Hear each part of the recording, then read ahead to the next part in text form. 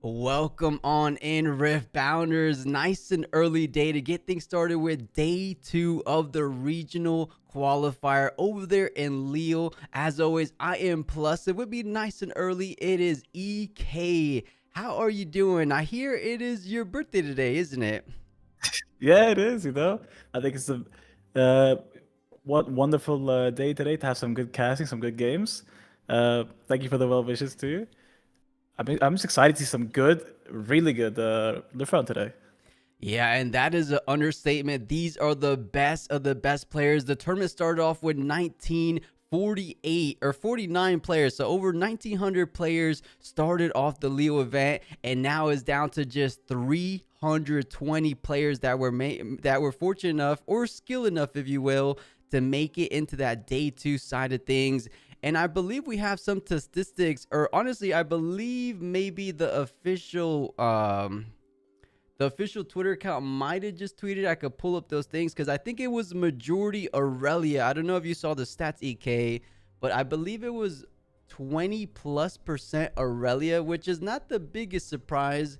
But shortly under Aurelia, I believe it was Draven. So the top 3 representatives of the entire event were still the top 3 representative in day 2 as well. Oh, and funny enough, as we speak, they're bringing it up out on the screen. Awesome. Oh, let's go. Okay. Oh, there it is. So I think it's very similar to what we saw in day 1. We did have Aurelia Draven first, second. I think that was very obvious. We did see actually a lot more Yees convert than I thought they would, which is really good. Nice. But we Yeah, have that was your pick to win it also. Master Yi coming in at the 4th, represented 21, which not too surprising for us that we're a little bit in the know. We knew how strong Master Yi was, but perhaps catching people off guard. I will want to point out, I feel like 2 of the breakout stars, or maybe 3 of the breakout stars for this Lille event, post-ban event, has to go to Azir, Rek'Sai, and Fiora. Those guys, in my opinion, were the standout decks yesterday. I believe a few of them are still completely undefeated. If we have some time, I don't know exactly when this round's going to start. I managed to grab some of the decks so we could kind of look over it. I don't know if you were managed to watch all the way to the NEK, but did you end up catching that one game? It was the 2 undefeated players. It was Azir versus Rek'Sai. Did you manage to catch that one? I think that was a bit late. I know I did see some. I thought the Yi versus Kaisa, that was a good one. I think Annie has impressed me Right. this tournament. Yeah, But and no, I think one how of did those that go? Annies in day 2 might still be Prismaticism, so hopefully we can see a little bit more of him. Something that surprises me here, Lucian didn't really do as well as I honestly was anticipating Lucian to do. Maybe I was giving him a little bit too much credit there, but I really thought Lucian would do a bit better. But only 8 Lucians managed to make it into top cut, or not the top cut, but into day number 2. And I'm wondering, is this all of it? Let me look at my stats. I think there's still a Volibear, a Rumble, and a Garen in day 2, so they're not showing us Baronet all the Day2. stats. That's insane. Honestly, preps to that guy. I do want to show. I think there was. Well, I do have the other conversions. We got 4 Lee Sins. I think I'll send this picture if I can get it to you. We got 4 Lee Sins. We got 2 Jaxes, 2 Leonas. Surprisingly, I think again, Ornn just struggling to make day 2 for this regional stuff. You'd think he'd be a little bit better as a legend, but I guess not. I guess Yellow's decks and I mean, I thought with Fighterfly being banned, you'd see more of him, but just I guess Rebuke and Yellow is just too much for him to handle. Let Yeah, me send there's you these just pictures. something with Ornn that's not fully clicking right now in the current meta. And yeah, 0 Ornns appearing day 2, despite having at least, I'm looking here on my sheet as well, there's at least 1 Garen, 1 Rumble, 1 Volibear, 2 Sivers out of the 16 players that brought Sivir into the Leo event. 2 of them ended up converting to day number 2. Let's see how far they do end up making, of course. But I'm surprised. I would imagine to see at least 1, or because I think on a power scale, Ornn is slightly better than some of those decks like Garen, but maybe people Yeah, know definitely. exactly how to approach Ornn because he's a little linear, right? You just pack everything, you put all your eggs in one basket, and you hope he just sticks on the board forever, I guess, right?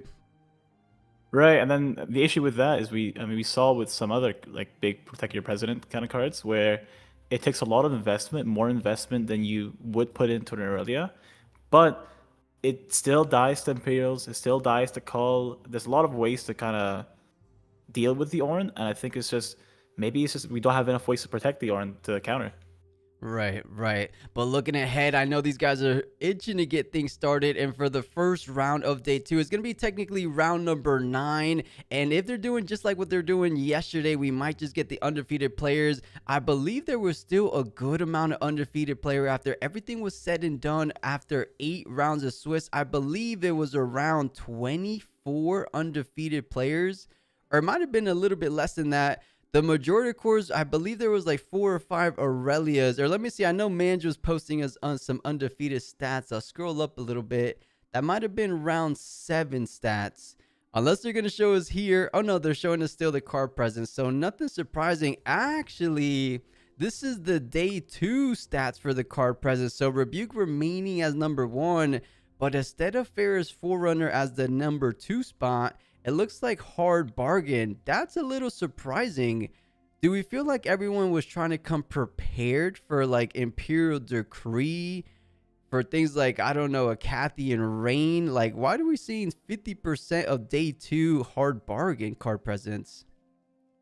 Right, and I think firstly, it is the only counterspell that purple has, right? So as most of your purple decks, you're trying to get rid of these Call the Weeks, the Imperial Decrees, any kind of way where you can interact with Victor's board clears. Was also, it's the only counter in purple that can counter Rebuke, right? Right. So I think it's because we have such a large pool of purple decks. It's just one of those cards where you kind of have to fit it in because there's no other replacement for it. So I think it just comes with the meta right now because it's not as much purple dominance, but it is sort of still purple dominance. Yeah, I mean, you got a great point there because the top 2 already purple decks are Aurelia and Draven, and Draven doesn't have any other axes, as you mentioned. They only have to rely on Hard Bargain to do all the counter doing. So it does make sense with the majority of counters, or the majority of Dravens in day number 2. But I would imagine, I mean, Kai's number 2, Yi's number 4. But we're not seeing that many of them. I guess it's just the sheer amount of Aurelia and Draven kind of taking over. But good morning, Garrett Plays. Welcome on in, guys. We are looking to get round number 9 started relatively soon. But right now, we're just kind of chatting about what we're expecting to see. And speaking of expectations, are you holding in on your pick, EK? Do you still believe after watching the 8 rounds yesterday, or for the most part watching the 8 rounds yesterday, Right. do you still believe that Master Yi will be the one taking it all the way for this Lille Regional? Listen, I'm a man. If I'm going in, I'm going all in, right? Round by round, my confidence kind of wanes, but I'm gonna stick to my guns here, and we'll go Yi all the way.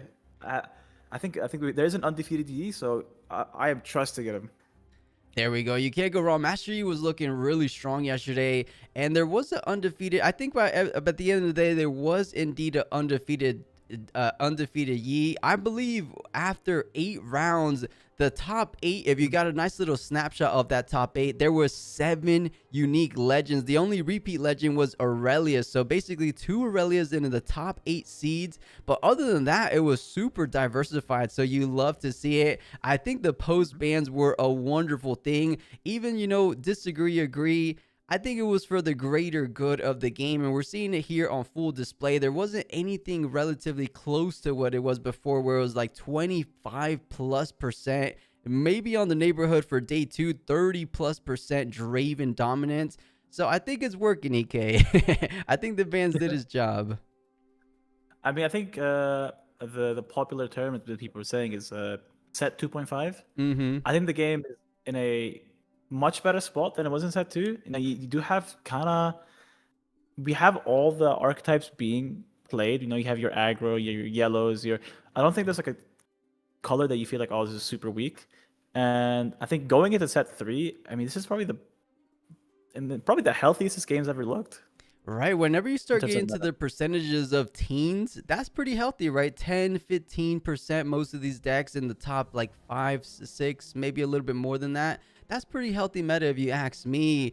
But let's go ahead, since they haven't really talked about anything, guys. I took a little snapshot of the top decks yesterday, so let me see what I have pulled up here. EK, I don't know, how can I share you these images? Okay, can you see it? Do you have maybe the stream pulled up on the side or something? Okay, awesome. And hey, Gara, the link is !bracket if you guys want to keep up with the bracket on your guys' side of things. We'll pull up the bracket as well. But this was the undefeated Azir. As I pointed out before, this is one of the standout stars. I wasn't expecting Azir to do as well as he was. And it wasn't just a single Azir. It was a handful of Azirs. I believe 3 total Azirs managed to go all the way undefeated. Or maybe it was 2 or 3 Azirs. But man, I was really impressed. I don't know if you can see the list, EK, but what kind of stands out to you from this list? Is there anything that is kind of out of the norm, or is this pretty much how Azir's been built from the beginning?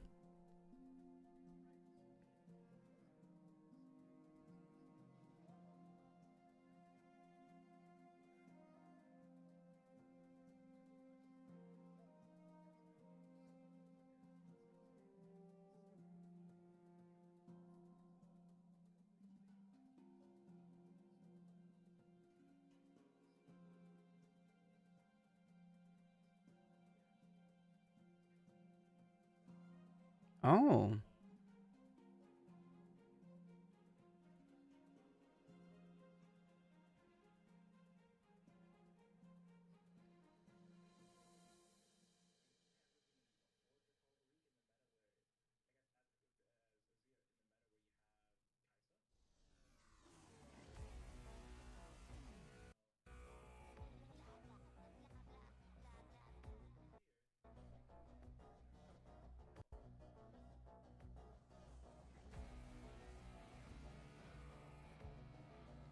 Right, and EK, give me 1 second. For some reason, I didn't have the freaking voice chat on this thing.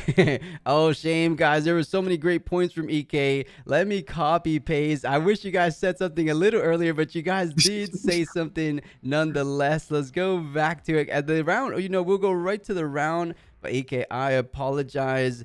But for the most part, I do agree, and I believe you guys can hear EK now. Right. Hello. Quick rundown. So, we do see the 3 arise because again, slower meta compared to the set 2.5, like set 2 to set 2.5, which we're currently in. So we can afford to run more of these arise cards. We do cut Call the Weak in this deck, and I think it's because we don't have the infinite token generation that Victor does. So we kind of really value our tokens on the board, especially more than prior. And then I think the standout card I think that I've been seeing a lot of these, I think Rek'Sai runs it, and I think Azir runs it, is Death Grip. Right. Death Grip really showing up. I think we did see it really play well in the Azir versus Ezreal match from yesterday, right? Being able to buff up your units, if you're getting Singularity, you Death Grip to dodge one. If you're getting Watcher, you can Death Grip before the Watcher proc actually happens, and then buff up your other units. Right, and real quick, excellent point. So hopefully we get to see a little bit more of Azir down the road. But guys, round 9, it looks to get things started. So the first round of day 2 of the Lille Regional Qualifier is right here, right now. And it looks like we have an epic matchup to start things off. An Aurelia versus a Volibear, the only Volibear that made his way and locked in a day 2 spot. That is impressive. Traditionally, Aurora decks tend to give Aurelia a tough time as both decks go a little bit into the end game. Hence why Aurelia sometimes runs Aspirant Climb. And we know one late game deck can tend to be a little bit better than the other, and that is the Dazzling Aurora version. So many big creatures, and you only have 3 rebukes, so you're forced to deal with those big creatures with pure might. Of course, Aurelia has some good options with the Fervent having almost an infinite amount of might, but at one point, I feel like sometimes these bigger units get the upper hand on Aurelia. EK, how are we feeling about this matchup? Are you a little bit familiar against the Volibear matchups? I mean, honestly, I know someone from our community in UAE is now screaming in joy seeing Volibear. But what I do want to point out in this Volibear is usually you see, yeah, there's like two trains of thought with Volibear Aurora, right?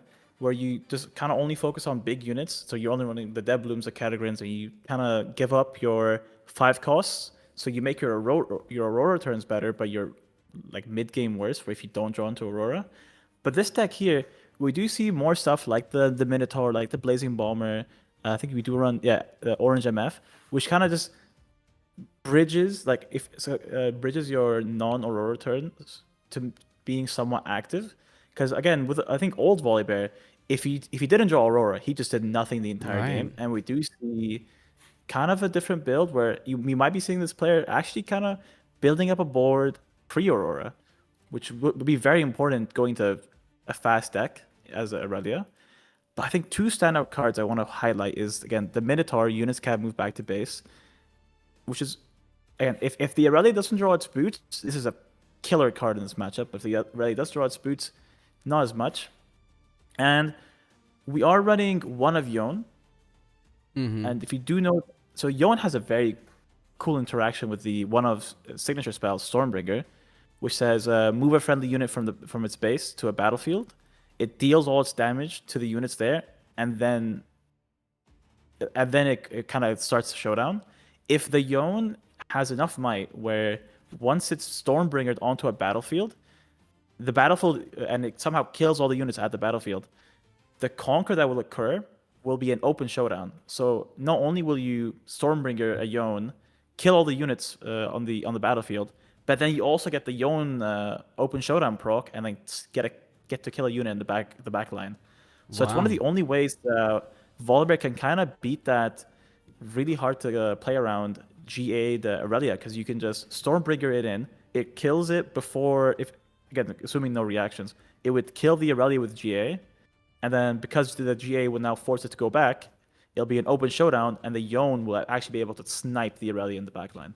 Right, that makes a lot of sense, because honestly, that is one of the ways that Aurelia likes to play, right? They like to keep the nice and safe, keep their units nice and safe in the back line. So Yone could pose a bit of a threat to a lot of great cards, because they like to keep the Stellar Core nice and safe in the back. As you mentioned, they like to keep the Fervent, or at the minimum, they feel like they have the safety net of the Guardian Angel sometimes.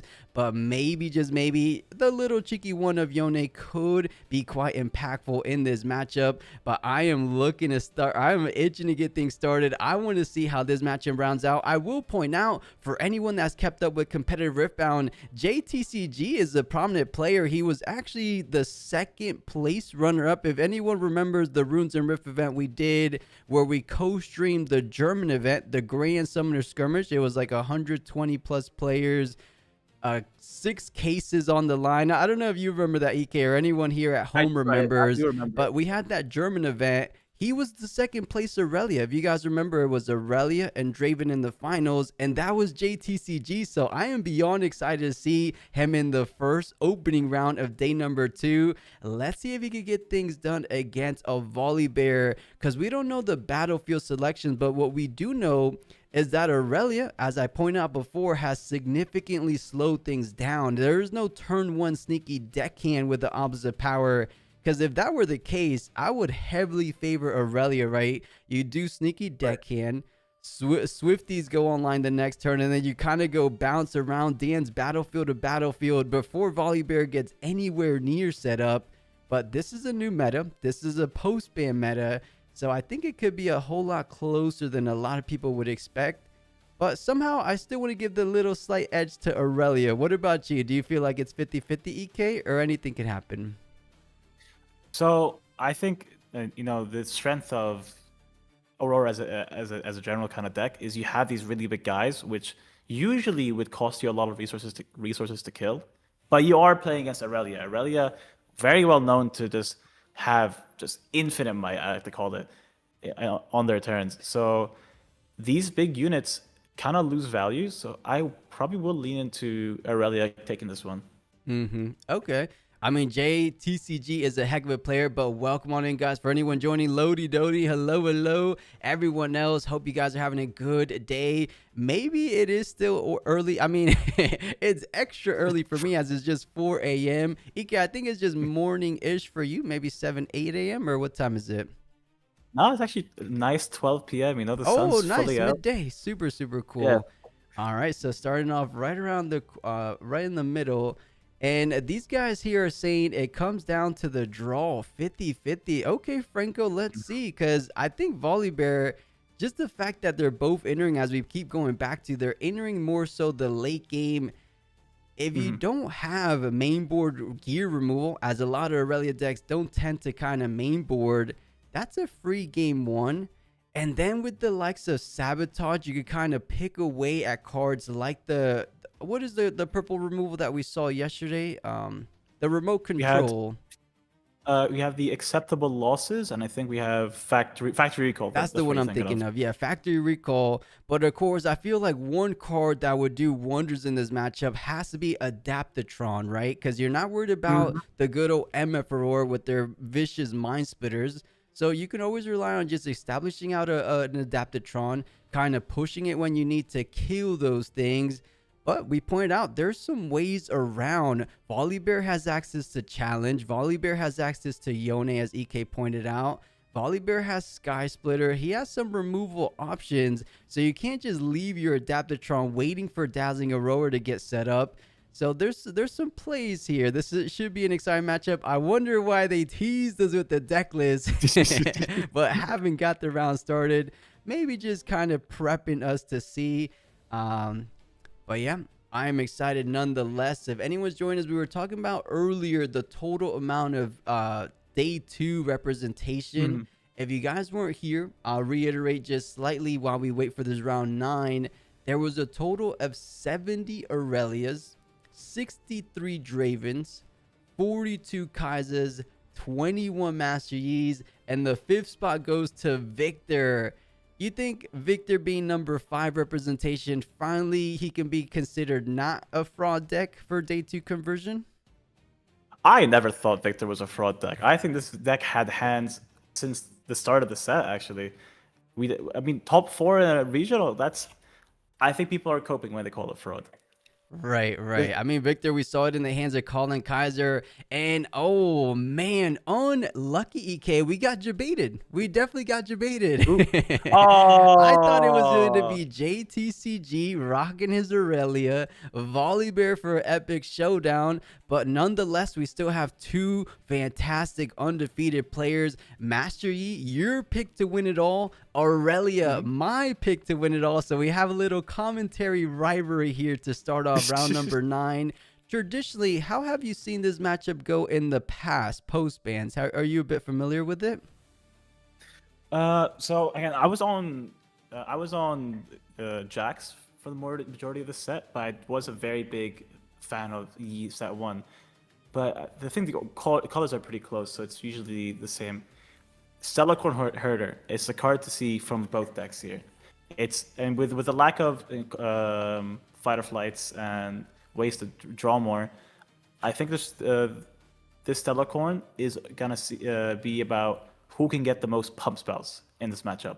Because again, Aurelia has to attack with more pump spells than Yi does because of the inherent +2, but Aurelia does have more access to mobility, and the lack of turn 1 from this Yi might just be a bit too slow for this matchup.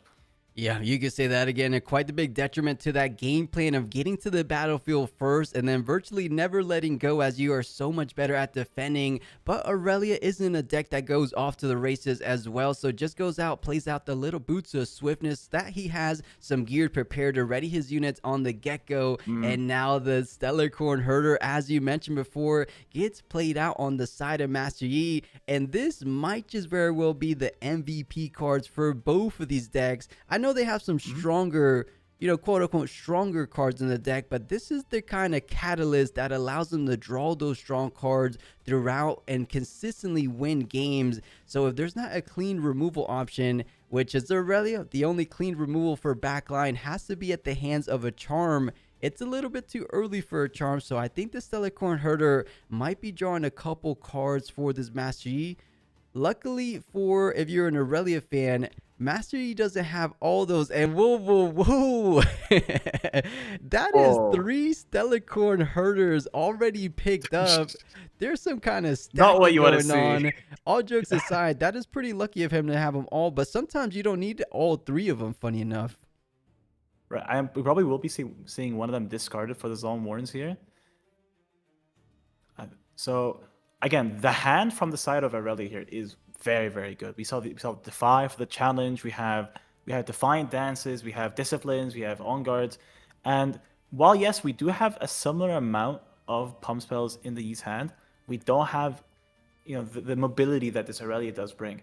We might be seeing actually our own Aurelia being played from the side of Yi, and there it is. I mean, this card's so good, it's being seen not only in the Aurelia decks, but just in any other green deck that has access to these buffs. So this is kind of your one and only counter to the Aurelia, because again, we want to target their hand. We want to make them use as many pump spells as possible. And from the side of Aurelia, we do have the Defiant Dances, but when we add the +2 from Yi and our own pump spells, it might be a bit of a tough ask. It really feels that way. And right here on the board currently set up for Master Yi might just be the best green cards coming out of Spiritforged. Might just be the best green cards in the game of Riftbound currently. Stellarcorn Herder and a Fervent, they're nothing to mess around with. But the Tide Turner gets pushed up first. He's pointed out, wait a second, was that an accidental rune? But no, it was a floating rune that you can no longer flip around due to the new tournament rules. So trying to keep everything as clean as possible, as this is a major regional event. So Tide Turner goes in, should be able to get over the +2 defense, because he was defending for 5, but attacking for 6 currently, but down to 2. So defending for just 3 currently, back to the base might. Unless there's a little on guard to bring it back up to 5. But no, I still think it would have enough, right? So I think you just have to let that one go. So here inside of you got your draw 2 with the Stellarcorn Herder. You kind of got you got rid of a Defiant Dance, so you kind of are up pretty heavily. And we did have to go down 2 runes for this. And if we have this is where if we have the challenge in hand to kind of target this Aurelia, we do just get into such a good spot here. Yeah, and it doesn't really matter so much as you're not facing against Draven, so you don't mind having that overextended Tide Turner on that Zone Warrens, because you honestly would like that Boots of Swiftness to go ahead and hit the back line so that you can go ahead and attach it to the Aurelia Fervent. So thinking one step ahead, getting the Conquer with the Tide Turner, but most likely will be sacrificed. And I love this gear, Boots of Swiftness, because there's a good counter battlefield in that Valmon's lair, but the Boots of Swiftness completely works around that battlefield, allowing him to kind of get in and get out without having the downsides of the effect of can't be moved back to base. So it doesn't feel that great. It almost feels like Valmon's lair isn't as effective as it's been in the past. Maybe it's just there for the survivors these days, for the Kaisers. Right, yeah, we do see it get a lot more value in matchups such as Draven, matchups such as Kaisa. Right. And you don't really care about it too much from the side of probably some judge calls probably. But you don't really care about it from the side of Yi, because you had the +2, so you actually do want to be defending. And then Aurelia doesn't, if you don't draw the boots, it does really hinder you. But if you do draw the boots, then it's not really much of a care, because you can't just move from the other battlefield and then ready up and then move it back. Yeah, unfortunately for the side of Aurelia, there was a turn 1 boot, so definitely has the boots at least for game number 1. But chat, thank you so much. It looks like there was a bit of a judge call. Aurelia missed the Zone Warren's trigger, which isn't mandatory, or apologies, the other way around, which is mandatory. So I don't know what the resolution is in a day 2 scenario. Usually it would just be a warning. I feel like it's still probably a warning. Are you familiar with any kind of resolution for a Zone Warren's trigger miss? I think it's a tournament warning that you do get. I'm not sure, but it probably might be a rewind, because not any other cards were played. But I'm not sure how. Especially, I think there was a recent updates to how these rulings do change. So, not really again up to date. I But mean, it's not what the we did see, biggest deal, right? It's just a single pitch card. I right? mean, you want to keep everything as clean as possible, especially at a Mm-hmm. regional level. But to rewind it, nothing has really gone down. I believe he had just passed the turn. So maybe at the words Master Yi probably drew for turn. You could always put that one back, rewind the board state, allow Yeah, him to discard and draw one. And then everything kind of remedies from there. So I don't think it's the most impactful. I don't think this is going to be a massive judge call, but a judge right. call nonetheless. Now it does kind of depend on if this player maybe had previous judge calls, previous warnings. That might be the reason why there was a bit of a like extra emphasis on this judge call. But again, the board state should be the same. We didn't see any new cards being played, so we will probably be seeing a yeah. There's the rewind, and just we did just see a I think the Aurelia going into the tide turner. Yeah, you Yeah. see Aurelia going into the tide turner. It's clean conquer. Now here's the issue now. Because we killed that tide turner, we do have this Aurelia with boots on, so we are definitely losing our own Aurelia on this turn. And we do have enough pumps. Again, the side, I'm not sure if you noticed the E's hand, but it is just all 2 drops. Not what you want to see. But we do have but we kind of just do threaten stuff like punch first that the Aurelia does have to respect. Yeah, that is a +6 on a fervent, as we mentioned yesterday. So something to be super mindful of for this push on this fervent. But you do want to try to test your chances at getting rid of the fervent. Of course, Mastery doesn't feel the worst. You get rid of Aurelia. Now you have to deal with the Ruin Runner Camel in the back line. But he does have some counter or some combat tricks in hand. Goes for the on guard. So up 3, so up to 7 defending, plus the 2 for Master Yi, so up to 9. The 5 for the discipline. You still get the +1 for choosing. So that's 5, 6, 7, 8 pushing in. Or 5, And 6, remember, we do have 7, yeah, 8 to 9. So you're still short by 1. So we have the initial 4, then we have the 3 from the Aurelia, and then we have the +2 from. Yes, so it's 4 plus 3 is 7 plus 2 from the Yi proc is 9. So I think I think we're even. Yeah, So I think it's still 9 on 9 one right now. short, having to invest another combat trick. So here comes the on guard of his own. There's no more energy to spend on a defy. And even uses the Aurelia legend ability to get a little bit over. More importantly, is so that you have it ready so that you could gank on over the other battlefield. Double conquering is what you want to do. You want to close things out as soon as you can. So going up to 2 and most likely looking to go up to 3 this very turn. But now you have to try to test your chances at defending against a Ruin Runner. But as EK pointed out, there might not be too much gas in terms of buffing up this camel. And Aurelia seems to always have at least Defiant Dances / disciplines and on guards. Interesting to note though, for Defiant Dances, you technically can't play it if there's only 2 units on the board. But now that the Lonely Right. Poro is hit, I guess you could technically target your own Lonely Poro for the dance. Yeah, and then also I do want to say, I mean, we saw exactly what we want to see from the side of Yi. You know, we only had to invest 1 pump spell onto this Aurelia, but we had to, I mean, we got rid of multiple cards from this Aurelia's hands. And Aurelia down to 3 cards, well, we're up to 4. I think, yeah, 4 cards. You know, our opponent doesn't know it's filled with units, but we have 5 cards actually on the side of Yi. So our opponent doesn't know this is all filled with units. It's not the best, but we can't just bluff our way out of this. We might see the Stalacorn being pushed this turn, but again, the ganking boots here, it's being so pivotal for this matchup because usually you go, okay, I'll push into 2 battlefields and then I'll just kind of hope that one of them lives, one of them dies. But Aurelia is, I mean, threatening both very easily. Right, you said it best. That is super essential to this matchup. The boots doing so much work. And remind me real quick, because I must have missed it. How did Aurelia get back to base? Oh, he actually didn't go for the double conquer. So I was one step ahead of myself. I thought he would incline to go for the Valmon's lair, but would rather prioritize the safety of Aurelia. So instead of scoring up to 3 and staying on a battlefield, decides to just move back to base, when in hindsight seems to be the smarter and safer play, because the longer you can leave your fervent alive, the more likelihood your chances of victory keep rising and rising. But we see a little card draw from this clockwork, and man, this camel is such a tough card to deal with. But if there's any card that can deal with it just straight up by attacking, it has to be fervent. if she has enough combat tricks in hand, because it's defending for 7 with the Master Yi ability.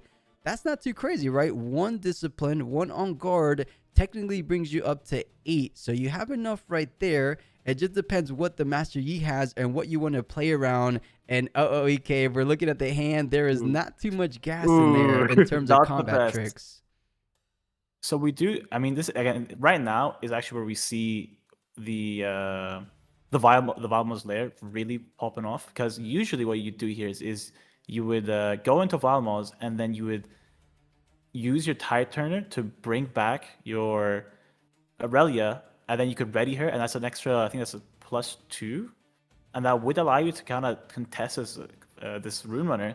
But again, because you can't move back to base, you can't really play around with this Tide Turner as you want.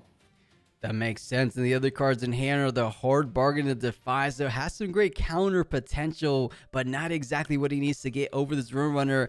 And things might be getting a little interesting. If you draw something like a Trinity Force, you attach it to the Rune Runner without the capabilities of this Fervent to run over the Rune Runner. This might get out of hand from 3 to 5, 5 to 7, but we'll see if he does have something like a Trinity Force. As we saw yesterday, the more successful Master Yi builds, they were only running 1 Trinity Force. I felt like that was pretty big game plan, a pretty big piece to the puzzle for Master Yi. Do you feel like it's not that important these days? Just put more consistent cards like the 3 of Stellacorns, add those Fervents that we keep seeing from this event as well. Maybe Trinity Force fell down a little bit. So I think the Trinity Force falling down was more of a response to the meta. Okay. Because before you weren't running as many 2 costs because Draven was so, I mean, he was so dominating that any 2 drops that you would have would be actually a gold token, a draw for Draven. So not running 2 costs means you were actually slower on the point tempo. So you were forced to use cards like Trinity Force to kind of accelerate the amount of points you get per turn. But now that you're running more of these 2 drops, you see that even though Master Yi, he hasn't drawn his Trinity Force, he is up on points because, again, these low cost units. So it's not as important as you once.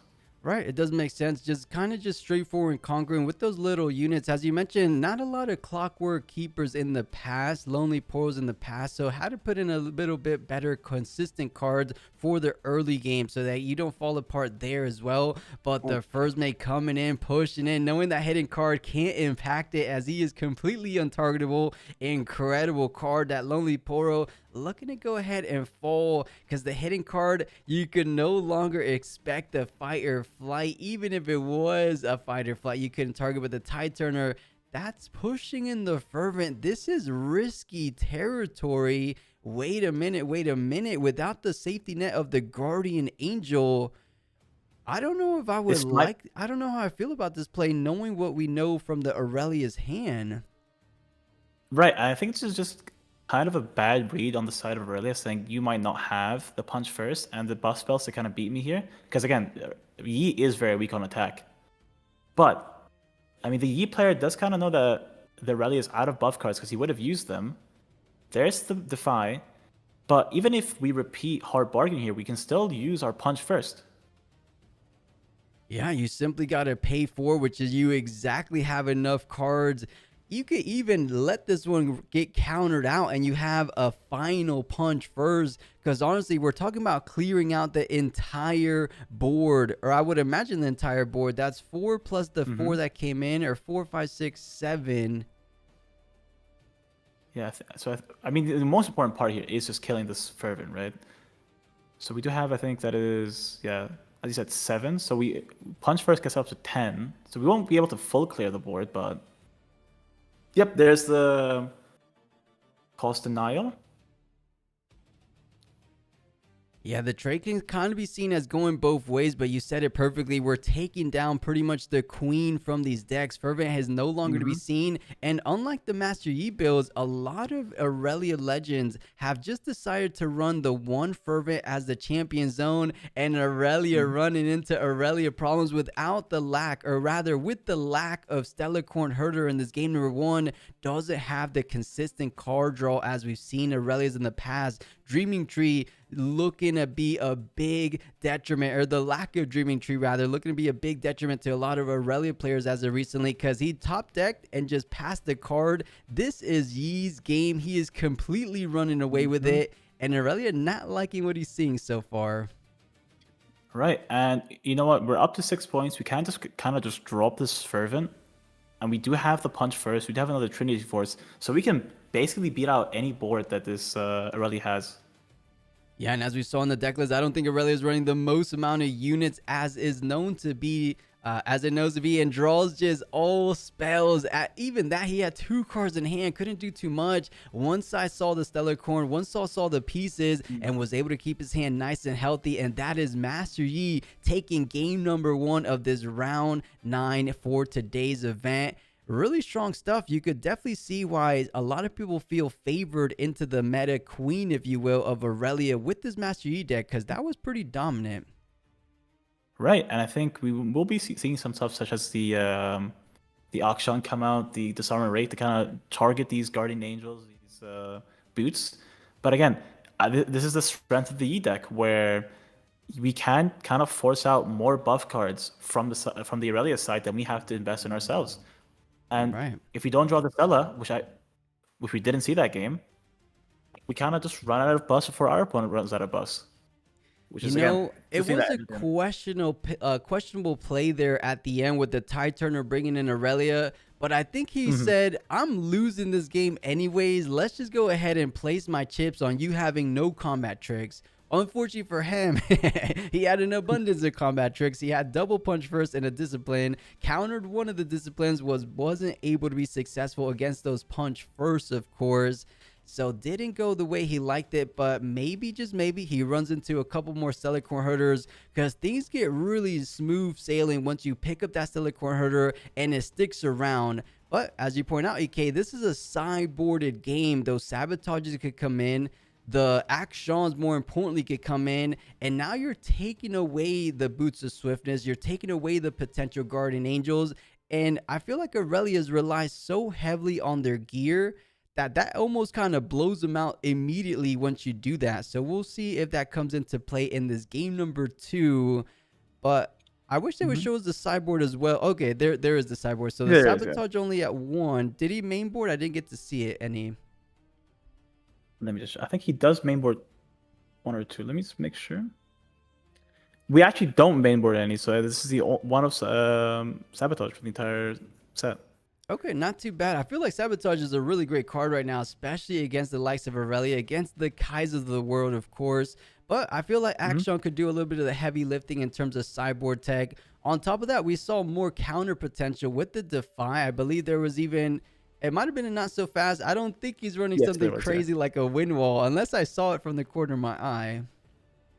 No, we kind of just do give up this not so the wind wall in this Yi deck, because I feel like your only target for not so fast with Yi is Imperial's Decree, which again, most of the time is only played on the turn you're about to lose in, which is Victor turn 6. Just kind of saying, you know, I'm going to forego that matchup and just hope this one of Sabotage kind of just makes up for this wind wall. Yeah. But again, I do feel Aurelia might be, again, if Aurelia sees the Stellar Corn Herder, I do not think the Yi has much power to deal with it, because again, we're only running 3 Charm, and, you know, with that Stellar Corn Herder up, we will probably draw into our Defies. So that does mean that this game, if Aurelia sees it, might be in its favor. Oh, and did you see that right? Were there no challenges in the Master Yi deck? Because I only assumed he had it, but I didn't get to see it. As we get a little wink from our Master Yi player kind of flirting with us here, saying, I got this one locked in. Watch me take down this Aurelia 2-0. I'm feeling so confident in this matchup. He's probably versed a handful of Aurelia so far yesterday in day number 1. So I like it. I like the confidence coming out for our Master Yi player. I have to go for him in game number 2. He's feeling good, I feel like. I mean, this is my deck. You know, I love this deck. We're seeing Forge of the Fluff come out, so we will be able to use our Legend actively. So kind of getting this extra value from him. And I think we do see the Charm from the side of Yi. So we now do have a way of dealing with the Stellar Corn Herder, but I don't think we draw into it. Yeah, we definitely do not. Yeah. Yeah, it doesn't draw into it. And now we're seeing those main board slash sideboard hard bargains kind of being a bit of a nuisance because, oh, and we said he didn't draw it, but just There it like that, is. off the top of the deck, a Stellarcorn Herder to go ahead and establish out on that second turn. Doesn't get any better than that. And that's exactly what Aurelia needs to really pick things up in this game number 2, especially with things considered just a gear developed out for Master Yi. So looking good so far, because even if they had a challenge or a charm, they technically have no units to enable those cards. So looking good. I think there's going to be a whole lot healthier hand size on Aurelia's side of things, at least in this game number 2. Right, and the important part here is we did kind of miss out on our turn 2 drop. So we do, because we do have the charm in hand. So again, not being able to use that charm this turn kind of gives the Aurelia an extra draw, which might be, what breaks the camel's back at the end of the day. But right, no pun intended with those Ruin Runners, the final straw, but doesn't get a Stellarcorn, but gets the second best card. Maybe people would say the best card, the Fervent, as we discussed before, but going up to 2, so quite a speedy opening for Aurelia. And as we noticed in the hand, there was even a Boots of Swiftness if he wants to go ahead and attach the Lonely Poro. But this is tricky because you want to get moving with the Stellarcorn Herder. You want to get the draw card advantage online. But if you don't have something like a Tide Turner or a Siren, or heck, even a Ride the Wind will be kind of nice in this position as well, you're kind of leaving your Stellarcorn Herder kind of exposed and vulnerable, because I'm not seeing any of those cards we mentioned in the hand currently. Right, so what we probably will see, I think... Did we draw into the boots? I don't think we did draw into the boots, right? It was in hand. I saw it. Right. So what we probably will be seeing from the side of the Aurelia player here is kind of just moving up to this forge and then equipping the boots onto our herder, using the Aurelia trigger to go back. We do go down 2 runes, but we get a draw too, which I think as the Aurelia player, you're very happy to do so. Yeah, does decide to push in the Stellarcorn Herder despite not having anything to kind of recall it back. I mean, you technically do. It's just a little bit a little bit power hungry of a play because you couldn't attach the boots, Aurelia Legend ability, but I think it's all a worthwhile investment. We're talking about 2 recycle runes, so effectively putting yourself back an entire turn. Oh, but with the Forge of the Fluff, could have paid just 2 energy for that. He's kind of doing a little bit of a take back. I don't think it's going to matter too much. Either way, you still have to pay power to attach. So I think what's happening is so you kind of you have to actively tap the so you have to actively tap your legend to use Forge of the Fluff. So due to this, he can't really use it. So he does have to pay 1 with the boots to choose it, and then he's paying 1 to ready it. So you can't really double dip.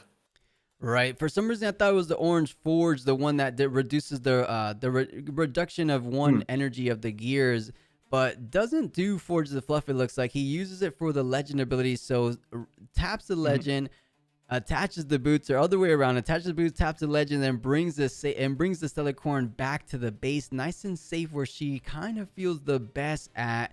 And oh man, the hand for Master Yi not feeling amazing. But you did pick up one of the sideboard pieces we were talking about before. The Action is available to it. Do you think right now to take the Swifties away is the correct play? So one of the cool plays you will do, and probably will be seeing it next turn, not this turn, is you can actually use Action to steal the boots from the side of Aurelia, and then we can tap our legend with... So Forge of the Flush says you can attach an equipment to another unit you have, right? So we'll steal the equipment. Oh, we'll be seeing it maybe next turn, yeah. We'll steal the boots from the side of the Aurelia, and then next turn we'll be tapping our legend to equip the boots from Action onto our own Aurelia, and then we have a bit of a setup, but we'll have a ganking Aurelia of our own. That does make a good amount of sense, right? You're playing a little Aurelia Legend cosplay, but as we mentioned, one of the only ways is getting rid of those Stellarcorn Herders is with the charm, and with only a single energy available to Aurelia, doesn't want to take the risk, even if they had a Defiant Dance in hand. A, it caused deflect. B, There could have been so many combat tricks on Master Yi's side, and we know just how crazy those fervents can get regardless of who your legend is, so doesn't want to risk it, lets the Stellarcorn go. Granted, I feel like the Stellarcorn did about as good as you can get. I believe that was a good amount of draw, including the charms, so at minimum there was 3 draws there from that one card. Right, correct. And I think, our opponent is kind of low on points, and he did just use a charm. So it's not the biggest assumption in the world that if you play out this Vex and you have a Defy kind of sitting up behind it, that it will be safe. So that might be a play that we see from the side of Aurelia. Again, Vex making cards such as Punch First being 2 mana, 3 recycle will be very taxing on the side of Yi. And we do have enough buffs because, again, we did draw 3, so our hand is pretty healthy from the side of Aurelia. And we haven't even used our champ yet. Yeah, speaking of champion, it might be the time to go ahead and try to pick the position to play it right here. But with the lack of gear currently, you're not able to go ahead and stand it ready and push it forward as you're used to doing. So Action already paying dividends on this turn for Aurelia, not having so many options as they're used to having. Luckily, they have a little bit more than just the Fervent to be considerate of. So they have a Stellarcorn in hand. They have the Vex you mentioned. But I believe they only have 6 energy currently. So this is risky, right? I feel like Stellarcorn wouldn't be the worst. You leave at least 2 energy for something like a not so fast at the worst if something like another charm comes out. But goes for the Vex to try to go ahead and neglect as much kind of resources as possible going forward, with those punch furs being insanely expensive. 3 power 2 energy for a what used to be a 1 energy 2 power play is amazingly powerful / hard to deal with for your opponent. Right, and one thing the Stellarcorn Herder doesn't do is put pressure on this board, because as it is a really good card to draw your extra buff spells. But right now, we need to threaten this Aurelia, and with the Herder, it is only a 3 mana unit to begin with, so we have to invest so much more pumps, which we can draw into it with with the draws from moving with Herder, but you'd rather just cash in your hand size right now and bring out this Vex. Yeah, and the other upside of the Vex, of course, it makes all your spells cheaper as well. So the Defiant Dance, just a single energy, no power, feeling good about that. But the swiftness, as you pointed out before, Forge of the Fluff, tapping your legend, moving over the boost of swiftness over to the Aurelia, and now it's Master Yi dancing from battlefield to battlefield, up to 3 points so far. Targon's Peace trigger, so it gets 2 energy at the end of the turn. But unlike Aurelia, doesn't have an easy way of bringing the Fervent back to base as the Aurelia players tend to do. But that's just the game plan for Master Yi. He actually is more inclined to leave his units on the battlefields because he gets the additional +2 every time they defend alone. And as long as you leave enough energy up for any kind of those combat tricks, as we saw in game number 1, you are feeling a-okay. With the punch first, even if they're going to be expensive, it is a +5 nonetheless. So I don't see a world where it's going to be super easy to take down this Fervent, especially with the boots, a GA, and then whatever's in the hand for Master Yi. Funny enough, Aurelia started off strong, but I feel like Master Yi, despite being a point behind, has kind of started to stabilize and inch just slightly ahead here in this mid game. Right, and I think one of the biggest issues here is because we did lose out on this Wizard's Fistness, we did give up a lot of tempo, and that charm really just switched the game into our favor.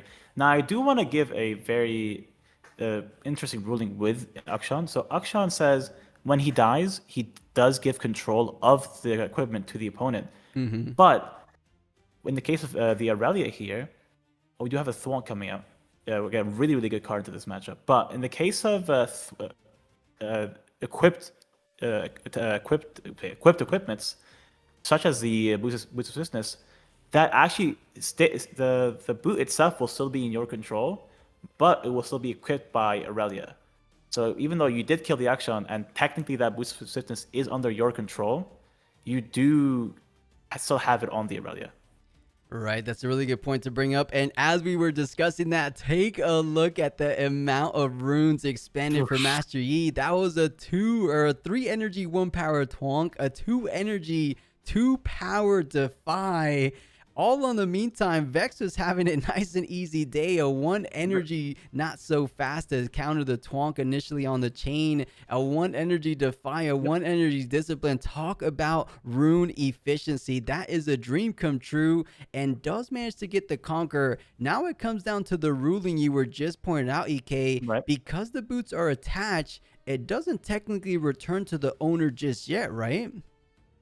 Right. So the really interesting thing about this is if you somehow, so this is actually very important here.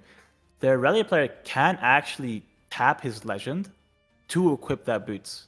It's under his control, right?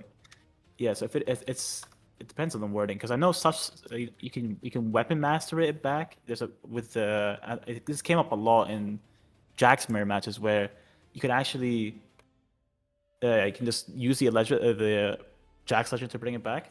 But right now, we can just use the Forge to just tap our legend and then move over the swiftness. But again, super niche ruling, and I don't think this Aurelia player might not know about it. Yeah, it is a quite intricate ruling, and it looks like we're getting a bit of a judge call to clarify certain things, but I think EK has nailed it perfectly on its head. Guys, it's technically under the Aurelia's control, but because it's attached, it doesn't return immediately. But because there's a Forge of the Fluff in play, let's take a look how Forge of the Fluff reads in the meantime, because it might come down to that.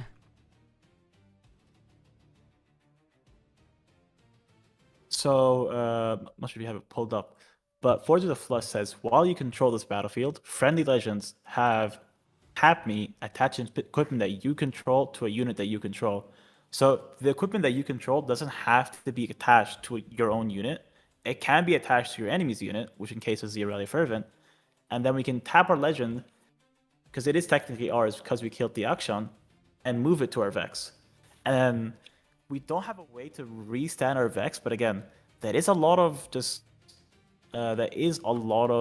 tempo that we just kind of gain, because we do stop the Aurelia from coming over. And I don't think the Aurelia player sees this line.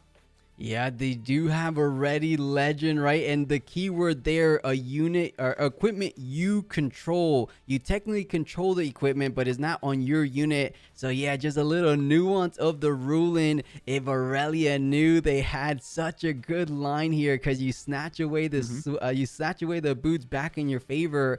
And as we point out, that is a crucial piece of the game plan for Aurelia players, is having those boots of swiftness, having those GAs to enable those units to come in and pretty much immediately contest these battlefields as soon as they come down. But no, EK, not seeing the bigger picture. Maybe just a lot of players, including myself, aren't super familiar with those nuanced interactions, so I can't blame them, but it would make a world of difference in this scenario. So woulda, coulda, shoulda, but sometimes you have to learn your lesson the good old-fashioned way, the hard way. Right, and that is just kind of the prize of just knowing the meta, knowing the different decks and the kind of different niches they have. And Yi, we don't really see Yi and Akshan as much. It is kind of new into the set 2.5, so I don't blame him for not knowing this. But this will probably be a play that he regrets not making in the future. Yeah, he's going to watch back the VODs and wait a minute. These casters were telling me the winning line. If he ends up losing this, we can point it back to this exact position here. But we'll see. I mean, sometimes, as we said, you have to learn the hard way, and that he will, as he kind of loses a bit of momentum from the lack of that play. Akshan, even if there was a gear, would have snatched it back either way in the hand. That goes to show you how powerful and how impactful cards like Akshan really are against these Aurelia decks, which are everywhere in day number 2. It has the highest representation. So I think you're onto something, EK. If a lot of Yis continue to play as we keep seeing in this best of 3 series, I think they're going to find a lot of success, because honestly, what I've seen in the past, Master Yi doesn't have a terrible matchup against Draven as well. Against Kai'Sa, it's a little 50-50, whether you have the counter / they have the answers. So it's positioned very well in the Spiritforged 2.5 so far from what I'm seeing. Right, and I do kind of want to give an extra funny play that this Master Yi can play technically, which is he can just play Akshan and then steal his own boots and then add it back with the Forge of the Left. Hmm. Some Okay. really funny stuff might be happening, but it's probably something Yeah, to like leave take till away next the time. boots that you technically don't control but have on your own unit. I see what you're saying. Right. But again, you're not too worried about it, there is a charm. Just moving it back. I think we're trying to get up to 6 points here. So it does have to pay the additional deflect cost. So pays the energy, cycles of power, but technically, yeah, 2 power because of deflect. So push Right. back 2, floats 1. Aurelia gets pushed back in the ready position, which is big to note. Maybe not too big as he doesn't have any card interaction to push that Aurelia back on the battlefield, but this is just a play that you're looking to have temporary successes just by conquering, but you're not getting rid of the bigger problem. That big problem is quite a problem in Aurelia Fervent. So pushes in the Vex.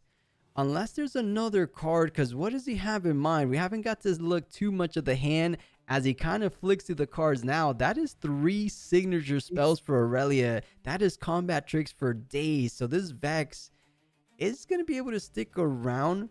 And on the other side of the board, that's a single card remaining for Master Yi. I feel like that's the one thing going in the way for Aurelia, despite having a bit of a disadvantage board state earlier on. I feel like just the card advantage currently as it stands right now has to get him out and kind of get him over the hill to close out this game. As he goes up to 7, has to just hold 1 battlefield EK. I think he could do that with 2 more Defiant Dances in hand, and Master Yi just having what, 2 cards I believe right now. Right, and this does seem like the Aurelia's game here. Maybe a Frisk me off the top, but even then, with the amount of Defiant Dances, it just might be a bit too much for the E to handle. Yeah, to make matters even worse for Master Yi player, the Chosen Champion has finally hit the board. That is a Fervent to try to clean things up if need to be. But first things first, there is no combat tricks in the hand for Master Yi player. But Vex, doing what Vex does, that's a single energy Defiant Dance. And if there were combat tricks, they're going to be extremely expensive as we saw before. So that's a 2 energy, 2 power Defy. So that's 1 Defiant Dance dealt with. Defiant Dance number 3, and that is a GG scoop. Master Yi has had enough. So it didn't come at the big cost of him losing the game, not knowing the Forge of the Fluff interaction. It looks like we have a game on our hands, EK. 1 apiece. Right. Master Yi and Aurelia, who's going to remain undefeated. I love these undefeated matchups because they've been winning so much. They finally taste what it feels like to finally lose the game. I don't know if it throws them off, or what do you think? Have you ever been experienced with anyone undefeated or yourself been undefeated in moments like this? Does one loss kind of throw you off your zone? Right, because remember, this is a kind of a new day for these two players. When starting a new day, you do kind of want to start strong because there's still, I think, 5 more rounds before top 8, and you don't getting that first loss can just feel so like diminishing to your kind of streak because you were on a hot streak and that kind of ends it, especially after the big rest. So being able to start this first day with that win might just be able to catapult you morally, like in terms of how you're feeling to the end of the day. Right, because a lot of the game comes down to a little bit of the emotional state you're in, right? A lot of confidence in making sure you kind of place your bets on the right play because it is a TCG. There's always that factor of randomness involved in it. So the fact that you can keep your cool, calm, and collectiveness to yourself goes a really long way. And sometimes after going undefeated for an entire day, starting your day off with a little loss kind of throws you off your pivot, right? You're like, wait a minute, this is not what I'm used to being at. And you kind of go downhill from there. But I would give the benefit of the doubt. I think these guys are mentally strong and they're able to kind of keep their composure despite a loss because you're not completely out of it. 1 loss does not take you out of top 8. You just pretty much have to guarantee that you keep winning from here on out. And let me hit the quick live button to speed things up. Because naturally, because I'm dual streaming, somehow the YouTube video starts to go a little bit behind. But just like that, this is it, guys. Game number 3, a Grove of the God Willow for Master Yi and a nice little Sunken Temple for the Aurelia player. Can Master Yi finally find a turn to play? Because I believe it's 2 games in a row that he didn't have the Clockwork, didn't have the Lonely Poro. If he has a good start like that, things could go very well for him. Right, and I think this game is the game that you need the turn 2 drop, because giving up, there it is, yeah. Getting this Poro onto that Grove, not many decks can beat 4 Might on defense very early, so you probably will be getting some kind of success with this card. I agree. That's going to be a Lonely Poro Conquer onto the Grove more than likely. And that should be at the minimum at least a single hold, and maybe even a setup for a double/triple hold down the line, as a single Tide Turner is not going to be enough. And if it is going to be enough, it's going to take a considerable amount of resources. It could be as simple as a Defiant Dance, of course, but Defiant Dance are defiable, so you always have to be considerate of that, because there's 2 energy at the ready, as a Judge Call is kind of intervening, saying, wait a second. Actually, I have no idea what the Judge Call would be about right now. Hold on, maybe it was... We'll go back to the booth in the meantime. Right, so... Again, this opener from side of E is exactly what you want to see.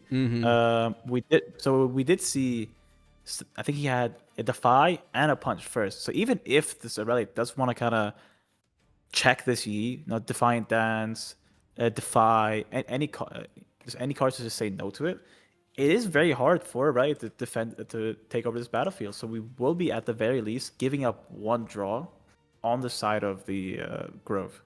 Yeah, and sometimes that 1 draw is all it takes to get that slight little upper hand, as we've seen in previous games before. But chat, let us know what could possibly be the Judge Call there, because that was just a turn 1 curve out for Master Yi, quite the optimal curve out, and then passes it over to Aurelia. I don't think anything happened. There's no kind of potential like sideboard in the main deck, as this is game number 3. So chat, let us know what we missed. The only thing I can consider, if they kind of made the runes or didn't shuffle properly, I'm not too sure. I think this could be something maybe a lot of players don't know what's going on, because that was too early to say anything kind of happened there. Right, and I'm not sure. Maybe it was something to do with the way the rune deck was shuffled, because we did see a dice being put on the rune deck, but again, no idea what this could be. Yeah, maybe he didn't shuffle his rune deck, guys. I'm getting a little bit of... Let me see. Why is this... Guys, is the mainstream lagging too? This didn't happen. Let me hit a quick refresh. Unless it's the stream as a whole going down. Yeah, France. I think it might be the mulligan.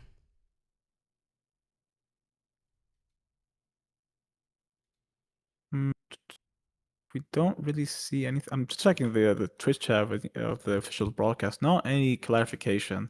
Yeah, BMU, the mainstream is not good.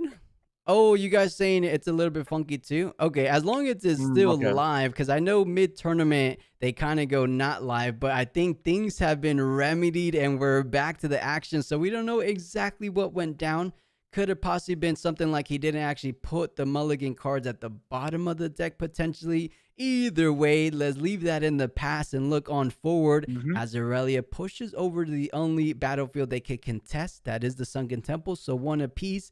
And as you had pointed out, this is Grove of the Godwillow Value Town for Master Yi. If he's able to play out a bigger unit on that Grove, it's going to be incredibly hard the later game this goes. The more energy cards, the more energy you leave ready to defend that battlefield, right, the more combat tricks you're going to have in hand to defend as well. So this Grove of the Godwillow could be like a game-winning battlefield for Master Yi. Right, and now we're just really again, you see the A, B, C, D. Not seeing the I think Charm right here would have just won the game on the spot. Being able to charm that Celicorn over would have just kind of beat it. I think we're just saying, okay, I'm just going to try and make sure that both battlefields are being protected with these Poros. Kind of just, I can't really kill your Celicorn, but if I stop it from being able to move onto a battlefield, that could be the answer. And there's a Defy just to try and get this Conquer off. Yeah, try to do a little defending like Master Yi's known for, but goes for the defy, as you pointed out. So this is Master Yi just inching away at these points, going up to 3 points, feeling quite in the dominant position, a big advantageous position at that. With a Stellar Core in the back, there is always a wiggle room for Aurelia to kind of get these card draws, get the cards they need to push these battlefields. But we do know what can be lurking in the hand for Master Yi. They have those incredibly powerful punch furs, and that is a whole lot of gas in the hand, double discipline and on guard. You're just lacking a little bit of units, but what other units do you need besides Stellarcorn and your champion? So feeling good. I don't feel like this is a terrible hand for for Aurelia. So yeah, now as the Aurelia player, we do have to use one of our buff spells, and there it is. We might be seeing this getting defied from the side of Yi, or just going for the thwonk, trying to not waste our power here because we kind of do want to have our Legend Yi active. And it actually will be a defy on the side of the Aurelia, but that is a defy to defy the defy. Either way, it looks like Discipline won't be targeting, or Discipline does resolve, but more importantly, the Twonk resolves, so back to the basic goes, meaning that is another potential Grove trigger. And we're getting word and slash confirmation from chat. I believe the judge call there was the ABC step. So they've been a little bit lenient with the point triggers from Arena's Greatest, but you always have to draw on the beginning step for Grove of the God Willow, as that's when it procs. So if you draw from your deck, or even if you channel your 2 runes at a regional level, you technically miss the Grove of the God Willow trigger. Right, so it's remember, A, B, C, D, awaken, begin, channel, then draw. So you have to draw 1 card, channel 2, then draw another card. And we do see, and there's a charm here being just, I mean, if there's one card you want to see right now, it is this charm. Right, the monster's charm staring right at the face of that Stellarcorn herder. We know there was already a defy expanded on the side of Aurelia. With only 3 cards, you can make the likely bet that there is no longer any counter potential plays. Of course, we know we have the all-seeing eye. We know exactly what's in the hand, so a charm is insane in this moment. You bring in the Stellarcorn herder, and just to make it even more safe for the Master Yi player, you put a bigger unit on the battlefield before the charm, so that Action will be defending for 6 total might. He's saying pass priority. Do you have anything available? He draws the defy. 1 turn too late. Oh, that is again a bit tragic from the side of Aurelia, but I think also really had a really good play from the side of Yi, saying, you know what, if I charm you in with this Poro and you do somehow have the Defiant Dance, I would lose this battlefield. But if I actually play this action here and then use the charm, even if you do play it, I can still kind of buff my way out with stuff such as On Guard, where before you'd have to use a punch first. Yeah, you're definitely right. Ready heads up play, making sure you have the highest chances of defending the battlefield, but you have to do what you have to do. So Fervent coming down. You don't have any gear to proc it without having to spend any energy, so forcing yourself to go with the On Guard. Maybe, yep, goes for the On Guard on the Fervent. And let's see if he decides to trigger the Legend ability, which he does, but has to be very careful because Aurelia will be swinging in for 8 total might. The Action, as we pointed out before, will be defending for 6, so could technically tie things with the On Guard, but we do know there's 1 card that costs a single energy and 2 power. The dreaded Punch First is indeed in hand. I guess he has 1 out though, as we see in hand. He does have a little rendezvous over to the other battlefield potentially with the Ride the Wind, so it doesn't feel too threatened now. I like this play actually, going for the more aggressive play. He's baiting out resources. He's baiting out the potential punch first so that he doesn't have it for the next kind of follow-up push potentially. Right, and also, you know, if we do use this punch first and we do have the right to win, we can just re-enter the battlefield with our extra points. I'm not sure about the math. Maybe we have 1 more pump spell, but again, we do get the +1 from the trigger. We do get the +1 from readying, and we probably will be seeing a punch first right here, right now. Yeah, it's indeed that. So up to 11 total defending might for the Action. So I think it's time for that Ride the Wind to come down. You at the minimum should be able to get the Conquer on that Lonely Poro, as Master Yi's completely tapped out, and something to be very, very considerate of. is Master Yi Ooh. is running dangerously low on rune economy with those punch first. Yes, they're so powerful, but they do come at a hefty cost of 2 power. So down to just 3 runes, meaning he's just going to go up to 5 runes. You can't even go ahead and play out your chosen champion with that total rune right now, but doesn't go for the ride the win, goes for the discipline. Wait a minute, that discipline brings you up to 11 to 11.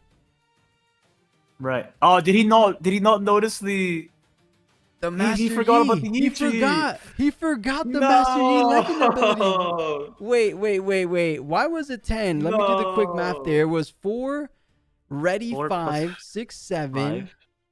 8, Yeah. 9, 10, 11. It was 11 to 11.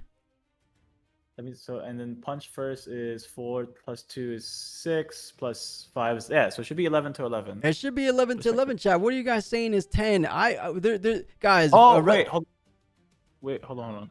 Aurelia comes in for 4. When it readies 4. from the legend is 5. The on guard 5. adds 3. 3. Discipline adds 8. 3. Ooh.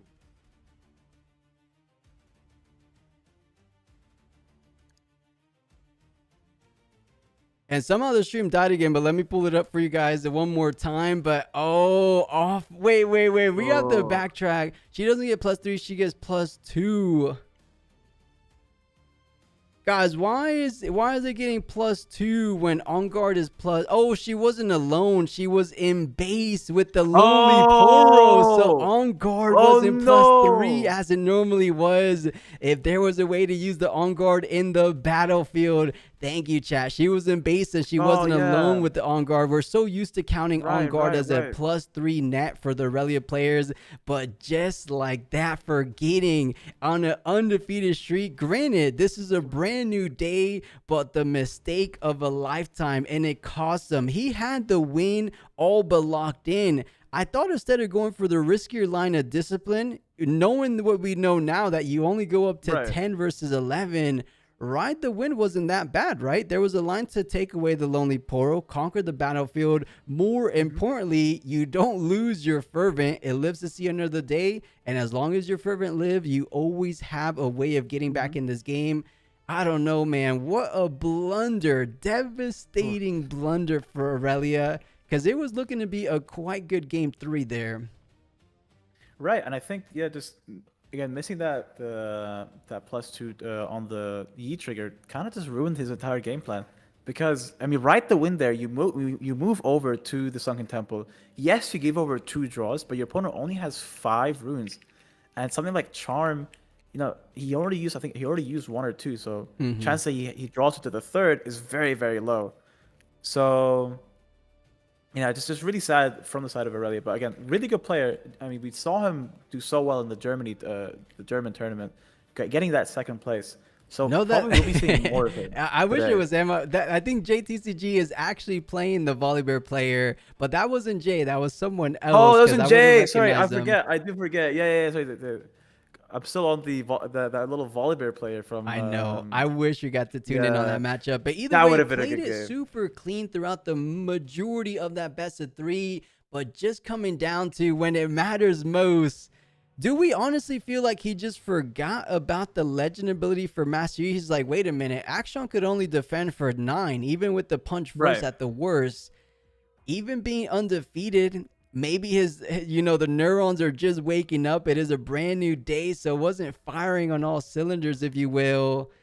Because it seems like such a big misplay for an undefeated player, but sometimes that's just how it goes down. You just miss one little thing, and at this level, at this high of a level with these high stakes, all it takes is one mistake, as we saw, and it completely turns things around. Because if you ask me, with Master Yi just having 5 runes the next turn, he can't really do too much. I feel like Aurelia was looking to turn the corner. Even though they were behind on points, that turn right there could have been the turning moment and the switch that Aurelia needed to hang on in there and most likely probably win that game number 3. What do you think, EK? Do you think Aurelia had a bit of an edge in that game 3 right up to that point? Right, because I feel like that probably was going to be the start of where, our our lack of runes would have started hurting a lot. Because if we do conquer over, yes, we give over the Poro draw. Yes, we give over the Grove draw. But again, that's you only have a Poro that's going into the Sunken Temple against the theoretical Aurelia. And I think we maybe had one rune up, even if we didn't. We still have to draw an extra pump to go and take over. And if we somehow, I mean, again, the game ended, so we don't know. If we somehow had the Aurelia live till next turn, we kind of can't just move over and start doing the Aurelia game plan that we've seen so much of it. Right. And, you know, since we do have the little caster vision here, we know that punch first that was utilized on the Action, that was their only punch first. So as you point out, the Lonely Poro in the base for the Yi, you can try to contest the Fervent, but even with the Discipline, it wasn't going to be enough. You push him for 4. Fervent's already defending for a little bit more, as I believe they had... Was it just a naked Aurelia, or what did they have a gear? I don't think they had a gear, actually. I think it was a naked Aurelia, but we had one rune up, and I think we might have had a Defy in hand. So we could have definitely contested, even if it is just at 4. Yeah, actually, you know, what are we talking about? If it was the Ride the Wind play, Aurelia would be ready. You wouldn't even have to leave it on the battlefield. Just bring it back to safety of the base. So, yes, that was the game-winning play. He had the Ride the Wind in the hand, but just boldly forgot about the Yi Legend ability. You know, it would have been a heck of a game, but that's just not how the pieces lined up, not how the cookie crumbled. And there we go, the end in the little bit of a conclusion, a bit of an anticlimactic conclusion for round number 9. But it seems like they're being on trend. They're giving us the undefeated players. So hopefully they give us a nice little graphic of who's still undefeated.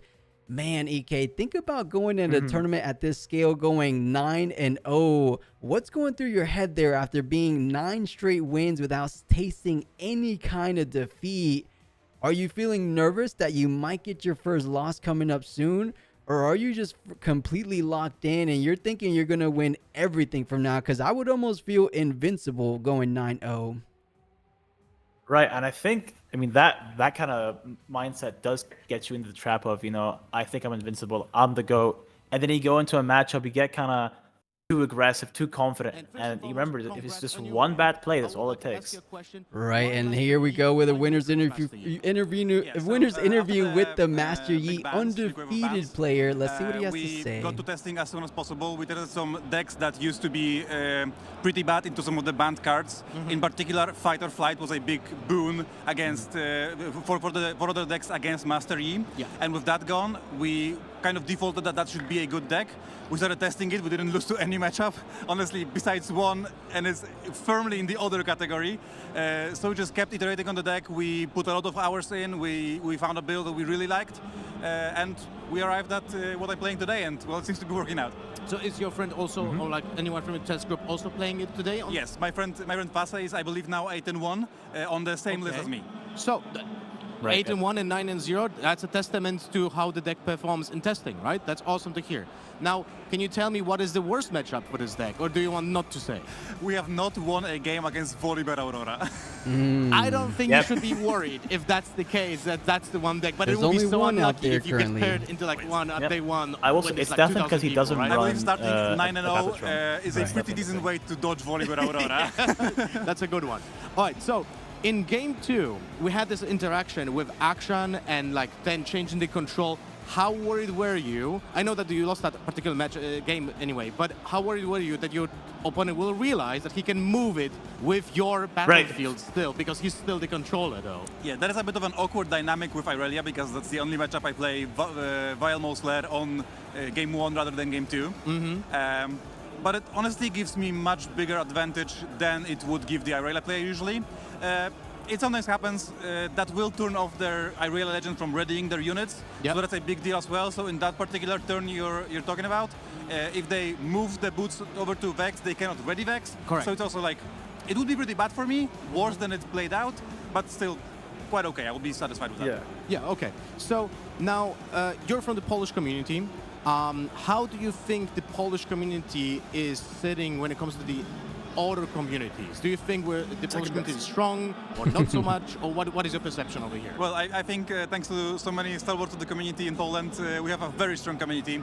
I think League of Legends is a very popular game in Poland, Correct, and that has yeah. brought a ton of different players into the card gaming world. That's a thing I love about Riftbound, because I played all sorts of card games, and none of them can bring the non-card game player to the table.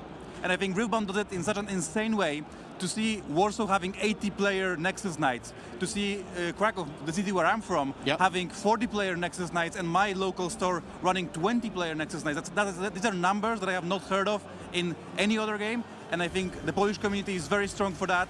And I'm just so delighted to be able to play in such a large and loving community that keeps together as well. Yeah, that's exactly the same opinion as I have, and the same numbers I see in my local gaming store. So I feel like it's something that is universal across Poland when it comes to the local gaming stores, which is awesome. Now, in the future, like, are there players that you are looking forward to playing against in this region, or you really don't care who we're playing against? Well, I'm not looking forward to playing anybody because, well, they are 9-0, so they have to be Yeah. fantastic players on great decks. But, well, I'm ready for any challenge. I think my deck is very good. Dare I say, the best deck in format. Oh, you think so? That must be. I I'm genuinely telling- think so. I think I'm there's a telling- lot of metal card value as well, but I genuinely think that the deck is absolutely great. I like my odds. So whatever comes next, I'll be facing it with a strong mindset. Okay, so you said that you think Master Yi is I'm the liking best deck his in the odds as format. well. What do you think about the overall meta game? When you see it, I'm not sure if you've seen the numbers. Like, it's 15% Irelia on day one, 13% Draven, then 11% Kai'Sa, and then it was anything else was between 7 essentially to like 5% from the top decks. How is your overall perception of the meta game? I think we sort of nailed it in our predictions, but the metagame is so open that you cannot really prepare for a metagame. We believe that Draven and Irelia are strong decks that are going to be at the top tables both in day one and day two. We prepare for those matchups. I think our deck is good against both of those matchups. So no surprises there, and I like my deck against them. They're not easy matches, but they're definitely playable, and with some player skill and a little bit of luck, because that's always what you need in card games. I think I can push through them. Maybe a little bit scared of some of the more rogue decks. I played against an Azir player yesterday, and it was a very difficult match. A well-piloted Azir deck is very strong. Yeah, we've seen it yesterday on the feature matches. When an Azir player knows what he's doing, Yes. the deck is completely different from like a mediocre player who's playing the Azir. But now, one of the last questions I wanted to ask you, is there a card that you're specifically happy that you have in your deck? That's a good question. Yes, that would be really a Fervent. I think that's the biggest Nice. game Yeah, changer Fervent, we have definitely. found. That's Fervent is something so new in this meta game, right? Because Master Yi was typically Yes. not playing it. So what is the reasoning here? So Master Yi is a deck that holds very well, as you may know. It's a deck made for holding, and it does very well when holding. But one thing it struggled with in the past, and you need to use a lot of resources towards, is retaking battlefields once you do get conquered. And now Irelia gives a breath of fresh air to be able to punch through big boards without using as many cards or without having as perfect of a hand. And I think that is a small upgrade that just puts a lot of pressure towards our opponent. If we open, like for instance, going second with a 2-drop into Irelia, there is very few good plays our opponent can make without losing their entire hand or their entire run base to combat that. And I can still come out on top of that. It's kind of like a Ruin Runner, but it's cheaper and it's more proactive, right? Yes. And it's super helpful. Correct me if Ike, I'm wrong, did he but have all Irelia three Fervent is fervents? probably We'll have to look a great back at card that deck against list. Kai'Sa. Not as think good it as was Ruin Runner, two of course. Fervent, But three yes, great against Ruin Runner. Kai'Sa. It's I think a that's pretty actually difficult some threat medical to too. deal with. They have to use a lot of runes to beat her, and she's also very difficult to beat in combat, which many people don't realize. Kai'Sa is a unit deck. That's a unit deck Specifically in, this meta in, game, in a right? spell trench coat. Yeah, 2-3. Okay. All right. Thank you very much for the interview. Congrats on the win.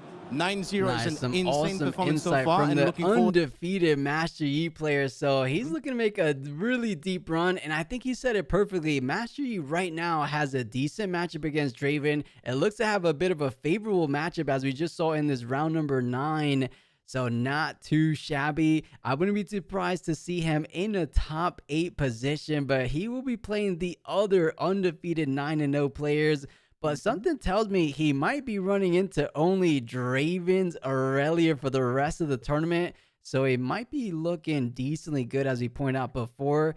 So now thinking ahead, EK, we are still on the undefeated side of things. What other decks can we expect that are still undefeated? Do we think that Azir might still be undefeated from yesterday? I honestly hope so. And that Azir this kind of did show this, I think one of the strongest things you can do in Riftbound is not only having a decent deck, but just understanding it and knowing how to push it to its limits.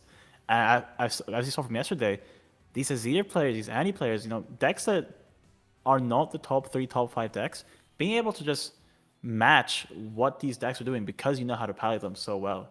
So if I have to give it a guess, I do want to see this. You know what?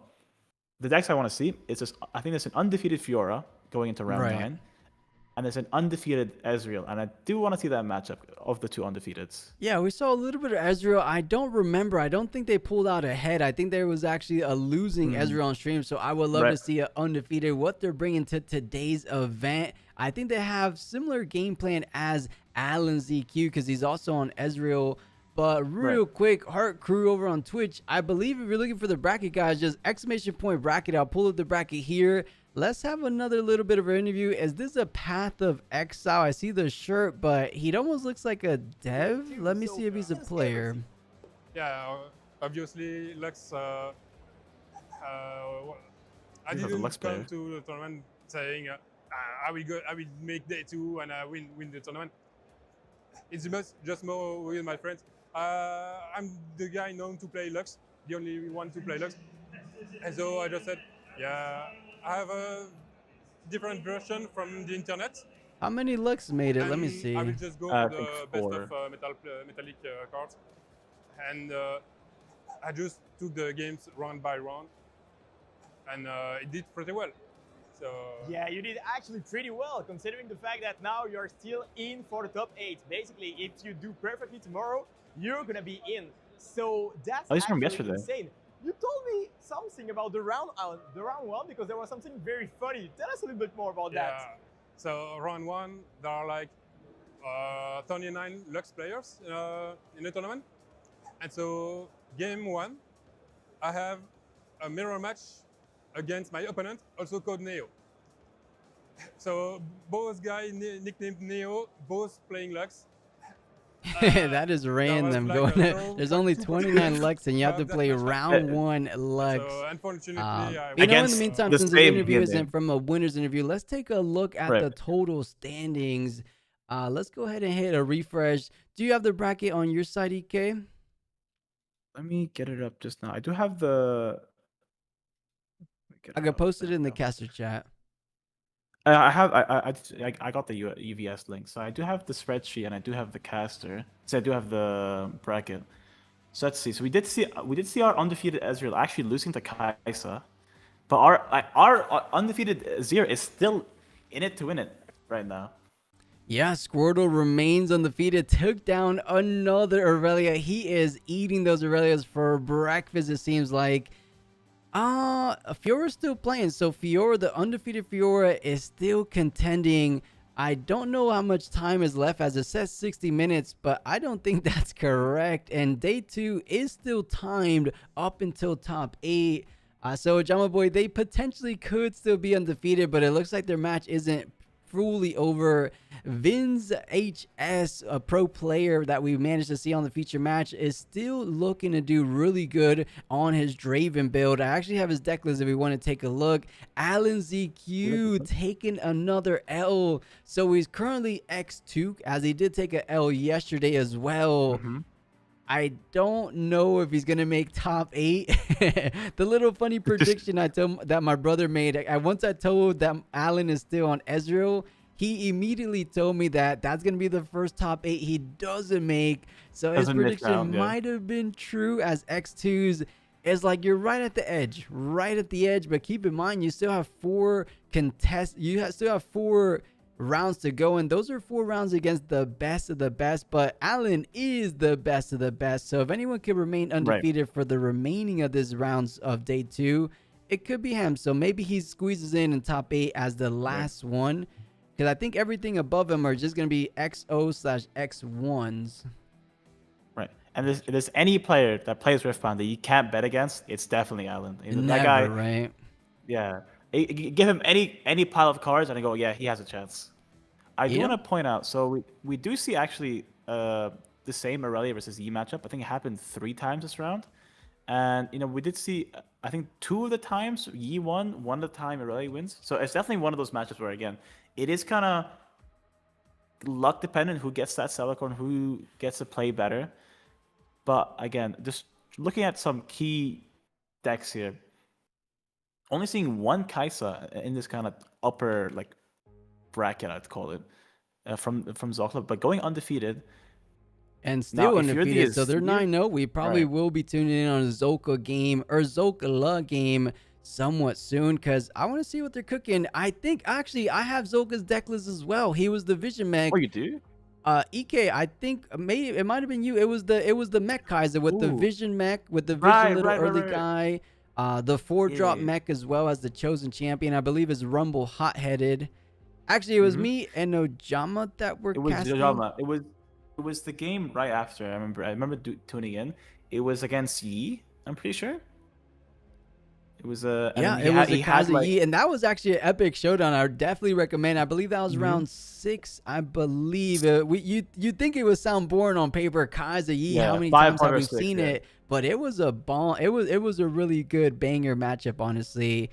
And okay, a player that I personally recognize, he's played in so many of our tournaments, and I believe he's even top 10 on our ranked ladder board on our Discord. Natural, still undefeated. Let's take a look. Let's take a look if he's still undefeated. Yes, he took down the mirror match Aurelia. So Natural, shout out to him. I think he goes by Johnny on Twitter.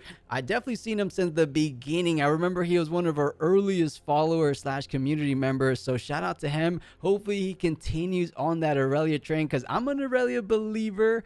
But after seeing this Master Yi, I'm slowly converting over to your side, EK. I'm becoming a Master Yi believer.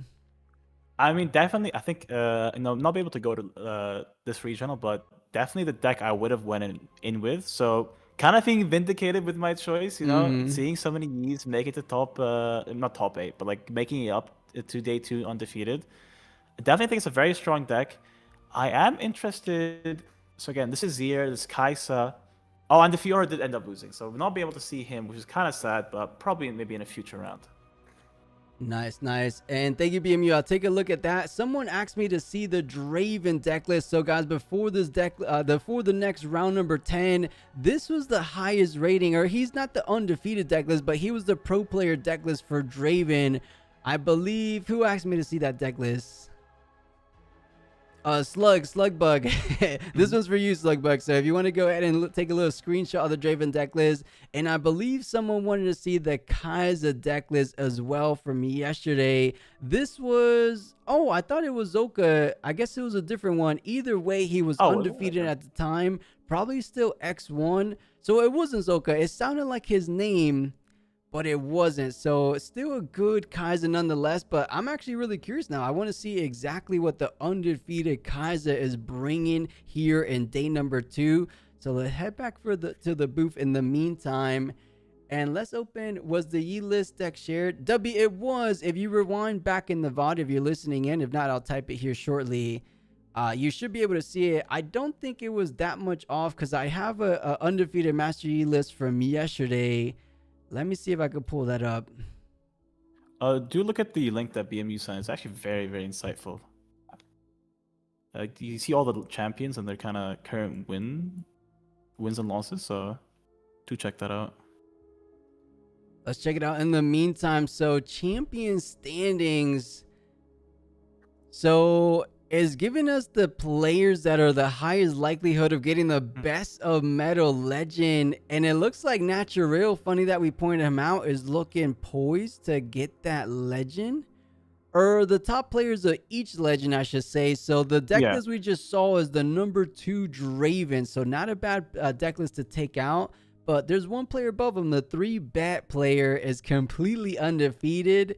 I wonder what differences he has, or he could just be a better pilot, of course. Right, and again, with a game such as Riftbound, one game, you could have had an offhand, so not really indicator of maybe it's running similar lists, but again, what I'm really kind of disappointed in seeing this regional. I would want to say is Ahri.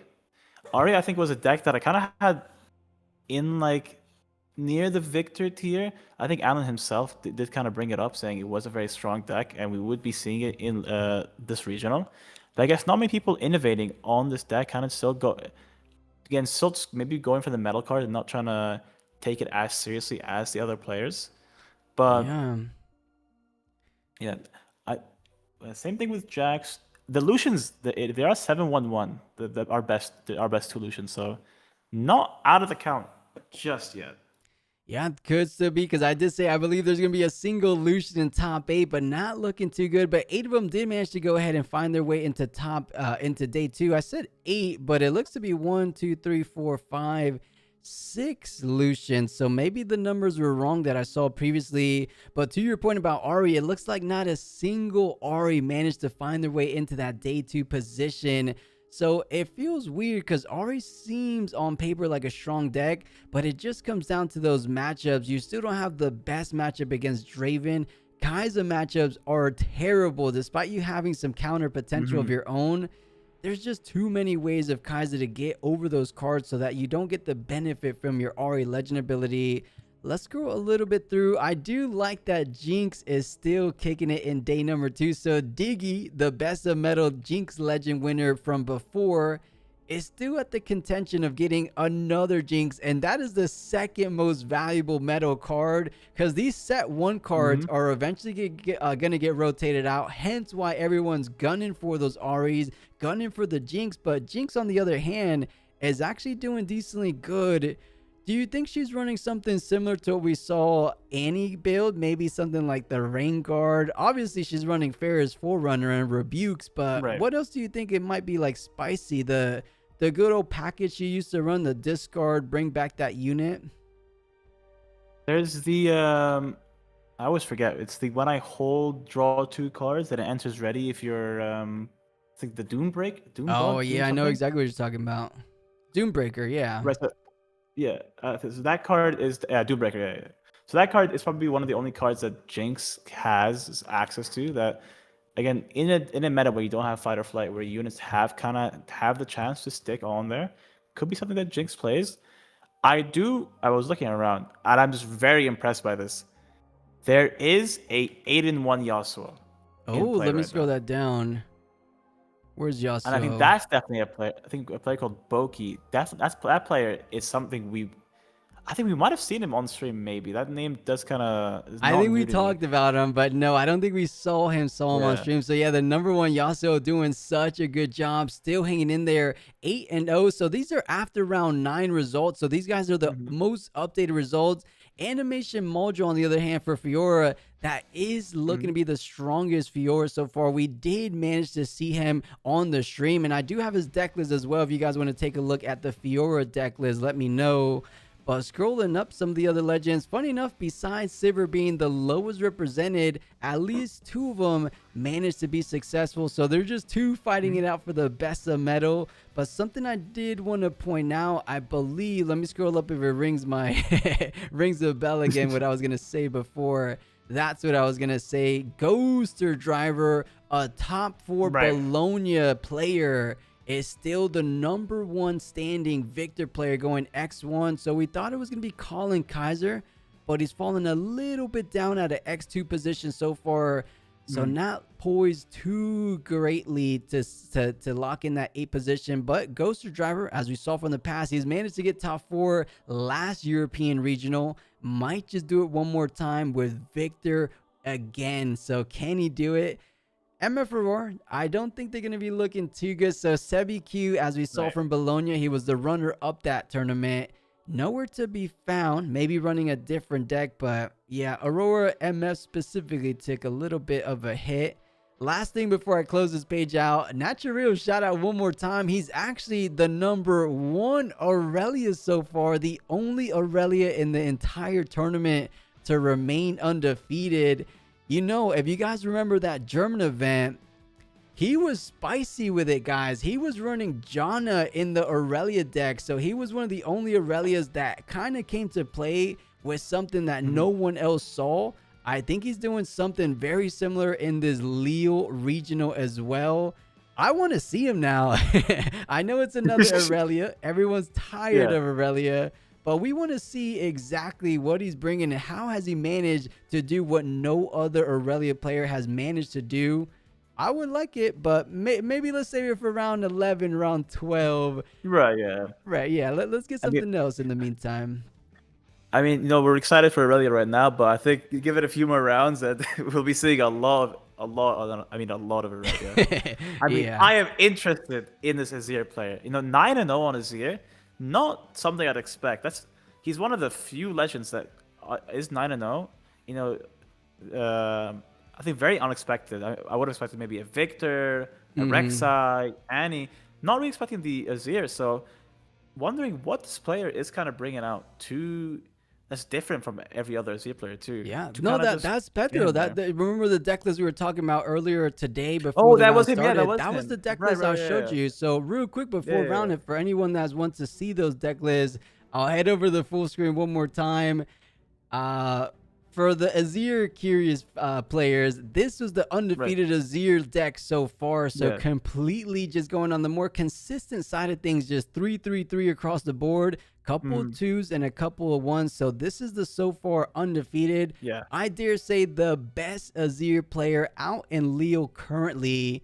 For sure, yeah. Yeah, and I think he locks at least a top 8 position. I feel like he looks good. He was playing so sharp yesterday. I'll be surprised to see him go anything less than an X1 today. Yeah, no, I mean, he does have the deck for it. We did see it again, kind of just deviating, not running Call, not running more Arises. Really well read into the meta. And I think, that's a Hook Fiora.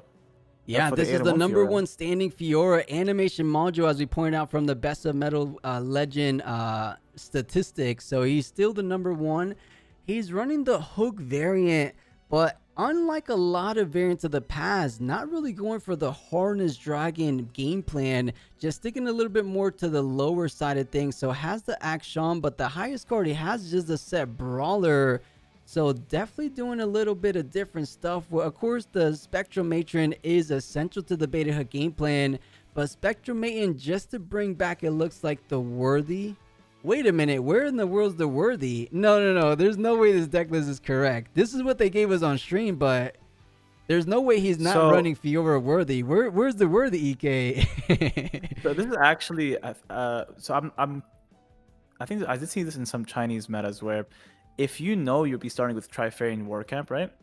Going 2-drop into Conquer, you Conquer, and then you play your Worthy on there.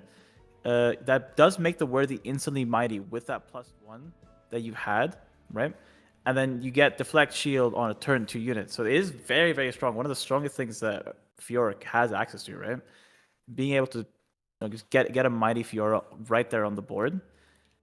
So I think this maybe is probably in the side deck. Yeah, it looks like Ojama Boy letting us know there was Worthy in the side as well as 2 Harness Dragons. So thank you so much, Ojama Boy. But keeping things on the order and the body side of things, it looks like a set, maybe the last remaining set. Or let me double check if there was any bit higher sets. How many sets managed to make day 2? It was 8 sets. Okay, so it could be one of the last remaining out of 8 sets. But we kind of jinxed it, EK. We said, we don't want to see too much Aurelias, but we expected to see a whole lot of Aurelias here in day number 2, especially towards the higher tables. So an X1 set versus an X1 matchup. This is something we definitely don't see every day. Fiora had a decent matchup against Aurelia. How do you feel like Set is positioned against the likes of Aurelia these days? So I think, I mean, the man, if he was here, he would be talking endlessly about Set. That is probably his pet deck right there. But I think Set has kind of a unique place in this meta where you're one of the only decks that can have good access to Harana, especially after Jax lost access to it. But also being able to keep your stuff like Brawlers alive, your Rune Riders alive from this attack, from this Aurelia, and then being able to just say, okay, I know you spent resources on me, like trying to kill me on your attack. I'm just gonna buff up my set and send him back to you the next turn. So having access again to these kind of two-pronged attacks, we saw it from the Ferris Forerunner, is one of the ways that you can just target this Aurelia, because not only do you have to spend a card on the attack, but then you have to spend a card on the imminent defense that comes next turn. Right, and then the biggest thing I want to point out as well, a big counter to the set decks in the past pre-bans was, of course, fight or flight. It doesn't matter how big that set brawler got on offense, on defense, they always had to go ahead and just take it straight to the face. Now with the lack of fight or flights in the meta, I do feel like set is feeling a whole lot more consistent and capable in the right hands, and it looks like this guy is definitely piling it to his best of his abilities. So let's see, does he have what it takes to take down, I guess we could kind of coin her. I like to say Kai's the queen of the meta, but I think these days Aurelia is the queen of the meta. Can he get over this Aurelia player here in this round number 10 of the Lille Regional? Because I do like my chances. It is a Monastery Hirana. You're the only one benefiting from that battlefield. And I do see sometimes, similar to Fiora, Set can also benefit from Sunken Temple. So this is going to be an interesting matchup. Now, we have to remember with the, I think some of the rule changes that you have to have a buff on the board before you can proc Hirana. So not being able to do the same thing with Set they're usually used to doing. But I mean, just looking at the setup from side of Rally, you have the two gears that you really want to see. You have the boots, you have the GA. So it's probably just going to be a very smooth game from your side. And drawing into that charm might actually be kind of game ending, because you can just play your Aurelia, move her up, and then charm that set in, and then you as a set player kind of lose your entire board. Yeah, keep in mind it has the legend ability though. You can save that set brawler for another time, as it does have a buff, so it just costs another power. And Set is the kind of deck that doesn't mind being at the low rune economy that a lot of decks don't feel comfortable being at. I think Set decks, not to say they thrive at a low rune usage, but they don't feel all that disadvantaged by it. So it looks like he doesn't want to take the risk, doesn't want to spend any more resources than he needs to. And that's really what separates just a mediocre Aurelia player versus the best of the best, the higher echelon players, if you will, like we're seeing here from Tats, as he doesn't want to invest too many runes early on, just plays the Fervent, and importantly attaches the GA just to make sure no kind of challenge shenanigans comes down from the set. So let's see what he has to work with. It looks like just the Fiora Victorious. What is the official name of the Fiora? I think it is Victorious. You're correct. Right, and I think very important from the side of this set player here is we do have the action.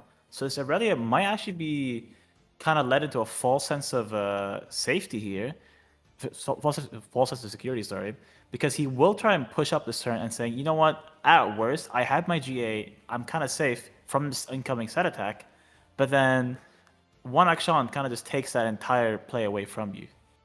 Right. And guys, quick side note, I completely forgot that I'm able to pull up the cards on my end, because I realized while watching the stream, the card that they pulled up is not really readable.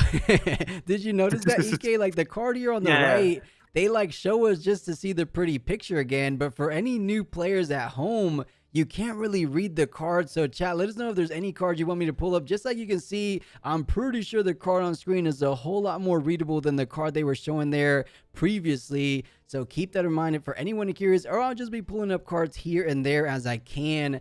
But it looks to be Aurelia trying to put some points on the board, and might put 2 points in a single turn thanks to that Boots of Swiftness going attach on Aurelia using the legend ability. Does he want to go back to base? No, he's being a little bit more ambitious, conquering double the trouble for this turn. Does he have something to keep it nice and safety, or does he want to completely rely on something like that? Rely on just something like, wait, I think there's a Rebuke in hand. So he might not feel too threatened now at the worst. Right, and currently one of the trends that that we pointed out from the side of Set is that Akshan, but I'm pretty sure we do see a not so fast from the side of Aurelia, so that kind of counters that entire play. Yeah, honestly, the only card currently in the whole game of Riftbound that's able to counter a unit's ability like a Akshan, so not so fast, doing wonders in this position. because it seems so obvious, like, oh, this Boots of Swiftness, this Guardian Angel, that is mine for the taking. Let's go ahead and play out Action. But that's just a card you always have to keep at the back of your head. Does he have it? And it's an Aurelia player with 5 runes, or make that 4 runes available. I think they might be very likely to have it, but takes his bets. He's saying Action pays the 2 order runes, and as you called it, this is a not so fast to stop it right in his tracks, and has to pay the expensive cost, all for nothing. So kind of a bit of a negative for him, but hey, it is what it is. He took a bit of a risk, but it didn't pay off in this circumstance. Right, I think one of the cards you don't really see often from this from side of set is actually this. Make sure, I think it's called the Faithfolk Dragon. Hold on, it's such a weird card. I actually don't know the name of it. The Fey Dragon, yeah, you're right on it. I think it's just called literally the Fey Dragon. Yeah, so the Fey Dragon here, when you play me, buff up to 4 friendly units, and I think that might be coming out probably soon. Not this turn, because we did want to try and get the steal off with this from the side of set, but being able to buff 4 units.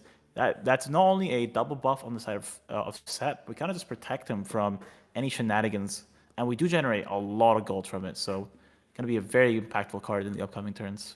Yeah, once he starts hitting those higher energy metrics, he should be able to go ahead and play out something like that Fey Dragon, as you pointed out, but passing it back over to Aurelia, card in hand, as we see the Draven Audacious. We haven't seen too much Audacious in this entire regional weekend, but maybe he's still onto something, because a lot of players have gone more the route of a Vex Stubborn, as we saw previously Aurelia player work with. So they replaced the Audacious, saying, sometimes they work, sometimes they don't work. But when they do work, they feel like the best card in the game. You get an easy double conquer, and once you're at 7 points, it sometimes means you just win the game with a single battlefield conquer. So it sets up these nice little devious plays, if you will, that your opponent just doesn't anticipate / can't even play around. So I still like maybe just a single Audacious in Aurelia, but I don't think it's enough to play like the full 2. I don't think anyone was playing a full 3, but I do think there was a point where every Aurelia had Audacious in the deck. Right, and Audacious is actually kind of one of the cards that was weirdly hit from the side of this ban list, because on one hand, you don't have fight or flight anymore, so the chances that your Audacious kind of stays in combat is higher. But then again, because you're not running the fight or flights, you want to shift into cards that can actually kill the unit in battle. So we kind of dodge fight or flight, which is one of our biggest weaknesses, so we can have a chance of getting these extra points. But now we see more kill spells from the side of different decks, that might actually backfire and give them the extra point. Right, and on top of that, just having the fight or flight work in your favor, the way combat works these days, or actually how it's always worked, a combat win doesn't necessarily have to be from damage, so you could always fight or flight your opponent back and still get the combat victory with the Audacious. So it makes it a little bit more difficult to do so, but as you pointed out from before, the Fey Dragon was likely to come down, and Fey Dragon coming down, that's +3 buffs, because the set already has a buff, and for every buff you get a gold, I believe, is it not? Yeah, and as maybe, I'm not sure why we didn't get remove the buff from the side of set prior to this. Maybe we have an extra play that we want to do. Oh no, EK, I believe you could spend a buff to generate a gold. So it doesn't generate any gold just yet, but has the capabilities to get some gold if he needs to do so. So it is when you spend, but either way, this is value, right? Not only you get a 7/7 unit on the board, but you also get a +3 across your board, as well as getting Fiora into that mighty threshold that gets the +1 on the shield as well, on top of the deflect, on top of the ganking. So this Victorious is looking pretty mighty, if I do say so myself. So has a significant amount of units in the back line. Despite being 4-4, I have to give the board advantage over to the set player, because that's just one too many good units. Right, and I think just we didn't really kind of advance our own board state on the side of Aurelia, because the set brawlers is just so menacing. We have to leave up so many runes just to kind of let him be. Now on the side of Aurelia, going up to 6 points, we have the GA, we have the Draven Audacious, so we are in a good spot to win this game. But again, now we see also the very cool card, the cool synergy with Set and the Fey Dragon. Sorry, is that every time we have one of your units die, we can actually get rid of a buff, which generates us a treasure token. So we kind of just have this set ability that used to be so expensive kind of for free, because every time we want to spend a rune, we generate a rune and destroy a rune for it. We generate a gold token and destroy a gold token for it.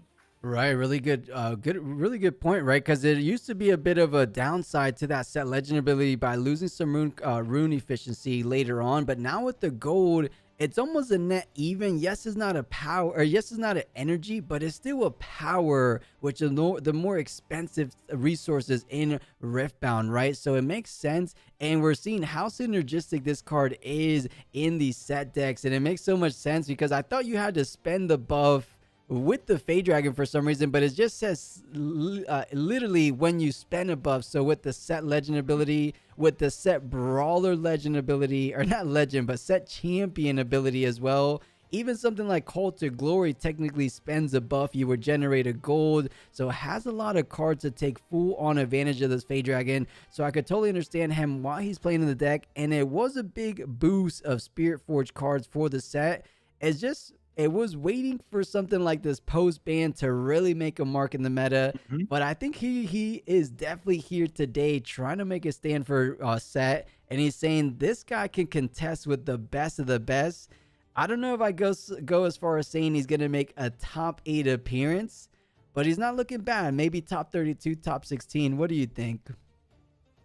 I mean, Set currently, he does have all the resources and the cards to just beat this deck. Again, the Set ability is just one of the strongest abilities in the game. Just saving a unit for, removing one buff that we have so much access to with the Set legend, with the other cards. And we actually might be seeing an attempt here just to straight up kill this Aurelia, because we can't just remove this buff from the side of Set and then get him up to plus, I think that's 12, and then we can try and do a challenge, get rid of some, because we haven't been aggressively trading with this Aurelia, so we haven't been generating too many, we haven't been hitting the Aurelia's hand. See, Aurelia's hand it's just filled with these cards that we might want to start, forcing out. Yeah, even though that probably a very low chance of it resolving, you want to go ahead and try to just get these cards out of hand so that your later cards could possibly resolve. But we did take a little peek at the hand for Aurelia. That wasn't just a single Defy. There was multiple Defies in hand. So that challenge most likely won't be connecting with the Fervent. So I think Fervent, even if it did, still had the Guardian Angel. So I think Fervent might be sticking around for the remainder of this game, number one. And with that said, anytime Fervent sticks around, the chances of you winning in this game go so much higher. So 6-6.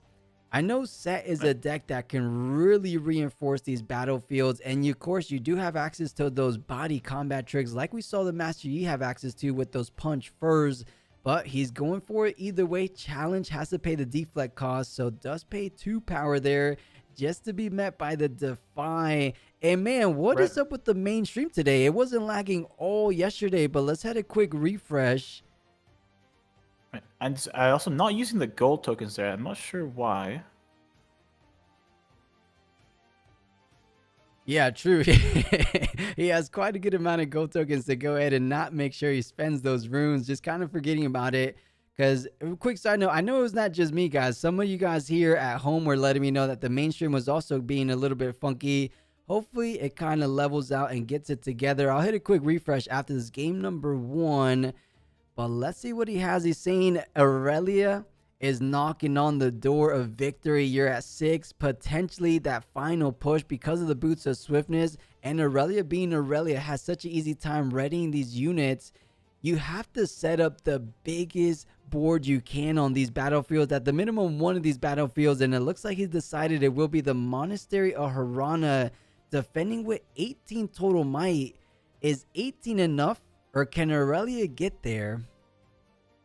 I remember, that charm can actually spell doom right here, because remember, we have the Draven Audacious, we have, I think, 8 runes, so if we can somehow beat over the Set for 1 rune, we can maybe just try and sneak a win here by charming with Draven Audacious for the extra point. Right, I see the line, right? You push in Fervent with the Set, you play the Draven Audacious with the Fervent, and then you charm over a little pit rookie.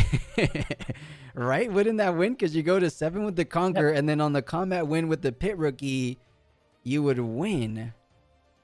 Right, that's why I would have loved to see Draven Audacious be set up last turn, because if we had the Draven Audacious just ready here, we could have maybe gone for the win.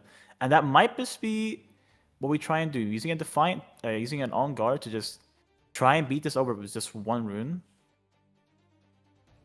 Yeah, the only thing you have to try to play around is something like a punch first. So Set Brawler right now defending for 5, but Aurelia getting a little bit too tall. Even with the punch first, you're only going to be going up to 10 versus the 12, currently pushing in on that Sunken Temple. So in his mind, he's like, oh, I'll let this one go. I'll use my punch first for the Monastery of Harana hold. But little does he know he is looking for a charm setup, but actually goes for a hidden blade, and now smartly uses the gold that he's been so generating this game. But another Defy, and I think with that, you actually don't have enough runes for the charm in the Audacious play, so he might actually have to do it the good old-fashioned way and just pray you have enough combat tricks to get over that massive 18 might. He's not that far off being at 12. Right, and one thing I did want to kind of see from the side of Set is maybe hiding this hidden blade. Because we do have the death grip, so what we could have done here is we could have we punch firsted, right? We use punch first, and then we have 2 more runes because we would have we would have hidden the hidden blade, and then with our final 2 runes, we can't just go for a death grip and just move that 11 might that was on the set to the Harana and kind of just stop any chance of a conquer. Right, and you know, one thing to point out, this is why Fiora has found a bit more success than Sets in the past, is because Fiora does have access to that amazing signature spell, the Repose, right? And you're able to repose pretty much anything that targets your friendly unit. On top of that, you get a little bit of might with the energy of that countered card. So in this predicament, why I bring it up is because he's most likely going to go for something, if needed, like a Rebuke. You could even repose this Defiant Dance. Just Set has to play with the cards in hand, and you have to just deal with the cards that your opponent plays. There's no kind of counter potential, and that really makes the difference in this matchup, because it makes the math very straightforward. Yes, you have hidden blades to try to catch your opponent off guard, but you know all your cards are so likely, if not guaranteed, to resolve against a Set build that it's pretty straightforward, as you're seeing here. And hopefully the stream catches up. Let's hit a refresh now, because I don't think it's me. Or chat, let me know if it's just me, because this wasn't happening all day yesterday. It is the official stream. It's happening on my side too. I do want to add though, because of this kind of rebuke that we have in hand, we do just counter the upcoming punch first, because no matter what you punch first, you just instantly rebuke it. Which is why I actually did like the fact that maybe if we held 2 more runes and hidden our hidden blade, we could have death grip to dodge the rebuke. And there it is, just enough to take the game right now with that rebuke. We didn't get to see exactly how it all played out, but we kind of saw the writing on the walls. Aurelia was swinging in with 12. The Defiant Dance added up another 3 minus 2. There was only 11 defending, plus the shield was defending for 12. So even without the rebuke, well, there might have been a little combat trick from a Set player as well, but that is it. The Aurelia getting the edge in this game. Number 1 now is sideboard tech time. So those are the Vexes we've seen more Aurelia's play in the main, and Adaptatron that I feel like is pretty essential in a lot of Aurelia builds. Do we feel, actually, it's not Fiora, so we didn't see any equipments, because I would imagine Warmogs is sometimes found in Set, but ever since the new change in Monastery Harana, maybe kind of foregoing playing Warmogs armor.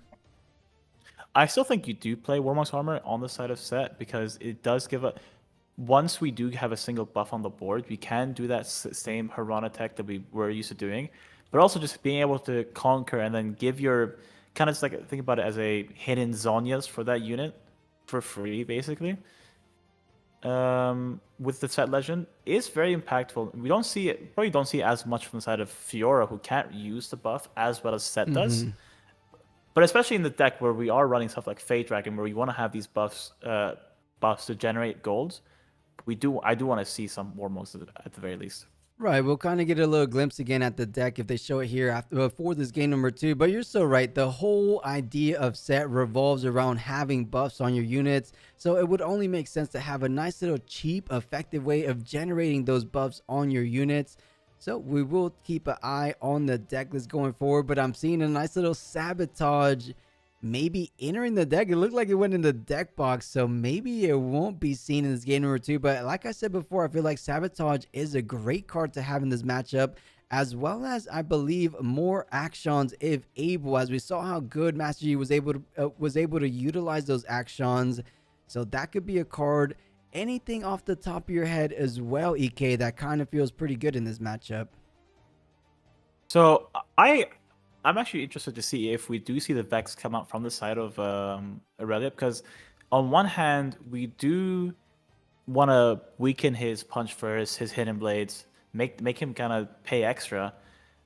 But on the other hand, we do really like the Draven, because again, this set player, we are kind of weak on the defense, because the thought of playing with set is you can try and conquer here. Yeah, I will lose this combat, but I still keep my unit. But then with Draven Audacious, it's like, okay, now you lose his combat and you lose an extra point. So it'd be interesting to see what he kind of keeps in his deck here. Right, and quick little side note before we get into this game number 2, thank you so much to Matic with the 5 bomb in chat. Thank you, thank you, thank you. We haven't seen one of those in forever. It kind of threw me off surprise. But if you guys managed to grab a sub from Matic's 5 gifted there, give him a big old thank you, big old heart in chat. Thank you so much, Matic. Well, let's go ahead and see what these players have in store for this game number 2 of this round number 10. I like how they have the timer right in their face, right? Saying you guys have 38 minutes left. It's almost like a little chess timer, but just kind of staring you down. I feel like that goes a long way, because usually you don't have a timer so close. You have to turn your whole body to check out the timer. So I kind of like that for the feature matches. Right, and it's just it's really good for the players, because you do want to. I mean, time is a very important thing. Probably less in the top tables where people kind of know their decks. You don't see as much thinking from the side of the players. But still, the last thing you want to do is you get a tie, especially right now where every single point matters going up into this top 8. Yeah, time might as well be as good as a loss, honestly. So you definitely don't want to get there. Luckily, post-bans, that we said it 100 times about now, it's very rare to get into that realm of overtime without the presence of those miracle decks taking 10-minute per decision points. So I don't think we're there. I don't think any of these players, if anything, these rounds have been going so smoothly because no one has been going so deep into overtime. But it looks like it is time, EK. Game number 2 should be able to get started rather shortly. So let's see. And they didn't show us the deck list. Hopefully it shows the deck list a little bit before game number 3, but it is Aspirant's Climb, able to close things out in a smooth 8-point game, but now doesn't like his chances on the draw, so trying to extend the game into the late game. And I guess Set isn't the best late game deck, but isn't the worst with cards as we saw before, the Fade Dragon, but I do tend to give it to Aurelia when it does enter that late game, as they probably have more likelihood of finding those Stellar Corn Herders, more likelihood of finding all their combat tricks they need. So it's tough. This is going to be an uphill climb for Set, but he is the first player to get on the board so far. So I think this is exactly where you want to be as a Set player. Right, I think importantly from the side of some judge calls happening. From the side of this Aurelia, you don't really usually see something like the Aspirant's Climb from Aurelia, because you do want to go the 2, 4, 6, 8 game plan, especially because you're double conquering every single turn. But I think the reason why we do see this is, again, we see less Aurelia decks go into Draven Audacious, which is and going more into the Vex kind of things. But if you have Draven Audacious, the longer the game goes, the higher chance that you do get these extra points from him seeing play. So I think trying to say, hey, I'm going to make the game a bit longer, and because of that, I'll have a chance to play my Draven Audacious and score these extra points that you wouldn't usually have access to. Yeah, right, because you do have a way of kind of making those 9 points seem a little bit closer to you because of the Audacious. than it does to your opponent. So I like that you brought that up, because maybe that's exactly what he has in mind. Once you're at 8 points, or even if you conquer 1 up to 7, you could technically get up to 9 by conquering the last battlefield. So something that Set has to keep in mind. But what he is keeping in mind is he's trying to target these Stellarcorn Herders / Fervents as soon as they come down. I don't think that's a single challenge. I think there's multiple challenges in his hand. I believe I saw 2. Yeah, there's at least 2 challenges in his hand. So he's ready. What he needs now is a unit to kind of utilize those challenges. Something like a Set Brawler would be perfect. So he does have one at least in the champion zone to guarantee that he has a tall enough unit to make sure that you have enough might to deal with those. But challenge is risky, right? Because there's a lot of reaction speed spells from Aurelia. It could be like a double-edged sword. So we'll see exactly how it does play out. Right, and from the side of Aurelia, you do kind of just leave out so many runes here that I kind of do like the fact that maybe instead of going in here, we could just go in, kind of just play the board, get our board set up. But actually, sorry, forgetting about this, Set being the only deck in the game that can kind of be the aggressor and still make a board due to his Set legend here, kind of showing off that, yeah, I'll go in here, I'll make you use all your buff spells, and then at worst, I'll go, okay, I'll pay 1 rune and I'll go back. And then you're now down 2 cards and I'm just down no cards because I just use a pit rookie.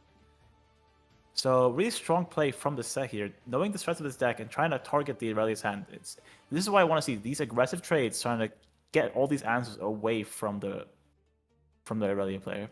Right, I like these plays too. You're almost just kind of sacrificing one of your power to bait out a card or expend a card out of your opponent's hand.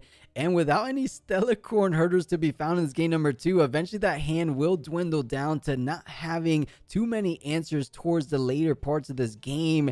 And this is tricky, but at the minimum, you do get to establish out the Fervent currently, so you're always feeling decent about that. But you are not really feeling good as you're not able to push on any further, so just pass this thing on. That is Set Brawler going up to 3 with the hold, and most likely should be able to get up to 4. But keep in mind, as we said before, this is an aspirant climb game, so that even point tempo isn't as effective as it is in previous games, but more points the better nonetheless. So feeling comfortable about that. Is it time to go ahead and bring your chosen champion? It looks like something bigger than that. Is it the Fade Dragon one more time? Was he at 7? Yep, there's a Fade Dragon. I think that's, again, 4 buffs. And now we kind of just get to freely just push up our units here and say, especially with the Fiora Victorious, because that is going to be a 6 on defense. So he's going to have to force the Aurelia to at least use one of his buff spells. And I'm pretty sure we only have the one that's a Defiant Dance. So we will be having to play, like, that's one of your best cards. And having to use it just to get over a 1 might difference does not seem like the best. It really doesn't. So nice little easy conquer, and has the setup, as we said before, does have the option to just bait out more and more cards from your opponent, and all you have to do is sacrifice 1 rune, a Set legend ability to do so. So I like this game plan because you're continuing on the establishing some good board presence game plan turn after turn, and at one point, once you get to that little 7 might threshold, double conquer doesn't seem too far off. With that many units, it almost seems extremely likely to do so. But Aurelia is a deck that has one too many combat tricks sometimes, so I think that does pose a bit of a problem that he always has to consider. But so far, doing decently good. I mean, it's still neck and neck. I would like to see Set a little bit far ahead, but I think both of these decks feel a bit more comfortable defending. If it was the other Set Brawler, I believe it's called the Set Kingpin. That's kind of the more variant of, is it Kingpin, EK? I think it is. It is Kingpin. It's the he gets plus 1 for every buffed unit. Yeah, it is Kingpin. Yeah, what I was getting at, that variant is so much more effective at holding these battlefields, but this seems to be a more aggressive style deck, more focused on conquering turn after turn rather than trying to defend. And that just goes to show you how you kind of want to play against Aurelia sometimes, because Aurelia can kind of crack through almost virtually any battlefield. We've seen some crazy numbers put up, whether you have 12 might defending, 15 might defending. Aurelia just always has a funny way of finding the out to get through those battlefields. So it's almost similar how you have to approach the Draven builds. You want to go ahead and try to conquer and take it away. And if you can deal with the backline where you can with those challenges, with those, I believe for Set, that might be the only way of backline interaction. And just pray they don't have any defies. Right, and most importantly right here is we do have one extra turn due to this aspirant. So this game, again, from the side of Aurelia, we do have all these runes up. So something like a incoming Drain Audacious can kind of give us our tempo back. We kind of can afford to have these slow turns where our opponent does double conquer, forced to use an also fast, and right now is probably gonna be the worst thing for the side of Aurelia, where we just use the second challenge. Right, can't catch any bit of a break. Is saying, how many challenges does it take? This is my only way of dealing with your units. You know what card could be decently good here? I feel like a Yone, right? It is a body card. I feel like more people, maybe more decks that have body domain, should maybe try to consider Yone, especially for the Aurelia matchups, because it can't be, I guess it technically can be not so fast, can it? Because it's an ability? Yeah, it's an ability. Yeah, so you can definitely not so fast it. The issue with that, for the sake of killing Aurelia Fervent, is that you have to play for deflect. But the case where I really like it is just killing these Celicorns, because Celicorns like to live in the back line. So being able to just, I was going for the draw with the Poro, being able to just keep your units alive like that, to be able to snipe units with the Yone, is a very interesting tech. And we do see a lot of Volibear Aurora use it. So definitely not seen too much play just yet. Yeah, not just yet. I feel like next set maybe, I mean, it could be some tech to deal with Stellarcorn Herders, but you're kind of putting all your chips on just trying to deal with Aurelia, because honestly, that's probably the only matchup Yone does a little bit of work in.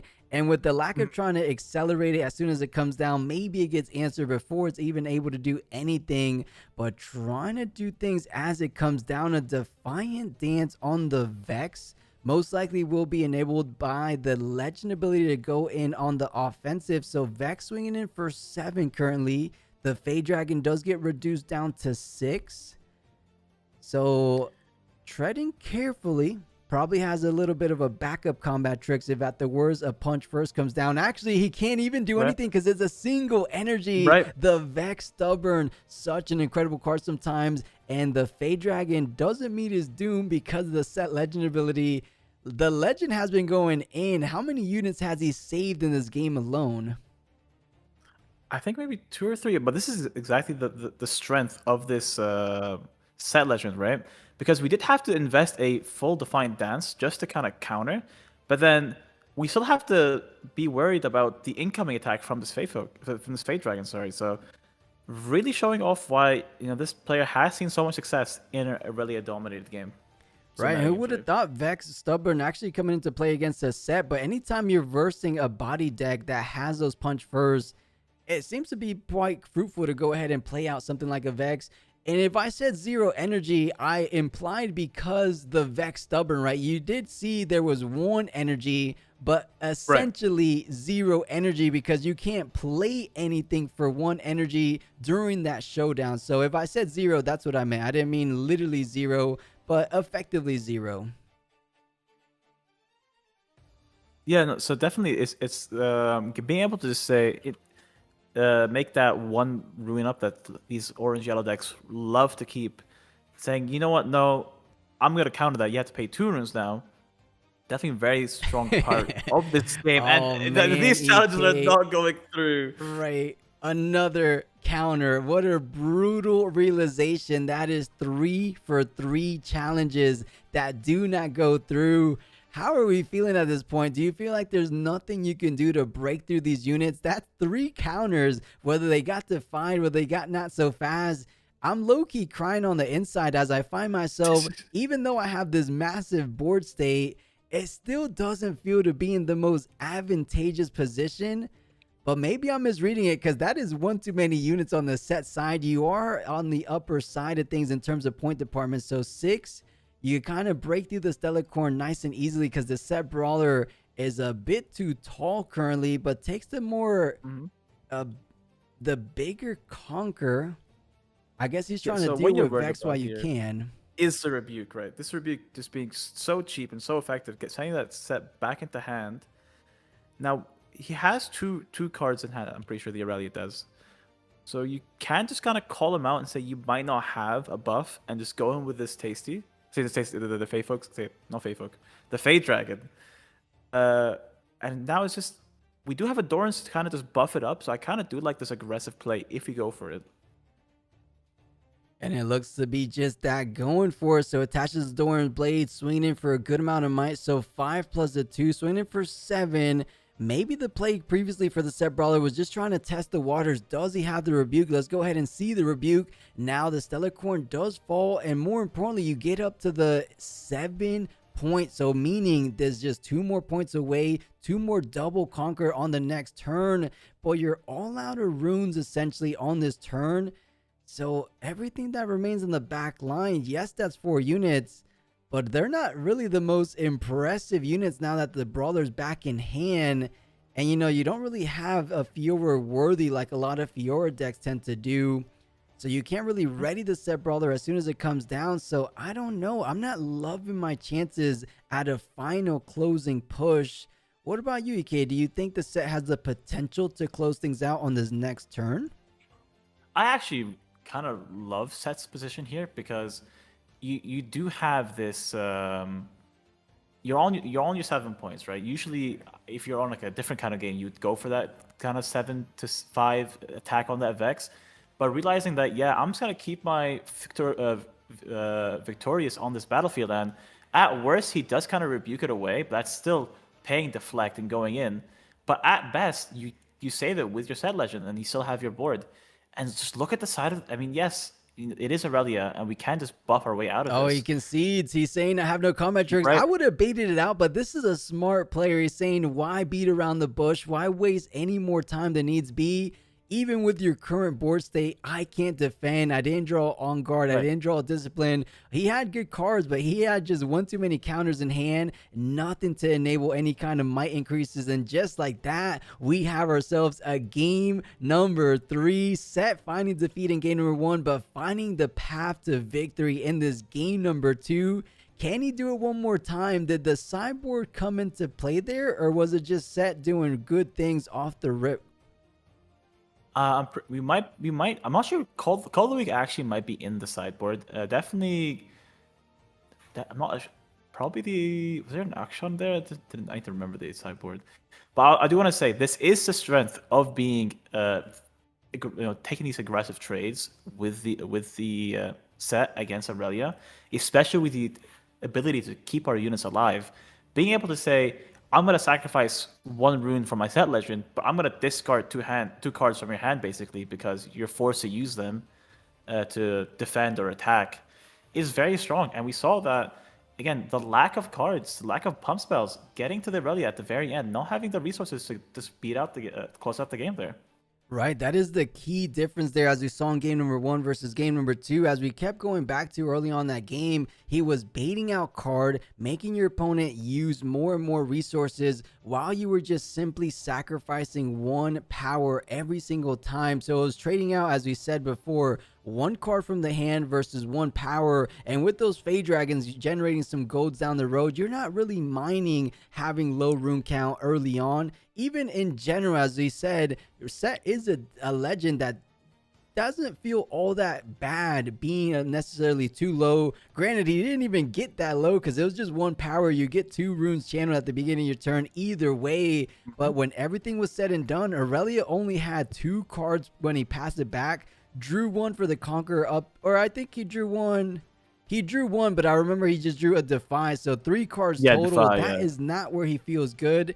Even though he had a Stellar Corn, he just wasn't able to make good use of the Stellar Corn, it felt like. Right, yeah, the Stellar Corn kind of just coming out too late, because we have to spend our runes every turn to kind of challenge this, right? To defy the challenge, I think we spent 3 runes just on challenge alone, right? From the side of both players, kind of defying and playing it. Not having the runes to just, put down our Stellar Corn, push it up, and try and get these conquers, did kind of just ruin our game plan, but also not, I think most importantly, not drawing into our equipment, not getting our GAs for this Celicorn, because one of Celicorn's greatest strengths is that you'll move it in, you'll buff it, and then you'll keep it alive with GA for the incoming attack, because it is so weak on the defense. And not drawing into GA kind of means that if you do spend a discipline to attack with the Celicorn, you will be very vulnerable to an incoming attack, knowing that Set probably just saved that unit that you tried to kill with your Stella, if that makes any sense. Yeah, it does make some good sense. And funny enough, despite getting every single challenge countered in that game number 2, still managed to get the W. So can he do it again? Because 2 cards we haven't seen in this whole series long. We haven't seen too much of the Rune Runner, and we definitely haven't seen the signature spell from Set. You know, I feel like when the Set builds of the past, Showstopper was everywhere. Is it not really a card we're playing 3 of anymore, in your opinion, EK? I feel like it's strong, but maybe not as strong as it was before for some reason. Right. I mean, definitely, I think run 1 or 2 cards in this kind of meta, but maybe just saying that, you know, kind of keeping up our board state is more important, because, you know, if we do use our Showstopper to kind of move our unit early, we most likely will lose it because of how accelerated the Aurelia is, right? So saying, you know what, instead of just pushing this unit and then having to pay more resources to save it later down the road, I'll just try and build a bigger board, which kind of worked out very well at the end. It definitely did, right? Saving back-to-back units with that legend ability has such a big board state that Aurelia didn't even want him to play out his turn. He saw the bigger picture. He said, all right, game 3 it is, and game 3 we are currently in, as we see the Lucian Merciless. Actually, I don't recall seeing it in the first 2 games. Let's see how much of an impact it has here in this game number 3, because Lucian always, as we know, has the ability to get in and get out, keep himself nice and safe. Used to work a whole lot better with the Warmogs on the Monastery Hirana, but ever since the difference in those rules eroded, doesn't feel as significant with the Warmogs, but still a great card regardless. So does get that first conquer, doesn't get to trigger the Sunken Temple, unfortunately, as it's only at 3 might. And I see a pretty good card in the hand of Set currently, something like a Call of the Week. I don't know how big it is with all the counter potential from Tats right now, that especially we saw in the game number 2. That's definitely an easy card to get defined, but oh, it looks like a sideboard tech coming in.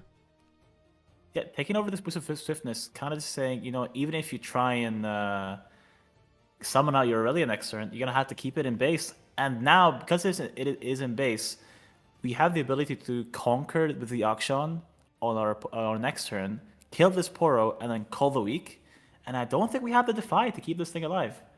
Also, yeah, hearing from Manch and some other casters in the chat, they're definitely still playing 3 Showstopper, but I guess not seeing it in this game. Yeah, that goes to show my lack of Set knowledge there. So yeah, it looks like everyone's still running the whole full set of Showstoppers, which that's what I kind of figured, because it is an incredibly strong card. It's only a single energy, a single power. We just honestly haven't seen it too much. Maybe he doesn't feel like it's the strongest in the Aurelia matchup, which makes a bit of sense because you don't really want to go ahead and leave your units on the battlefield. So not trying to pick it, because I saw it in his opening hand, but decide to mulligan it down to the bottom. But let's go ahead and see if this Fervent manages to stick around, because he has enough runes to leave 1 energy open. So that does signal to me that he has something like a Defy in hand, as we do see it currently in hand. Does Set try to play around it, because a Call of the Week would be incredible in this moment, but I just don't like my chances of it actually resolving unless you can bait out something like a On Guard Defiant Dancer. Do you think Aurelia is going to strictly leave it for something like a Defy? So right now, this Call of the Week did get a lot weaker, knowing that, seeing that hitting card, because most likely, I'm pretty sure it is the only hitting card being played in Aurelia is that Zhonya's. So being able to Zhonya's our Poro, and then we now have 2 units in the back line where we will just when our opponent plays Call of the Week, we'll just kill a Poro again.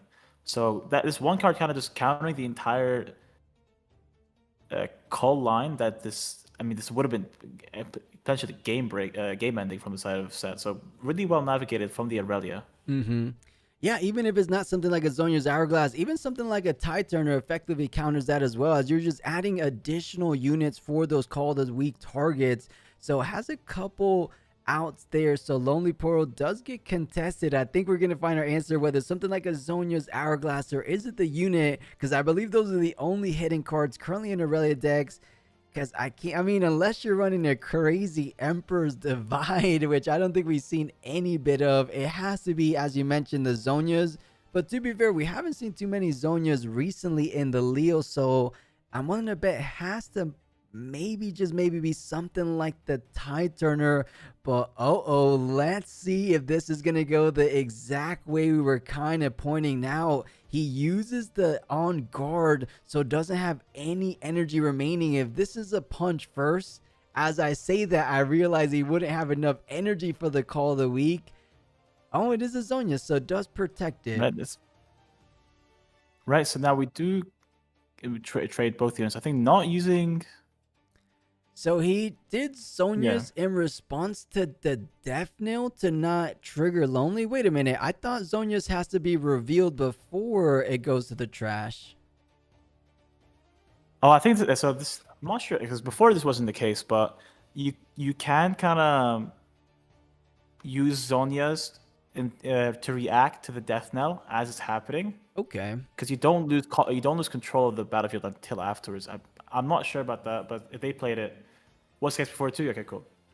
Okay, because so I thought you lose the hidden card once you lose control of the battlefield, but seeing it as a reaction, so you let the death happen, death knell triggers, goes on the chain in reaction before you officially lose the control. You still have the hidden card to play, so nice little intricate play there, because most players would be like, oh, I'm saving the Lonely Portal, wasting the Zonya's Hourglass, but now, even if it is a call of the week, you don't have to pay the deflag, of course, but you still get saved by the Zonya's Hourglass. And to make it even better for Aurelia player, that is now double the safety. That is a Guardian Angel getting attached and a Discipline at that. So trying to get his Boots of Swiftness back, saying, those are mine. Let me get him back where they, let me try to get him back.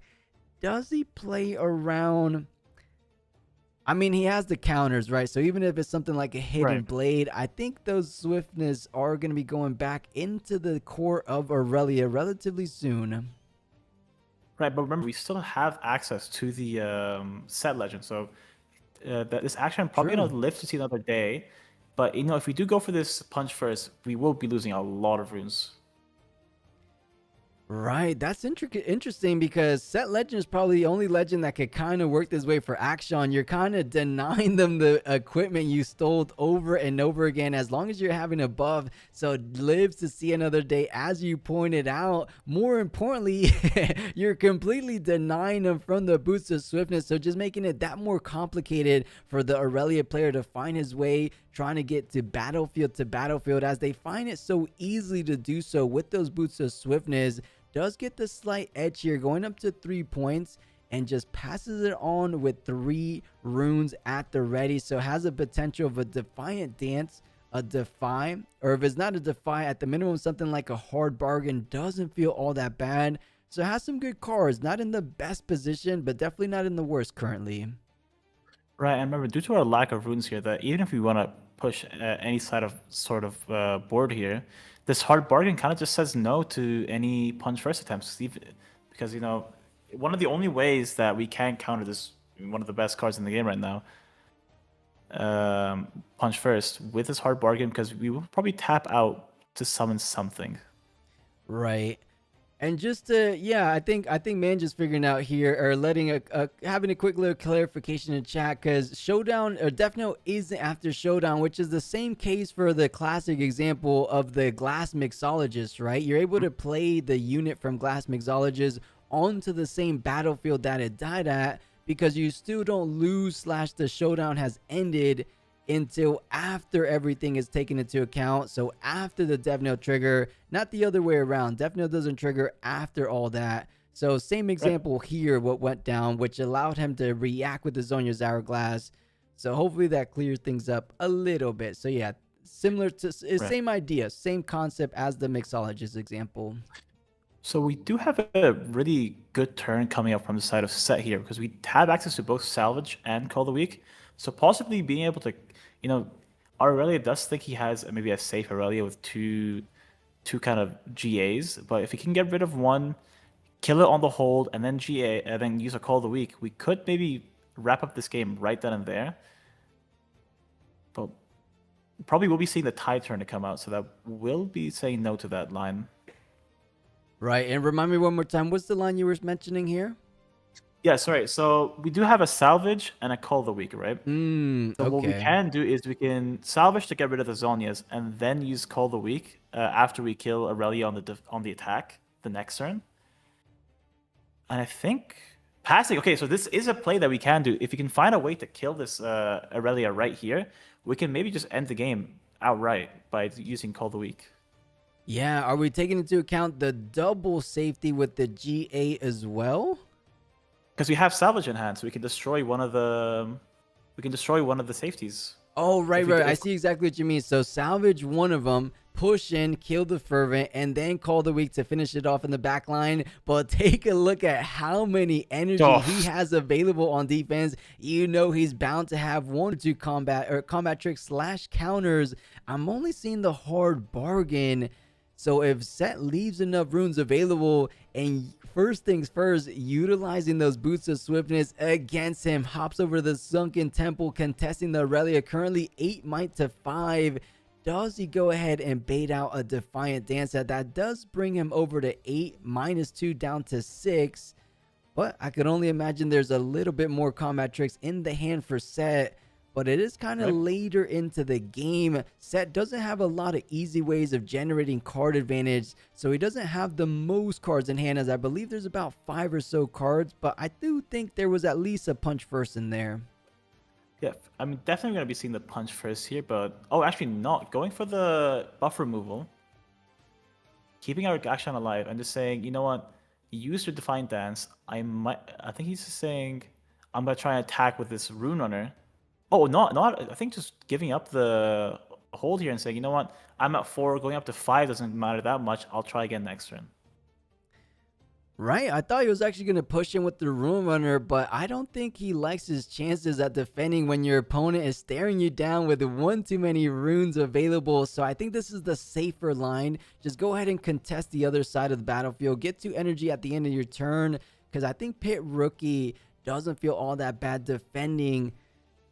Does he go ahead and pass? So keeps the even tempo, doesn't want to overextend, even though actually I guess it makes sense because your Set legend ability is already tapped, so you're not able to save any units. So he's prioritizing keeping as much units as possible, interesting enough. Right, and just I think also really good play from Set, saying, you know what, if I just play this Fate Dragon, I'm going to make you waste all those 8 runes that you didn't play last turn. So we do go down in points, but we did just kind of get this really big unit on the field. So it's going to be really hard for Relay to defend this upcoming attack. Right, 7 is nothing to sneeze at, so he definitely has 1 too many units set up currently, similar to how he had set up in game number 2, and the winner game number 2 was indeed Set. But now this is Aurelia knocking on the door saying all I have to do is double conquer / hold one and then conquer the other one and look at it one more time, leaving everything available for the defensive pressure. He has to be terrified, but tests it anyways, goes for the salvage. Does he let it resolve? I mean, I think you have to. Oh no, he does have a Defiant hand. Right. So we do have the Defy to counter this, but now know that if we can somehow, because if you kill that Tide Turner, we do force the Zhonya's to be procced. So that is only one kind of, technically, if you can get it off, that's only 1 revive, 1 safety net on that Aurelia. Yeah, I could definitely see that. But, funny enough, as we were mentioning before, how Set has lack of ways of generating card draw without any Stellar Corn Herders in this game number 3. It's actually been Aurelia struggling to keep up on that hand economy so far. As I look through the hand, I believe there was only 3 cards remaining, a hard bargain, I think an On Guard, and then a bit of a card we can't make out just yet. So Aurelia finding herself at a slight disadvantage so far and having the answers to go ahead and defend / make that final closing push. So if Set's able to put enough units on these battlefields, I don't think Aurelia will be able to double conquer, funny enough. Right, I think we do have a Rebuke at hand to get rid of this Fade Dragon, but, you know, this punch first on this incoming Rune Runner might be a bit too much. So we are readying our Legend. We're getting up to, I think that's a +4, so that's up to 9 might right now. And you did mention there is the Rebuke in hand, so it will be 9 might versus, if you put the Fade Dragon back, I believe it's only going to be 6 might remaining, but with a punch first, you bring that all the way up to 11. And I think that might have been the only might interaction for Aurelia so far, as they are hurting for cards currently. Trade, so triggers the Zhonya's Hourglass, keeps the GA attached, and that is a conquer up to 5. You know, if there is a bit of a saving grace, actually, if he takes the Tide Turner, he goes up to 6. So I was going to say, if there was a bit of a breathing room for Aurelia, is that he has some space. But if Set goes up to 6, he's threatening lethal the very next turn. So things are coming down to the bitter end. Can these guys find the ways? You know, I think Set actually is looking pretty good of getting this game number 3. How are we feeling about it? I mean, we definitely do have stuff like Hidden Blade, I'm pretty sure, on the side of the Set. I mean, it all depends if we can get this Conquer right here pretty cleanly. Remember, if we do rebuke this Akshan away, we do lose access to the boots. So we do gain the boots back. So we have a way of getting that boost back without getting into combat. We did see I think that's the I forgot the name of the card. The 3 mana +2. The Call to Glory? The Call to Glory, yes, that's it. That's the card. We see this Call to Glory that'll probably be very good. Call the Week just to get rid of this GA. Oh, I like this line. Even though his nose is not very likely to resolve, he's just saying, have it if you have it. Make me use something, or make him use something else. So Call the Week actually resolves, and things are not looking too good for our Aurelia player. I think Set found the winning path, and he will be able to get there. As you point out, there's a Call to Glory, there's a punch first, there's a Hidden Blade, and now there's no GA on line for this Aurelia. To make matters worse, I mean, you only have a hard bargain. You're hiding this, you're doing the smart play that we said he should have done in game number 2. So learning from his mistakes before, does hide the Hidden Blade and leaves 4 body runes available. So that's a double punch first potentially. But EK, look at the hand. Rebuke, Defy, and Hard Bargain. Very similar position as his losing game, where he had no combat tricks and has some good cards in general, but just not the cards he needs to get things done. Right, so now we see that this Rebuke will be... Oh, hold on. This Hidden Blade has to be defied here so we can keep the Akshan in play. Oh, I know what you mean, right? Because now Akshan is threatening to die, which triggers the Set Legend ability to save him from the Boots of Swiftness. Either way, let's say this goes off. You get the Boots of Swiftness. A punch first still defends Rune Runner here, regardless. He has no way of bringing that Aurelia over the Rune Runner with the punch first. But we do have the Hard Bargain. We can just repeat it for 4 and then keep it alive. True. Completely forgot Hard Bargain counters out anything, but does defy the Hidden Blade. Okay, this is going to be a little bit of judge call. These guys are getting super, I mean, I don't want to say heated, but there's a 2-minute warning essentially as these guys are coming down to the final moments of this game. He's saying, wait a minute, do you defy? Do you not defy? Are you drawing the 2? Oh man, a bit of a heated judge call here. Let's see what the resolution is as we also head back a little bit to the commentary booth. Right, no, I definitely... Oh, sorry, camera's off. I definitely think that the side of Aurelia, that he was a bit too late on making that play, kind of indecision from the side of the Aurelia, because, you know, the Aurelia definitely needed that boots to kind of win this game. Having the being able to hit both battlefields is very important. I think he did miss out on this opportunity to get this boots. and it might just be the game loser. Yeah, he wasn't able to kind of connect the pieces fast enough, right? He's saying like, wait a second, okay, Hidden Blade, not the worst. You're still going to lose the action. Oh, but the Set Legend ability, right? So he said, okay, resolves, but then kind of takes it back into Defy. For the judges here in chat, I know Jama Boy might be hanging out here. Right, is that allowed? Because I know takebacks these days have to be immediate, but he was almost looking to draw 2. But he didn't draw the 2. Are we allowed to rewind and take back and say, wait, I do want to Defy? I mean, I think a Jama match, I think two very knowledgeable casters, but I think from my side, it's because you did kind of pay the cost with Set, you did give over information. Right? So because you gave over information, the rewind should be... you can't give a rewind because new information was given. Yeah, that's 100%. I can agree with that, right? Because you didn't know, like, now that you saw that the set was getting saved, or the other way around, that the action was being saved from the set player, or from the set legend rather, you can't, now you're like, oh, that's what he was up to, right? So he couldn't really think about it and have too many foresight for that. So that's just kind of a bit of a misstep, even though... Is that the game-losing misstep? Because let's try to extrapolate it a little bit. He has the hard bargain for the punch first, as you mentioned. If he gets the boost of swiftness back, Aurelia gets the conquer up to 7, attach the boost of swiftness, ready the Aurelia, and then gank over. You're only defending for 6 total might. I think that was the only... I mean, you have a call of the glory, so you bring it up to 9 might. Well, no, because we didn't have enough runes, because I think we had... Let me look at the turn, because I think we were forced to use so we'd use 1 rune to get punched first. Right now, so we would have Call to Glory to bring us up to 9. That is true.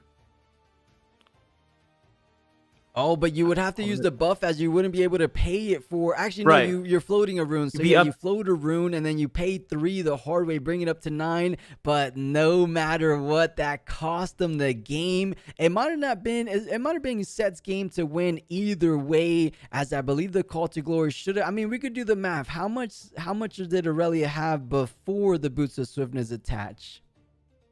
I'm looking. So you were at 4. Get rebuked. We Hidden Blade. We float a rune. So we have 4 runes up, right? 4 runes up. We spend 1 rune for the punch first on the incoming Aurelia play. The Aurelia now spends 4 of their runes.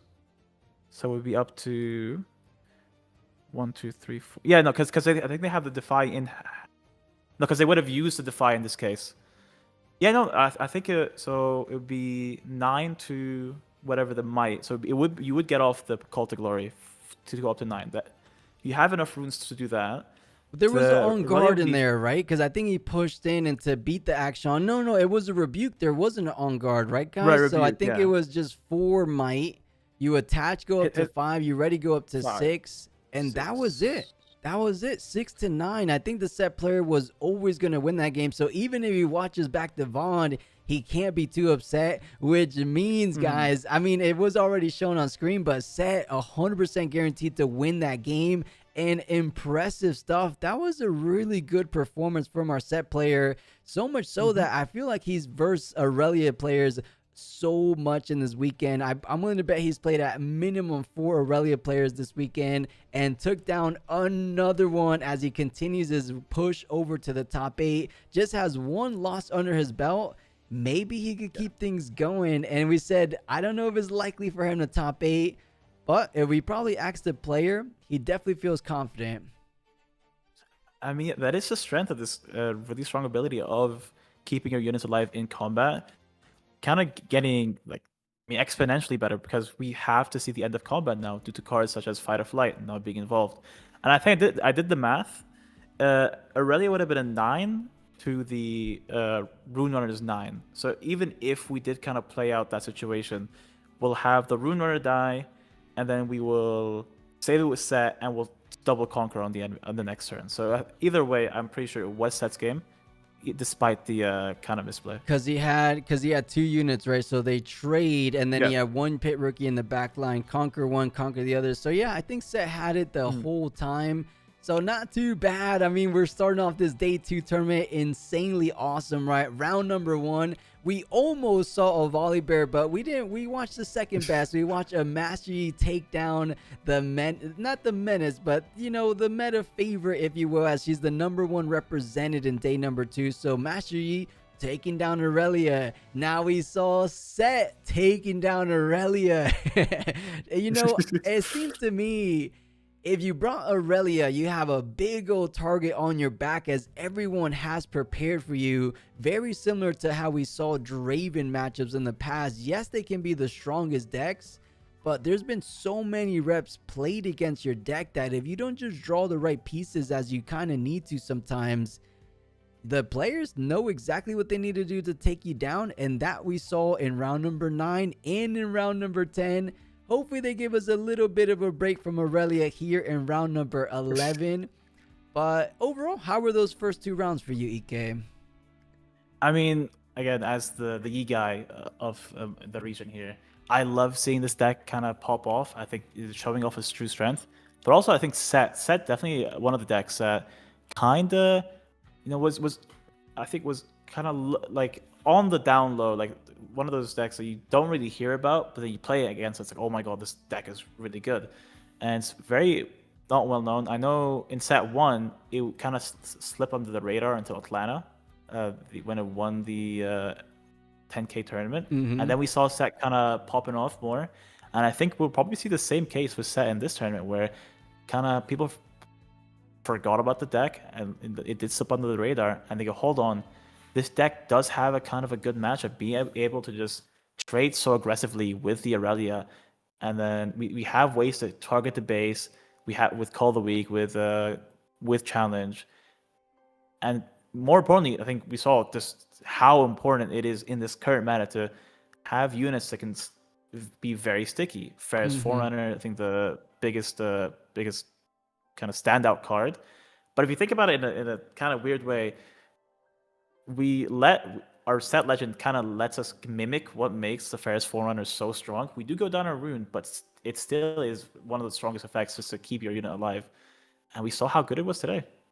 Right, it's almost essentially, as you point out, pretty much the same thing Ferris Forerunner is doing, is kind of getting value from your initial unit and then getting a bit of a pseudo death knell trigger by keeping the unit alive back in the base. So yeah, even better than Ferris Forerunner, as you're keeping the exact same card alive for down the road, especially if those cards are something like a Set Brawler that get immense value as they stay alive, getting some buffs, getting those buffs used, and then proccing the +3 up on might, as we've seen these Set players do. So maybe, just maybe, we'll be seeing him down the road. And we're getting word from our next caster here, BMU here in chat, saying there's still 3 legends undefeated, and most likely still Pedro. Pedro is the undefeated Azir. Aurelia is Natural, and he was the only undefeated Aurelia. So continuing on the game plan, whatever he's doing, he is cooking, because none of these Aurelias can find the same success. Is he on the Janna that we saw before? I want to see Natural. I said I didn't want to see another Aurelia, but I want to see Natural. I think he's denying the feature matches, because they would have put him on already. Right, no, I mean, of these 3 decks, I do want to see maybe... I mean, Azir definitely one of the decks I do want to see. We saw a Yi already, and again, really interested to see what Natural does want to bring up today. You know, such a creative player, I feel like, before with the Janna, but maybe we see it again. Right, and let's hear our word from our winning Set player. See what he thinks about this Set deck and how it fares in the meta. I probably won thanks to that, but yeah, it was a tough match. It is, yeah. Did you expect to go this far with Set, with so many kind of Aurelias flying around? I mean, the Tempo Aurelia is, I think, an okay matchup for Set, but yeah, this Aurelia is harder when they're just playing with the 1 unit, but it's still playable. But yeah, I'm mostly scared of Dravens. Oh, have you seen many Draven yet? I fought them once, and that's my only loss. And that was the only loss? Oh, wow. So hopefully you keep dodging the Draven as you go through this event. What do you think is the most powerful card in your deck? probably challenge, but I like as a combo I like to Warmog with Fiora on tempo or Warmog with Ruin Runner, and I can just save it every round and get trades and outvalue him. Absolutely. We've seen that come to fruition in so many matches today. That Ruin Runner is so powerful. I think people are underestimating it, which is great for you. Do you think you can go all the way now? I mean, I'm gonna try. Yeah, that's what we absolutely love to hear. When choosing a deck for this tournament, what made you gravitate towards Set? I also played Set in Bologna. Yes. I got the best of in Bologna, actually. Yes, congratulations. Oh, he's the best of. And I just stuck with the same deck because I played it a lot, so and it's still the same format. Yeah. And Draven got nerfed, which was the hardest matchup. I was like, hopefully there's less Dravens. Honestly, I think you're doing the right thing. You're a master at the deck already, so why not run it back? Have you got anyone you'd like to thank or shout out while we're here? Shout out to my friend group, NLV, I guess. That's about it. That's perfect, honestly. Thank you so much for talking to us, Thomas. I really hope that you do well throughout the rest of the event. We're going to throw it over to Barcode for another interview. Thank you. Nice. And wait, another interview. I think it's the player interview, right? We have and speaking about someone who's doing very well at the event, we've got Romain right next to me. So we had an interview before, so I wanted to have a bit of follow-up because yesterday you told me that you were not really well in the tournament. I mean, I think it's definitely it was hard because you didn't sleep a lot. Rounds, today, did you sleep better? Well, not better. At least 1 hour less than yesterday. But maybe it's the tech for me for performing, so I think it's okay. But less sleeping and more pressure, so I don't know if it's good, but for now it's going pretty okay. So yesterday you were undefeated. How did it go in the morning? About my two first one. So the first one was against an Azir and it was a loss. I don't remember what deck he was running though. I think I didn't handle pressure well, and with the little knight I have, I forgot my point with Arena Graders.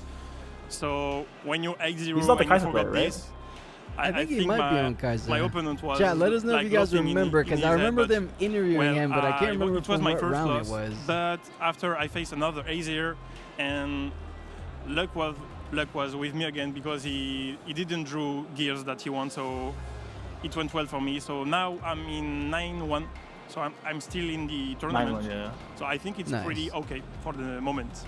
I mean, yeah, I think this is pretty okay considering the fact that you're still in. A lot of players would like to have your record right now. Speaking about your record, you are still in and you are one of the last French people right here in the tournament. Does it add any extra pressure on your shoulders or are you still chill? Honestly, for me, it doesn't change anything. I guess if a French player can win the French tournament, it could be better, but I'm not that patriotic, so...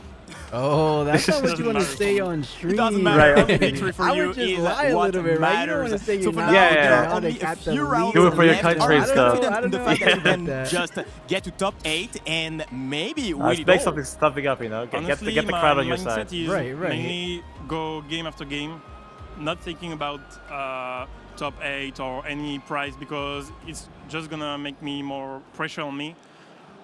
After the first game, the pressure went down a lot, so now I'm pretty chill in the game. I'm still doing my 6 to 7 points to low down the pressure. So it's just game after game. I try to get as win as I can, and that's it. I think that's a very good mindset, to be honest, to take one game after one and to just chill a little bit. Because I saw a lot of people, they had a lot of pressure on their shoulders. And when I see you, to be honest, I think that you are pretty confident. You're just taking things like they are. Yeah, I try to, you know, when I'm meeting my opponent to try to talk a bit, where do we come from? Because I'm trying to say good luck and have fun.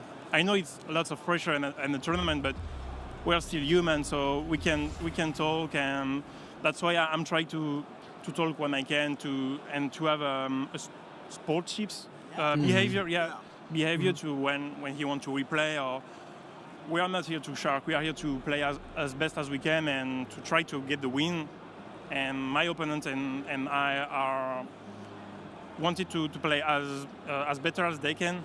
So I'm not here to shark, just to play. and enjoy the tournament as much as I can. I mean, that's an absolutely great mindset, and I totally love it. Speaking about opponents, your opponent might be at your table because the next round is just around the corner. So why not just go back to the stage? There we go. I feel like that's a pretty good mindset to have, just taking one game at a time. And win or lose, you are just playing a game at the end of the day. So you want to make sure you're not taking yourself super seriously, but you still want to win. You still have that competitive mindset in your back of your hand or back of your mind, which is what allowed him to still stay virtually undefeated, just facing one defeat with Draven. But not too bad. EK, I know we committed for the first 2 rounds, and it is your birthday, so I know you got things planned for the remaining of the day. Chat, give a good old thank you and a happy birthday to EK for helping us out for the first 2 rounds. Hope you had a nice little opening to your birthday with this Lille Regional. What do you got going on, if you don't mind saying, for the rest of the day? You don't have to tell us everything, but a little thing, what you got planned for the birthday? Not today. No, it's gonna be a chill day. Gonna see family. Gonna see some friends. Have some nice dinner. But honestly, I think what a start of the day. See my favorite deck. He kind of just bully the menaces. Getting rid of an Aurelia, pushing her down. Right, it doesn't get too much better than that. Right, yeah. Yeah, but with that being said, I'll go ahead and start preparations to bring in our next casters. But I think, EK, if you want to let these players know where they can catch you online or any little events you guys got going on in the community over there that these guys would like to know, now will be perfect, as I might take a little bit of a bathroom break and then bring in the caster. Right. I think maybe look after my account Ekpilot in the future. Maybe we're going to see some tutorial content here and there. But specifically, I want to shout out the Riftbound UAE again. We are running a kind of big tournament next week on, I think it was probably Saturday, Sunday, for a case. I think it's a full box. Should be really cool. We have high production value, and the guys always knock it out of the park with their production value. So it should be fun to see what they have. Do check us out, Riftbound UAE. And thank you for having us, having me, sorry. Thank you for having me today. Best of luck with the rest of the stream. And for sure, it's been our pleasure as well, EK. We love to have you on. Hopefully, we can have you on in the future. And let's see if your pick of Master Yi ends up making it all the way. I do think there's going to be at minimum one of these Master Yi players. There's still a Master Yi player that's undefeated. I think it's the Master Yi player we saw on stream. He continues to remain undefeated. I have a good intuition of him being being capable of making it into the top 8 at the minimum. Does he have it to go all the way into the grand finals? We'll find out a little bit later, because everything gets answered here in the Day 2 Top Cup coming a little bit down the road. But for now, we'll go ahead and let EK enjoy his birthday and remaining of the day. Thank you so much, EK. We'll see you around. Yep. See you around. Hot take is your top 4. That's my last thing. There we go. Guys, GG's, and see EK a little later. All right, guys, I will be taking a short little break as I go ahead and bring in our next caster. But Pedro, if you take a look, continues on the tear. 10-0 Azir. Naturel, our top 10 rank representative at the Runes and Rift rank ladder. Aurelia still doing good. And then last but not least, the Master Yi that we just saw in round number 9. Still undefeated. Only 3 players undefeated. Let me go ahead and take a quick little break, guys. I'll be back in like 2 minutes. Let me bring in the next caster, but be right back, chat. I'll put up the volume so you guys can listen in case I miss anything. Absolutely crazy if it's not Aurelia or Draven. Phenomenal. And I mean, the chance of it being Draven, nope, not Won't happening. be Draven. Not happening. Now, the other thing I like to note when we're looking at standings like that there were a few standouts. We had an Annie in top 16 there in current standings. We had Fiora there as well. So when you do the math on how many decks are different out of 16, I'd say we're on about 50-50. Yeah, it is a lot of different decks, and I will note that one of the top 16 Annie is my boy Prismat, who I've been following for a lot of games. We saw top 8 in Bologna, doing very well. Got the best of Draven in Bologna in a stacked field there, and really, really is one of those players. And we talked about this backstage, where when I first saw them in other games, I was like, this person really good. Casanova was like, no, you need to be watching this player. I go, are they really that good? Okay. See their play? Nah, I wouldn't have made that play. Nah, I wouldn't have made that play. I wouldn't have made that play. And then on the 5th turn after that, I go, it all came together, and I go, wait. They're a genius. They've been setting this up the whole time, and they end up winning the game from this crazy line that they took. And I'm like, oh yeah, I'm bought in. I'm bought into the Prismat hype train. I think a lot of people in Riftbound already are, because the results speak for themselves. I mean, you are not. Yeah. They're going to all these tournaments. We're seeing them. They were one of the early players before the game was even out, playing in the online tournaments. They won a lot of those events as well. And just if you see Prismat play, it's with a level of precision. It's with a level of, it's just a high level that you really don't, it's very rare. There's a skill to be able to do really well in a circuit, playing a different deck each time as well. These are decks that, yes, they have similar. All right, guys, I am indeed back, and with me now, I believe, BMU, are you here? I am here. How are you? Pretty good. Just looking forward to go ahead and getting ourselves into round number 11, I believe. I can't believe there's so many rounds of Swift now in these regionals. Yeah, they changed that a few regionals ago, didn't they? You used to have like a much bigger top cut. But obviously time constraints were just running on because those top cuts were untimed. So it just got a little bit silly with the final rounds lasting, an hour and a half, 2 hours. I'd be interested if they bring it back, without Miracle and stuff. Like that might not be a problem anymore. Right, true. I mean, so far so good. Not too much of an impact, as it effectively works the same. It kind of just dwindles down the competition down to the final 8 players. But little side note, I like what they were discussing. They were hyping up prismaticism. I don't want to hear all this hype if they're not going to show them on the stream. Can we get our highest best placing Annie so far on the feature table? Because we only managed to see him as the backup match. Were they kind of alluding to a little bit of a prismaticism matchup? To bring it up though, what do you want to see coming up into this round 11? Oh, there's so many good matchups that are still possible. Obviously, we were looking earlier at like who is undefeated. I'd like to see the Azir.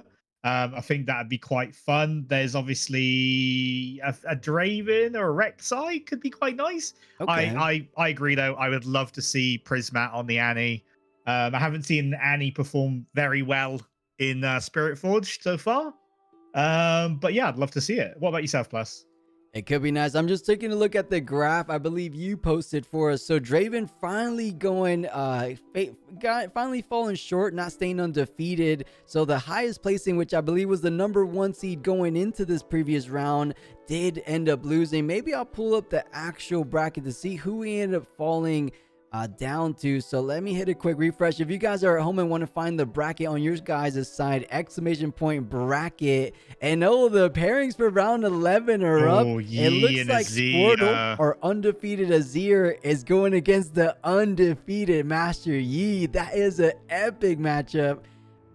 Funny enough, I don't think we're gonna get our eyes to see it, but what I do want to see, 2 players that we haven't had the luxury of spectating before in day #1 nor in game #2, the undefeated Aurelia versus the almost undefeated Kai'Sa. That's like a matchup that ends up going back and forth. A lot of players have favored Aurelia, but that's table 2. I got my eyes on that one. But taking a look down, I don't know if you have the bracket on your side. What other table? Because it looks like round 11 should be starting pretty soon. Yeah, so Ghost Driver is a name I recognize from the last regional playing Victor. He is very, very good, and he's up against that Fiora that is currently 9-1 as well. Victor versus Fiora is one of those like literal slugfest matchups. His stuff never staying on the board for more than 5 seconds. Victor doing Victor things, Fiora trying to counter everything. It's a really, really good matchup to watch. So that'll be interesting. I can see Prismat over on table 10 as well. That's Annie into Set. Yeah, that's a classic matchup from set 1. Yeah, very, very classic matchup. So that should be interesting. And then we have Rock as well on the Azir. Now he's a bit of a fan favorite. I believe he won Best of Azir last regional as well. Yeah, and 2 he's very, very good. Row. Trying to make a push for 3 regionals in a row. Imagine that. I mean, Squirtle might have something to say about that. it just goes to show, like, there are some new names on there, but you know, the majority of the names we're recognizing now, which shows that these players are, you know, creme de la creme, if they, as they say over in France, you know, top of the field. There's no luck here. This is pure skill to make it this far. Yeah, minimal luck, a whole lot of skill expression is what Riftbound is all about, which is why we tend to see consistent and familiar faces here at these top tables. People in chat, or someone in chat saying they want to see table 3. And hey, Dips, if you're talking about the UVS website, just ! bracket, so you're able to pay attention on the bracket on your guys' side of things.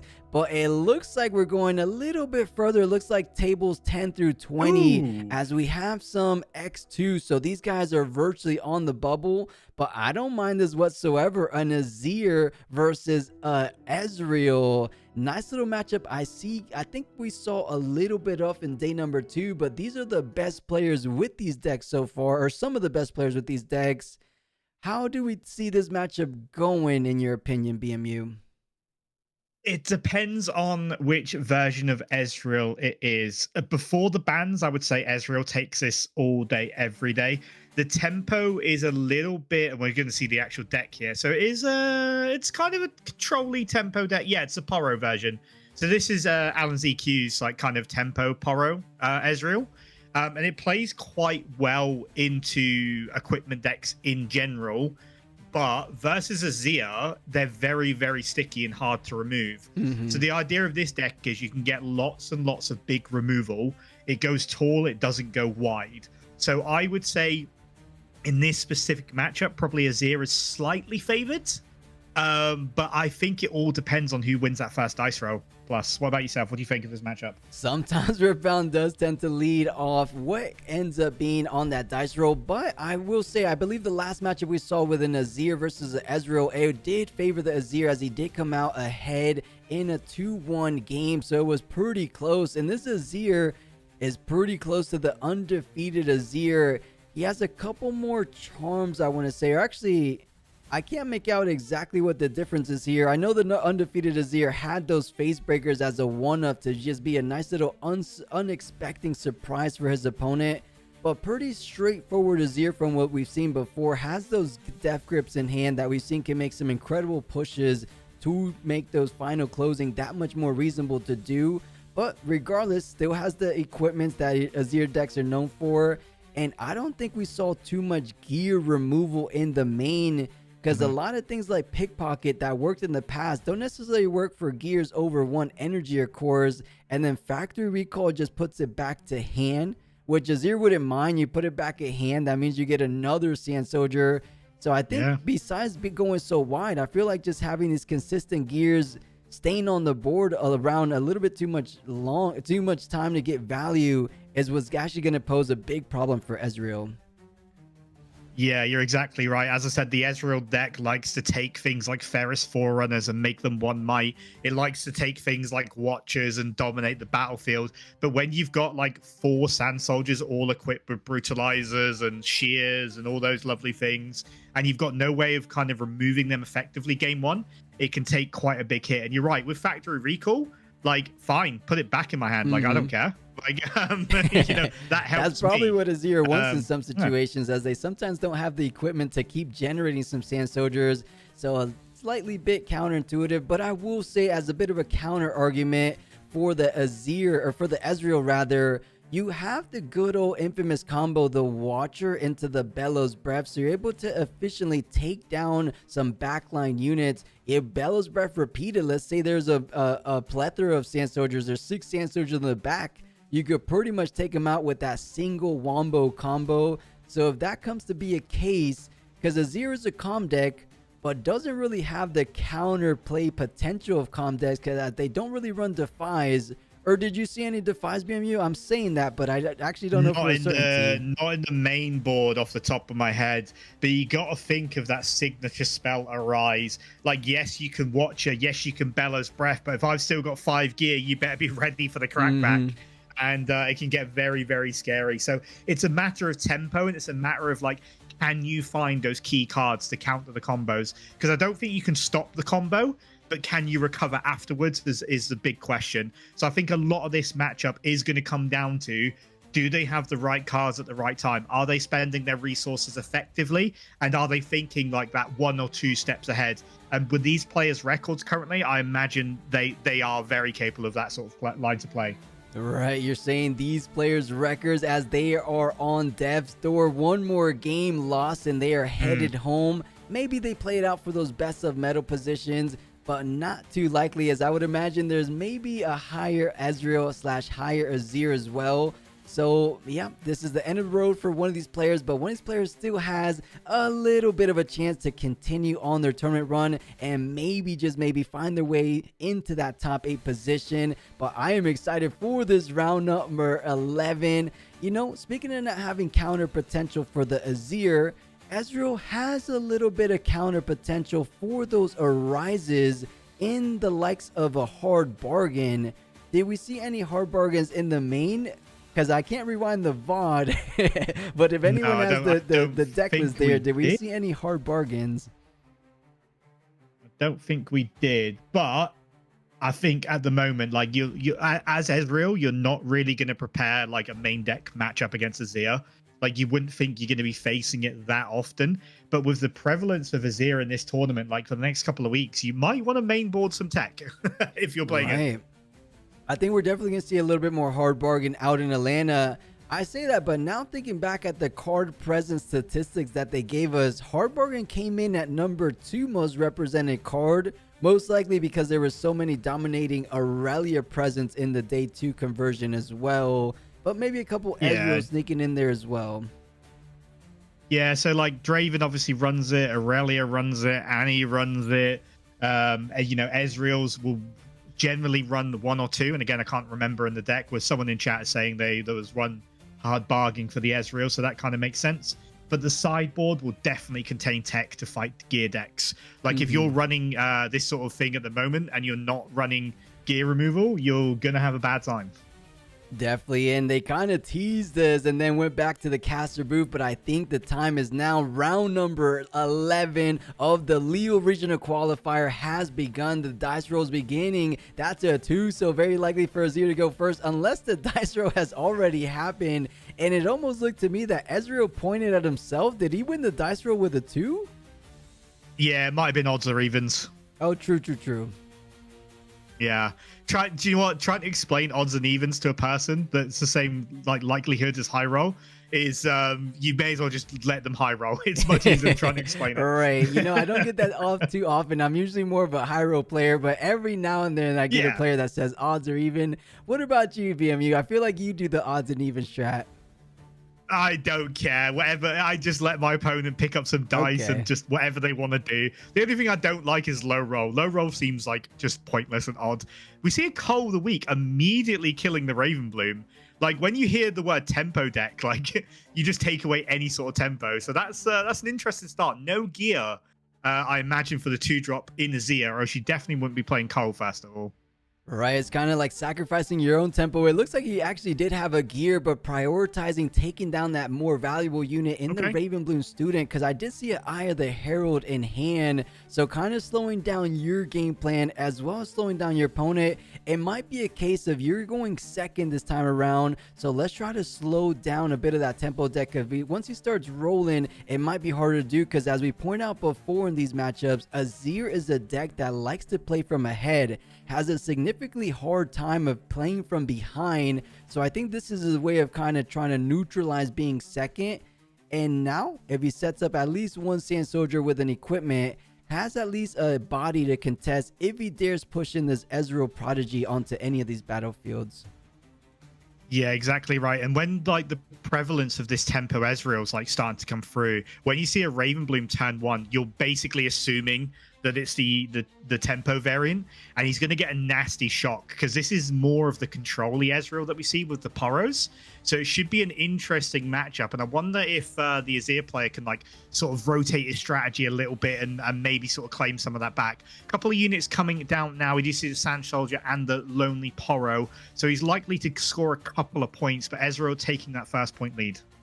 Yeah, you know, the Ezreals in the past, they've been so reluctant to go ahead and push in with their Ezreals as they provide so much value with the previously unbanned cards like Call Shot, but with those not really too much or unable since they're illegal cards. I feel like he's just trying to put some points on the board, not trying to stay too far behind because this could be a double conquer turn for our Azir player. But that is one too many runes to feel comfortable about that. 5 runes available to try to do any kind of counter play. Not directly, but what I mean by that is like frigid touches, as BMU pointed out. Things like a simple stupefy, things like a smoke screen. What other cards? I feel like they have so many interaction in showdowns. Wages, Arcane Shift. The list is endless in this color combination. And you're right. When they've got an Ezreal on board and they've got 5 runes and about 8 cards in the hand, you can't really contest. And you even know that even that free battlefield on the right-hand side, the sigil, like, you know you're going to get Wages of Pain. You know it's coming. And it's a mercy if he doesn't. He wants you to de-ramp if he doesn't. That's basically why he allows you to score a point there. Otherwise, you know you're getting pinged. Does get the conquer regardless. So going up to 1, now he has to definitely think about, does he want to go ahead and try to push this second battlefield? Has at the minimum 1 to 5. We were talking about that Azir decks don't tend to run too many counters, but it looks like at the minimum he does have a Defy in hand.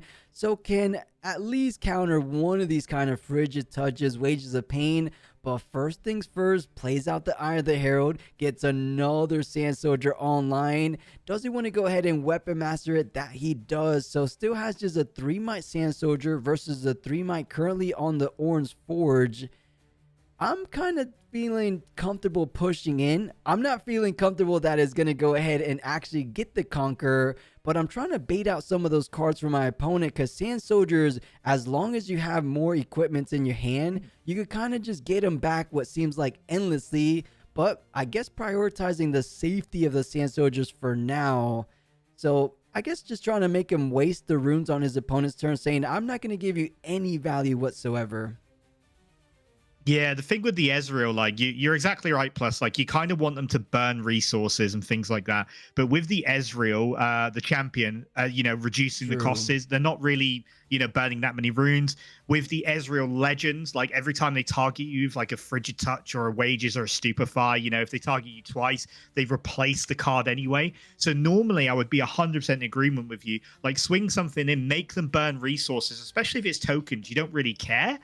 But at the same time, like, they're practically just replacing their hand, and you know you're not going to get the kill. So you're just sacrificing, you know, potential might swings for, you know, a tiny gain in this case. But I don't know if I like the Azir development this early. It kind of leaves them really vulnerable. And that is such a key unit in this matchup.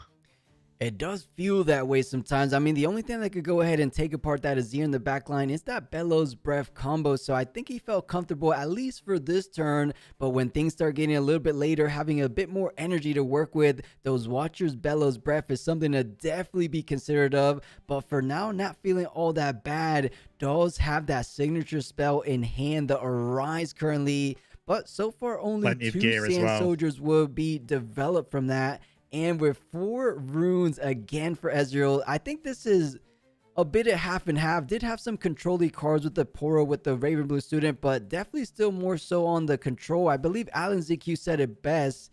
You can do both, depending on your position, depending on your matchup. You could kind of maneuver your deck for the position. So I think it has control-y cards when you need to be controlling of the matchup, or when you need to push the pace a little bit, kind of keep that tempo in your favor as well. But does get a conquer here up to 2. Most likely looking to not triple conquer, but score the 3rd point with the double conquer for the turn. Unless he keeps that even tempo, because he do leave him option, as you said before. Does he get the Ezreal Legend ability to try to generate some resources on defense while you can? Yeah, exactly right. And I do love the eye in this match. As I said, like going wide versus the Ezreal is the best option. So getting those early eyes down, attaching them, generating recruit tokens, forcing the Ezreal to interact on battlefields without like any guarantee that you might do something. We did see the Brutalizer come down as well. So we can play another Sand Soldier if he so chooses.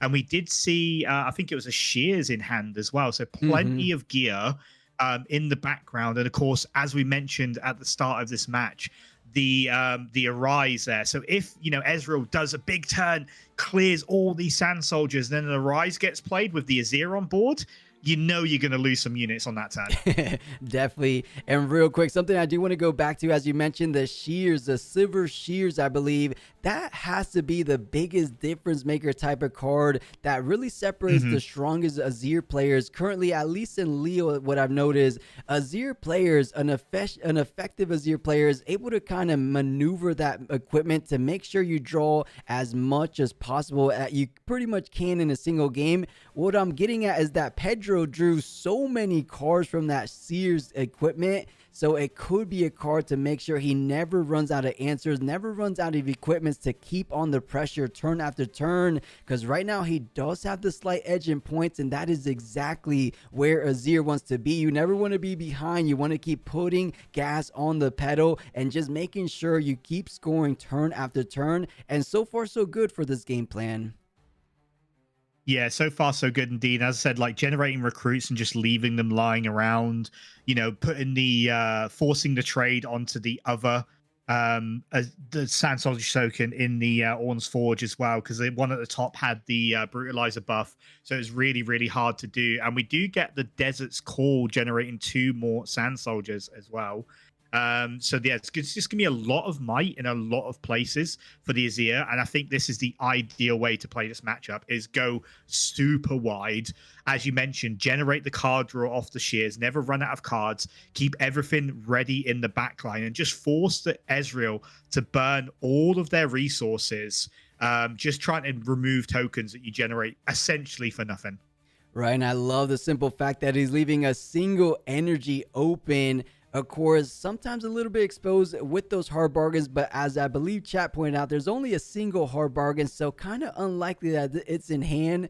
Funny enough, I think I might have saw a little glimpse of a hard bargain in hand, but as later game this gets, the potential of the Watcher Bellows Breath is always something that you have to keep in mind. That's a potential to clear your entire back line, so you think they're nice and safe in the back line, but we get a bit of a judge call to throw us off the groove. What's going on, VMU? I have no idea. There's some, like, sometimes it's really obvious when these judge calls come in, because it's just like, oh yeah, they're talking, they're arguing, they're pointing to cards. That just seemed like, hey, you're about to start your turn, and a judge call happened. So I have no idea what's going on. And the thing is, they, even if you're listening to like the live cast, they don't they don't explain it either. They're just like, oh, we're back in the game. Okay, cool. What happened? Who knows? Yeah, let us know if any chat with an observant eye caught any idea, any little indication of what kind of went down. Because the reason they do this is that in hindsight, the judges catches something, and in order to find some kind of resolution, they throw it over the judge call. So it wasn't any kind of misplay, any intentional mistake. But for an easy example, is like if a player missed a Zon Warren's trigger, which is a mandatory trigger, we got a little bit of a judge call. I don't think we saw anything. Orange Forge doesn't do anything. The other battlefield, I don't believe, did anything as well. I don't know. It's something to do with his runes. I was so caught up in the heat of the moment. They're just double checking his runes. Okay. Yeah, true, I think they're true. double checking his runes. There was a bit of discussion about where he's placing his runes and how many he'd recycled. So maybe the Ezreal player was just double checking he was on the right amount of runes. Because there's, you know what? I used to be like, oh, 1 rune won't make a difference, and there's the amounts of difference it's made recently in my games is crazy. No, yeah, you know, the amount of times anyone has ever said, you guys can agree at home, how many times have you thought about, if I had 1 more energy, if I had 1 more rune in this position, I could have won. So yeah, I completely agree, BMU. I think it does come down to those single runes, and I can see what you're saying. Maybe that 1 single energy for Defy, I would hope not, but maybe there was a kind of little bit of finesse going on to leave that little energy up. But I don't think so. Guys, feel free to rewind the VOD. I can't rewind since we're live, of course. But maybe if you guys can catch what he did, maybe count the energy he expended and how much energy he started to turn with, I would like to give him the benefit of the doubt that he did indeed leave one energy open for the Defy on the Bellows Breath if it comes down. But who knows? Maybe there was something else that we didn't catch. Yeah, quite possibly. I mean, it all looks above board, and except, like, usually I'd be like, oh, you know, you wouldn't dare, you know, try to screw people out of runes or free cards on a live stream, but we've seen it far too many times now. Right. A prime example was the free Buke not too long ago. That was hilarious. I think you were right there with us as well. So yeah, a little free Buke for anyone that remembers that meme. Hopefully we get no memes coming out from the Lille tournament, because so far it looks to be a rather clean played game. The only little side note being the play that happened yesterday with Dev's Grip, if you guys remember. Yes. I believe by the rules, and they were the errata rules that just came out, I believe 2 to 3 weeks ago now, it specifically says that Death Grip only passes over to Might when the unit is killed by Death Grip. Because the GA didn't allow the unit to die, he couldn't pass over the Might. So that's about the craziest little controversy so far from Lille. But not the craziest in all the grand scheme of things, right? It was an impactful play. Probably could have changed those last moments of the game. But other than that, pretty clean from Lille. Yeah, I mean, pretty clean indeed. I don't see any sort of major controversies like you normally do on Twitter. The Death Grip thing apparently had an FAQ behind it. And it agreed with the errated rules, and then someone's like, no, the latest rule update fixes that again. So it's who knows what the right call was. I'm sure there's someone really clever that'll be able to figure this out very soon. Right. And okay, Secular giving us some insight here. I think it was a Sigil of the Storm. He forgot to recycle a rune, which is funny enough, a pretty easy resolution. You give the player a warning, you force them to recycle a rune, but it could be something else because these players are taking a little bit longer. I think I think it might have been the Sigil, because I don't remember him recycling, but it's I'm pretty sure he did. Did he? Yeah, I'm pretty sure he did, because he had a floating mana from something. Okay. So who knows what is going on, and we will never find out. Yeah, I don't think we'll ever know unless no one tells us what happens. Yeah, we'll see. I know chat would probably let us know exactly what went down, but we should be able to get back into the Riftbound action here in round number 11. Thank you so much for everyone tuning into the Runes and Rift co-stream of this Lille event. Hopefully you guys are enjoying your time here. It looks like we have about 3 rounds remaining in Swiss before we get to our top 8 cut of the final 8 players remaining. Or maybe not 3 rounds. Is round 11, round 12. Yeah, 3 more rounds, chat, of Swiss. So this round, 2 more after that, and then just the final 8. You know, I asked this to EK earlier. Are you holding strong on your pick, BMU? Do you still believe Draven has what it takes? Or are you switching around a little bit? I still think Draven definitely has what it takes. I think we'll definitely see a Draven in top 8. I believe we'll probably see a Draven in the finals. But right now, the queen of the meta, Aurelia, seems to be doing some work. It looks like we are back. I wouldn't be too surprised to maybe see something like an Azir in the finals. Would be super hype. But just as we were kind of discussing before we cut into that judge call, a Bellows Breath threatening out the board of the back line for Azir. He's saying it's repeated, but wait a minute, I left this energy up for a reason. Is it going to go ahead and play out right now? Yeah, you just have to defy this. Like, you know, the Watcher's coming afterwards. You just have to defy it. And this is a play that we noticed yesterday as well. Like, some people play the Watcher first, then the Bellows. And you kind of leave yourself then with limited options. Like, if you play the Bellows and they defy it, or, you know, they do something, you don't then have to play the Watcher. So you've got plenty of runes up rather than sort of leaving it over. But the Watcher is at the front of this hand. And look at the amount of cards Ezreal has in his hands right now. That's terrifying. Truly terrifying, but no, he actually forgoes the defy. I can't believe he couldn't think maybe one step ahead, unless he was okay sacrificing his entire back line, but I don't think anyone would be truly okay with this.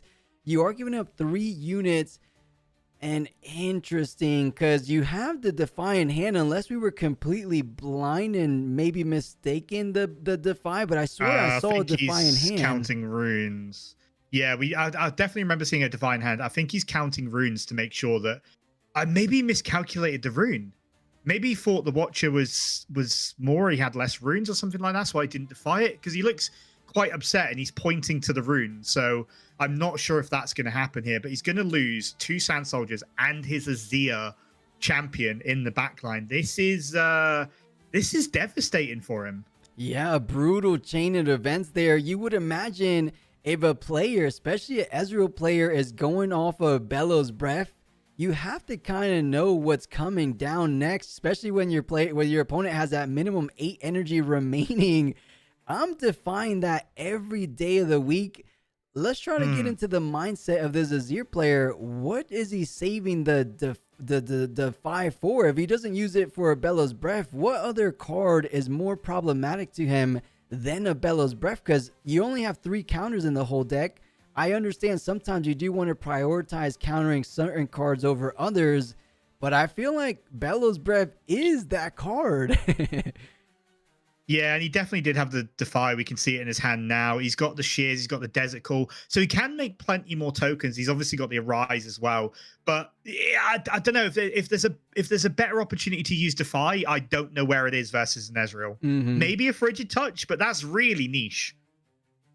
Yeah, I mean, I feel like Frigid Touch doesn't have quite the impact of a Bellows Breath a Watcher does, but either way, we probably will be finding out in this game number 1. Let's see where the Defy ends up finding its home, but as you point out, the signature spell coming down, Arise, all these Sand Soldiers coming in, and more importantly, you're still keeping that slight upper edge. You have 4 points to 3, most likely we'll be conquering up to 5 points, despite Ezreal having so much card economy in hand currently. As long as you keep your point in your favor, I don't feel like you're ever out of the game. No, and you just got to be really careful. I know Ezreal has 1 rune up, but you know that can still be quite scary sometimes. So you just got to be careful. You make calculations on everything you might have to play around here. Brutalizer being weapon mastered onto the ready, and the retreat going on the Ezreal. Are you going to defy the retreat? Do you want to spend that kind of resource now? You know, this could be the opportunity to use Defy, like get rid of the Ezreal, and he does burn the Defy to stop the retreat. I mean, yes, kind of, but wouldn't that have been better just saving all your tokens last round and your champion? I don't know.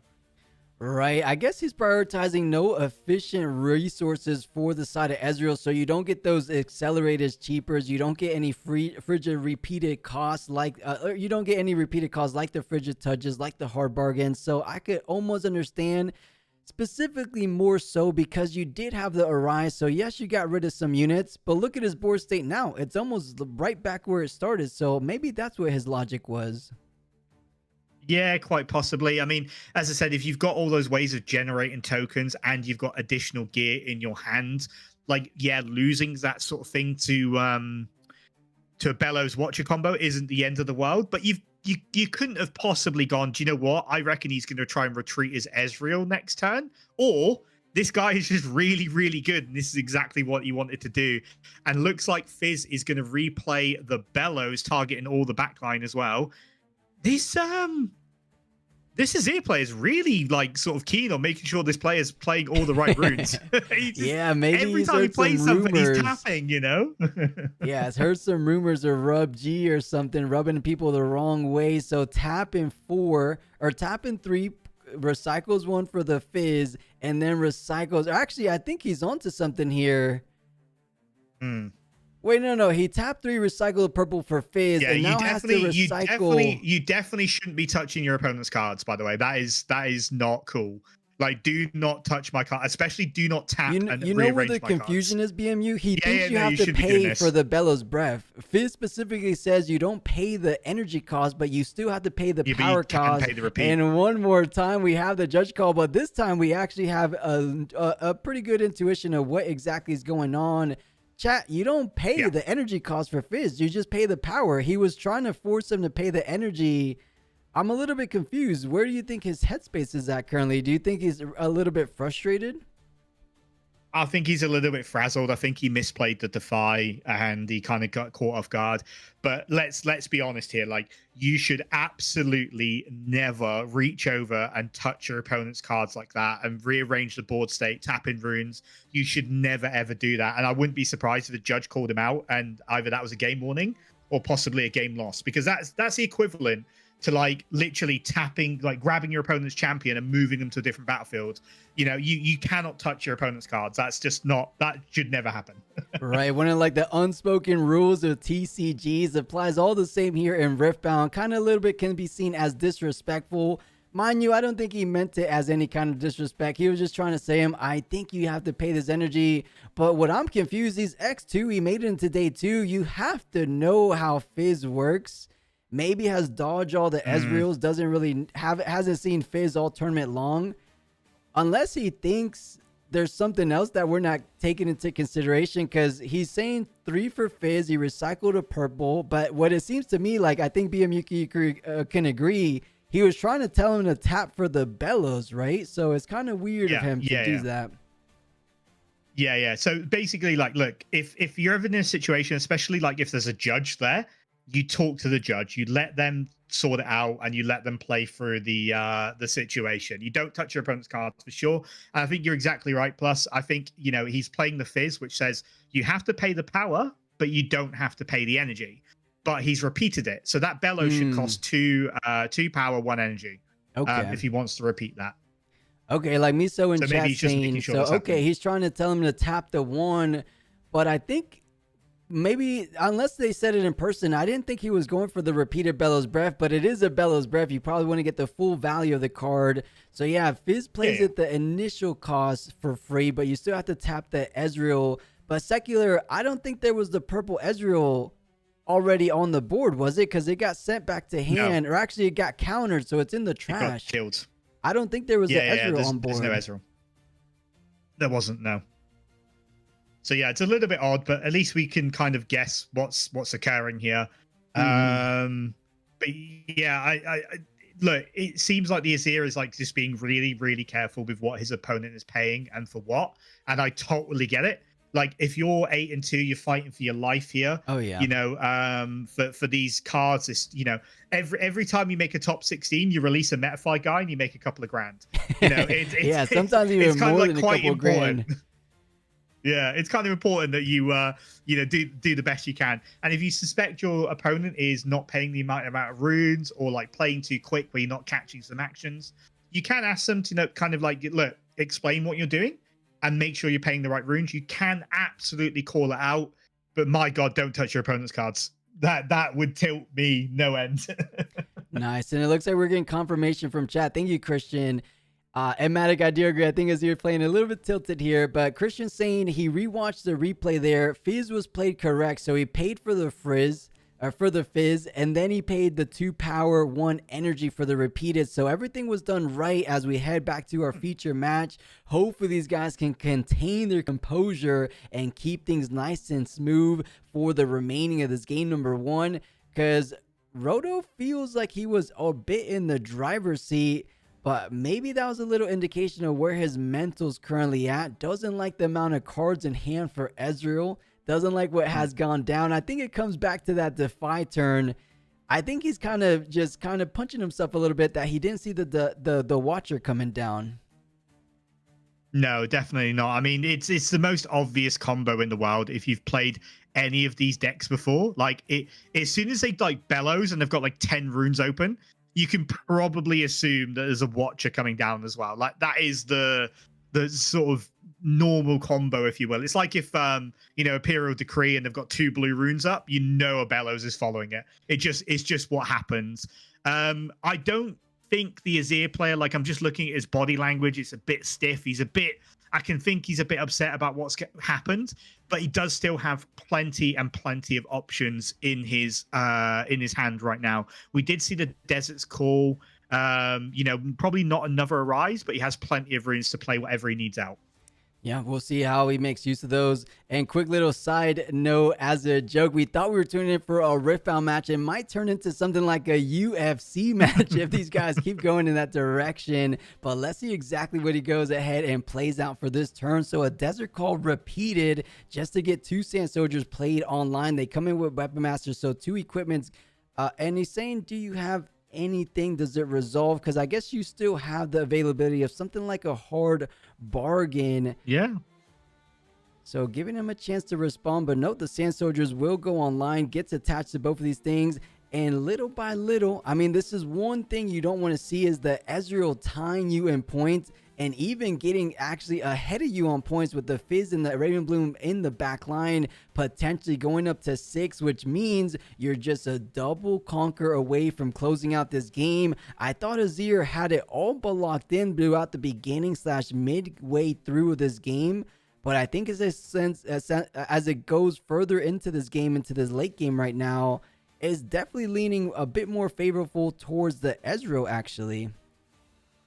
Yeah, I think Ezreal, the longer this game goes on, the more and more it favors Ezreal. The Watcher being on the Forge as well just presents this sort of challenge to Azir. Like, Azir's not very good at going big. Like, yes, they can get Brutalizers down. Yes, they can get gear. But getting to 8 might is a challenge. And then obviously if the Ezreal has any sort of runes up, you know that's getting reduced, you know that's getting stupefied, you know that's getting frigid, you know that's getting smoke screened. It's very, very hard to deal with such a big body on the battlefield. Ezreal is going to go up to 6 points. He's going to leave the Fizzes behind, and he's put the Raven Bloom on there as well. So it is going to get really, really nasty for this Azir player to deal with this. And you can kind of see, like, in his body language, when someone's sort of like fiddling with their trash and searching their trash, like, it generally tells you they are stressed. It's not a good place to be. Yeah, a little bit frazzled, but trying to keep it together to close out this game number 1 and try to make a good performance as the remaining of the series. But to make matters worse, I think I see a good card that could come out in this turn. Something like a Mind Splitter just to take a peek at the hand, take away the most valuable card to make a bit of an impact or make it harder for him to make an impact on the following turn. So let's see. A Mind Splitter does come down.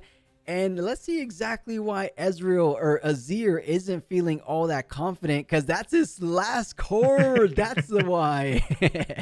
He has nothing left, BMU. That's it. I think Ezreal might have locked he's this one constantly look, stop counting his runes, man. It's bugging me. He paid for gold. the Ezreal player is like so slow with how he's paying for things. And the Azir is just like, no, show me again. Show me again. Yeah, trying to be a little bit of a shark there, but I don't think there's any top deck. Even if there was, at the worst case scenario, Azir can't even win the game outright. The most you can get is up to 7 points, and then you pose the threat of a double conquer turn, as we pointed out before, with a double Fizz, with a Watcher and a Mind Splitter. You should be able to get there. If you even have a Fortunate Watcher number 2 in hand, that's 100% guaranteed GG. Even if this card is something like a Hidden Blade, I guess you could do it on your own Sand Soldier, but I think we saw a little bit of the card. It looked like an equipment to me. Yeah, brother, you have 1 card in hand, and Ezreal has 14, 17, 20 might in the background. Like, brother, just scoop, go game 2. It's done now. It's done. Oh, and the Fading Memories as well. Not Fading Memories, sorry. What's that again? Acceptable losses. Same idea.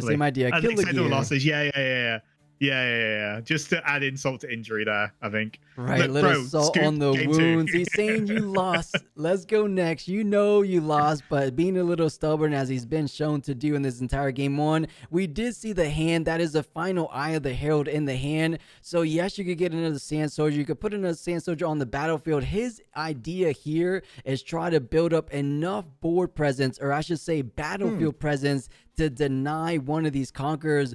But something we haven't seen all game one long is we haven't seen too many frigid touches, smokescreen, stupefy. So I think there's going to be an easy way of trying to bring whatever power level, whatever might total comes out on one of these battlefields pretty low down. As you mentioned, about 20 total might currently for Ezreal back there.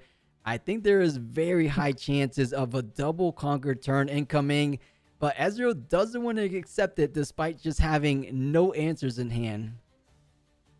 Yeah, this Azir like is crazy. I'm getting tilted. Never mind how this Ezreal's feeling. Right. I'm getting mad to it. Like, oh yeah, finally, you realize that one card in hand and 20 might on the side of Ezreal, you aren't gonna win. Like, well done, mate. Like, let's go game 2. Let's reset mentally. Let's have a breather. Let's get some water down you. Stop touching his cards and let's play Riftbound, yeah? Sounds like a good plan to me. So let's see what these players have to include. So a pickpocket is on the sideboard potential. So he does have things like to take care of Doran's shield, take care of things like Eye of the Herald. So not the worst. I was so focused on pickpocket. Did you see anything else from the Ezreal?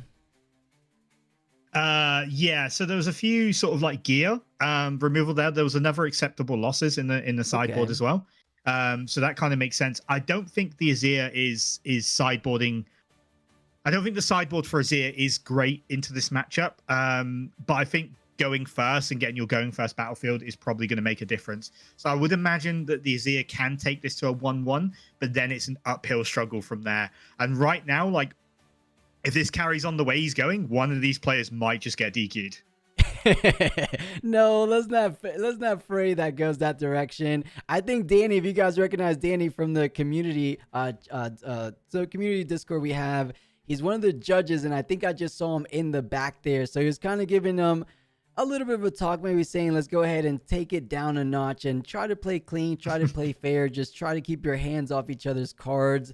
Which I don't think he was trying to do maliciously, but just something to keep in mind for anyone at home that's unfamiliar with any kind of little TCG etiquette. Either way, about to enter game number 2 of this round number 11. Azir, or rather Ezreal, 1 game up and had a bit of an easy time ever since that Bellows Breath Watcher resolve. It was as good as over, I want to say, from that moment forward. Yeah, I would say that was definitely a turning point in tempo for the game, for sure. As you mentioned, Ezreal currently 1-0 up. And looks like he had a good sideboard into those gear removal decks as well. So we've seen the pickpockets, which is, could potentially cause a problem.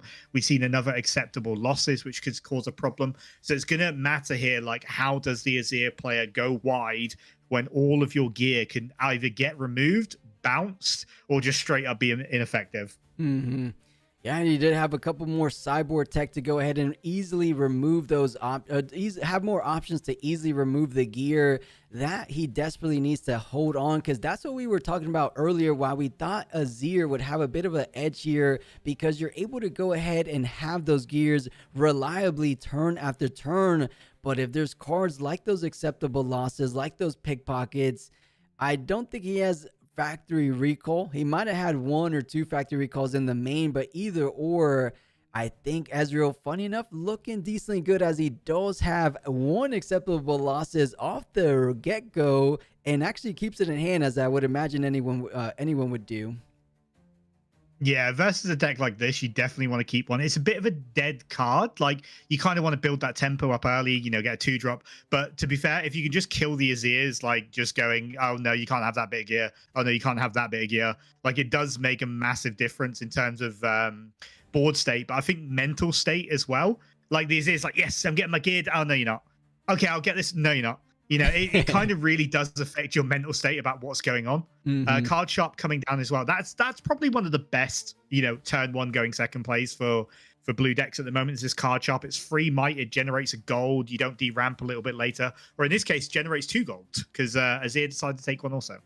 Yeah, just in case you don't have to rely on something like a Weapon Master, can use the gold to go ahead and attach one of these equipments, or just be a little bit more efficient to play things out like the Arise. On the other side, having 2 gold for Ezreal feels quite nice. We do know things like Singularity, though they're very powerful cards, they do come at a good cost. So trying to mitigate some of the costs with the double gold, I should say. Things like Mind Splitter that we also got played out as double power as well. So I think Card Sharp might have been the best opening play you can curve out with for Rub G. So not too shabby. But we did say Azir on the play is a quite dangerous deck to deal with. As long as you're able to keep scoring turn after turn, it's incredibly difficult to deal with. But if there's one deck that can deal with it, it might be this Ezreal player. Yeah, exactly. And we got a flash of the Azir's hand there. Plenty of gear choices. Plenty of spells to generate soldiers. What we didn't see is the Arise, but that's not needed for a couple of turns yet. So this Azir player is going to be able to play a gear almost every single turn, is going to be able to generate a Sand Soldier every single turn, and that's exactly what he wants to do. What I don't like is any deck that plays Card Sharp, I would automatically decline gaining the gold so they don't gain 2. Chances are they will make way better use of that gold than you ever will. You know, as a little bit of a counterpoint to that, it kind of just rang to me why you would accept the gold in this situation, because acceptable losses works the same way as Call of the Week. So you actually choose what gear you want to sacrifice. So you have this gold laying here, might as well sacrifice the gold rather than one of your more important equipment. So it makes a little bit more sense when we think about it. Yeah, I absolutely love that. That's a really good point. Plus, not something I've thought about. I don't really play against acceptable losses a lot. I don't really play gear decks, so not something I see very often. But you're exactly right. Like, the choice is your opponent's, not yours. So yeah, very similar how Call of the Week was as another example. So it does make sense as we kind of put the pieces together ourselves. But Ezreal does go on the scoreboard as well, hides a card. We haven't seen too many hidden cards, but we do have some kind of indication. Things like Wages of Pain, as we said before, most likely one of those cards. I honestly can't think off the top of my head currently what else can it be. What other blue, purple cards have hidden in Ezreal decks? What do you have? You've got the book to draw 2, but I'm not sure if he runs any of them. Yeah, likely to have. Edge of Night. Potentially Edge of Night. I don't know, but yeah, I think it's probably just wages. Like then, yeah. 99%, it's wages. Yeah. I think so as well. So trying to take down one of these Sand Soldiers as they try to come swing in. And something to point out, as I just realized, the Mystic Mirai, I believe, battlefield allows you to have the same effect as an Ezreal chosen champion, but in a battlefield, right? I believe your repeated costs are 1 less. Correct. Yeah, so it's almost like Ezreal 0.2. So if your Ezreal does get removed, you've still got an Ezreal there, as long as you hold the battlefield, of course. And generally, as I said, like, unless you're playing against another Ezreal, you're going to benefit way more from that battlefield than your opponent ever would. Right. And, you know, chat does bring up a good point. We have seen something like the Gus in a unit, if you will, the Wing Slinger in some of these tempo builds, as they tend to run Gus as well. So it's another way of kind of putting these units back in the hand. But in this circumstances, effectively removing the units because tokens can't go back to hand.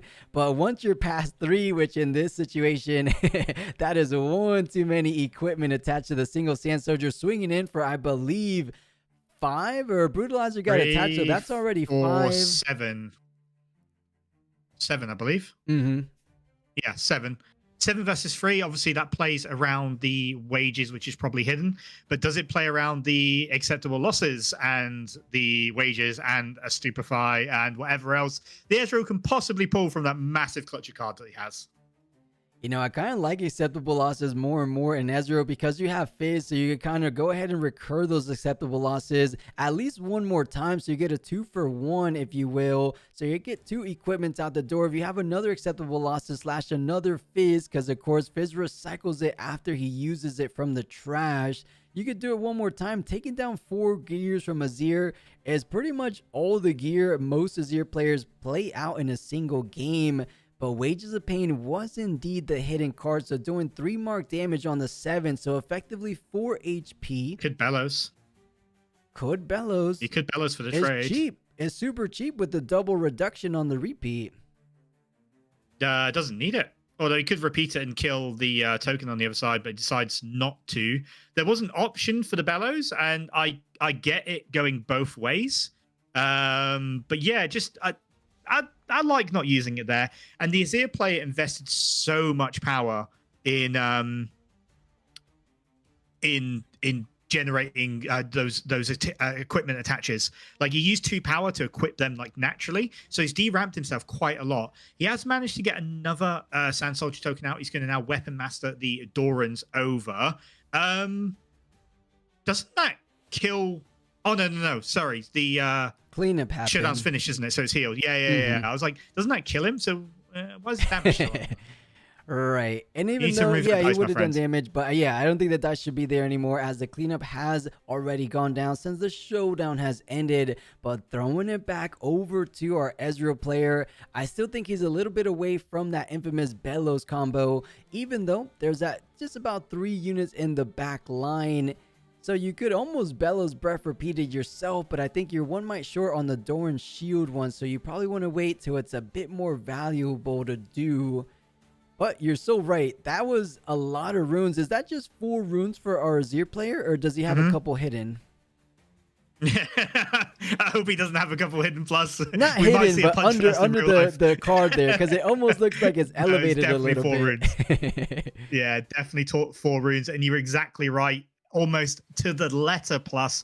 Fizz coming out and dropping that acceptable losses. Another gear going into the trash, just whittling away that gear count for the Azir player, which is exactly how the Ezreal needs to play this match. This is going just about as good as it can for both players at the moment, and we're going to see who's going to come out on top. But right now, I think it actually favors the Azir. He's ahead in tempo, he's ahead in points. It's just that rune count that's concerning me.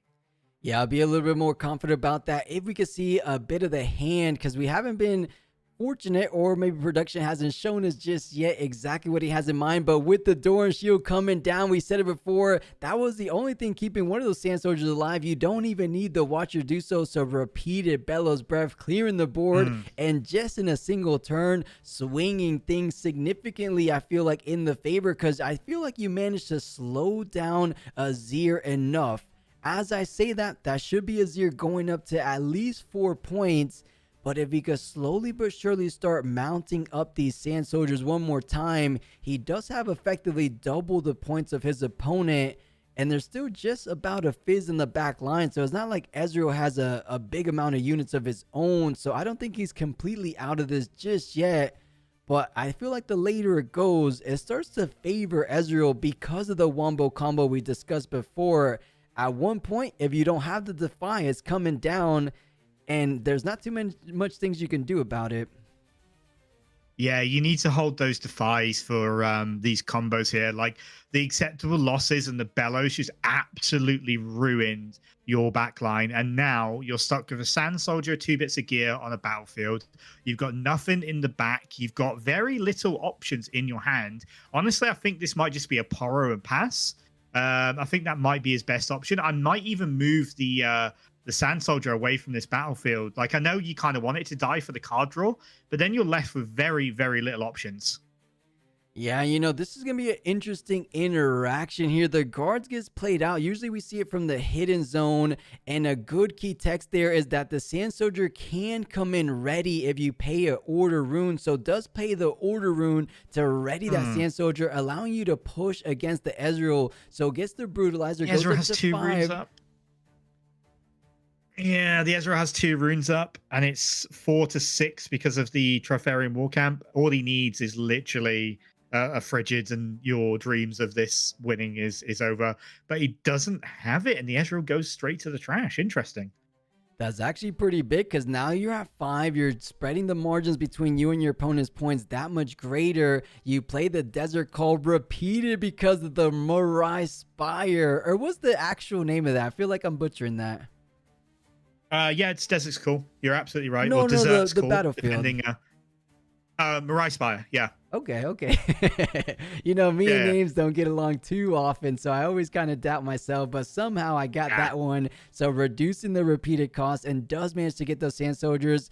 So not as bad. I was kind of counting him out because he didn't have any equipment in hand, but still managed to develop out a good amount of Sand Soldiers on this turn. So still feeling decently good. Let's see what Ezreal could try to do to answer that backline / the current board state overall. Yeah, I mean, that was a really, really good play. The sequence of operations there for the Azir player, taking full advantage of the battlefields and the limited amount of runes that he has as well. Stupefy is going to come down, so that's going to reduce it down to 1. There are no runes open and very few hands in the card of Azir, so this is like a math problem for Ezreal now. Like, how do I want to kill and how do I want to target and things like that. It does get a draw off the Sacred Shears as well. There is still a problem of this Trifarian War Camp. Like, if Azir manages to put a couple of units on there, it becomes really, really hard to crack. And as long as he stays ahead in points, that's Ezreal's problem to solve, with Azir's problem to kind of just hold on as much as he can. And we'll see exactly how he approaches that. So paying 3, most likely going to play out another Fizz. He might have that other Bellows Breath, or might have, most likely looking towards that other Bellows Breath. I mean, I can see it. I can see it in the trash. Sees it right that there. Is so painful. Repeated because you have control of the Spire one more time. So back down the back line goes, and you can repeat it on. No, I think Trifarian War Camp makes things complicated. So just trying to take down the back line, just doing 2 times, 1 damage apiece. And now just a little Sand Soldier. I think he still has the guards play he did previously. But he's running dangerously low on any kind of resources to get him still running in this game. He has a Shears, has a Brutalizer, so something like a Rise wouldn't be as impactful as we've seen in Rises before. So guards could do a little something here to contest the Fizz. But once you're at 6, I feel like the problem is closing out the game from 6 to 8 is actually going to be the hardest part for Azir. Yeah, it's going to get real dicey. Like with Ezreal having, you know, quite a lot of might in the background, the Ravenbloom and the Fizzes there as well. It's really hard for Azir to move from battlefield to battlefield, like just as standard. Yes, he has got some acceleration units out and, you know, they can do some nice little things like that. But moving from battlefield to battlefield is quite hard. And we do see the guards coming down once again. So I'm guessing that's going to be accelerated out. So you can just try to claim this Mirai Spire. But again, 2 runes open on the side of Azir. It's a little bit dicey to kind of mess around with his Ezreals with that many runes open. Yeah, I can't imagine what he has. Something like a Frigid Touch. We'll be bringing that down to the range of trading 1-for-1 on the Fizz. So it does recall the Sand Soldier to try to keep him for that final push, because he is currently at 6. Doesn't have to push the pace anymore, but does decide to try to push it over to get the guaranteed conquer, or not guaranteed, but going in to try to get the 7th point of the game, but goes for the retreat, saying, I want to play Fizz as much as possible. I know there's another Bellows Breath in there. There's the Wages of Pain. So Fizz is a pretty good card. No. Surely that Bellows... That he hasn't played 3 Bellows this round, right? Off the top deck. He's played 2. Surely so one got recycled and one's still in the trash. Yeah, but I thought he's played 2 Fizzes and 2 Bellows. He's played 2 Fizzes and 2 Bellows from the trash, right? What was the am I losing my mind here? It was another card that the Fizz did originally. Acceptable losses, but I thought that they played 2 Bellows from the Fizzes recently. Am I losing my mind? You might be losing your mind a little bit. Yeah, I assume it's above board. Bellows, and then the Fizz came down to replay Bellows. Okay. I think we just saw this a lot feels like of Bellows. There's a lot of Bellows in this game. Yeah. Right. Like we should have a running Bellows counter. Right. And I think but that's fine as long as it's above board. Yeah. As long as it's above board, it's absolutely fine. Yeah. So yeah, still has that Bellows Breath in the back, but might not even need it. Something like a simple Watcher could do all the heavy lifting here. More importantly, though, he has to find a way of defending one of these battlefields at least, because right now, Roto is threatening lethal on the very next turn. We don't know. I mean, rather, his opponent doesn't know what he has in hand, but we know he doesn't really have too much gas. A Discipline, a Call of the Week, and not an equipment. I can't really see what the last card is, but I don't think anything that's going to be generating any Sand Soldiers. Oh, a Lonely Poro. So yeah, I don't think he has too much options. So digging for some options here. Keep him out of the range of the wages. I do like this. You've also got the Azir in the champion slot. Obviously, that can be accelerated out. That can move stuff around. True. So as long as you can take one battlefield, you can generally take both because of the champion.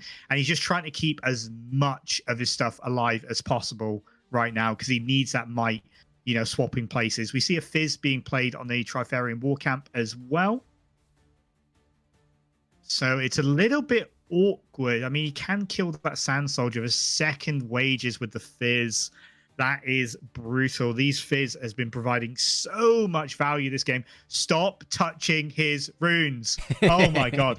Maybe it's a different culture. It might be a little bit more friendlier vibes out there. I mean, I don't think my culture is you touch my stuff. Like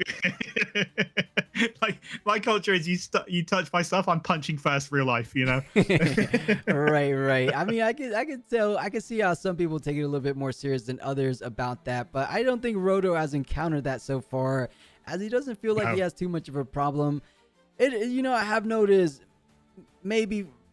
actually, I won't even go there. I was trying to go a route that I've seen some European countries be a little bit more touchy, but let me not even go in that direction. No, you're not wrong. Yeah, let's focus on Riftbound for now. As you pointed out, Fizz has been a dominant performer in this game number 2. 2 Bellows Breath is an original acceptable losses, and then Wages of Pain number 2 to rain down a bit more pain on that Sand Soldier, only allowing a single Sand Soldier for the all-important closing push here. Can he get the job done? An Arise wouldn't be all that bad, but he actually doesn't have enough runes to play out an Arise from this position. So trying to go for the hold the fort game plan. Yeah, I like this play. Basically get the Brutalizer down, swing that Sand Soldier in, kill the Fizz, conquer there. Azir comes down from the champion slot and you move everything over for the win. I really like this. And the Ezreal there forces stack deck. And I think, yeah, exactly right. Azir comes down, swings in, moves everything over nice and quick. But we are going into a game 3 with 16 minutes remaining.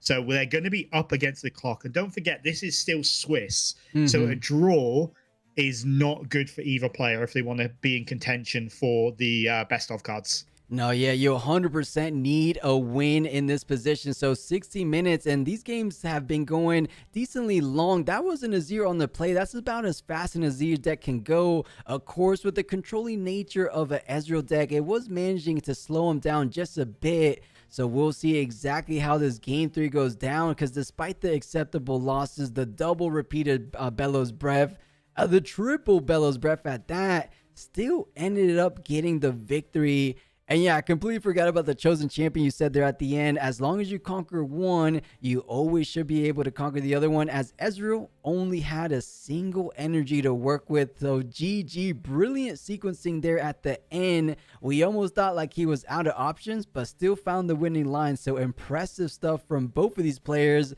I honestly don't know what to expect in this game number 3. Who are we favoring here now as we've seen this matchup 2 games in a row?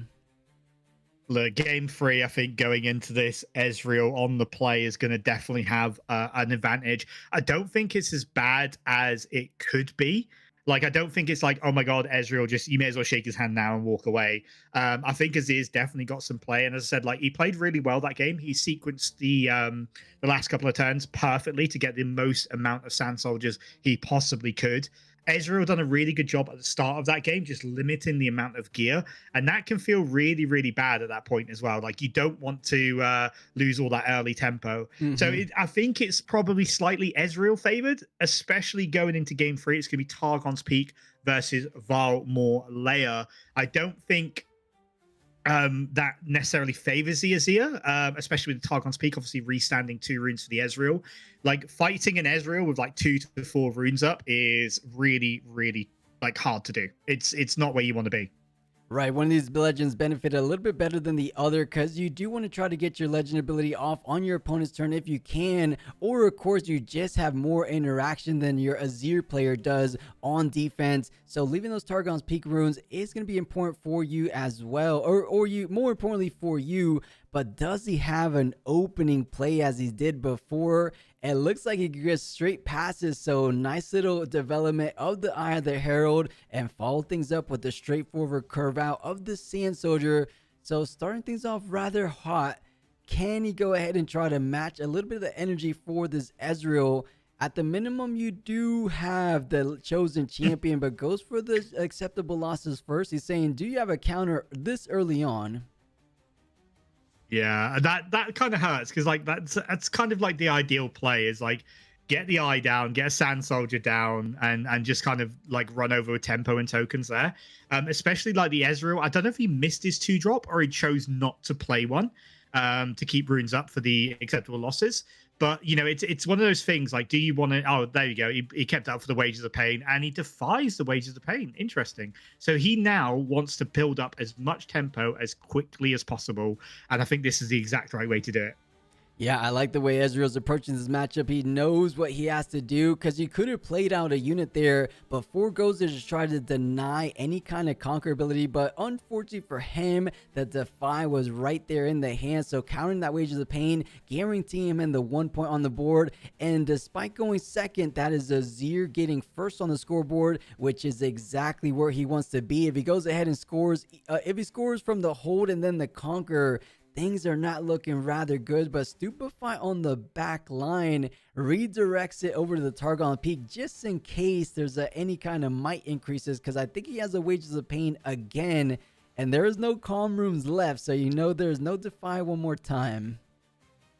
Yeah, exactly. And you know what? Like using Wages of Pains early, like for most decks is kind of like, I don't really want to use it that early. But with Ezreal generating the gold and obviously having the Fizz being able to replay them doesn't really make much difference. You may as well like slow your opponent down as much as possible. And that's exactly what he's doing here. Like you're right. Azir going second and then, you know, being the first to score is usually a pretty bad sign for the Ezreal. But right now with the amount of cards he has in hand, he might just be able to slow him down enough to stop him getting those hose points. BF Sword coming down. That's not something we've seen recently.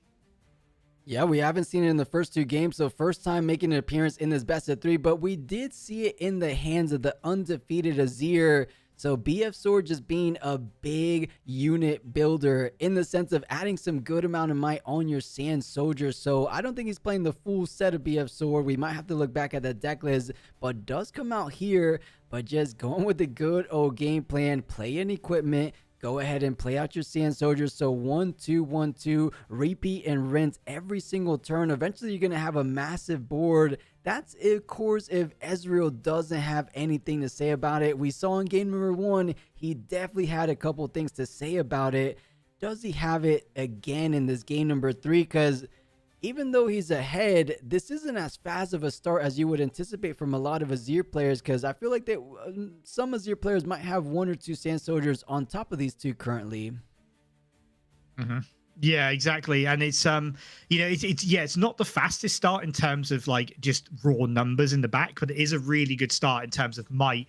We see the Fizz being replayed there to get the Stupefy, which obviously is going to give the Ravenbloom +1, stop touching his runes, and it's going to give the Sand Soldier -1. So there's a plenty of play here. We was considering just Wages of Paining, but decided against it just to get that extra draw. So the Ezreal is looking through his deck, trying to get as many cards and as many options in his hand as possible, is going to clear the battlefield. And I think this is where Ezreal starts taking over this tempo. Plenty of cards in hand, plenty of runes open, and Ravenblooms are very, very notoriously hard to clear off battlefields. Mm-hmm.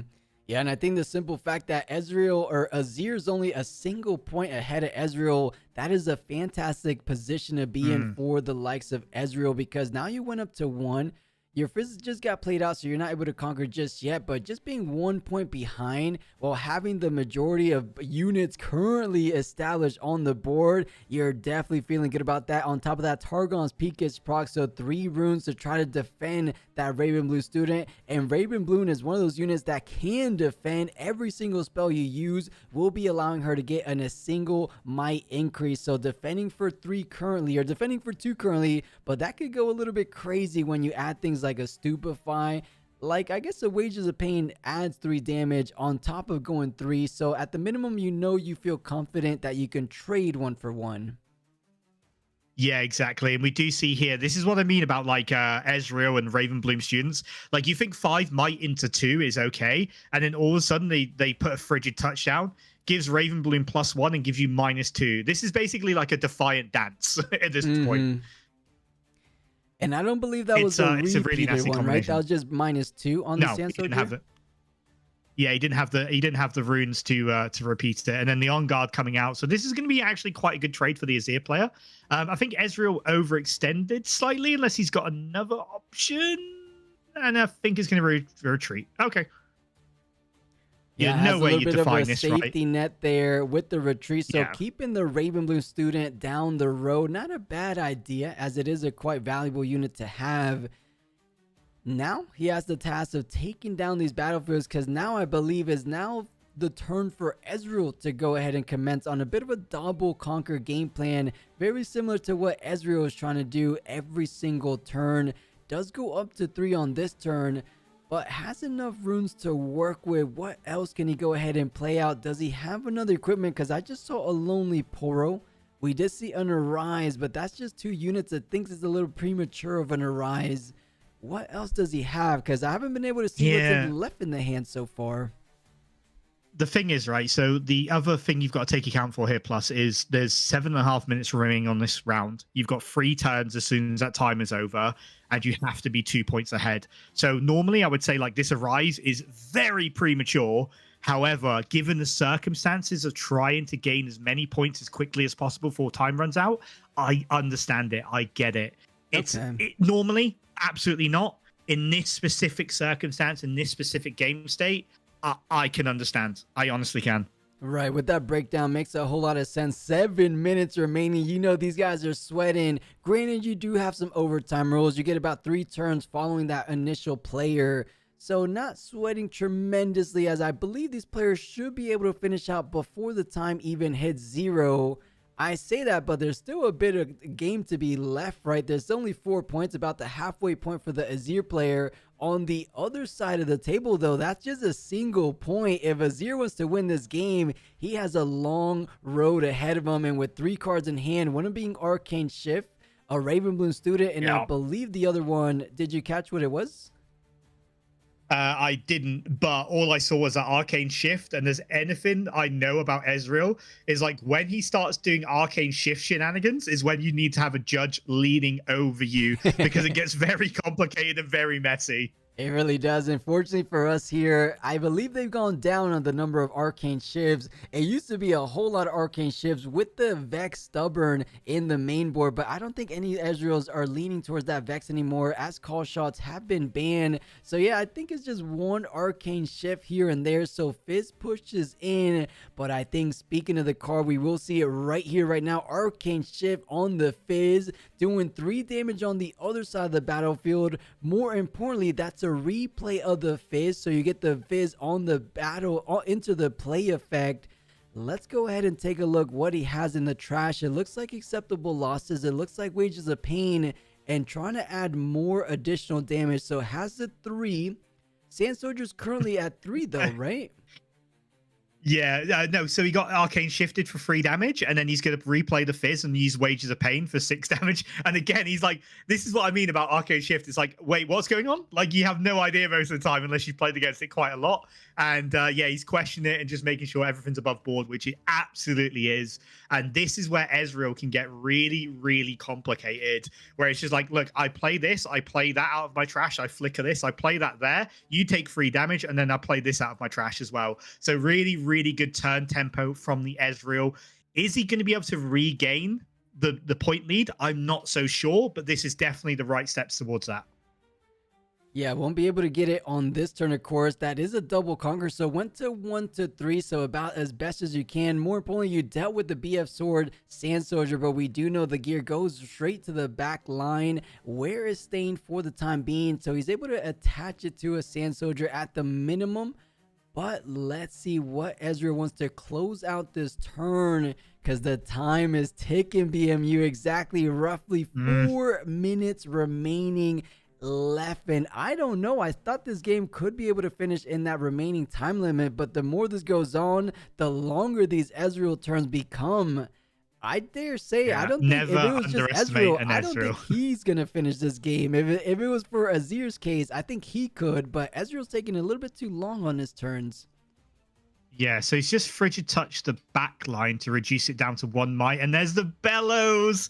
That is devastating for the Azir player. Does he have a buff spell or a defy to stop that going through? He does not. The Sand Soldier makes its way to the trash pile. Not even a trash pile, to the beyond that no longer exists as a unit anymore. What's it called? The Shadow Realm for Yu-Gi-Oh! Banish the Shadow Realm. He's banished to the Shadow Realm. The Azir player currently is up a point, has plenty of runes, but we've seen the Arise come down already. So unless he's top decked it, there might not be a way to get some might on the board. And it looks like Ezreal, with plenty of units in the backline, plenty of options, might have just stolen this away. It looked really in favor of the Azir. Right, we were feeling decently confident with that Arise coming down. Though it didn't develop out too many Sand Soldiers, you just had to do what you had to do to put some points on the board. He does have a bit of that other card that develops out some units in the Desert's Call. This is cool. So not completely out of it just yet, but that doesn't allow him to conquer this turn. So trying to play for the follow-up turn. But as we keep going back to the time is ticking, you need to try to push the pace as you can, but you can't do the impossible, right? You can't ready your units as you don't have the capability to do so. So just using your entire runes to play out as much cards as possible. So quite the optimal turn, but now it does give Ezreal the ability to finally get the point advantage, going up to 5 most likely this turn. More importantly, if he has the combo, does he have the energy to do so? 2, 4, 6. I was gonna say, I don't think he has the combo, but yeah, I was looking at that backline and like, as an Ezreal player, like watch your bellows. I'm just licking my lips if that's an option. Like, I'm not even taking a second to think about it. That is coming straight down in this circumstance. But you're right. Plus, Ezreal is going to tie the points at 4. We are a minute and a half away from overtime. And right now, the Azir is trying to build up a backline and maybe do something next turn. It's looking more and more like the Azir might just squeak out a draw. Was that an acceptable? Oh, there's a pickpocket coming down, removing another bit of gear. That is, the Ezreal's just doing everything he can to hurt the Azir player as much as possible. Yeah, because you never know. A little top deck Arise could swing things directly in his favor. So you want to go ahead and mitigate as many, or take down rather, as many equipment as possible. So pickpocket does enable you to do that. And what did I miss as I was trying to pull up pickpocket for the folks at home that aren't too familiar with it? He retreated the Fizz and then replayed the Fizz, and I'm guessing he's going to pull a Bellows? It looks now, Bellows doesn't make any sense because you can't kill. Well, I suppose you can kill the Poro and the Sand Soldier, so you reduce 2 units in the back line. Kind of makes sense, I get it. Yeah, I mean, you're definitely not taking down the BF Sword unless you have a Frigid Touch to join in on the interaction. Frigid Touch or a Smokescreen to join in on this play could be exactly what he needs, but goes for 3, ignores the BF Sword one, so you are trying to dwindle down that board presence, which makes a whole lot of sense. It makes it so much harder for Azir to continue on that Conquer game plan. So let's see. I'm curious here. Does Azir want to try to stack one of these battlefields, at least enough to make it difficult for Azir to conquer? But no, he passes it on forward. It almost seems to me he's letting him conquer. This is interesting. Yeah, so obviously with the Azir in the champion slot as well, never ever forget about that, because it can be absolutely devastating. So there is options to kind of double conquer here, almost out of nowhere. But the judge has come over. This is officially turn 0. So we are into overtime on the rules at the moment. And as you know, you have to win by 2 points. And it's going to be very hard to do that on either side of this board, I think. That's the thing. I feel like you should have just conquered Targon's Peak. You probably wouldn't be able to hold Targon's Peak, but you want to make sure you try to put as many points, because you would go up to 5. Wait. Would you go up to 6? Or did I miss something? He held to 4 he's absolutely and right. then still went to 5. So maybe he did conquer. Oh, he conquered and then retreated. He did. He flickered. Yeah. He retreated the Fizz back to keep it safe and replay it. So yes, he did conquer the Targons. We've seen another acceptable losses played on the action step there, removing the shears from the back line. Eye of the Herald coming down, so that's going to generate a few more tokens. But right now, there's so much might in the base of the Ezreal. There's not something you see a lot of in these Ezreal control decks, but right now, He's playing TFT. He's got the fizzes. He's got the Poros in the background. It's going to get really, really hard for the Azir player to fight this off. It does seem to be the case. On the back foot, the Azir is feeling the pressure. He is turn 0, so each player from this moment right now have 2 turns left, and that is it. Everything will be said and done. You have to be either winning the game or ahead of your opponent by 2 points. Does play out that chosen champion, as you brought to our attention. 6 points currently, so threatening lethal on the very last turn. Not just the last turn for him. Ezreal has no cards in hand. What was that? Ezreal has no cards in hand. He just top decked the Raven Bloom. That's all he has. Oh, this is coming down to the wire. I thought there was some kind of interaction for Ezreal, but drawing, I believe. Would you say a student? Raven Bloom. Yeah. That's all. He's got 1 unit. He's got no interaction whatsoever. He's got no way of drawing cards. He's got no way of generating cards. This is might into might. And I was going to say, if he had like a discipline or something, he might have been able to hold that off. But right now, yeah, it's just might into might. So 3 might on the Targon's peak, and he's just having to do trades. He's going to go to 7 points. The Azir's on 6, and Ezreal has no interaction plus. Oh no, this is a nightmare situation for Azir fans at home. But I will say, I mean, it's only a chosen champ and 1 Sand Soldier, but we know how quickly those things can multiply. If you have something like a Desert's Call, even a Guards, or there's just so many cards, even another equipment to generate another Sand Soldier, the simple text there on Azir, allowing him to rendezvous those the Sand Soldiers over to any battlefield with it, is the key piece to try to find the victory position. So stacking up that Valmon's layer with the only little glimmer of hope left for Azir, or rather for Ezreal. Can Azir close the door? This is his very last turn. This is turn 1 on that overtime. This is it, BMU. What does he have left in hand? Because it looks to me he's running quite low as well. Yeah, I think he's got like 1 or 2 cards in hand and nothing immediately obvious. You're going to have to equip this BF sword and then swing it in. I can't do the math right now in my head. That's what, 3, 5... Well, you got the UI 8, down 10? below. Oh, yeah, 10 might on the Varmor's layer. So can he reach 10 might? Remind me, is Azir 4 might? He is, isn't he? It is 4 might, but you could go ahead and send it in for the portal. So you get Conquer number 1, that's up to 7. So you pushed in with 6. The Azir's at 10. You bring it over with the other token to break the tie up to 11. You can't move tokens. Oh, he had it all along. The on guard.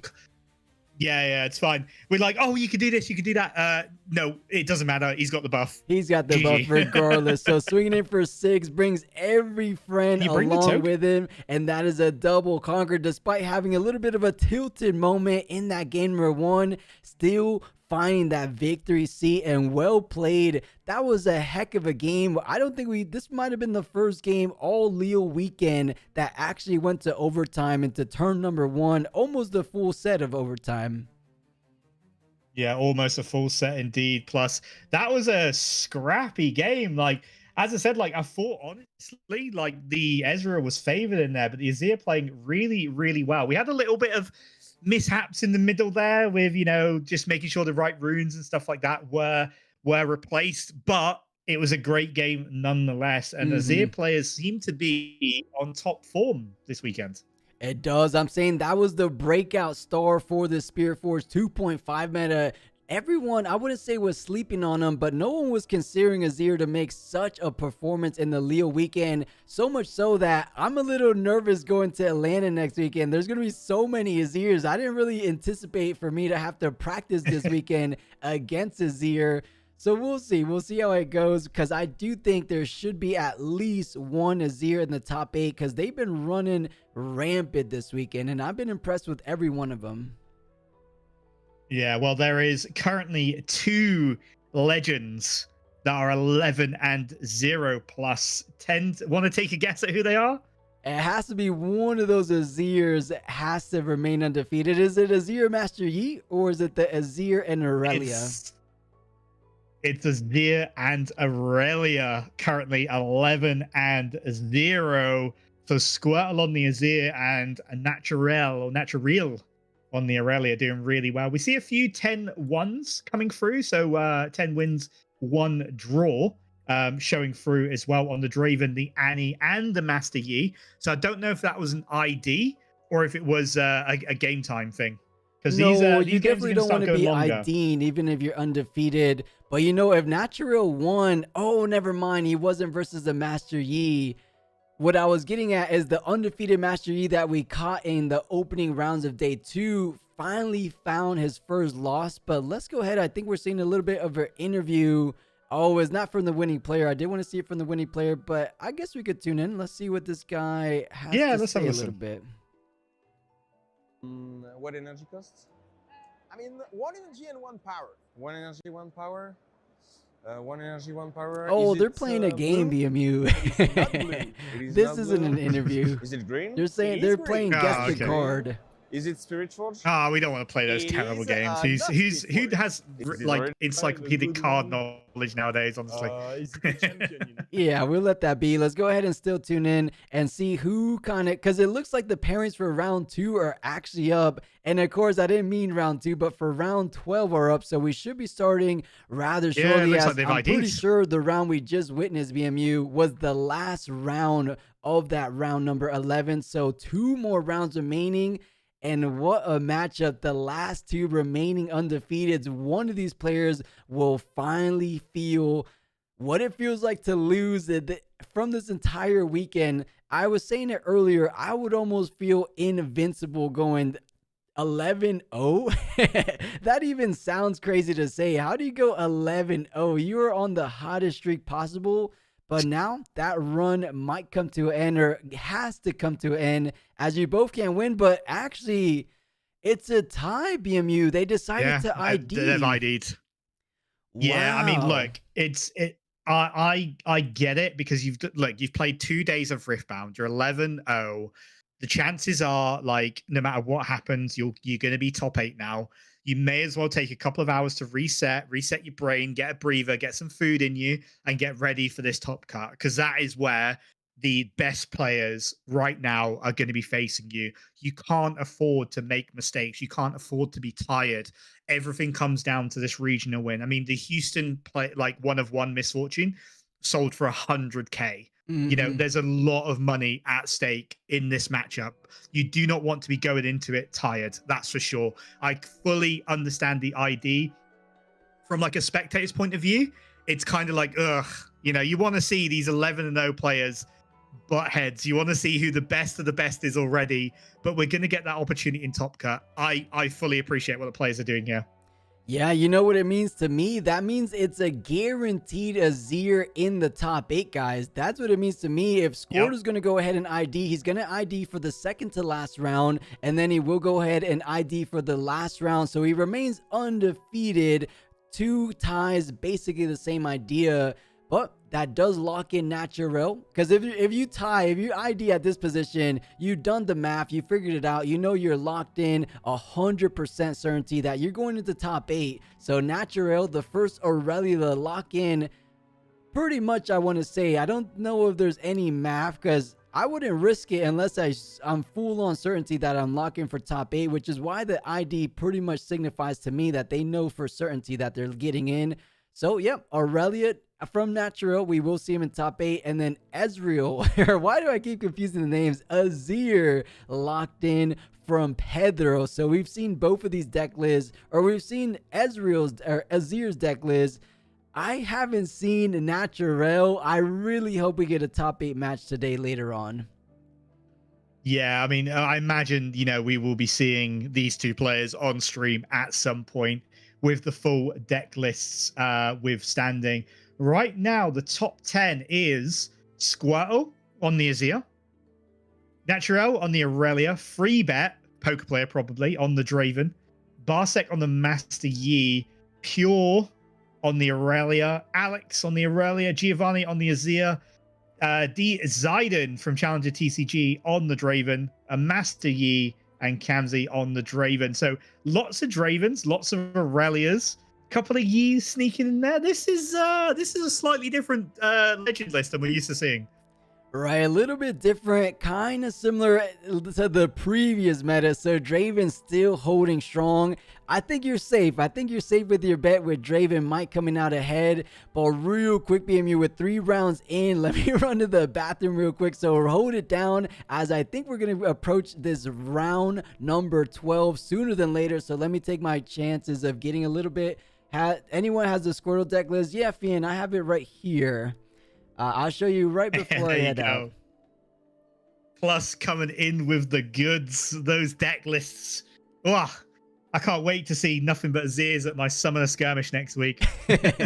Yeah, it's going to be a situation indeed. I got Adaptatrons in my sideboard, so I'm not too terrified, but we'll see. We'll see how it plays out. But I'll throw it back over to BMU. Let me know if you got the screenshot, Fian. I would imagine you got the screenshot already. So I'll throw it back over to BMU. Guys, keep BMU company. I'll be right back so I get a little final energy to close out this final round for me. And then some awesome, fantastic casters will be joining in to close out the last couple rounds of this Lille event. BRB. Yeah, plus doing some serious work here. Casting 4 rounds already, hosting, producing, streaming. The man can do it all. Chat, I hope you're enjoying everything that's happened so far. Some seriously different legends in this top 30. We see some Annies sneaking in. We've got some more Yees, Azirs, Aurelias. It's not as stacked as it was. The boy Prismat, 12th currently on Annie, going 10-1-1. Top 8 is still kind of wide open. Like, we're definitely going to see an Azir. We're definitely going to see Aurelias. We might see an Ezreal sneak in. We might see an Annie. We might see a Fiora. Chat, what's your predictions? Who do you want to win this? Do we have any Annie fans, Ezreal fans? And there's a Kaiser sneaking around at the bottom there as well. Y'all have the Annie list. We don't, but we will if they make it top 8. Or otherwise, it will appear on the websites within the next sort of 48 hours once it's all published. So yeah, looking good chat so far. Back to the casters, the wonderful Lofar on the right-hand side there. Don't know who that guy is on the left. I'm sorry. Dubby King, BMU, what's this cool new website I'm hearing about? I appreciate the plug. I really do, Dubby. I will do it at the end. And I appreciate the prompt. The prompt, but it's going to come at the end when I do my shout outs. But if you're interested in improving your games, then I might have a website for you guys. But it looks like we are loading in. It's going to be 2 players, 10-1. It's a matchup, Draven versus Master Yi. Now, usually I would be absolutely sick to death of saying like, oh, it's Draven. But Draven to Yi is not a matchup we actually get to see a lot of. So it should be quite interesting. I really love the graphics that they're doing here as well, showing like those key cards in the decks. And it's interesting. So Draven looking like it's going to be a little bit more mid-rangey, using those gem jammers to move units around. Don't see any gusts, which I find is quite popular. Plus, since the screen has changed, I assume you're back. I am right here. I was just about to let you know something I'm seeing right here. What we've never seen in a Draven package before. A Teemo? Do you see the little hidden Teemo there? So trying to conceal some information, has the hidden Tide Turners, has a hidden Edge of Knights, and even has a switcheroo, but to kind of keep your opponent guessing what he has under the hood. A little Teemo strategist, or is the Teemo something else? But either way, the little purple Teemo that comes in with a +3. I don't think anyone can see that coming. Not maybe the most critical piece of the whole package, but something to keep your opponents on their toes. You love to see it. Let's take a look if there's any spiciness coming out from this XP Wuju Master Yi. Apparently. I love the pooch first or discipline. A lot of supportive cards will allow you to push your units, like pooch first or discipline.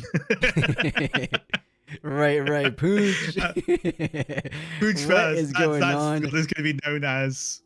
Oh, I'm seeing some interesting options here. First things first, Navori Scout. That's not a usual pick. Like, usually you just run a full set of Stellarcorn Herder, but prioritizing the deflex, so maybe a bit of a counter option to Kaiser's.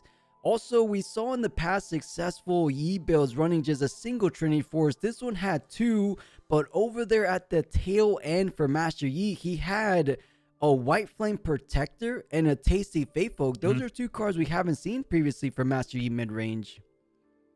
Not for a while, no. They were kind of like the White Flame was kind of replaced by Aurelia. The Tasty Fatefolk wasn't really needed anymore because of all the options that Spiritforged gave you. So it kind of has changed the deck list. But if memory serves, do not trust the deck list on the image. Sometimes they're completely wrong, guys. So it's probably quite standard, but we shall see. I'm interested in this matchup. Again, it's not one I've seen in a very long time. Yeah, traditionally, I mean, Draven has gotten the upper edge over the Master Yi players, but ever since the ban, Master Yi feels like he has a good matchup against the Dravens of the world. But if you remember, I believe in the opening round, there was one legend, the winning Master Yi player said he didn't want to play against, and that was Draven. So let's just see I think he said he was okay with Draven. It was Volibear Aurora that he didn't want to see. Okay, actually I misspoke. Yeah, it was. I mean, Draven's a tough matchup, no matter who you are, even after the bans. It's very hard to deal with. When they get cards rolling from just winning combats, it's a little bit scary. I'm interested. I didn't realize that mid-range Yi run Desert's Call. I thought that was Aurora Yi that run that.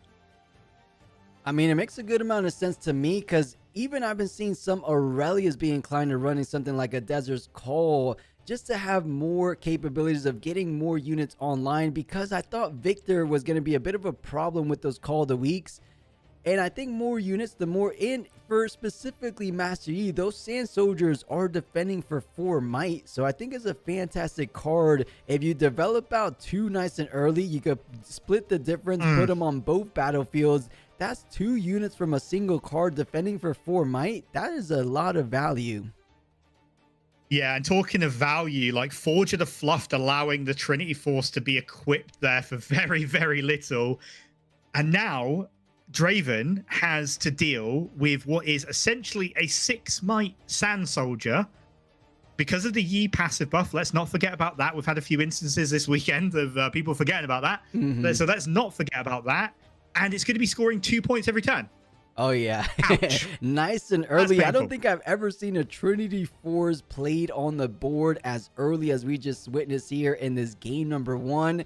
And speaking of things as a side note that kind of tilt players, how do you feel about when your battlefield is so pushed up against one of these guys instead of being right down the middle? Because it's kind of irking me. I like literally avoided that discussion because I was just like, this is going to tilt me all game now. Just put the battlefield in the goddamn middle of the map. Right, What's wrong with you?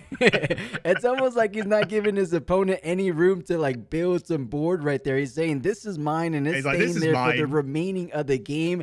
As you mentioned, though, Trinity Force does proc, allowing him to not just hold 1 for the point, but 1 for the Trinity Force. So up to 3 points as early as his 3rd turn. So scoring quite significantly so far and threatening out to score up to 5 if he manages to find a way of defending this battlefield. And we do know he does have combat tricks like those punch first, like the discipline, and that is double the trouble. 2 Trinity Forces do stack, so you will be holding up to 3 points.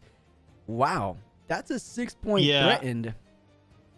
That is, that's 6 points on your 4th turn, essentially, without actually having to move between battlefields. And it doesn't look like the Draven has any options to deal with this.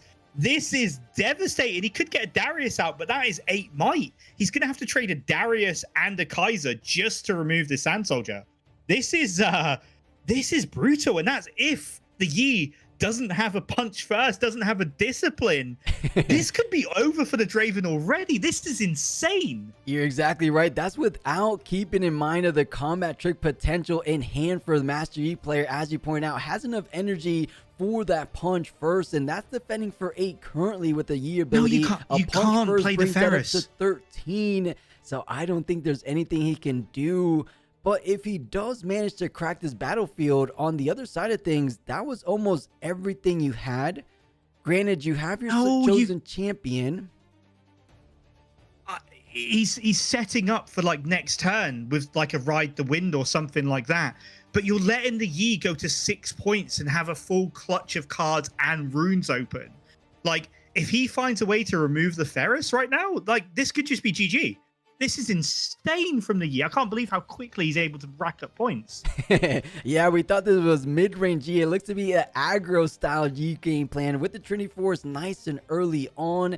And just like that, doing what we've seen the likes of Lucian do, 3 points.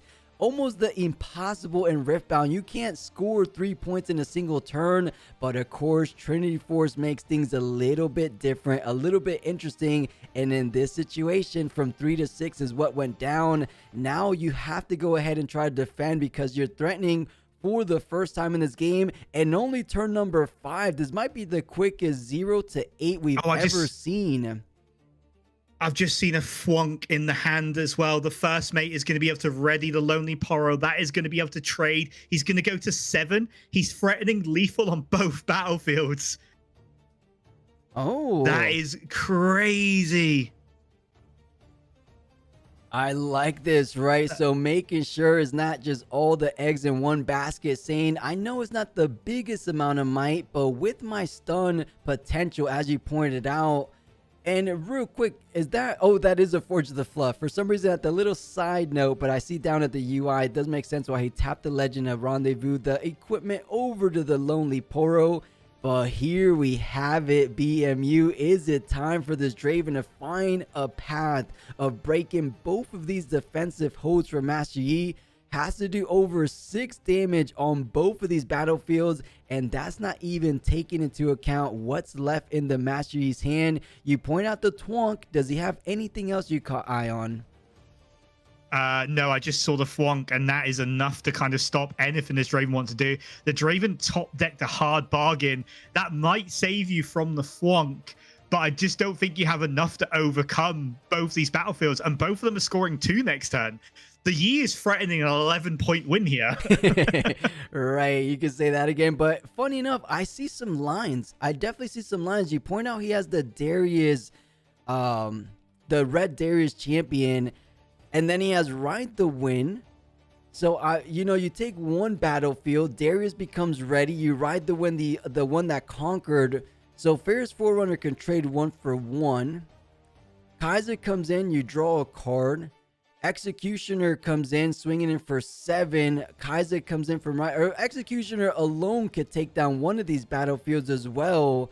So it all depends what these final 3 cards in. So we do know a stun will be threatened out, right? So you have to go ahead and try to hard bargain that. So it does kind of dwindle your options. You only have 2 more energy. Funny enough, Ride the Wind only costs 2 energy. So there could be a world Draven figures it out. Yeah, if you hard bargain the Thwonk, that gives him exactly 1 rune up. And we all know the 1 rune in orange is absolutely devastating. So it could be, there is lines here for the Draven, don't get me wrong, but 1 misplay right now, and this could be an 8-minute round 12. Imagine that. I mean, I want to see the hand. If there's going to be something like a punch first, you are praying for it. I feel like you wouldn't be as confident of doing this play before. So there is a Thwonk. There is an on guard at the minimum. But I think this Thwonk will be met by something like the hard bargain we just saw in hand. You have to. Yeah, you absolutely have to.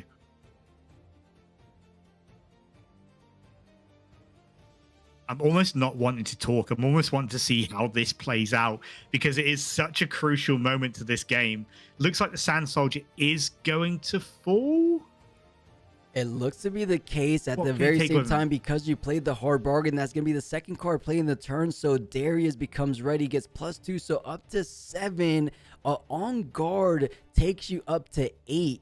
If there's, I mean, you technically have the cards, right? Because one of these units live, decides to take down the Kaiser to deny him any further draw, but the Ride the Wind should be the game-winning play. He drew the Edge of Night, but isn't able to attach it, and that does come in at a raw cost of 3.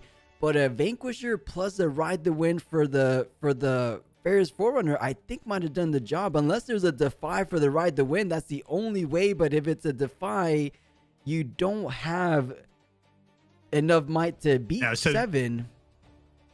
No, so now he's gonna have to ride the wind, the Ferris in, right? Yes, he wins that combat, but then you've got all your units stuck on the Varmor's lair, and they ride the wind. So therefore, the first mate with double Trinity Force goes and sits on the Forge of the Fluffed, and then rather than win this turn, you just win next turn. Like, I really appreciate what the Dravens did here. He's done really well to figure out this line because it almost looked unwinnable. But you still got 2 Trinity Forces now on the back. You kill the Darius, and you just let the Forerunner stay there. You killed the Forerunner? Seriously? Okay. Oh, that can't be correct. I think you have to take down the Darius, as Fierce Forerunner would be all but stuck. Now you're giving him an effective 3 might damage to contest your first mate the next turn. That is interesting decision, if I do say so myself. I don't know where I see that as the optimal line. Of course, these guys are doing a whole lot better than I would do at a regional, so they're X1. They have to have some kind of method to the madness currently, but hides a card. But I like exactly what you were pointing out. You didn't win that turn, but you have some good chances at potentially winning right here on this next turn. A lot of cards were expended to try to get through that double conquer push. You don't have to ride the win anymore. We saw, I believe, maybe Edge of Night was hidden. Trinity? Yeah, did you just Yi double Trinity here? I believe so, or at the minimum, go ahead and just play the first mate double Trinity.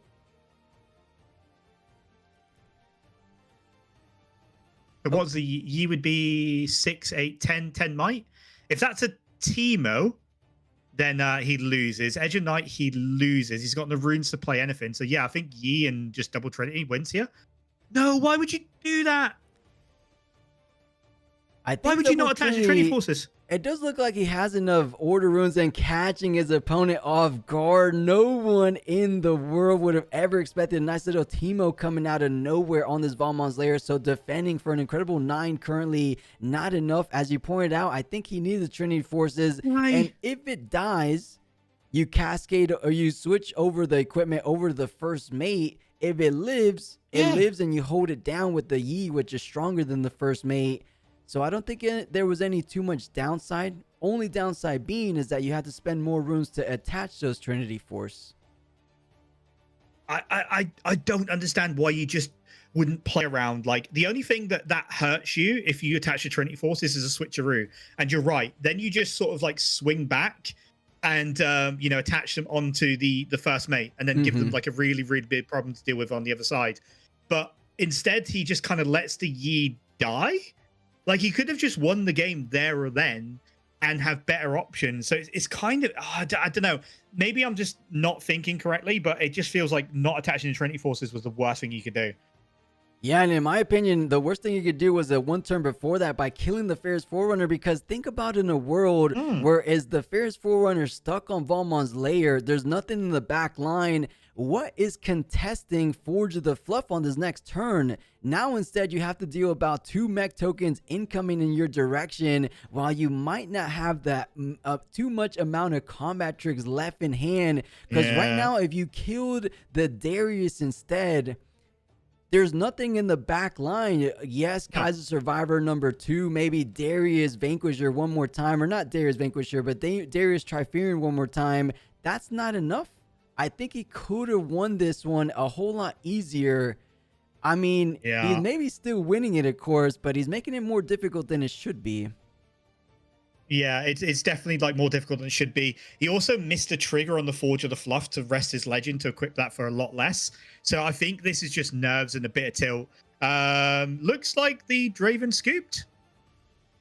There we go. Draven could not overcome.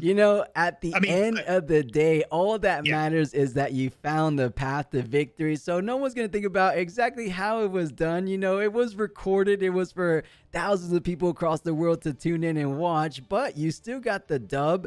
And if you win this match, everyone's going to forget it and remember that you are one of the people still X1 in this event. So I feel like we could forget about what went down and look towards the future as these guys prepare for the game number 2. And let's go ahead and see what they possibly have to make their matchup that much more favorable for them in their sideboard.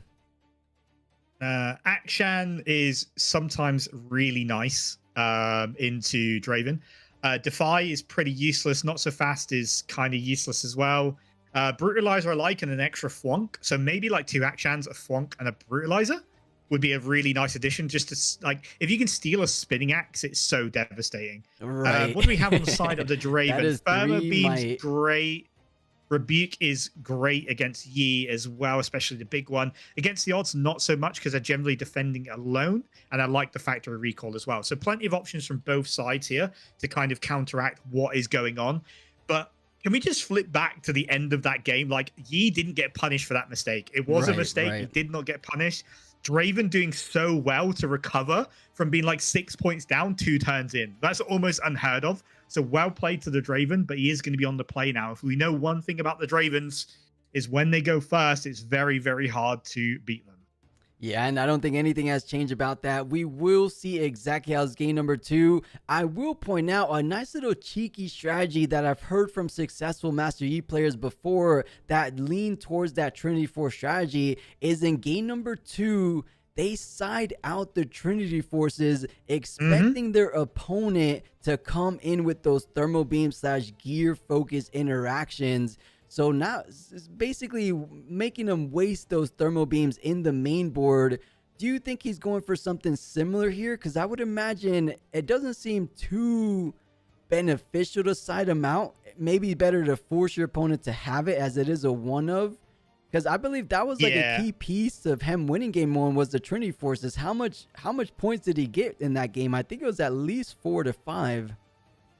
Yeah, an extra 4 points essentially out of the Trinity Forces, but just forcing the Draven to expend all the resources just to fight, you know, a Sand Soldier token with 2 Trinity Forces. Like, that's such a big, steep mountain to climb that early as a Draven, especially with the removal of Fight or Flight, which would have been a perfect answer there.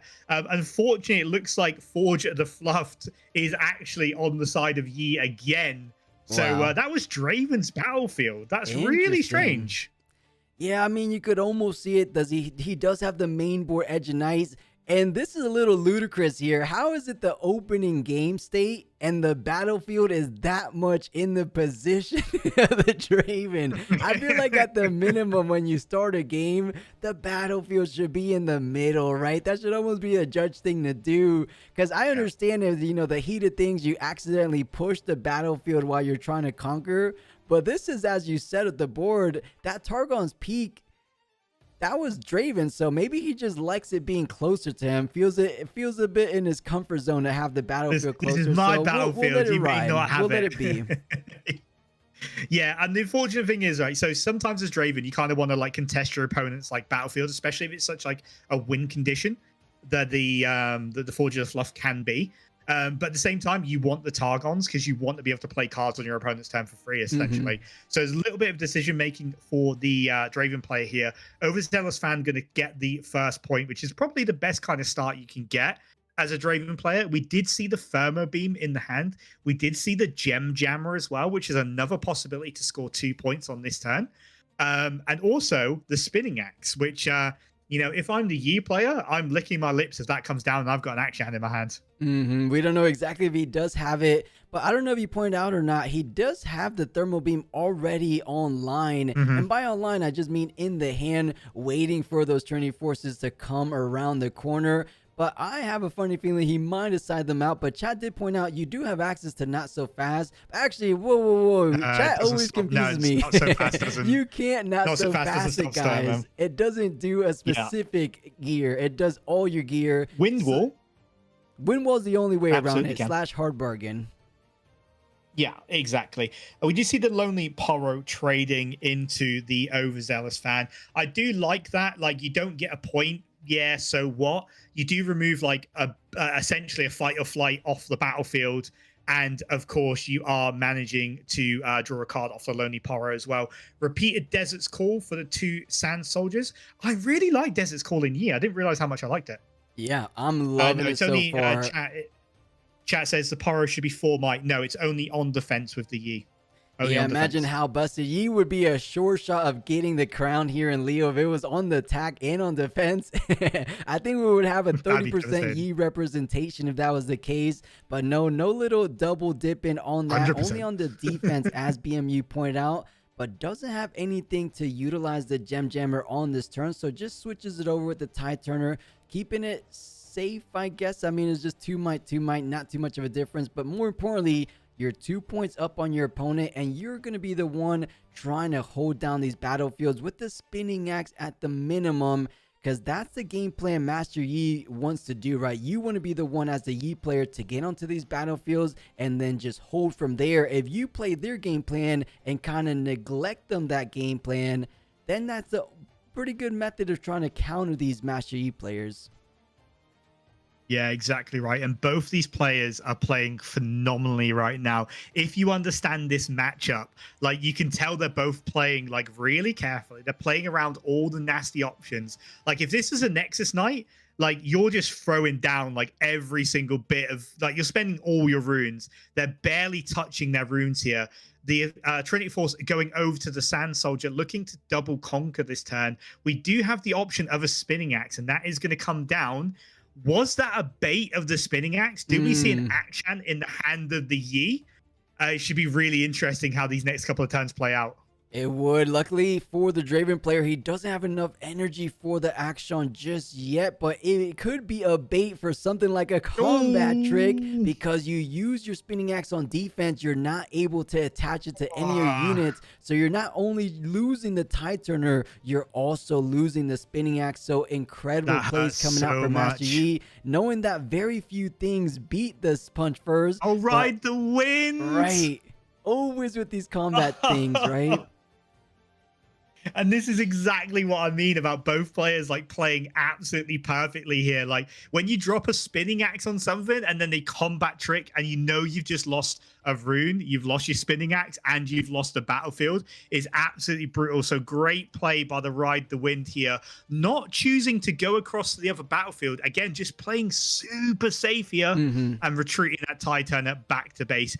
Does give up the point, does make it quite difficult to take that battlefield back with the Trinity Force and the +2 from the Yi, but that was the best play the Draven could have done in those circumstances. Right, took the safer line, and I can totally respect him for it because he already took the risk with the Ride the Wind, because Master Yi had runes available. He had the potential of something like a simple Defy to deny that Ride the Wind. So he's saying, let me not go ahead and get too lucky here. The resolution already went through. I'm not going to place my bets that he doesn't have another combat trick. So let's go nice to the safety place of the base rather than the more opportune, or I would say ambitious play of trying to conquer on your opponent's turn, because now the Master Yi player will be the defender in that situation, and Sand Soldier will go up to 4, making it a whole lot easier to deal with for that Tide Turner. So I think that was a smarter and safer play. Let's see how he capitalizes on having a good amount of units now, nice and developed in the back line, and plenty of runes to work with. It almost looks to me he was about to just drop the Ferris Forerunner. Yeah, I mean, generally not a bad play just to drop the Ferris there. And again, as you mentioned, plus like both players playing absolutely phenomenally. If you want to see a perfect example of this matchup, other than the little play mistake at the end of the game one, this is ideal right now. We do have a Firma Beam. He is considering the Firma Beam, but that blows up your own axe as well. So you've got to be really careful when you play this. Yeah, very considerate of exactly what you have to do, because some players forget it does target your own equipment as well. But funny enough, as Chad is pointing out, that they're getting slightly teed by the placements of this Draven player. I think he's been playing a bit too online games. His placement right now is exactly how those online clients have it, like TCGA. You have the runes to the left and then your base to the right. Look what the online scene is doing to the paper play. They're forgetting the actual layout of Riftbound. Yeah, exactly. Just stacking your units, especially with equipment, like all at once is, it's not great for your opponent. It's not great for you. But as long as both players are happy with the tracking, that's absolutely fine. Don't get me wrong. You can say to your opponent, hey, can you just do this? But if you know what's going on, you're absolutely fine. Yeah, honestly, as long as both players can maintain and understand the game state, there is no real issue. It's just a matter of preference at that point. I don't think Riftbound has a hard set rule of having... I think the only rule is like your legend or your champion have to go to the left or right of the legend, something along those lines. I know China could be pretty strickler on that. Either or, we get the twonk coming down on the Gem Jammer, Tide Turner getting sent back to base as that was a repeated twonk, so everything stays stunned and traded that forward with the Gem Jammer. So not too shabby, could be a double hold potential, and just like we saw in game number 1, that's not just 2 points earned in a single turn, that is 3 points from 2 to 5. So impressive stuff coming out from this Master Yi player. But I think it's still an uphill climb to defend these battlefields. It does depend on exactly what's left in the hand, of course. Yeah, a lot of might sitting in the base of Draven, but look at the charm that can be absolutely devastating. If you can take the axe out of the equation next turn, it makes your math a lot easier. Not a lot of cards in the hand of the Yi, but I think he's just going to charm the Tide Turner. I love it. Into the 6 might here. And that is a devastating chain of events for the Draven. The charm off the top deck. But we saw his hand. He doesn't have a lot of combat tricks, so he's going to have to play a little bit carefully. But changing the Lonely Poro like this, just to, you know, if you want to kill me, you're going to have to let me draw a card. And right now he's down on cards. But talking of card generation, the GOAT, literally, of the green decks right now, the Stellarcorn Herder coming down. That's exactly what this Master Yi was praying to do, and exactly what he does. So he does have the breathing room as he's so far ahead. Even with 2 conquer turns, you won't even be tying it up, or you will be finally tying things up. So having some breathing room, having the potential to drawing some cards, exactly what he needs, because he's out of combat tricks, as you pointed out. So I think that was the perfect card to just go ahead and slam down and pray there is nothing like a fallen star to worry about. Even if that was the case, I believe one of these last 2 cards are something like a not so fast, so trying to cover all his bases here. Master Yi looking pretty prime of winning this game number 2, but I do think Draven is in an absolute bad position, if I do say so. It does depend on exactly what's left in the hand as well, but has some decent units in the back line. But it makes such a tricky thing that +2 every single time you defend, it adds up to a crazy amount of advantage turn after turn. It's like a free discipline every single turn on both of the battlefields. It's crazy sometimes. Yeah, it absolutely is. I see a judge wandering over there, so I'm not sure what is going on, because it all looked above board. Maybe there was a missed rune recycled somewhere, something along those lines. But yeah, like the options Draven has right now is rebuke a Sand Soldier or a Lonely Poro, or Thermo Beam to kill a Trinity Force. Like, there is not really a good option here. Personally, I would probably swing, do the Thermo Beam, swing in, draw some cards, you know, and then hopefully the Yi doesn't have any combat tricks on the crackback. I mean, we know currently he doesn't have too many, so taking the best route you can, taking out the Trinity Force, allowing that Fierce Forerunner to go ahead and conquer that Targon's Peak, so up to 3 points, and now you have the simpler conquer available to him. As I say that Treasure Hunter only has 1 might, so has to rely on something like a Spinning Axe to do the heavy lifting, but not even that would be enough, so goes over to reinforce a little bit on Targon's Peak there, just to try to deny Master Yi any more conquer potential. But putting everything on one battlefield kind of leaves the other battlefield a little bit exposed, because now Stellarcorn can kind of go in pretty safely, draw a card. I don't know how you get the Stellarcorn back, because it's not so easy for these body decks. Nah, Stellarcorn doesn't really need to come back this turn. Like, if it swaps place with a Lonely, you get a draw, and the Stellarcorn's then 5 might. And, you know, Yi just makes everything so powerful. Top deck for the Yi was a Defy, so not the most useful card in this matchup, but could send some things, you know, home if he does run things like Cleave and things like that, which we're seeing a lot of Dravens do at the moment. Again, Yi just a really hard deck to deal with for these mid-range Dravens. Yeah, you know, even before the bans, I know when my brother was playtesting a little bit, he felt like he had a favorable matchup against mid-range Draven.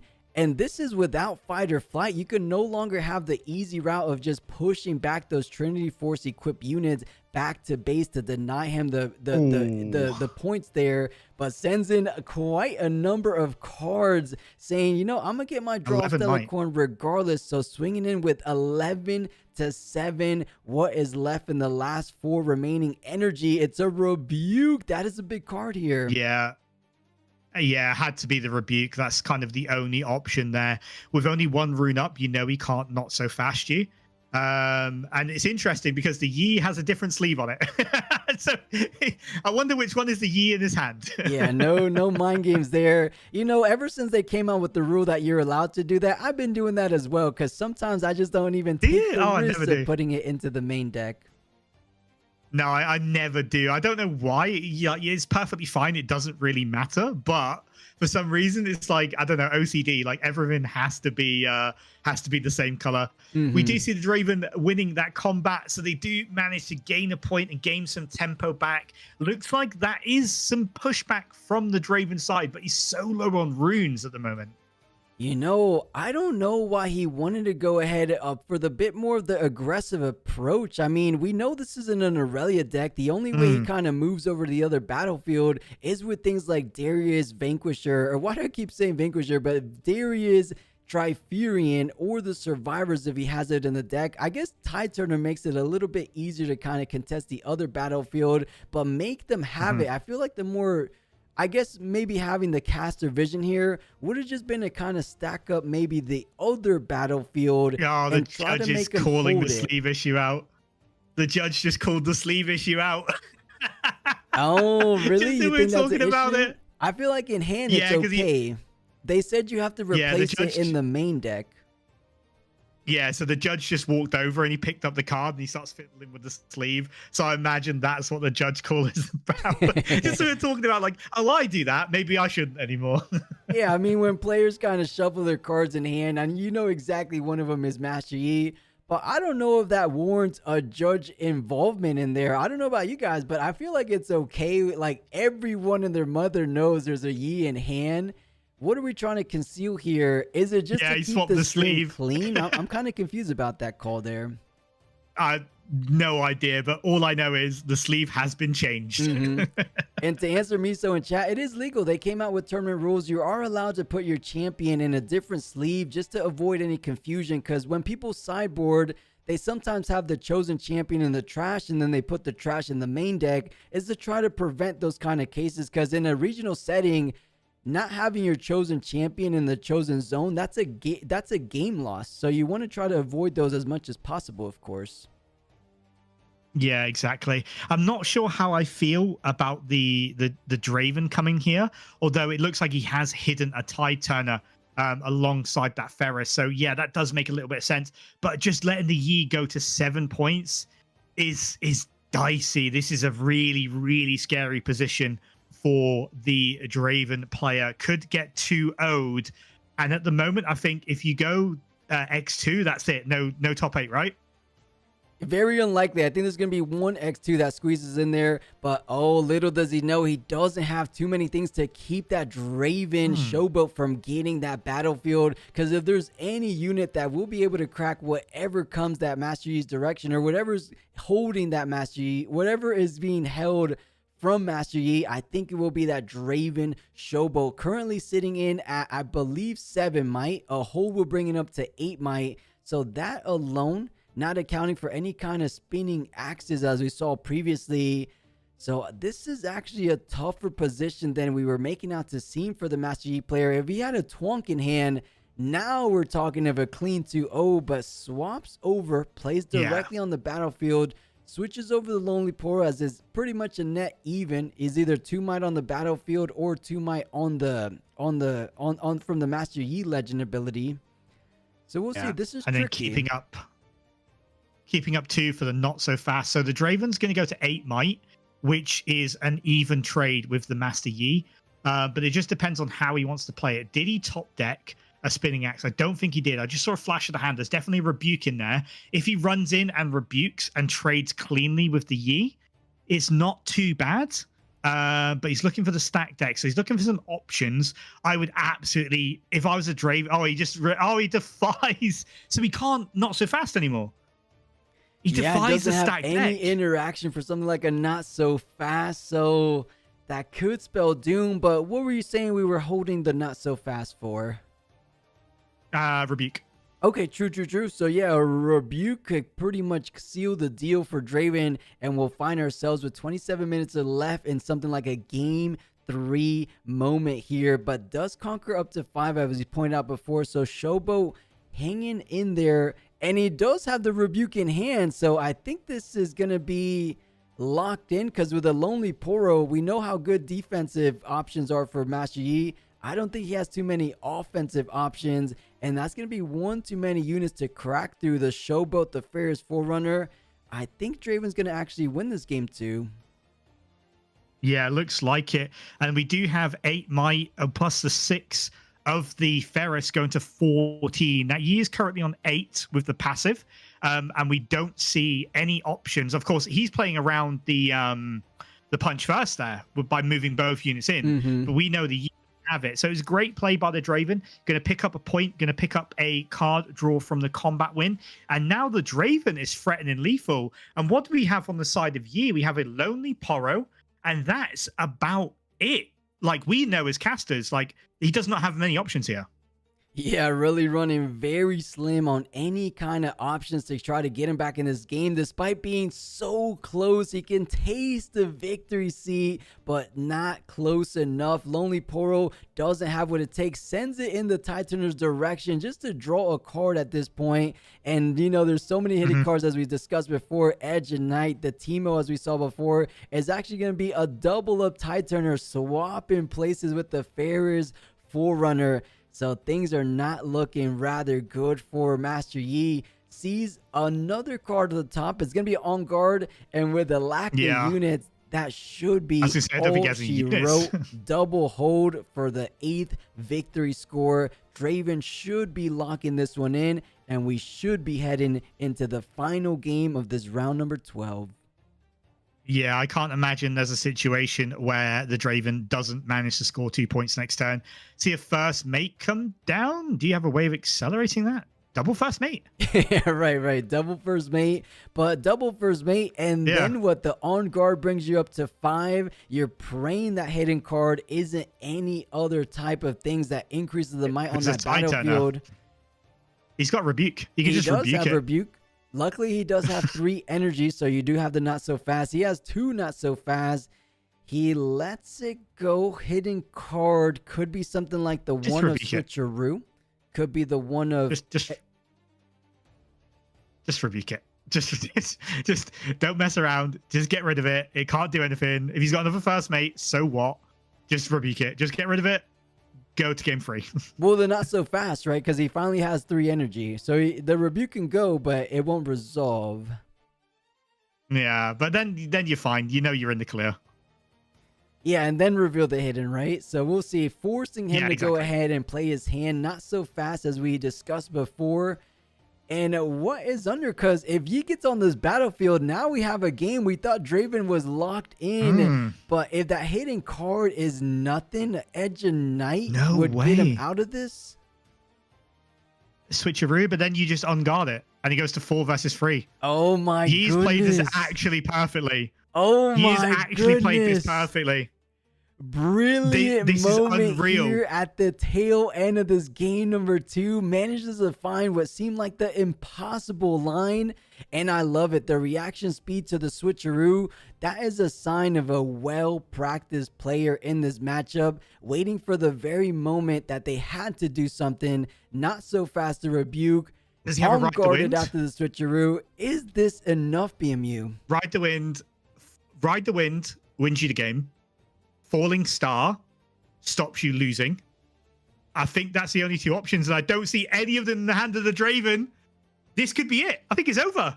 I believe it's over. The phase bumps fly out, an unbelievable, a breathtaking performance from Master Yi. And I think this solidifies it to me. I might be bringing Master Yi over to Atlanta because it looks so strong into the majority of the meta. Maybe got to test a little bit of the Azir, but Master Yi putting in work at this Lille Regional Qualifier this weekend.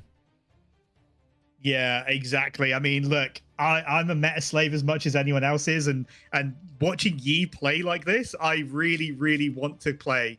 I want to get this rolling and see how this plays, because I haven't played a non-Aurora Yi. I'm excited for the mid-range Yi.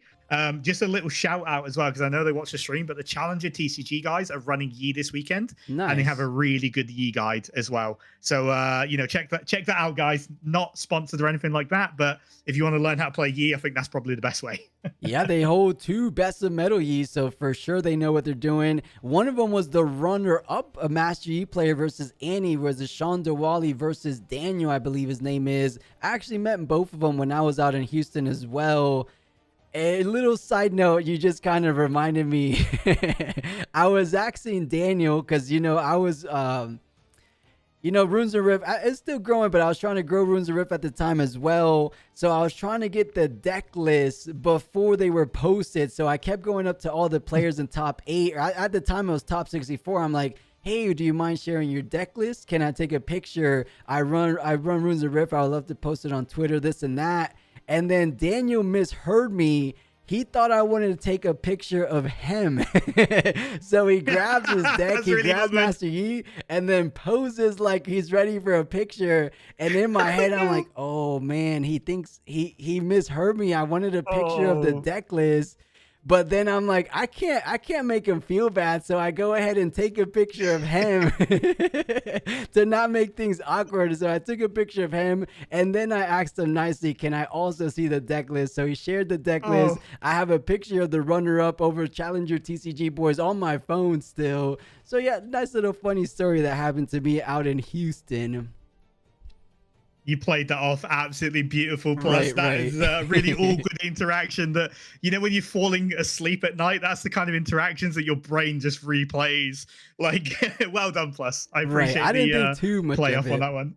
I thought it was just so funny. I'm like, all right, I guess I'll take a picture of you. At the time, I don't know if you guys remember, it was a bit of a meme. He had the hand-drawn Challenger t-shirt. I don't know if you remember that, BMU. It was before they got their nice t-shirts actually professionally printed.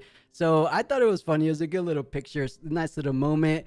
But speaking of TCGs, I wonder how Colin is still faring, because he's running Victor, one that a lot of people aren't really considering as the potential to win it all. They consider him as the potential to maybe top 16, top 8, heck, maybe even top 4. But no one has really said Victor can be crowned champion. Maybe Colin could be the one to prove everyone wrong. I'm just looking at the Victor players remaining, and I think if anyone's going to make it, it's probably Ghost Driver, but let's have a quick look while I'm still on the stream. No, it looks like Super Jad has taken over. Super Jad, Ghost Driver, and Zaif are all 9-3. Looks like Colin Kaiser ended up going 8-3, so obviously there's still a chance for him to go 9-3 as well. But at 9-3, I don't think you can make top 8, if I'm not mistaken. No, there's going to be 0 X3s. But real quick, I was going to point out exactly what BMU is seeing, but I think we got a bit of a winner's interview. So let's go ahead and tune in and see exactly what this Master Yi player was thinking in these moments with these Trinity Force plays. I've got no impression. I'm still, it's a rough game. It was really good. Yeah. But still impressed of it. Got my whole team with it, and they also like partying for it, so I'm really happy. Yeah, so Master Yi, I mean, if we look back at Origins, was one of the top decks for sure, and then it seemed like everyone sort of forgot about Master Yi and Spiritforged. Bans happened. I didn't really see many people talking about Master Yi. What led you to this path?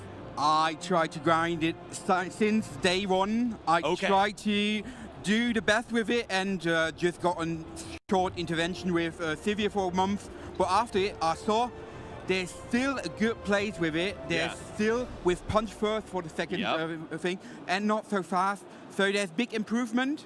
And also after the bans, when Kaiser gets stronger, Yi gets stronger. Yeah, absolutely. And you don't have to worry about the fight or flights being in there. You can stop worrying about that. And one thing that I really love about Master Yi and these versions of it is the Trinity Force. I'm a Lucian player at heart, so I love a Trinity Force. Tell me about Trinity Force and Master Yi. Okay, the first game was quite wild because I instantly get my Sand Soldier. Yeah. And next turn I got the Trinity Force, attached it with my battlefield. Yep. And following turn I got it again. So got 3 holding points with it, and that was wild, really wild. But I'm happy it worked. Yeah, and the Sand Soldiers, I saw you were running Desert's Call. That's one that we've seen in a lot of the Master Yi decks, but not all of them. Has that been a really great card for you? Completely. I think Yi got one big problem, and it's against yellow. When it got Colder Weeks, and I have to do something against it, so I put Desert Call in it, and it's sometimes that second turn the best thing to protect my king and queens. Yes, the kings and queens being protected, but you're here at this event. You just got a massive win. When you were coming here to Lille, were you thinking this is where I'm going to be, or is this beyond your wildest imagination? It's wild. It was my plan to do well, but not that well. I'm completely happy, really. Yeah. Maybe he makes that big. We'll see. It's a big road. It's a big thing to do. Looking like he's well on his way. So I'm happy. Yeah.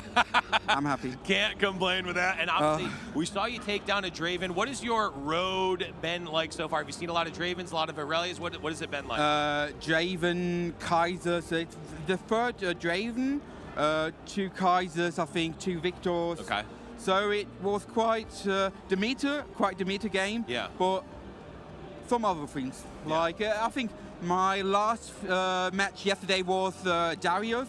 The best of Darius. He was really, really good. Yeah. And so, quite good. But no Aurelia. So, no Aurelia yet. How do you feel about that matchup? Because I have to imagine, I haven't seen the exact spread right now.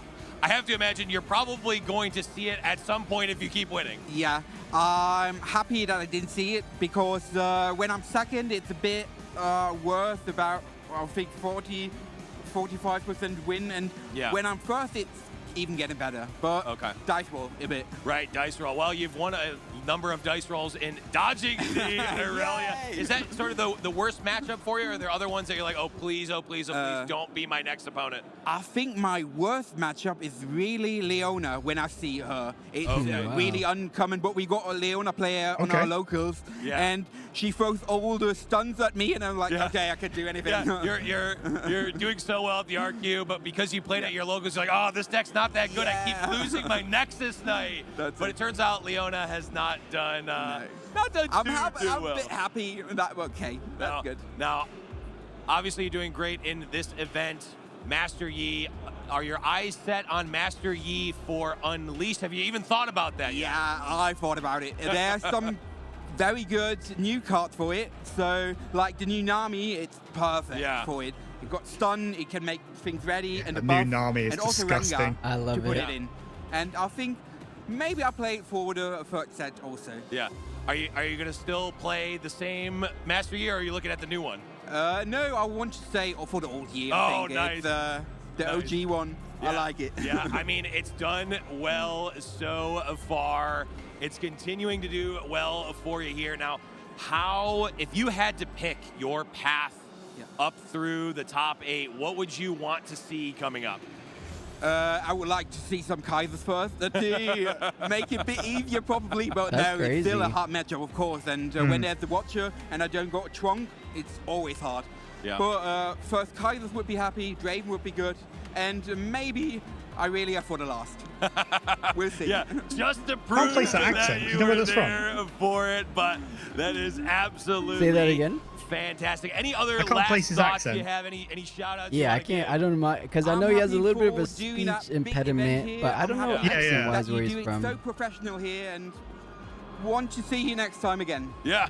Well, perfect. Really appreciate that, Sean. Thank you so much for this interview, and congratulations. I'll let you go get ready for your next round, but we're going to send it back to Nice little headspace, or getting at some idea of his headspace. He seems like a great guy, having a good old time. You love to see it because some players could come in and they're just so locked in, they're so serious that they're kind of not really interacting socially as the social aspect of Riftbound. But this guy's having a good old time. He is ecstatic, doing good, and just having good vibes all around. So you love to see players like that. Hopefully he continues on that success. Oh, we got a little bit of a backup match. BMU, you down to cover this final little backup match together? Yeah, absolutely, man. Absolutely. All right, let's go ahead and dive like straight to these final moments. And yeah, Yi seems to be running everywhere in this day number 2, it looks like. That's been the #1 deck we've tuned into so far. Yeah, like I'm so glad to see, like, since the bans, like the representation of the different legends and stuff is really coming back through. So it's really nice to see not just your general, you know, Draven, Kai'Sa, Aurelia, top 3 go, you know, 17 Dravens and 18 sort of like decks. It's really nice. Definitely refreshed here, but it looks like we're joining at the start of game number 2. Yi won the first match versus a Kai'Sa. So this is a matchup that our last Yi player was just chatting about. Like, he likes this matchup, and so far the Yi is proving to be winning. Right, because what I've heard from the past, it seems to be a little bit of a coin flip. Does Kai'Sa have those answers and you don't have the counters? Because sometimes it's tough when you have to deal with Hextech raids. You can't even get onto the battlefields. And then to make it even worse, while you're trying to set up your back line to then the next turn get onto the battlefield, you have to deal with those pesky fallen stars. So it's funny to hear rather, that he doesn't mind playing against Kai'Sa. Because in my eyes, on paper, it feels like a decently tough matchup. But maybe taking it back to good old Origins meta, where Kai'Sa originally had a bit of the edge, and then towards the end of Origins, Master Yi kind of picked it up. We might be similar to that, but we'll see exactly how this Master Yi does, as he has already one game under his belt and looking to get another one if things go in his way. But I think I saw a card that we didn't see in our previous Master Yi matchup. I think, wait, he has to show the hand one more time, because I saw it, but then I forgot what it was as I was saying my last moments, or my last little statement there. Is it the Unyielding Spirit by any chance? I can see it's sort of just a clip of it. No, it was something else that I was like, whoa, that's a little different. We'll see as the game goes along. But I think this was the Master Yi player that was undefeated and then finally had one loss. Because this might have been around 11. Or no, around 9. Because, yeah, look at the hat. I don't know, BMU, if you remember, if you tuned in that early on. That hat, the little purple icon, I remember him. So this was our round 9, who also won against Aurelia.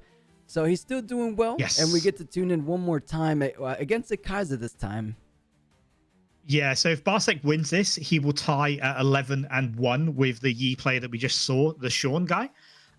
So yeah, this is a really, really key match. Like, if you lose this match as Yi, you're out of the best of contention. If you win, you're then neck and neck.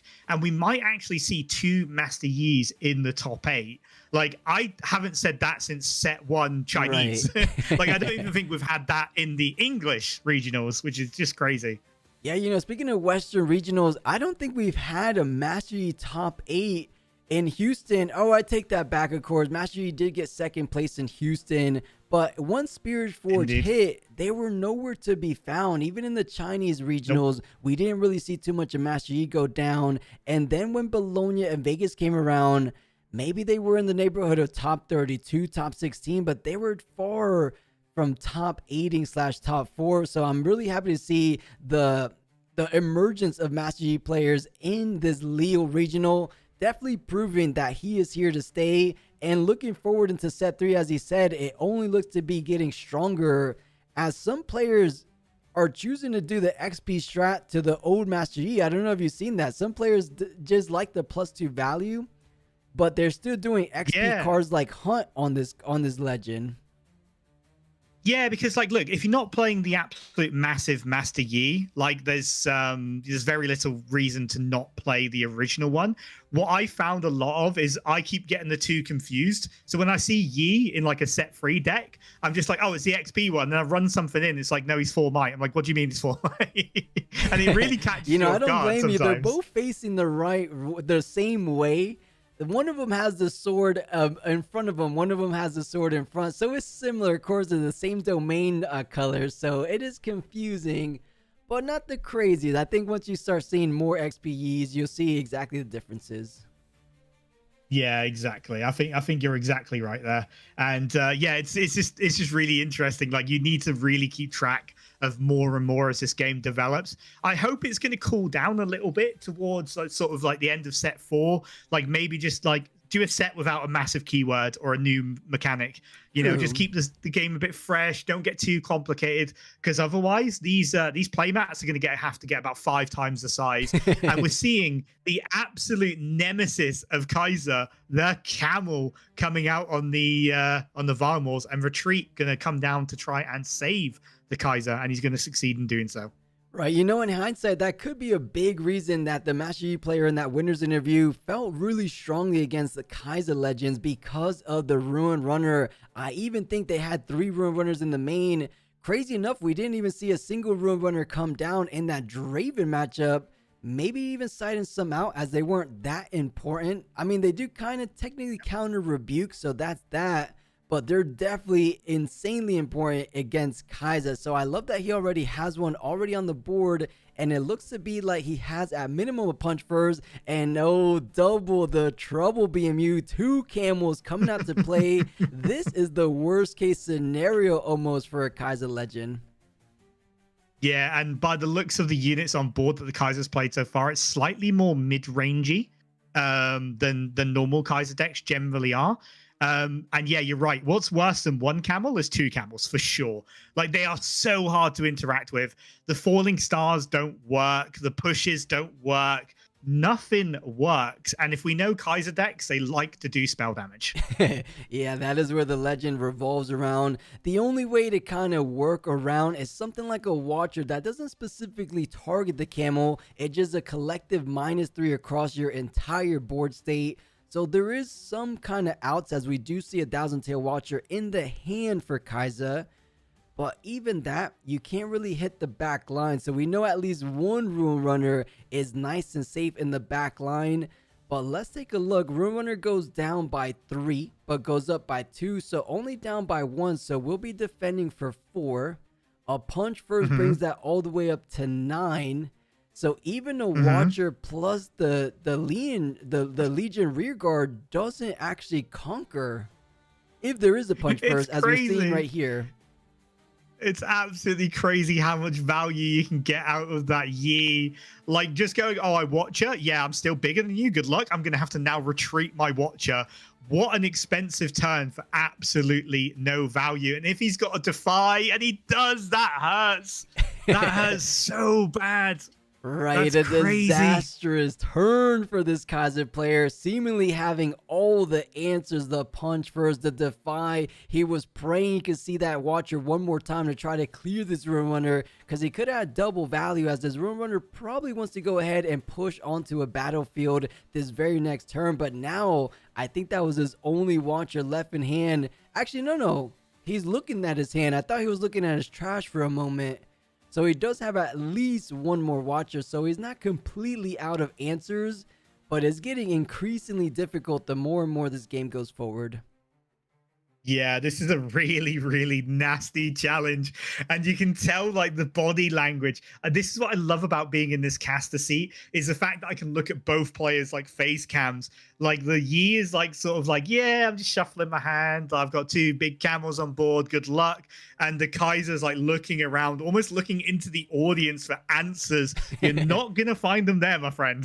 Right, it looks a little bit tense. I love his name, though. Less than 3. Uwu, uwu. Funny funny name there, but attaches that Trinity Force, as we saw, make such an incredible impact against the Draven. I think is going to be even more so in this matchup, as he's already at 6. Even if he gets rid of the first mate here on the Candlelight Sanctum, that can go ahead and outright win from 6 to 8 in a single hold. And as we said before, how are you breaking through this insane defensive fortress that seems to be the case against Master Yi players? Because we saw what's in the hand. I think that might be another punch first. Yeah, and it's just worse than that, right? So that camel is 7, 9 might with the Yi passive. It has a Trinity Force, so it's going to score 2. You've then got a first mate on the other side, which is 5 might, if you attack into it. So what do you do here? The only option really, I think, is you Thermo Beam to get rid of the double point hold, and then you Falling Star the first mate, but then next turn the camel just walks in anyway. And the option is we've got the Watcher coming down, and we saw how well that went last time. Yeah, he's honestly just praying. He already spent 1 punch first. What is the likelihood that he has another one under the hand? And that he does, and that is the fist bump. Sees the writing on the walls. And look at the sigh of relief for a Master Yi player. He wasn't even that threatened. Now, I don't know why he's so relieved, but he's probably relieved that he's most likely locking in a position. As 11-1, all you have to do is ID. I think an 11-1-1 gets there. Or maybe you know the math more than me, or anyone here in the chat can let us know. I think you might be able to ID and squeeze in. I think it does, but I think he's probably going to play for that best of, because him and Sean, who we just saw, are in contention now, neck and neck, for that best of result. So it looks like actually Barsek has taken the #1 spot for the best of Yi. I'm guessing down to win percentage or overall win percentage, but right now he is in the lead for that. So there's potentially a lot of money on the line for winning these games for these Yi players at the moment. Right, you love to see it, right? A nice little Master Yi rivalry. And yeah, the player we just saw on screen, chat, let me know if you guys can see this, or if you want me to zoom in a little bit more. Can you guys see this? I am absolutely loving this website at the moment. Big shout out to the guy who designed this. I just found it on Twitter and doing really well. But it looks like we have a top 8 as it stands right now. We have Squirtle on the Azir, Natural on the Aurelia, Barsek, who we just saw on the Master Yi. Natural interview. Let's get this Natural. Yeah, nice. Let's go. The undefeated Aurelia. Let's see what he has to say. His mind smiling, and of course for a very good reason, because I mean we can almost say that you're in, right? Yes. So I have 11 wins. I didn't lose. I have 1 draw. I think it should be enough for top cut. Yeah, actually it should. So congratulations, John. You were playing Aurelia, the Blade Dancer. What led you to that choice? So at the beginning of set 2, I will play Aurelia. Like, she looked so much fun. I love the movement. I love the control aspect from it. And I was playing a lot of Aurelia, before the bans and everything. And it worked good, Draven, mid-range Draven was very strong because of fight or flight. And after the bans, I was like in a bit of crisis because the meta changed so much. I played Aurelia and it felt different. I was like, oh, I don't understand the deck anymore. Really, I was like, I don't understand the deck anymore. And this week, like in the last 2 days, it switched. I switched my deck like 3 times, the deck list, and I had a switch. I played online games. I won like 9 games in a row. I was like, okay, this is the deck. And yeah, it's such a good deck. I think it's the deck with the most versatility. It can do the best from going second. So I think Aurelia is the best choice for a big tournament like this. I mean, to be honest, as an Aurelia, defender, I really like this champion. I totally agree with you on this one. But tell us about you. How do you feel right now? Do you feel released? Did you expect to be in the top 8? Tell us everything. Oh, I'm so excited. Right now, I'm really like, I can't even believe it's true. I'm like, oh my God, is this like, it's a dream come true. I was like, when I was like 12, I wanted always to go to, TCG tournaments. And I was, cards are expensive and you have no money as a 12-year-old. And now I'm like, you know, fulfilling my childhood dreams. And I'm like, this today is crazy. Yesterday was crazy because on Friday in the pre-rift, I went 4-2. So I was a bit shaky, you know, I didn't play that well. It was enough, but, you know, not like now 11 wins. I'm like, oh, insane. I feel great. That is actually insane because when I saw you, I saw your smile on the face, and I have to tell people off camera we talked a little bit, and you had such a good energy. You were always happy to be there, and always you feel very confident indeed. You told me that yesterday, yeah, it wasn't. I mean, on Friday it wasn't very good for you with the 4-2, but now I see a man who is very confident in his ability to win it all. Yeah. So now, I mean, you are in top 8 basically. Do you think that you can take the crown? Ooh, I don't want to be arrogant because we have so many good players. But yeah, I feel confident in my deck. I feel confident, especially in the mirror, because I played 3 mirrors, I didn't lose one. So this is like for me, okay, I know the mirror has a lot of irregular players. And yeah, let's see. I think I'm very happy with top 8, but you know, more is always better, you know? That's actually incredible to have you there. We will let you go into your next round, but for now, we are going to go back to some more interview, Natural. I love that he brought up that he's been playing some online games, because I don't know if you guys know, he's actually number 10 on our Runes and Rift rank ladder board, so he's been diligent at grinding those ranked games. I don't want to say that kind of helped him and boost his performance, but maybe had a little bit of something to do with it. So congrats to him. Let's just see how far he can take it this weekend / today, because we get all the answers. So I'm rooting for him. You know, one of the best Aurelia players in the game currently. As a bit of an Aurelia main myself, I like to see it, but I wouldn't mind seeing a Master Yi do well as well. Yeah, it's one of those ties. Like, don't get me wrong. Like, I'm an Aurelia player at the moment myself as well. Plus, I'm really enjoying it. I want to get my hands on his deck list, like, because I reckon it's going to be a little bit spicy. We should see a little bit later, I would imagine.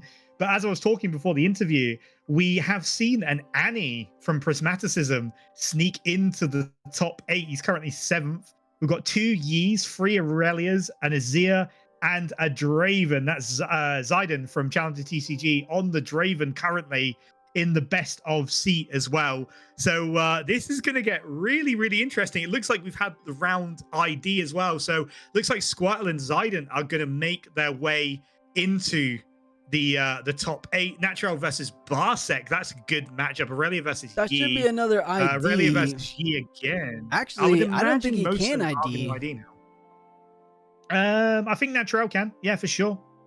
No, Natural can, but can Balric afford to ID? Because he would be 10-1-1. I think he can. We discussed before. Balric was the Master Yi player we just got finished watching. No, he's 11-1, so he'd be 11-1-1, which I think would be fine for top 8. I think you make it. I think you make it as 11-1-1. So I'm down to see something like the Prismaticism game. But as BMU was pointed out, this is the current standings as it stands. So Squirtle all but locked in. Naturals that we just saw that awesome interview is locked in. And the number 4 seed Prismaticism going on a tear in day number 2, as we would expect. I do think we're going to see an Annie in top 8, but let's knock on wood. Let's go ahead and see if we can go ahead and close out the final round.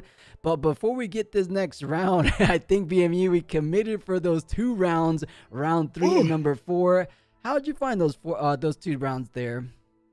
I am so glad I got those games. They were incredibly interesting. As I said, I haven't managed to see you know, a lot of Yis coming in at the moment, so it's really nice to see those games. And do you know what, if this is a quality of game that we get now, I can't wait for this top 8 cut. It's going to be absolutely incredible. But plus, yeah, thank you very much for hosting. I know you've done 4 games in a row at the moment, so I'm sure you're due a well-deserved break also. Yeah, you know, I don't know if you could tell BMU, I'm slowly losing my voice, so I'm happy that Sasuke and Ojama Boy will be joining us on the commentary booth to close us out. But before we go ahead on these next round, BMU, thank you so very much for joining. Always a blast to cast together. If you want to go ahead and any little final remarks before you head on out, I think now would be a perfect time before this next round.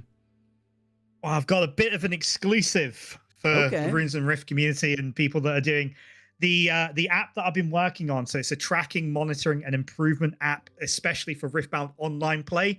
It now has its very own official website, which is riftlight.com. That's rift, Lite.com. You can download the app from there, see all the community stats, and get playing, get improving, and get enjoying the game. Other than that, you can find me at the usual, which is BMUcast on YouTube, BMUcast on Twitch as well, and SE Button Me Up on Twitter. And again, once again, massive shout out to the Runes and Rift team for hosting this, and yourself, Plus, for letting me cast. And I can't wait to see what the next couple of games bring. Yeah, I'm excited as well, but thank you so much, BMU guys. Check out the website. Was it Riftbound, Lite.com? Riftlight.com. Okay. Riftlight.com. You can also find the links on my YouTube and Twitter as well. There we go. So guys, make sure to show some love over to that, and it's actually super value as you're able to keep track of your online games very, very nicely. But for now, I'll go ahead and let you go. I'll take a little bit of a step back as I bring the next casters, but I'll catch you around, BMU. Thank you again. See you soon, brother. Thank you very much. See you.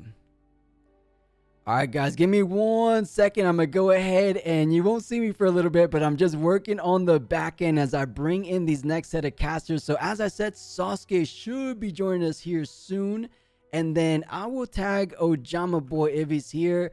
But Sasuke, if you can hear me, join the little camp thing, and then I'll set you up as soon as I can.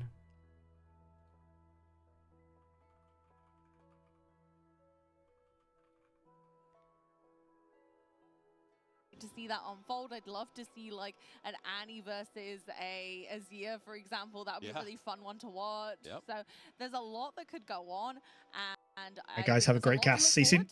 Oh, absolutely. I mean, just off the top of my head, Annie, Azir, obviously Aurelia, Draven, Kai'Sa, Victor. That's 6 decks that we saw on that front page. There's probably more. Fiora again. That's 7 different in the top 8. I mean, it's a possible. We could possibly, and I'm probably jinxing it here. Sorry, there's no jinx. No, there's no jinx. I'm probably jinxing it here by saying we could possibly see a, 6 to 7 different decks in the top 8, which is certainly. I think we saw 5 in Vegas or Bologna. I can't remember off the top of my head, but certainly this could be the most diverse top 8 we've ever seen at an RQ. Absolutely, and with that diversity of decks, it brings diversity of matchup and of skill, and it really is going to put our players to the test. There is no easy way out here. There's no, oh, it's fine, it's all Aurelia, and I win against Aurelia. Right. This is, oh my goodness, every single game is going to be different. I have to employ different tactics, I have to be flexible, and I have to keep my head in the game to be able to keep going forwards. Yes, and like we said before, almost certainly all of these players have tested for Aurelia, they've tested for Draven, they've tested for Kai'Sa. Yeah. I would say most probably tested for Victor. And then once you start getting to the people who are really going deep, then you've gotten getting the full matchup spread. But even then, you only have a certain number of hours in the day, and the bans really weren't that long ago. This is the first big event on the bans. There's been a few online tournaments here and there, but there really has not been. There certainly has not been an event of this scale for this set 2.5 meta, post-ban meta, Not sure what's better, hat or no hat for the first big one. This is the biggest one. I mean, it's the biggest RQ we've had. Yeah. So this is the test. Has your testing and preparation put you in a position to win this round and potentially top 8 the biggest event? Was it enough? That's the question. Yeah. Was all of the preparation enough? Were you ready for Annie? Were you ready for Azir? Were you ready for Master Yi? Or even Yasuo? Yeah, were you also potentially needing to be ready for...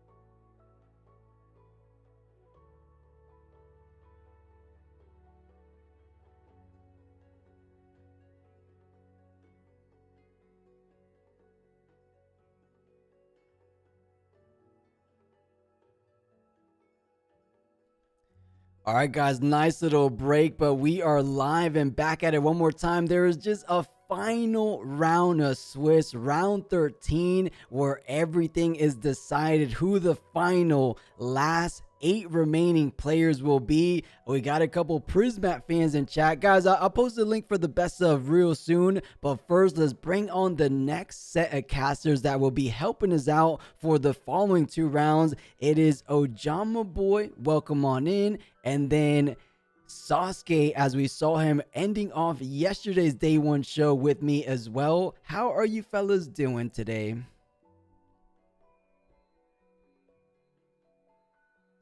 Oops, and give me 1 second. I had you guys muted. Okay, now you guys can say. Let Sasuke say first. Yeah, I'm excited to be back. I'm here for some Riftbound. This is gonna be big. Yeah, I'm very excited as well. I've been catching up with some of the games from today. A lot of Master Yi and a lot of amazing gameplay. So really excited to see what we've got ahead as we go into the last round of Swiss. Right, and it looks like you guys are joining at the perfect timing, because it looks like round number 12, or round number 13 rather, is right here, right now. You guys have a classic matchup. We've seen this so many times, but these are the best of the best that represent these decks. If you guys remember 3-Bet, he was the undefeated Draven for the majority of this Lille Regional. So let's see what does he have that made him so strong. But Sasuke and Ojama Boy, I'll let you guys take it from here. And yep, the floor is your guys's. Thank you very much. Sorry, go ahead. Yeah, I mean, you lead. Yeah, just the thing that's glaring to me is find your center in Aurelia. I mean, that is a very unique choice, not to mention that there's 2 flashes as well. So this is the most unique Aurelia build I think I've ever seen. It is very interesting. My mind, or my eyes rather, were drawn towards the Draven Audacious, something that, you know, it was very common in Aurelia before. The bans we've seen a little bit less now with some of the more recent bans, but the Find Your Center certainly is very interesting. Perhaps being very aware that Aurelia, of course, struggles to keep up tempo in the early game, often instead is playing catch up and doing that very effectively. So maybe trying to accelerate themselves towards where they do best. That makes perfect sense to me. Yeah, I mean, it definitely seems like a very unique choice. It could just be that, you know, he kind of. I've seen a lot of Aurelia players struggle to maintain their runes because they just recycle their runes so often, and it could just be a way to negate that there. And then into that late game, it is just a 1-cost way to draw a card. And then here on the side of this Draven, pretty stock standard for me. I think there's nothing too exciting about this here. Kaisas, Darius, Ferris Forerunners, a couple of Bryn Here's, and then, you know, your stock standard 2s and the Tide Turners, Treasure Hunters, and Overzealous Fans. I will say, I think Flash is definitely a new card that Draven has not been playing beforehand. So, and then in terms of these battlefields, both of these players are playing a bunch of unique battlefields. Aspirant's Climb, Targon's Peak, really the only battlefields that are shared amongst the decks here. Whereas I think beforehand, a lot of these Aurelia players were on the Dreaming Tree, Sunk, excuse me, Sunken Temple, and then that third one usually kind of had a little bit of flair, but generally pretty commonly the same one. So, yeah, I mean, any thing that you're excited for, any unique so far cards that you've seen out of these decks, obviously besides that that Find Your Center? You can't take the Find Your Center away from me after you ask what I'm finding interesting. I would love to see how it comes into play. You can really see their game plan here, how it would interact with things like Aspirant's Climb. Really, like, you know, knowing the strength of the deck is that late game and trying to either extend the game to get to that late game or just get there as soon as they can. So we'll see if that works for them, because Draven, of course, is a very strong deck in the early to mid game, being able to draw cards early and gain a lot of tempo over the opponent. So we'll see how it works out for them here. All right, we're getting right into it here. So opening decks for both of these players, or opening battlefields rather, for both of these players is a Forge of the Fluffed on the side of the Draven. So just wants to be able to move around those spinning axes, it seems like. And then for this Aurelia player, it is going to be this Sunken Temple. really a bit of a surprise to me here, just because we do know that Dravens are very often on cards like Ferris Forerunner. We know that they have the Draven Showboat, so they have a lot of 5 might units that they're going to be able to utilize here. And here comes the fist bump. Both these players are ready to play this game here, and turn number 1 for the Aurelia player. Can't expect much, but he does manage to find himself that Lonely Poro.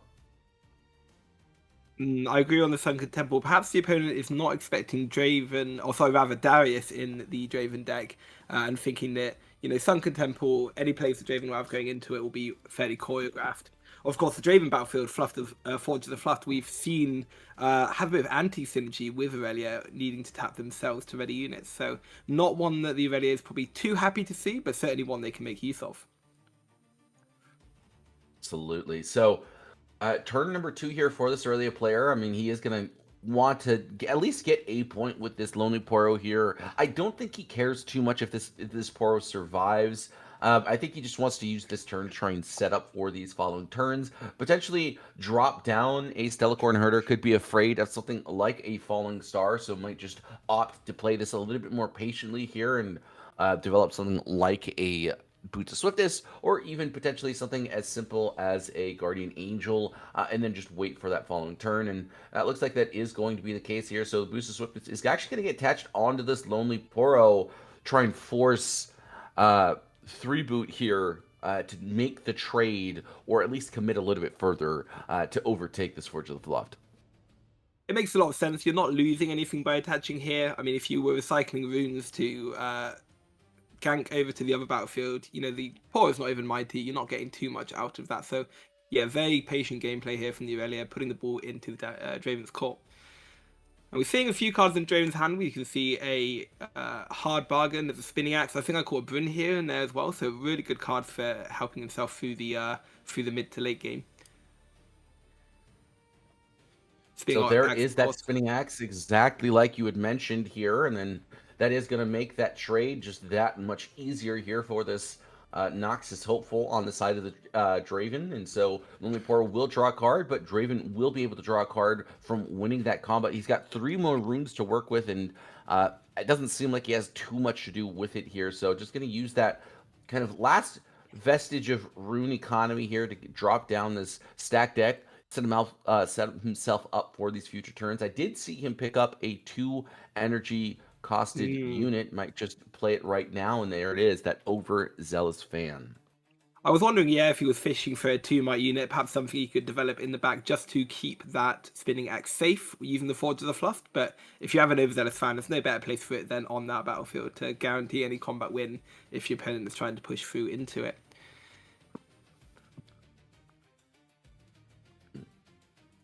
So 6 runes available for this Aurelia here. We'll have to see exactly what he decides to do. This Aurelia Fervent could be coming down, and looks like that is going to be the case. I do feel it is a little bit risky here. He is going to keep it in that back line, but we'll have to have something like an On Guard to kind of stave off a potential Falling Star from coming down. And I think 3-beat here is very aware of that potential from happening. So just going to continue to probably play this pretty patiently here. I don't expect him to be doing too much. Really wants to be able to have both a hard bargain as well as that spinning axe available if he so needs it.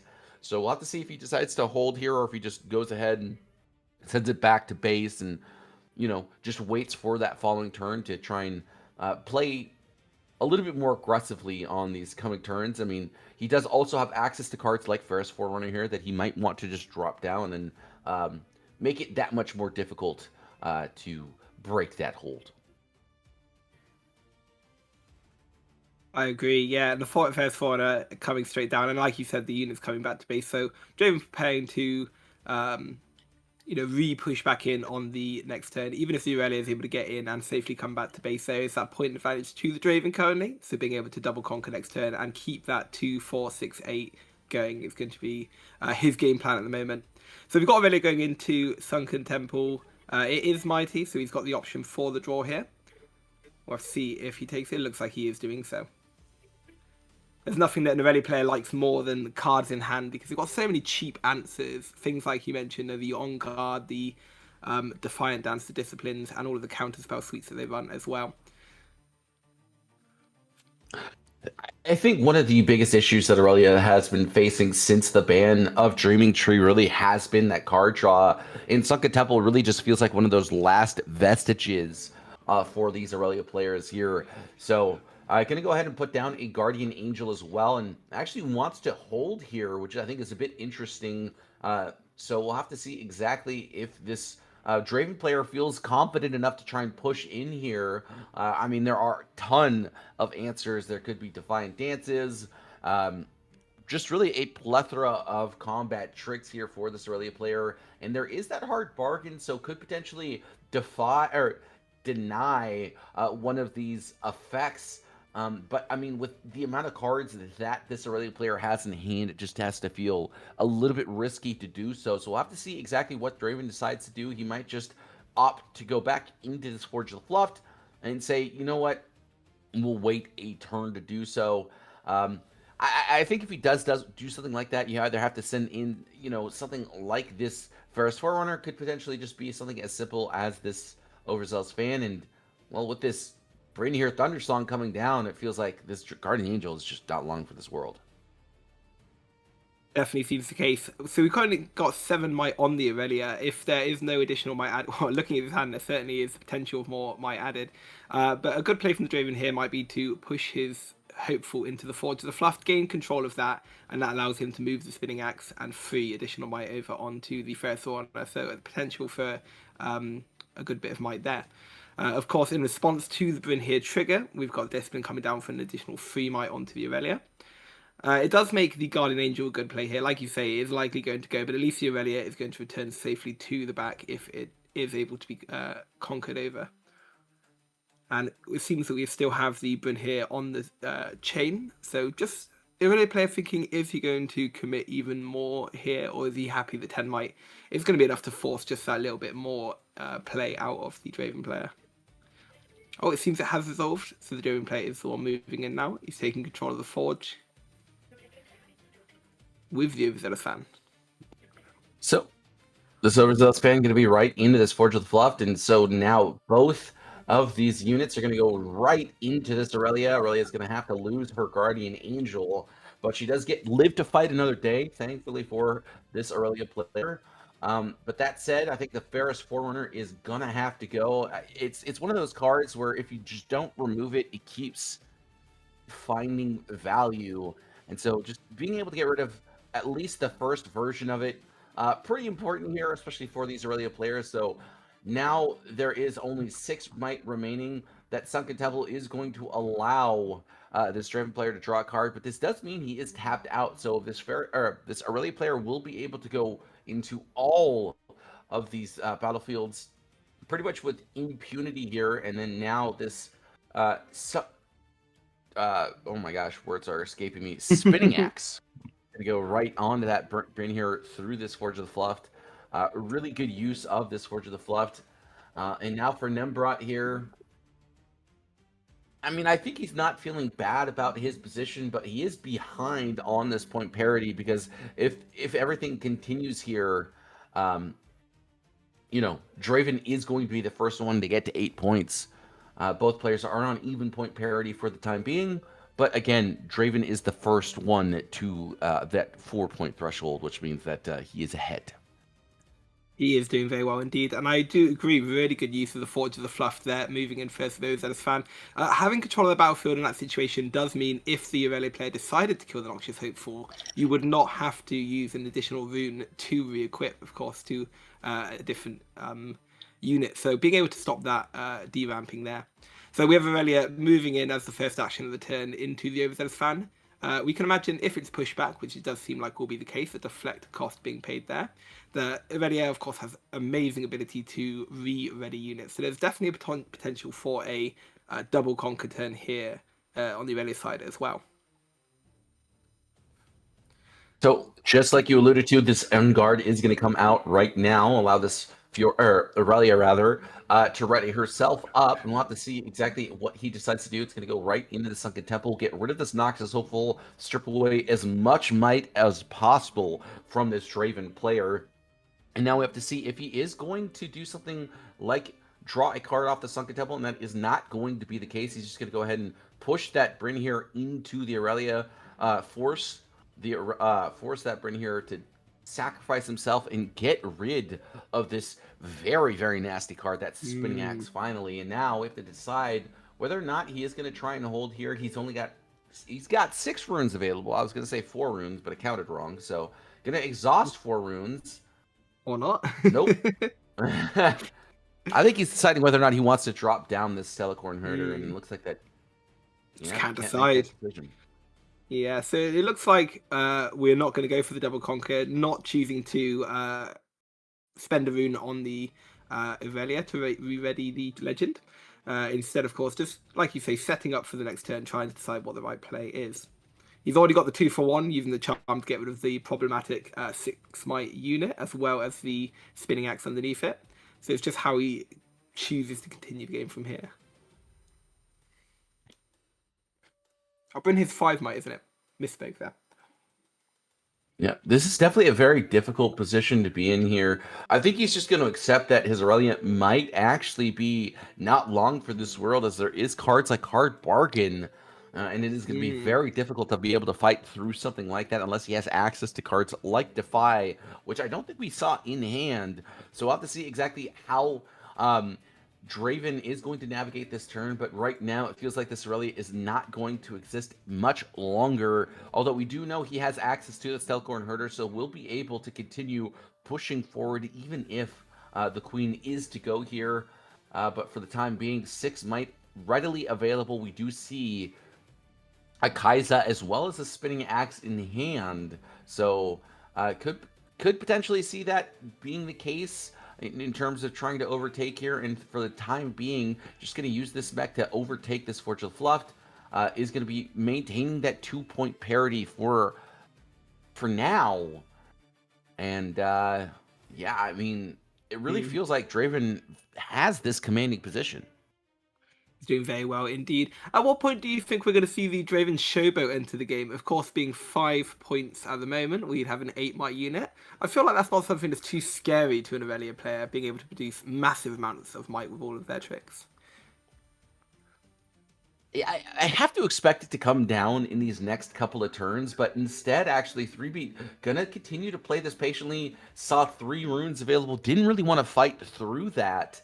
And it might have honestly been the right time to have actually played that Draven Showboat. You were at 5 points. It is an 8 might unit. It is bigger than, in fact, his older brother, that Darius there. But I think the ability to ready him and move him around is the reason why he wants to do it in that order. So for now, just going to go ahead and move over to that Forge of the Fluft, conquer that battlefield, get himself up to that 5-point threshold. And now this 2-point disparity is no longer. But if this Draven is able to get 2 more points on this following turn, it will be at 7 points, and it will be up to this early player to figure out how to conquer both the battlefields. And yeah, I mean, the Aurelia player is kind of clawing his way back, but he's just not out of the woods yet. How do you think he's going to be able to do it? Well, at the moment, he's trying to decide if it's possible to do it with Forge of the Fluff. A little judge call here, like what we discussed earlier. If you're not aware, there's a little bit of a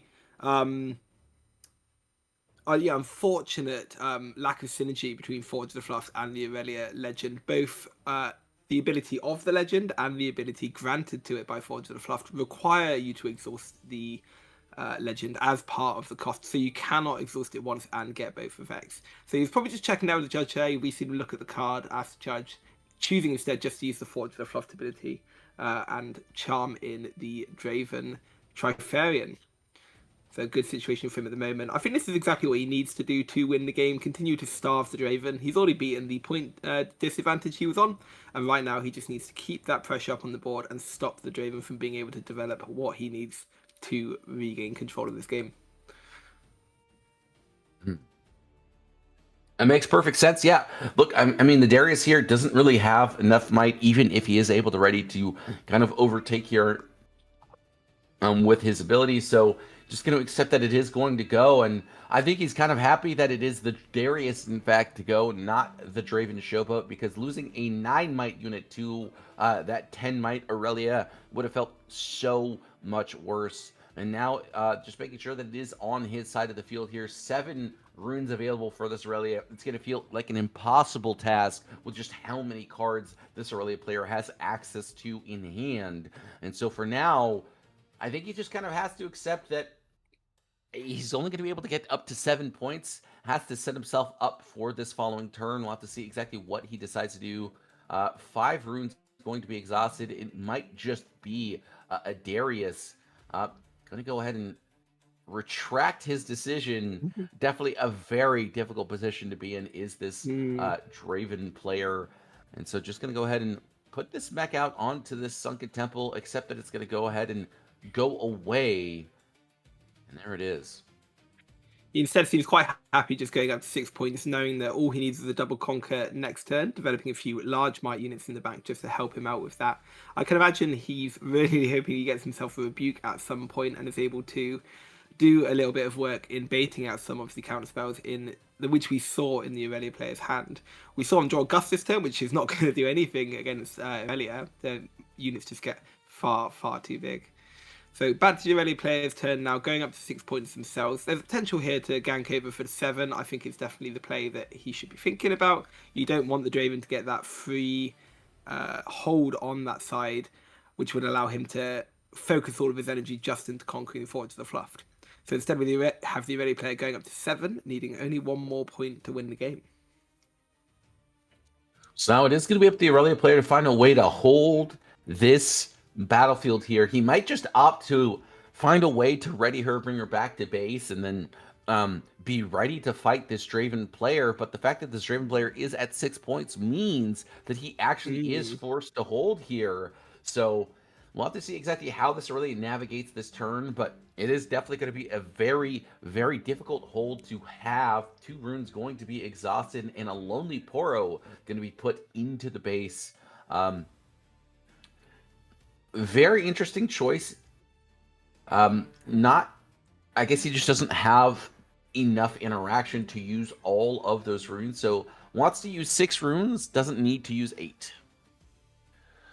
I think he's very aware that if the Draven is somehow able to take this Aurelia out, but not able to win the game in the process, he will still need to double conquer next turn himself, which, you know, the double boots, which even one of which will allow him ganking, and the Legend's ability to ready the Poro is his way through to winning the game next turn if this isn't the deciding turn. Yeah, I mean, it really does feel like it is the deciding turn here. Kai's just going to go ahead and conquer onto the Scourge of the Fluffed, draw himself an additional card, hopefully find something a little bit more useful to do with his turn. And with the fact that there's a Gust in hand, it just means that there's a couple of non-cards in his hand. So really, it just kind of comes down to this spinning axe. We'll have to see exactly what he decides to do. I think it does start with a Darius. It might just end with that spinning axe and really just kind of hold up as much interaction as possible through that hard bargain. And here we are with this Darius. 1 rune going to be recycled. And there is that spinning axe, I have to assume. I think the difficulty with this hand at the moment is there's only so much you can do with the hard bargain with the runes he has available. Of course, needing to use a total of 7 so far to be able to get this Draven out and ready. Darius out and ready. If the Aurelia does have the interaction, they have enough runes to be able to pay for the cost of the hard bargain. We'll just have to see what they've got in hand to challenge this might. So 20 might currently to get over versus the 8 on the Aurelia. This is definitely a very, very difficult position. I mean, if he has something like a Defiant Dance, he doesn't. Too difficult indeed. It's going to be the scoop right there for you. I mean, that Draven Shopo doing exactly what he was supposed to there, just being an incredibly efficient costed unit there. 5 energy, 1 rune for 10 might. Too much to deal with. Too much indeed. So really, really good play from the Draven there. A lot of back and forth as well. So we saw the Draven come out hot on the gates there to be able to get that 2 into 4, into 6 even on their conquers. Or no, rather it was 5 and 6 after a little while, wasn't it? But everything they needed in the end there to be able to make that final push to win the game. So really, really well played from them. Looking at the sideboards now, what are you thinking the Draven player might be bringing in against the Aurelia? Where you're probably going to be seeing that Thermo Beam as a first choice. Anything else that you would bring in to help them close out this match? I think a Mind Splitter might be pretty helpful here. We know that these games want to go long. We know that these Aurelia players have been fairly often putting in Aspirant's Climb. So they want these games to go long, and I think on the play there, he's going to be going for that exactly here. Looks like a judge was called just to make sure that... Oh, the battlefield's all the right way around, it seems. Just something to make the stream a little bit more clear so we know whose battlefield is whose. Sure. Makes perfect sense. So, yep, looks like a plethora of cards going to be pushed out here. I'm not sure what the Aurelia player could be siding out. I mean, I think Adaptatron could be an interesting choice. I mean, we saw 2 Mind Splitters as well. I didn't remember exactly what those last 2 sideboard cards were, but the fact of the matter remains... 3 copies of Tide Turner in the side. So something there, it doesn't really stop the Draven from winning the combat, so I'm not sure how powerful it would be, but, you know, maybe very helpful to face off against those massive might turns that we've seen the Draven be able to put up, just to be able to keep your more important units safe from these combats. I really like what you're saying with the Mind Splitter. It's almost like an extra copy of Bryn here in a way, isn't it? Where you're forcing the Aurelia to be able to use their most important interaction pieces as the trigger goes on the stack. And if they are not able to use what they need to save, you know, things like those counter spells, you get full information of what you're playing around, and also the ability to rip the problem from their hand. So definitely something that if I was a Draven player, I would be thinking of sided in. Yep. So for the side of the Aurelia player here, again, I'm just not sure what exactly he wants to be playing. I mean, 3 Adaptatrons, 2 Mind Splitters, 3 Tide Turners. Can't exactly understand exactly. You know, I'm not necessarily sure what he could be siding in here. I feel like the Lonely Poros don't feel great because once the Lonely Poro dies, the Draven Executioner gets to draw as well. So it doesn't feel great kind of throwing in this little crappy unit to just trade with your opponent. But Targon's Peak is going to be the choice here for Aurelia, as well as Treasure Hoard for Draven. Perhaps it's the knowledge that they are going first that would lead them to side those Tide Turners in. It may be that they are happy on their first game not playing for that turn 1 play, instead, you know, developing things like Guardian Angel rather than having to clunk out your deck with Tide Turners. But when they know they're going first, they may then choose to put those 2 drops in for that earlier advantage. Still in this game, they're not seeing that Tide Turner come down straight away. We're getting the Guardian Angel instead. And the Mind Splitter in hand, so potentially one of those cards, like you said, coming in from the side. Oh, and not a very advantageous turn from the Draven. Just passing on full runes, not having a turn 1 play whatsoever. So definitely a chance for Aurelia to get back into the game.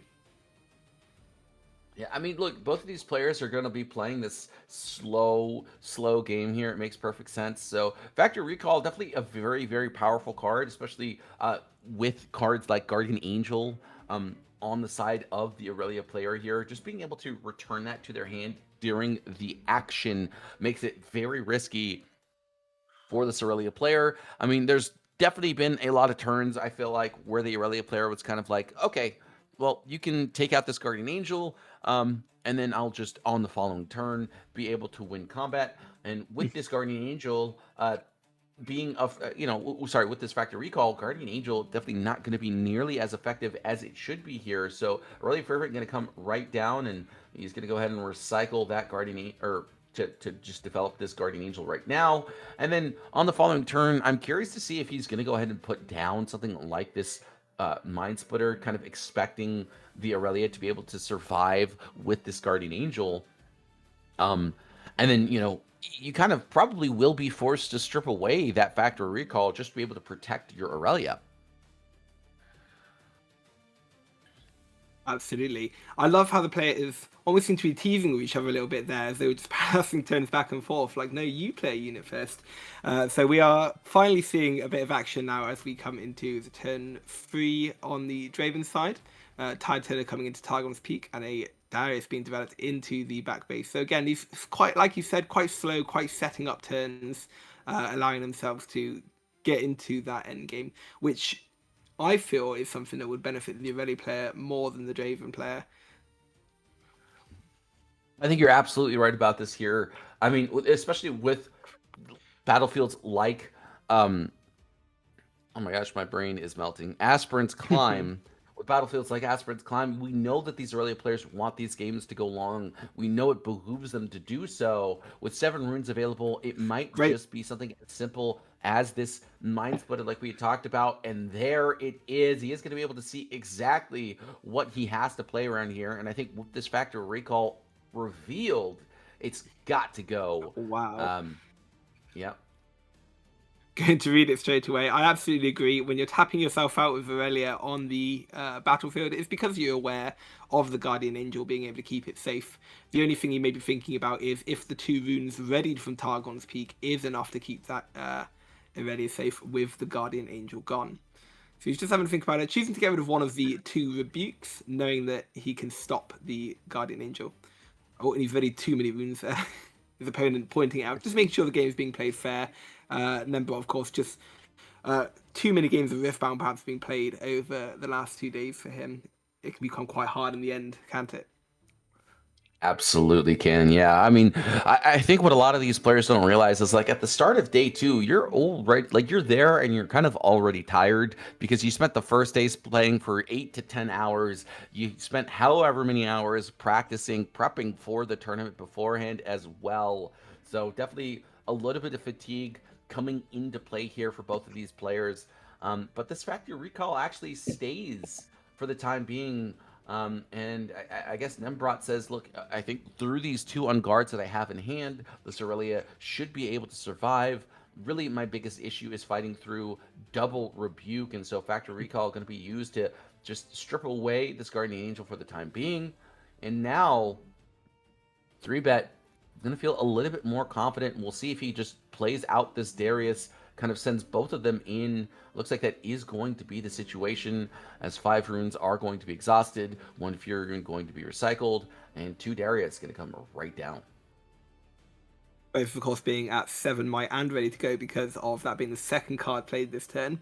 I wonder how confident 3-bet is feeling with this, because he knows that the Irelia player chose to leave that Factory Recall in hand, knows that he's not too worried about this Irelia. Perhaps he wasn't expecting the second Darius. Was that in the hand that he got to see? I believe it was. So I feel like this is a turn that's fairly choreographed, something that both players were aware of what was going to happen. It's just how they choose to play around it. So just going to use the time to get rid of at least one of these 2 Darius. Has a plethora of answers in hand, but I think with that Guardian Angel being stripped away, just kind of was like, okay, well, now I'm going to rely on the Mind Splitter alone, which makes sense. I mean, it's got 3 additional stats, which means that before he has to play 3 cards before he's going to be at that same might threshold as this Mind Splitter. And then actually, surprisingly enough, Ride the Wind going to be used here just to get that second point and then protect this Darius, allow him to go back to the base here. It's not going to be able to get the gold token from that treasure hoard, but still we'll be able to bring back this Darius and have him live to fight another day. Very strong indeed. It's what you need, isn't it, against Irelia? It's that consistent pressure from the might that things like Darius can present. So we've got Mind Splitter now going into the Targon's Peak, putting the Irelia player up to 2 points. Still trailing the Draven, but only by 1 now. We're not seeing that consistent 2-4 point progression that we saw in game 1. So quite a safe bet here to get this point and see what else the Irelia player is going to choose to do with their turn. 7 runes available. Yeah, so right here, Nembrot just going to go ahead and confirm that 3-bot has however many points, 3 points. 3-bet thought that he was talking about himself, but that was not the case. And so now he has to decide what he wants to do with the rest of his turn. It looks like it's just going to be a Guardian Angel attached onto this Mind Splitter. Wants it to last for at least another set of turns here. And then with how much interaction he has available, it kind of makes sense that he doesn't have any units in hand, so may as well just play this patiently here. Allow him that I guess, space to be able to fight off exactly what Draven has in store. So with 8 might available, that Darius is going to have to figure out a lot to be able to get over this Aurelia's Mind Splitter.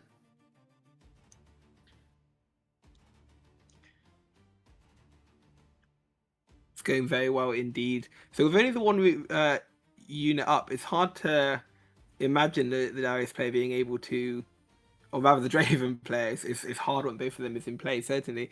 It's hard to imagine them being able to double conquer here. We can imagine the game perhaps slowing down as we enter this mid-game situation. Just going in for the safe treasure hoard play to begin. And choosing makes to sense. get the token as well. Yeah, look, you know, why not get the point while you have it available here? He does have something like that Overzealous Fan to push away this Mind Splitter if he decides to do so, but he also has access to cards like Rebuke still, so it's not going to be too easy to be able to get over that. And then he could even do something like Flash just to bring him back to base, but 6 runes going to be exhausted, not sure. Oh, no, 5 runes, sorry. He used 1 for that treasure hoard. So just going to bring back this Draven Showboat and then play this Overzealous Fan in base. Just send them both back to base. And then there is a 7 might Draven in that back line there. This Aurelia player has to be very concerned about it here. It is a huge, huge unit, and it's only going to get bigger with time. And again, next turn, he will be able to get at least 1 free conquer. So we know that this Draven player is essentially an 8 might unit on the following turn. And Nembrot has to figure out how to get rid of this unit before it becomes too problematic. Very much so. And Charm being a good way to start dealing with this situation. Choosing to go for the Draven, the Darius, and get it out of the game. So 1 less unit to consider, especially the ability for it to ready itself and go back to base quite safely after a conquer. All of these units in the back for Draven is quite what they're looking for, isn't it, to be able to close out this match? What do you think the Aurelia player is looking for at the moment to be able to claw back this game and retake that point advantage? I mean, I think right now he's man, it's pretty difficult. You have to be able to get at least 1 hold.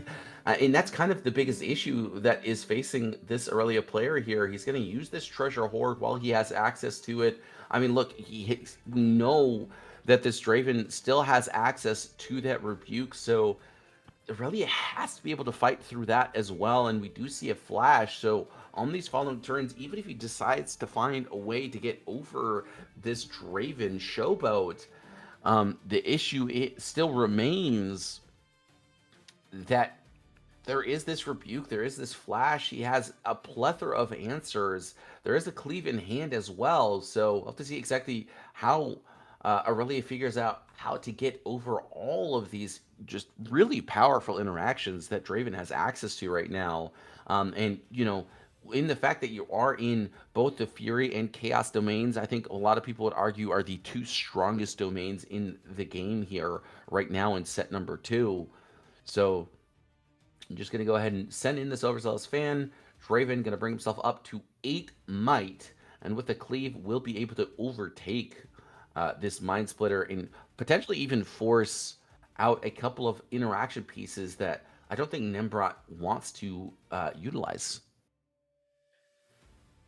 Absolutely, but if there ever is a deck that can beat over a might deficit, it is going to be Aurelia, starting off with an on guard to be able to push the Mind Splitter up to 12 might. So just, you know, there's very back and forth in terms of might here between the Draven and the Mind Splitter. We're going to see what follow-up 3-bet has for it. So it's going to be the Rebuke to start with. Tapping 2, recycling 1, and using the gold as well in an attempt to get rid of this Mind Splitter. And it is going to work. So Draven going up to 6 points, being very close then to that final push that they're going to need to take this match. I think before the match is over as well, it'd be rather remiss of us to miss out on the real battle that's going on here. What do you think about the Nexus Knight runes versus the main set alt arts? I've always been a fan of the main set more than the Nexus Knight, but they all do look very clean together, don't they? Yeah, I think that I'm more a fan of the OG, the main set stuff. For me, it just looks prettier, honestly. Like it's kind of like, for me, the Nexus Knight ones look a little bit too chaotic, whereas the main set ones look just like almost simplistic. But I think there's a beauty in that. I really like them too. Yeah, I think in a vacuum, when you're looking at them side by side, I'm definitely a fan of the main set ones. But the Draven player has done very brilliantly having a full set of the Nexus Knight ones, and there is something about it. Yeah, yeah. So a Noxus Hopeful going to be developed here, and then that Targon's Peak just going to go ahead and allow that Noxus Hopeful to essentially be a zero-costed unit. And then right now, this Draven Showboat is a 9 might unit. There it is. Going to go ahead and recycle, and he's going to go ahead and fire off this flash while he has the opportunity. He knows that the Irelia player here has the potential of the double conquer because of the boots of swiftness and the ability from the legend to be able to re-ready it as well. No longer going to be something which is possible because of that rune being spent on the Defy, which will be hard bargained instead. So now no cards in the hand of the Draven to be able to rip from the Mind Splitter, so no advantage gain there. I think this is beautifully done here from 3Bet. He is going to... I mean, this Irelia has been on the back foot both of these games here. And I mean, this is making things even more difficult. It is going to come down to whether or not the Draven Glorious Executioner is going to be able to find a top deck to kind of secure this win. And so for now, he has to recycle 3 runes just to be able to ready this Mind Splitter and then overtake this Treasure Hoard. Because right now, he cannot afford to fight through this Overzealous fan. We'll have to see exactly what he decides to do, but 10 might versus that 10 might Draven on that following turn means that if he has some sort of accelerated unit, that will be game. So 8 might going to be the choice, and then he has to recycle at least 1 more for this Boots of Swiftness. He's kind of doing the math and realizing this Draven Showboat alone is enough to be able to take this battlefield. So he is going to go ahead and recycle that last rune, send in that Boots of Swiftness, and now 3Bet in a very commanding position. You're absolutely right. I failed to notice the Overzealous fan, of course, making it completely impossible for the Irelia to be able to get into that Targon's Peak. So 73 points currently for the Draven player. Never quite seen that before. Okay, back down to 7. So even if that was the biggest Draven Showboat I've ever seen for like 3 seconds. Yeah, it was really up there. The kind of might that you only really see from things like a Spellzonger on a Dr. Mundo. But no, instead we've got just the regular 10 might on the Draven now. Like you say, enough to kill the Mind Splitter. And in that situation, it's very good indeed for the Draven player, just being able to have that hold on the Targon's Peak going into the next turn by that Overzealous fan. It's going to be very difficult for the Irelia to be able to overcome this situation, even if they do have that unit in hand to follow up with.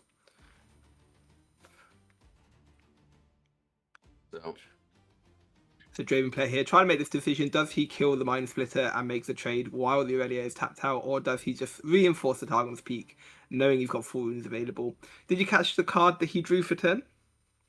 It was a Ferris Forerunner, so not going to be able to help him here, but he does have 1 more turn to work with here. We'll have to see exactly what he decides to do, and instead he's just going to go ahead and bolster that front line as much as he possibly can. And now for this Irelia player, he's got 5 runes to work with, but he has a plethora of ways to ready this Mind Splitter. I would like to see him just go ahead and set his units right in to that Targon's Peak, kind of force whatever trades he needs to potentially take out that Ferris Forerunner as well as that Noxus Hopeful, or I guess you have to take out that Overzealous fan. So take out the Overzealous fan, take out that Ferris Forerunner, and then live to fight that second time. Use the Irelia Blade Dancer to your advantage. He has a charm as well as a rebuke.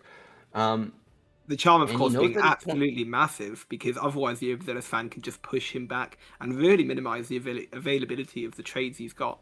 being able to charm a unit over in advance, whether it is the Overzealous or whether it's one of the larger my units, is going to make this a lot more possible for him. You're absolutely right here. So I think he's trying to figure out a way to win combat without losing this Guardian Angel. So I do think it starts here with this charm. I think what you're supposed to do is just charm in the Overzealous fan to that treasure hoard, and then just get rid of it. And then you can do some rebuke, Defiant Dance shenanigans. So here comes this charm. We'll have to see exactly what he decides is the unit he wants to strip away. And it is going to be that Overzealous fan. There was almost the argument there for the Draven as well, if he has a trick in hand. I believe I saw an on guard as well, so able to get over the might of that Draven. Instead choosing to fight it on the Targon's Peak instead. So he's just doing the math at the moment, it seems. Unfortunately, the players don't have access to this wonderful overlay that we have with the might at the bottom. I didn't like it much at first. I thought it looked a bit clunkier than what we've had in the past, but I'm really enjoying this overlay now that I've had time to get used to it. It really, really helps things here. So it is going to start with this rebuke. I think he's just going to go ahead and rebuke this Ferris Forerunner, which means that he is going to do something like this Defiant Dance. Now the might totals are evened out. And with this on guard, he's going to be able to take out both of these units. And now what once was a terrible position for this Aurelia player, he may have just fought his way back into this series, has one rune available, one card available, but right now all Draven has access to is a Ferris Forerunner and a treasure hoard or treasure hunter, which means that game number 2 is going to be barely eked out by Nembrot, but Nembrot on the back foot as he is going to be on. He's going to be going second game 3. How do you think he's going to be able to overtake this? Well, with amazing play like that, I should hope completely brilliant turnaround at the end. Of course, we know we're going into Aspirant's Climb on the side of the Aurelia player, so one less thing to worry about, I suppose, is the Draven being able to push units in quickly and really get ahead on the runes, because he's got that little bit of buffer from needing to go to 9 instead. Do you remember what the battlefield was on the side of the Draven that we're going to be going into now? The only battlefield that both players shared was the Targon's Peak, so we do know that Draven's on Targon's Peak here in game number 3. I don't remember what Aurelia was. Oh no, it was Aspirant's Climb. Yeah. So good situation, I think. Yeah.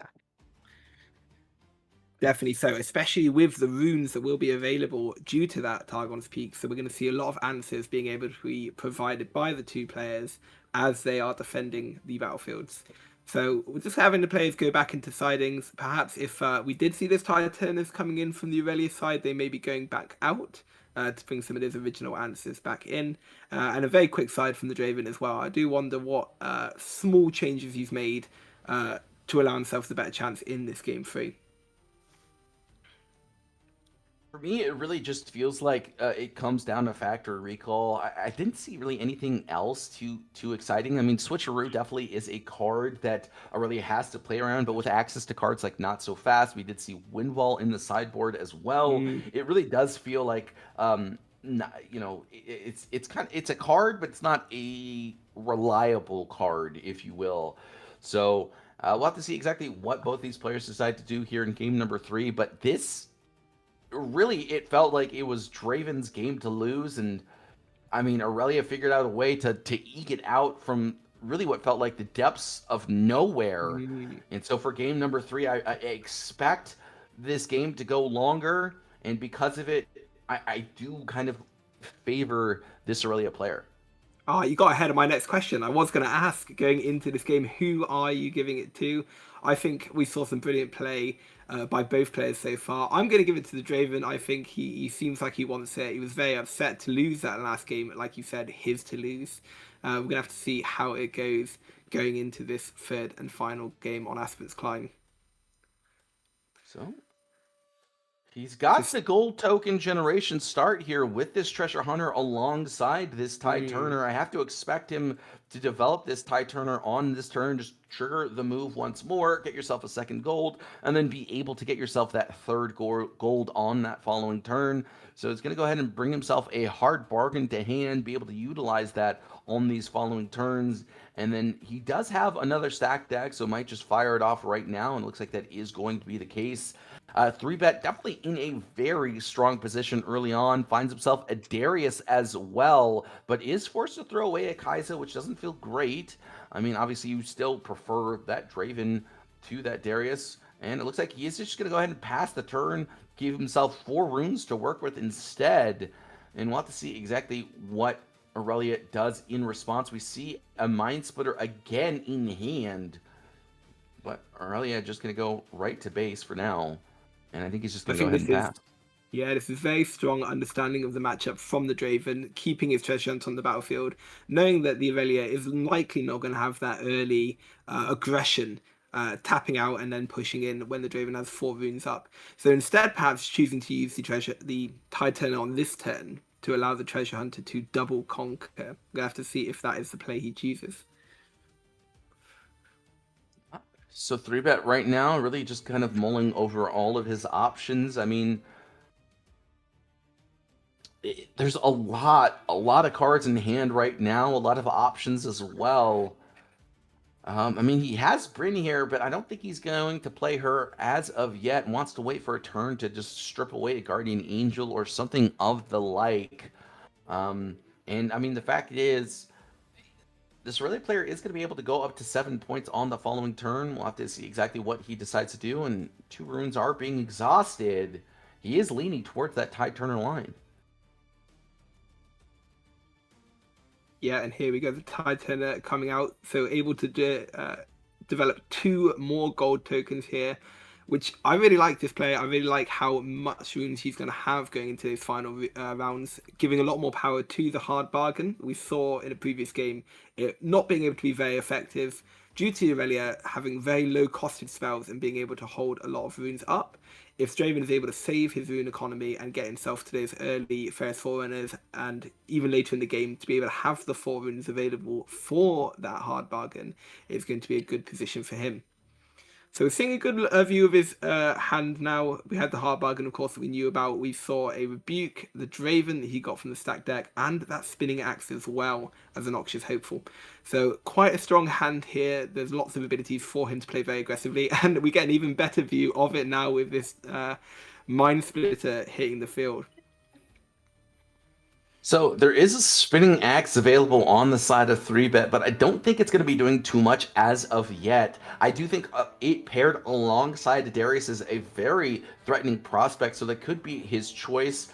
He might even just opt to go for the Rebuke. We saw him do it last game, even though there was still 2 of them on the side of this Draven player. And so with the couple of Ride the Winds, or it looked like 1 Ride the Wind, a Rebuke, and yet there goes that Rebuke. This Mind Splitter proving to be an incredibly impactful card during this series. A very interesting sideboard card, but one that I think has been absolutely pivotal in terms of commanding this game. So he's just going to go ahead and go right into this Aspirant's Climb. By the way, beautiful Aspirant's Climb. I have one of those myself. A very difficult one to get, but gorgeous. Absolutely From the gorgeous. Worlds box, isn't it? Yep, I got 2 Worlds boxes. Oh, wow. Well, I can send you my address after the game if that would help you unload one of them. So I'll make a quick correction for myself. It wasn't a Noxious Hopeful in the hand of the Draven player. Somehow I managed to confuse a Brynn here for that instead. A card which we saw be quite impactful on in the previous game. Not one that's going to come down for much effect on this turn with the Aurelia being tapped out. I'm expecting the Draven to come down the Darius rather, to come down quite soon, with the Aurelia only being 4 might on the Aspirant's Climb, and the Mind Splitter being back not really helping with the might. So we do see a Treasure Hunter as well in hand. So it might just be something as simple as Darius plus Treasure Hunter for the time being. Go ahead and give yourself that opportunity to overtake this Aurelia. use the gold tokens while you have access to them. I don't think you're going to do something like a spinning axe. It doesn't feel great to do so, just because if you lose the Darius, you lose the spinning axe as well. And you definitely don't want to put the spinning axe on a tide turner. So no, I'm just going to go ahead and... with having the spinning axe on. I was just going to say, I'm completely with you. Having the spinning axe on would only have 8 might on the Darius, which, yes, is enough to get over the Mind Splitter, but not enough if they equip that boost of swiftness as well, let alone what tricks the Aurelia is probably holding in hand. So keeping this spinning axe safe for now, and instead just taking control of the game at the Aspen's Climb. 5 points at the moment for Draven. A really nice place to be. Only 4 off of winning. So 2 double conquer turns is all he needs to take it. And of course the Showboat going to be coming in for 8 might on the next turn if there's no further points before that happens. So on the side of this Aurelia player, we do see a Guardian Angel.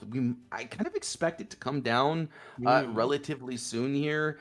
We don't expect Darius to find a way to get up to 7 might, so he's just going to go ahead and conquer right now. Potentially do something as simple as attach this boost of swiftness, push back this Mind Splitter.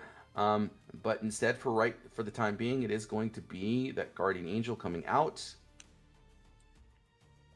Looking at all the cards that his opponent has in hand, we do know, oh, it's 2 Brynheers now, so that's a lot of Brynheer for his opponent to have. But yeah, I mean, look, this is definitely a very, very commanding position for the Aurelia player. I think at this point, it really does, like, even though there is this 3-point disparity, it's going to be very difficult for Darius, or Draven rather, to break this hold. Brynheers are going to do things, but there's just not enough might right now to overtake this Mind Splitter. So I think for the time being, this point disparity is going to start to shrink, and 3-Bet has to find himself a way back into this game in relatively soon, I should say. Definitely so. And we see the decision from the Aurelia player being to leave the Mind Splitter on Aspen's Climb for the hold. I quite like this because, as we are aware, the Draven player only being 2 double conquers away from that victory. If he did keep the unit safe, it is very easy point progression for the Draven. So instead, we've got the Mind Splitter on the Aspen's Climb and the Brynheer trigger on the chain, just already deciding how much might the Draven is potentially able to produce here. So now he's decided to put no more resources into this round and instead just allowing the Draven to do what he needs to do to continue this game. And it's just going to be... I think it was a very, very good read here from this Aurelia player. I think a lot of Aurelia players would have panicked and just developed at least one combat trick, trying to play around a second spinning axe. But he says, you can do that. I have the Guardian Angel. I'm willing to take this trade. So I think this is really, really intelligent play here from Nembrat, really understanding this matchup incredibly well, kind of getting the read that he's just playing the Bryn here for might because he doesn't have very much else to do. He looked at his opponent's hand, made that read, and it is the correct read, in fact. So now he's just going to go ahead and utilize these Boots of Swiftness, move over this Mind Splitter onto the other battlefield here. We'll have to see exactly if he decides to go for a second Mind Splitter after the fact, but I don't expect him to do so. He's going to let that 1 energy dissipate, and while he is behind on energy and points, it really does feel like this Aurelia is in the commanding position. I think we can't count the Draven out yet, though. Even something as simple as taking a slow turn here and moving the Tide Turner into Aspen's Climb puts them that double conquer turn away from victory, and I believe that maybe the play here is just saying, I've got the Bryn here in hand, I've got a lot of might that I can produce to deal with your situation. I don't need to challenge this Mind Splitter just yet.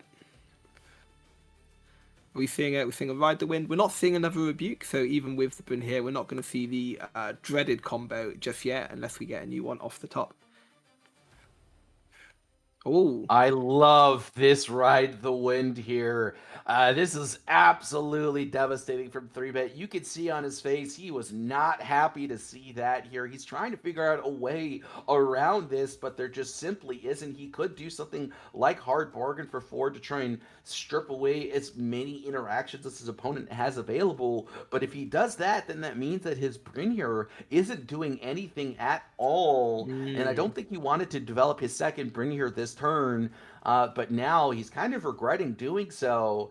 Is considering this hard bargain for 4 just to kind of exhaust 4 of these runes, but again, this Mind Splitter on this ride the win, absolutely devastating. Aurelia going to be able to score an additional point as well as strip away this Tide Turner for the turn, and he still has a plethora of answers in hand to interact with his opponent. It might just be the pivotal turn. This is an incredible play indeed. Not only does it give that Aurelia player the extra point, but assuming that they can hold and move across on the next turn, that will put them in that double conquer range from victory. And it also forces Draven, as we see here, to develop out the Kai'Sa, just less might that they are going to be able to have for that pivotal turn for them in the next round cycle.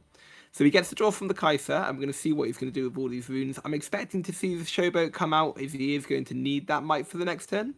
Here it is, and of course the Bryn here is something he probably wants to save for the next turn, with the Rider Wind being available so that it could join in the might game as well. So leaving quite a lot of runes up on the side of the Draven. We of course know that it's not got too much that he could use it for. He could do his own Ride the Wind trick to conquer Aspen's Climb after Tide Turner, Mind Splitter ganks across. I keep getting those two confused. Very different units. I mean, Tide Turner does look like a dragon, so, you know. He does a little, yeah. I think it's both of them, being that sound at the end. Tide Turner, Mind Splitter, they're both doing similar things when you think about it. Yeah, So I mean, go on. 2 energy versus 7 energy is basically the same. Basically the same, yeah. So the Aurelia player just having a quick judge call here, checking something. Not too sure what he could be thinking out. Do you have any insight? I don't, honestly. I mean, he may have drawn himself something like a charm here, so that could be the situation of what he is considering. It looks like there is some sort of judge call, and listen, I gotta say, I'm not sure what exactly he could be calling the judge over for. Or whatever it is, it's surely something complicated, the judge needing to step away from the situation and find out what the potential answer could be here, or perhaps even what he is allowed to say to the players in this situation. So it may be a moment as we are back at the cast booth before we find out what's going to be going on to end this game.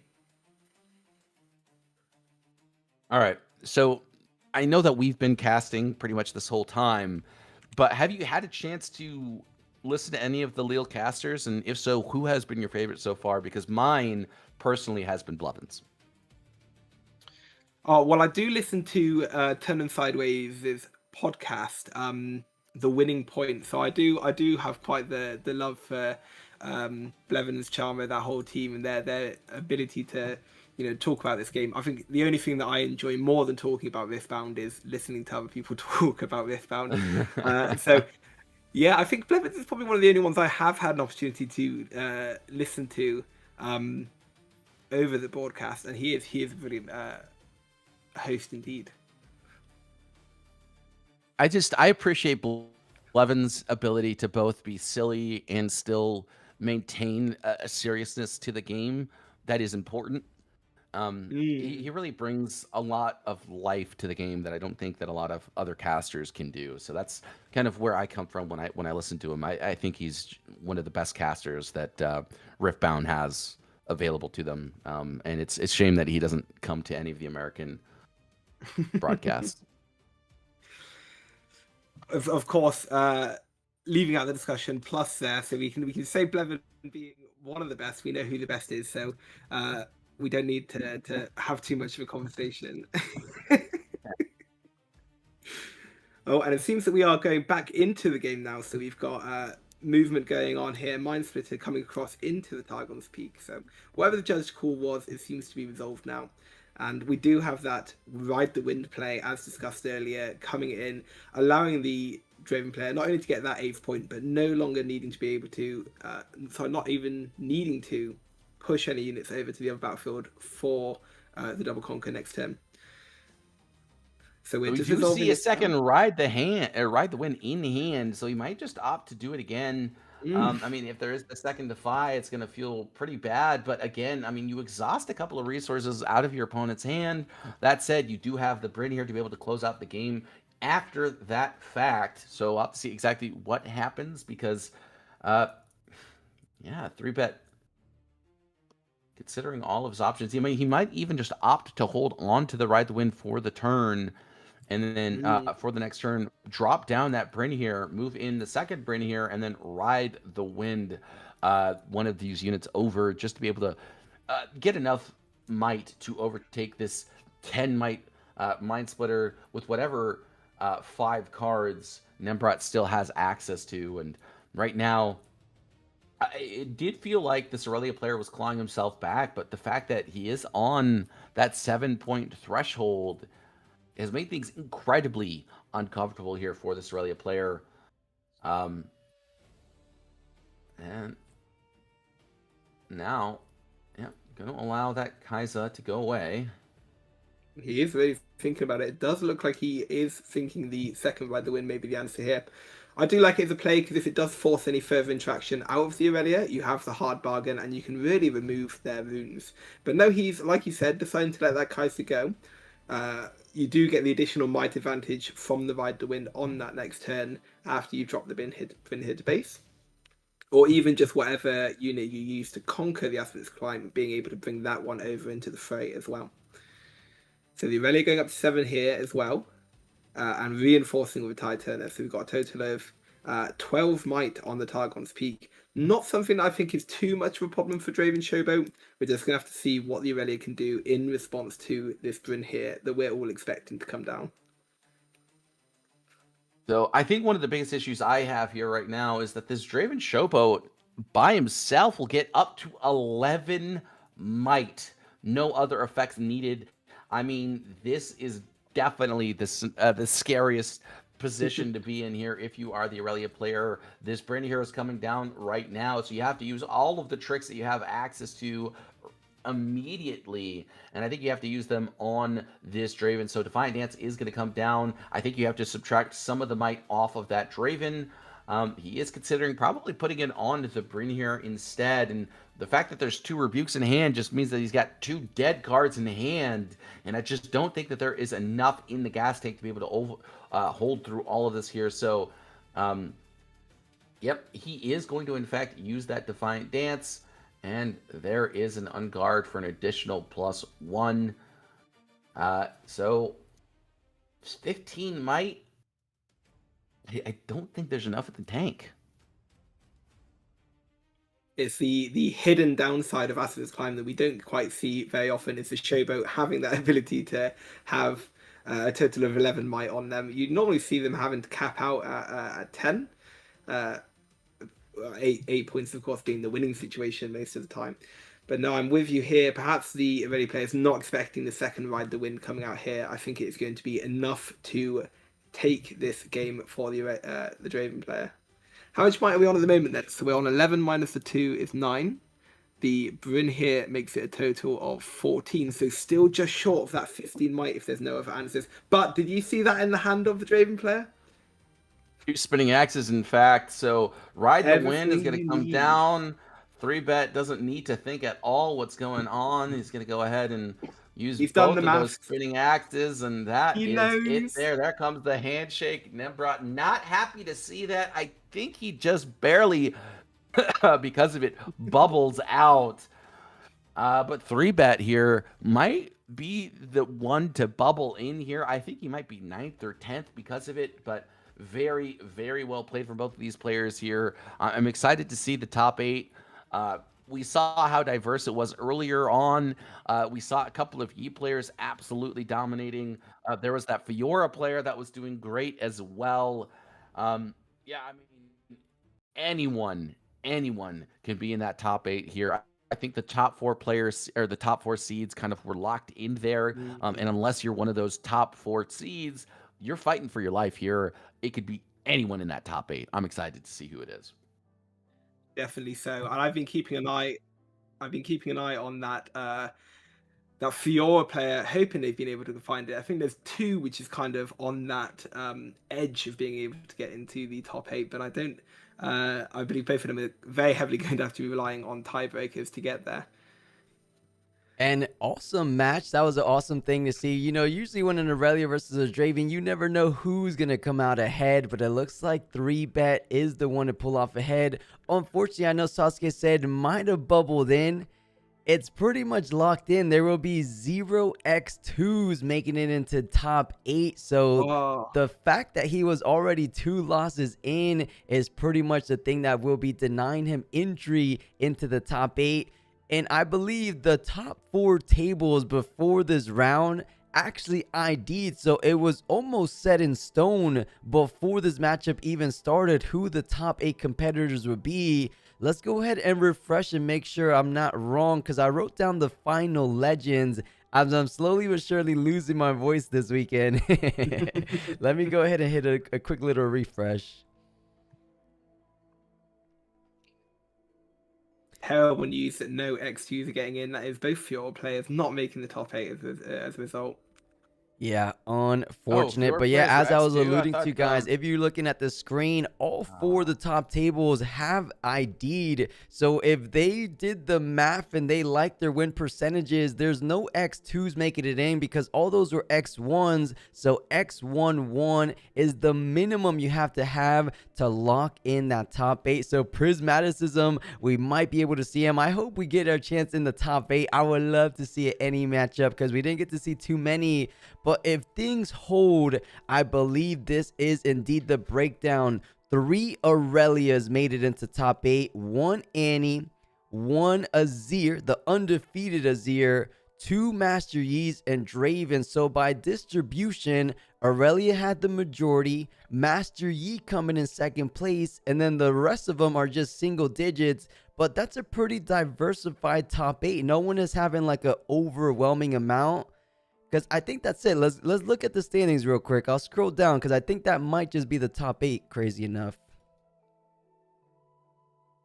It does look about right, and only the 1 Draven is a breath of fresh air. Following the bans, we had the New Zealand tournament where 6 Dravens were in the top 8. So glad to see that is not something that's being repeated here as well. You know what? I miss having 6 to 8 Dravens in the top 8. Right, said no one ever. But yeah, Taco, Allen didn't make it. He was playing Ezreal. He was an Ezreal believer. He might have locked in the best of Ezreal. Actually, I don't even think he was that because there was an undefeated Ezreal before him. But no, Allen ZQ did not manage to lock in a 3rd back-to-back top 8. But you know who did? We kind of were saying his name before. Prismaticism, 3 top 8s in a row. That is insanity. I'm so impressed by Prismat. He's just one of the greatest minds in Riftbound. So awesome to see as well. Another person I want to give a little shout out that guaranteed to get top 8. It was the runner up in Houston. The little funny story I mentioned that I took a picture of him when I was trying to take a picture of his deck list. I don't know if Sasuke or Jama Boy caught when I was telling that story to chat. Either way, he's part of Challenger TCG, so congrats to them. It looks like not only did they lock in the best of Draven this time around, but they also might have a chance at getting the crown, because once you're runner-up in one of these regional events, you were so close. And you know the good old saying, like when you're so close but you come second, that almost feels worse than never even making top 8 at all, right? So I know he wants a little bit of vengeance, if you will.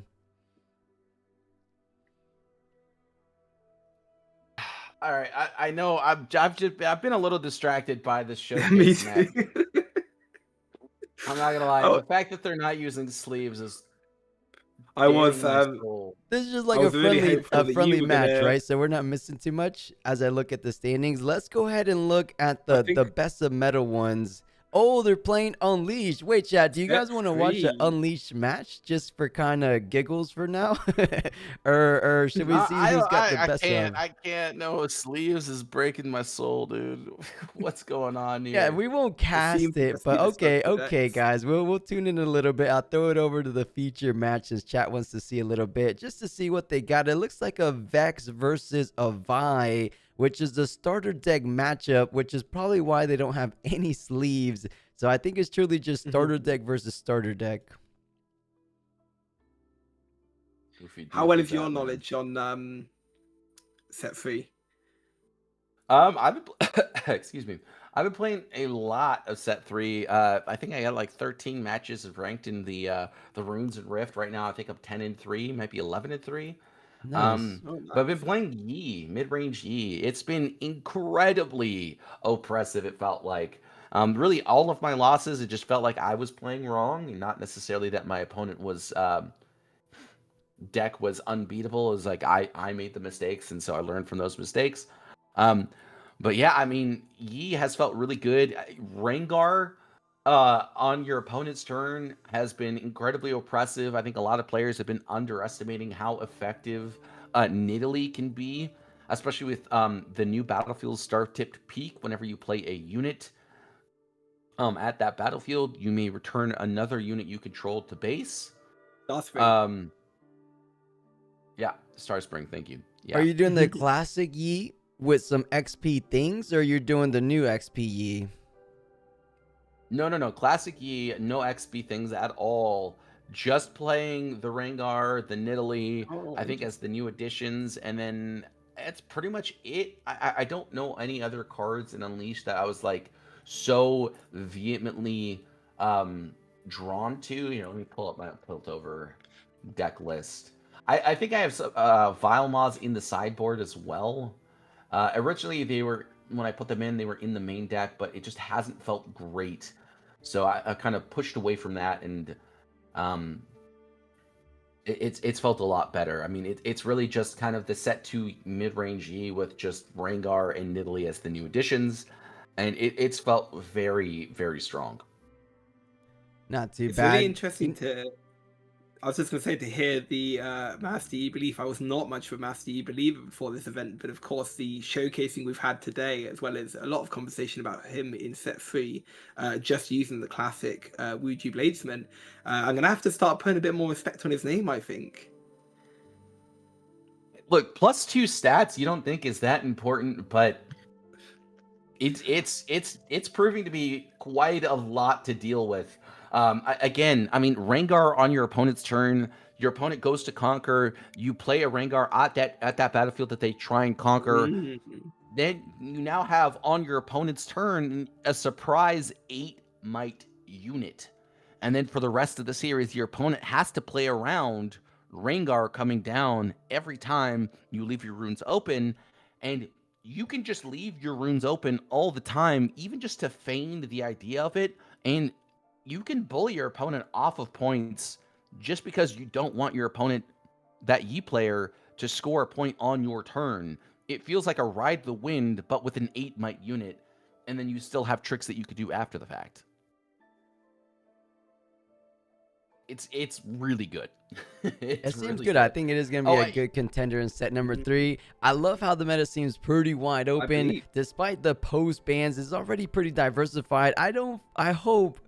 I really do hope set 3 doesn't kind of mess things up, because there's been talks that LeBlanc feels a little overtuned. Maybe the Vex apathetic allowing purple to really run crazy if it hasn't run any craziness already. So we'll see. We'll see. I like what you're saying. Maybe Master Yi is here to stay, because he's done wonderful things in this Lille weekend tournament. So I would love to see it if it continues on. I would like it for the set 3 regionals. I believe the first one being Sydney and then the second one being Vancouver. If we have similar distributions as we saw today, like the first one being in the neighborhood of 10 to 15% at most, and then everything else kind of trickles down from there, I think that's a sign of a healthy meta.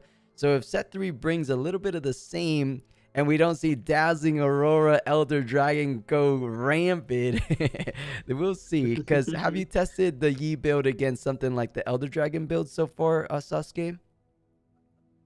I have, and look again. You know, it really came. Like I think I lost the first match and then I won the second one. It really just came down to how well you play around the Elder Dragon. If you have, you know, both battlefields and then a unit at base, you're going to get punished pretty heavily unless you have access to exactly not so fast, and then your opponent can respond in kind with that. But if you just have one of the battlefields, you hold open, you know, five energy just to overtake that first battlefield, it becomes very risky for your opponent because you can play a Rengar, then you can punch first, and then all of a sudden, you know, they lose their Elder Dragon, you get a point, and you're sitting pretty. So, yeah, I mean, you just get a lot of points early on because they're just ramping early on. You have, you know, the Lonely Poros, you have the Stalwart Poros. You just have a lot of ways to interact with your opponent that they're not really ready for. And you score a lot of points really quickly. So I feel like it's kind of very 50-50. I would say it's slightly favored for the Aurora player, but definitely not like a 60-40 matchup or even a 70-40 matchup. It's probably like 45-55 or maybe even slightly less than that. So. Yeah, I hope nothing is as crazy as that, but it looks like you caught the attention of Taco Way saying you talking way too much about this mid-range G. Pass over the deck list, Sasuke. So we'll see if Sasuke wants to share that. Maybe he'll post it somewhere on his Twitter or on the Discord. But yeah, Doji, I believe top 8 is all but locked in. I'll go ahead and run it back one more time. So guys, we'll catch it. Rewind the VOD, rewind the main stream if you guys want to see the set 3. We'll see plenty of set 3. I think more people are curious, what are the legends that managed to lock in the Lille Regional top 8 positions? And I believe, as I think you guys posted in chat as well, these are the top 8 as they all ID'd in this last round of Swiss, which means to me, I don't think anyone is that risky. Do you think any players just saying, okay, I'll ID even though maybe someone can beat me? I don't think they would do that. I think they're probably pretty safe in this situation. Yeah, I mean, I would have to assume that they're pretty faithful. I would expect that even if there's a risk of doing something like that, I wouldn't ID. I'd be like, all right, let's fight it out, and then, because if there's a potential for me to get bubbled out, I'm never taking the risk to potentially yeah, you just gotta play it out.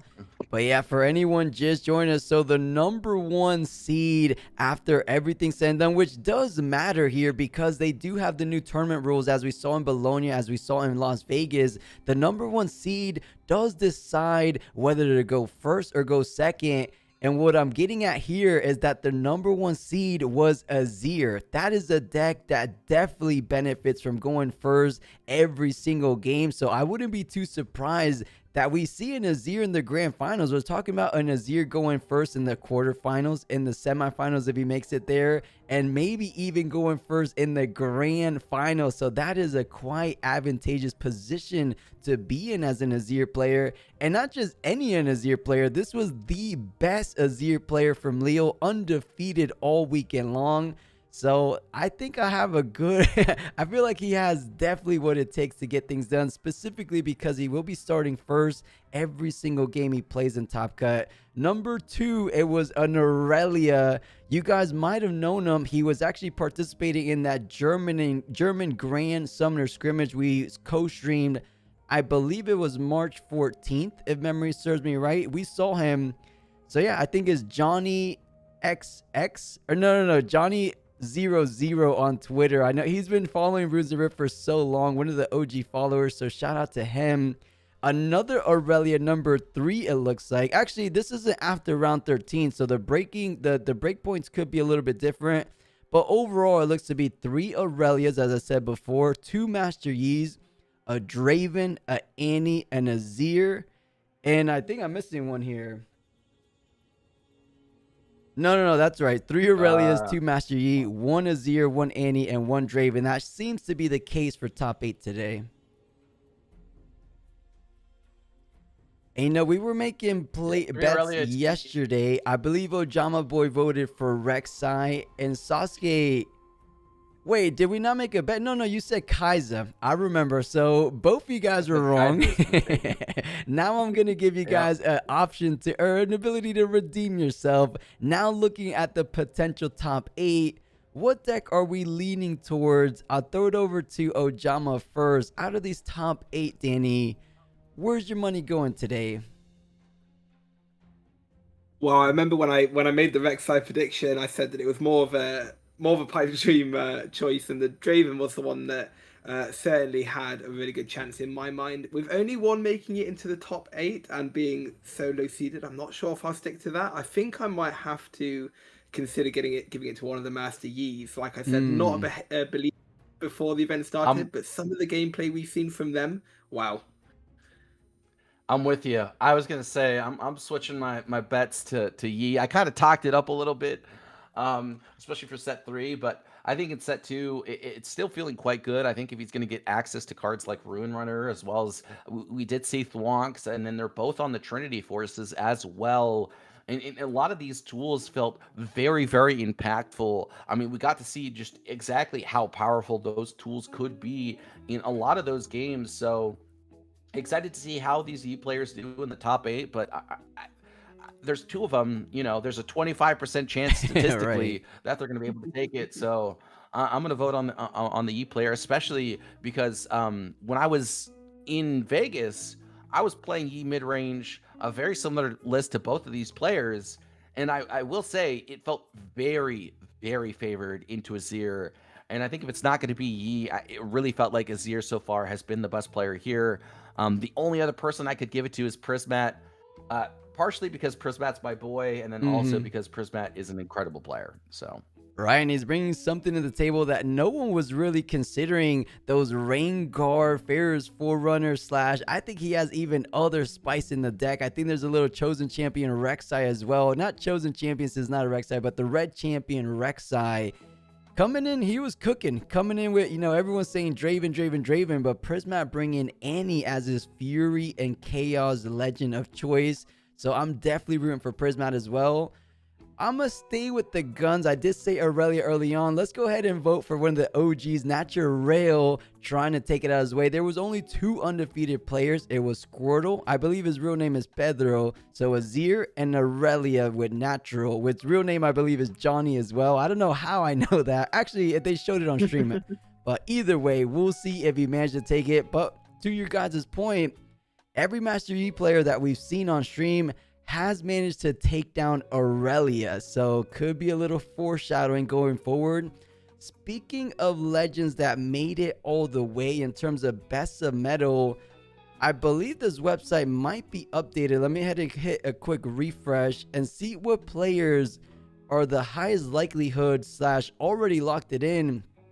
It looks like Dong D, very stellar name, Dong D with 30 points, meaning this is accounting for round 13 of Swiss. So Dong D, whoever you are out there, you locked in 100% your Lux Best of Metal card.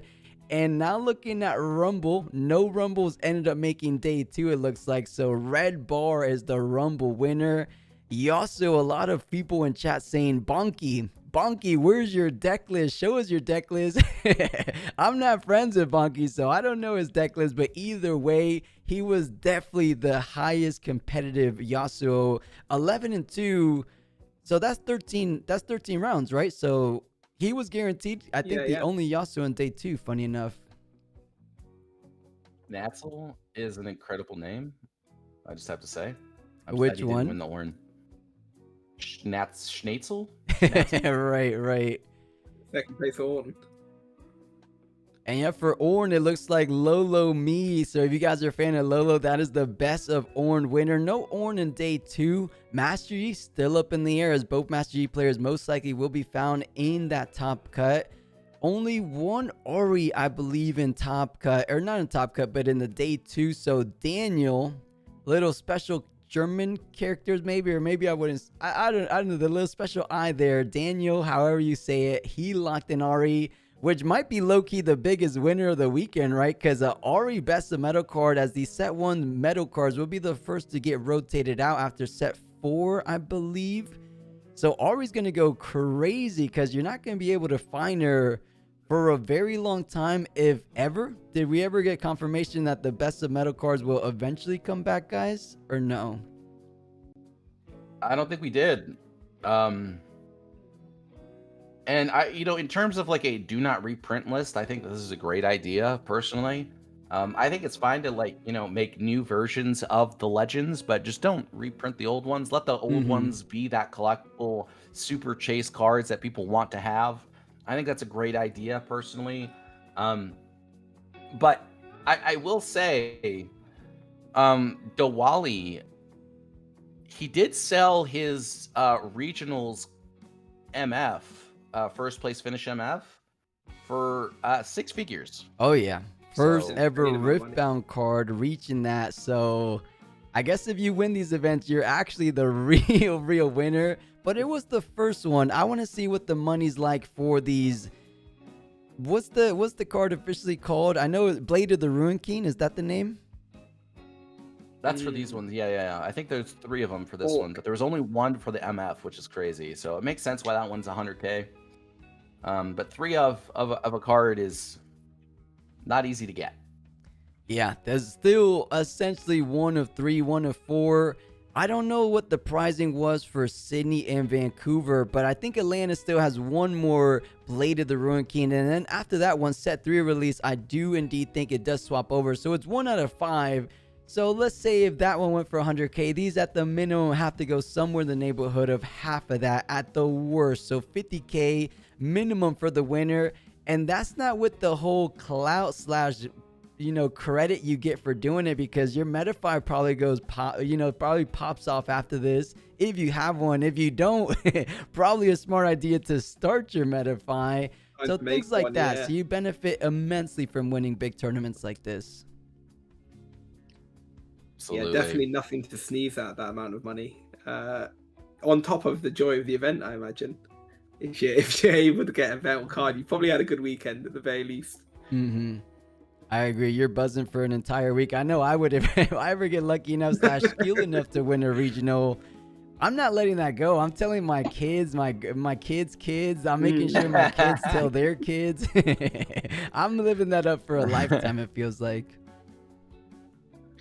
Yeah, I mean, if you can make a living just winning these events, it's going to feel great. Look, you win one of the events, you get however many thousands of dollars for that first for the first place card, and then you win however many other tens of thousands of dollars for that best of medal as well. That alone is a year's salary or more, and then you do it again. You're making a pretty penny. You're making as much as doctors, man.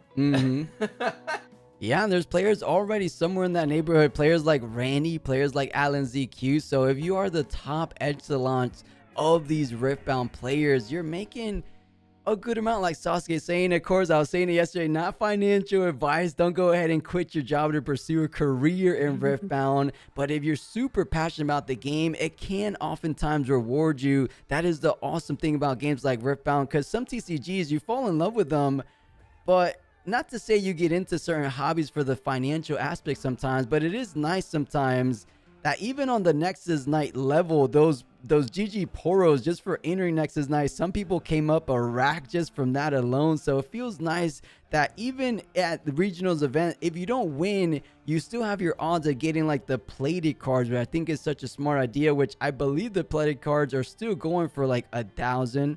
Ori maybe goes for 2,000. Though the very few TCGs are on par, and we're not even a year into Riftbound, so imagine where it can go down the road. I see a really bright future for Riftbound as long as the balancing team keeps it together. We don't want to keep seeing bans after bans, because that's just going to lead to a whole lot of headaches down the road. But so far so good. We'll give them their credit, their feathers where they can. And I'm loving it. I'm loving it so far. And it looks to be the case that top 8 is just moments away. I think someone asked in chat, is top 8 already guaranteed? I'm pretty sure. Do you guys want me to say it one more time for anyone just joining in? So honestly, I kind of have a little bit of a differing opinion, in regards to... Uh-oh. Brain melted. What was I just saying? Maybe I'll ring a bell again. In terms of bans. Yeah, the bans. Okay. The reason why I kind of I would rather a team be willing to make experimental cards, allow these cards to be broken, overpowered, whatever you want to call it, because that means that they're willing to take risks. And sometimes these risks end up having these hugely defining cards that end up being a lot of players' favorite cards. I mean, a great example of this is in Magic the Gathering, Jace the Mind Sculptor. When it came out, it was such an overpowered planeswalker, and now today, with how much power creep that has existed, he's not really even a playable card. I mean, he's off the ban list. Nobody really touches him because he just doesn't do enough. But back in the day, he was so overpowered, so overtuned, and it was a really cool, unique card. And to this day, he's one of the most loved planeswalkers of all time. And I think you have to be willing to take kind of risks like that to allow these cards to exist in a format. And just, okay, we pushed it too far this time. We'll ban it. In a couple years, we'll see where it's at. Maybe it's not too overtuned. And I think that's fine. Yeah, what are your thoughts on that, Danny? Do you feel it's something similar the way Sasuke feels about it? Yeah, I think bans can be very healthy for a game. I think especially with Riftbound being in these early days, they just want to experiment. They want to see what works and what doesn't, and things like Cool Shot especially, didn't work for the format. Whereas things like Aurora, that a lot of people in the early days thought was going to be far too powerful, it seems to be fairly healthy for the format. I mean, people probably disagree on that one, but I think it's there's Aurora decks out there. They're not running the format, even if it is a very strong, powerful card. So this experimentation that we're getting in the early days, and the ability to have bans as a way to balance the format and get it into quite the healthy place it is now, I think it's working quite well for Riftbound especially. I've got a lot of faith in the design team, even following the bans that we got. Same, as do I. I love what you were saying, Sasuke. I would rather have the team take those risks than having a TCG that doesn't kind of get you off your feet, get you excited about playing, because sometimes you want to break things just for the pure joy. Joy you playing it, not so much your opponent dealing with it, but sometimes that's what it takes. And then you kind of get the little resolution like we saw from this ban list down the road. So I do think the balancing will get better, and not just the balancing team, the research and department team overall, but I do think as we get more cards in the pool, as we get more and more sets, like you said, Jace was broken early on, but after a whole lot of sets later, things kind of stabilized, things kind of equalized in terms of power scale.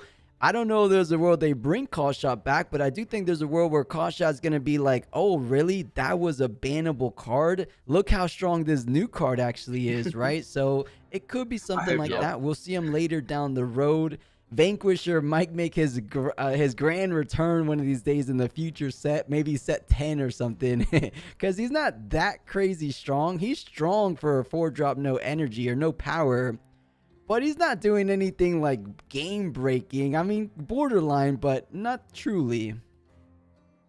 I think, Vanquisher's fine, but if we ever get to a stage where we're looking at Cool Shot and saying, really, they banned this, then the game has gone way off the charts in terms of power level.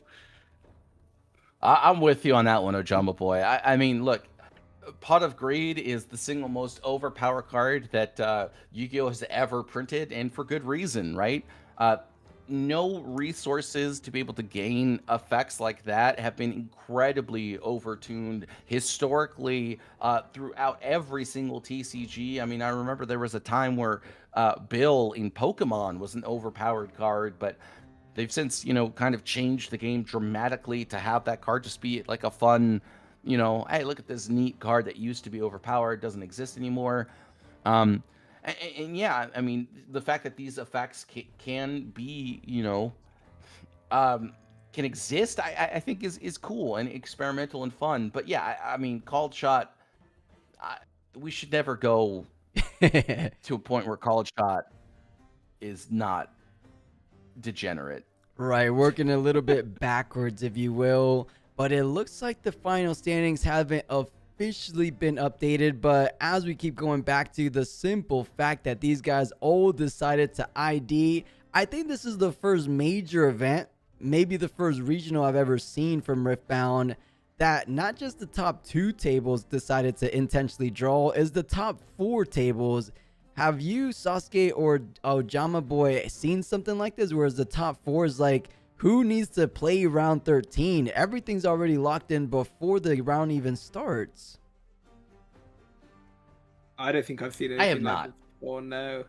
It's a very interesting situation. I know I've seen a lot of comments in the chat of people not too happy about it, having the games, having the top cut decided after round 12.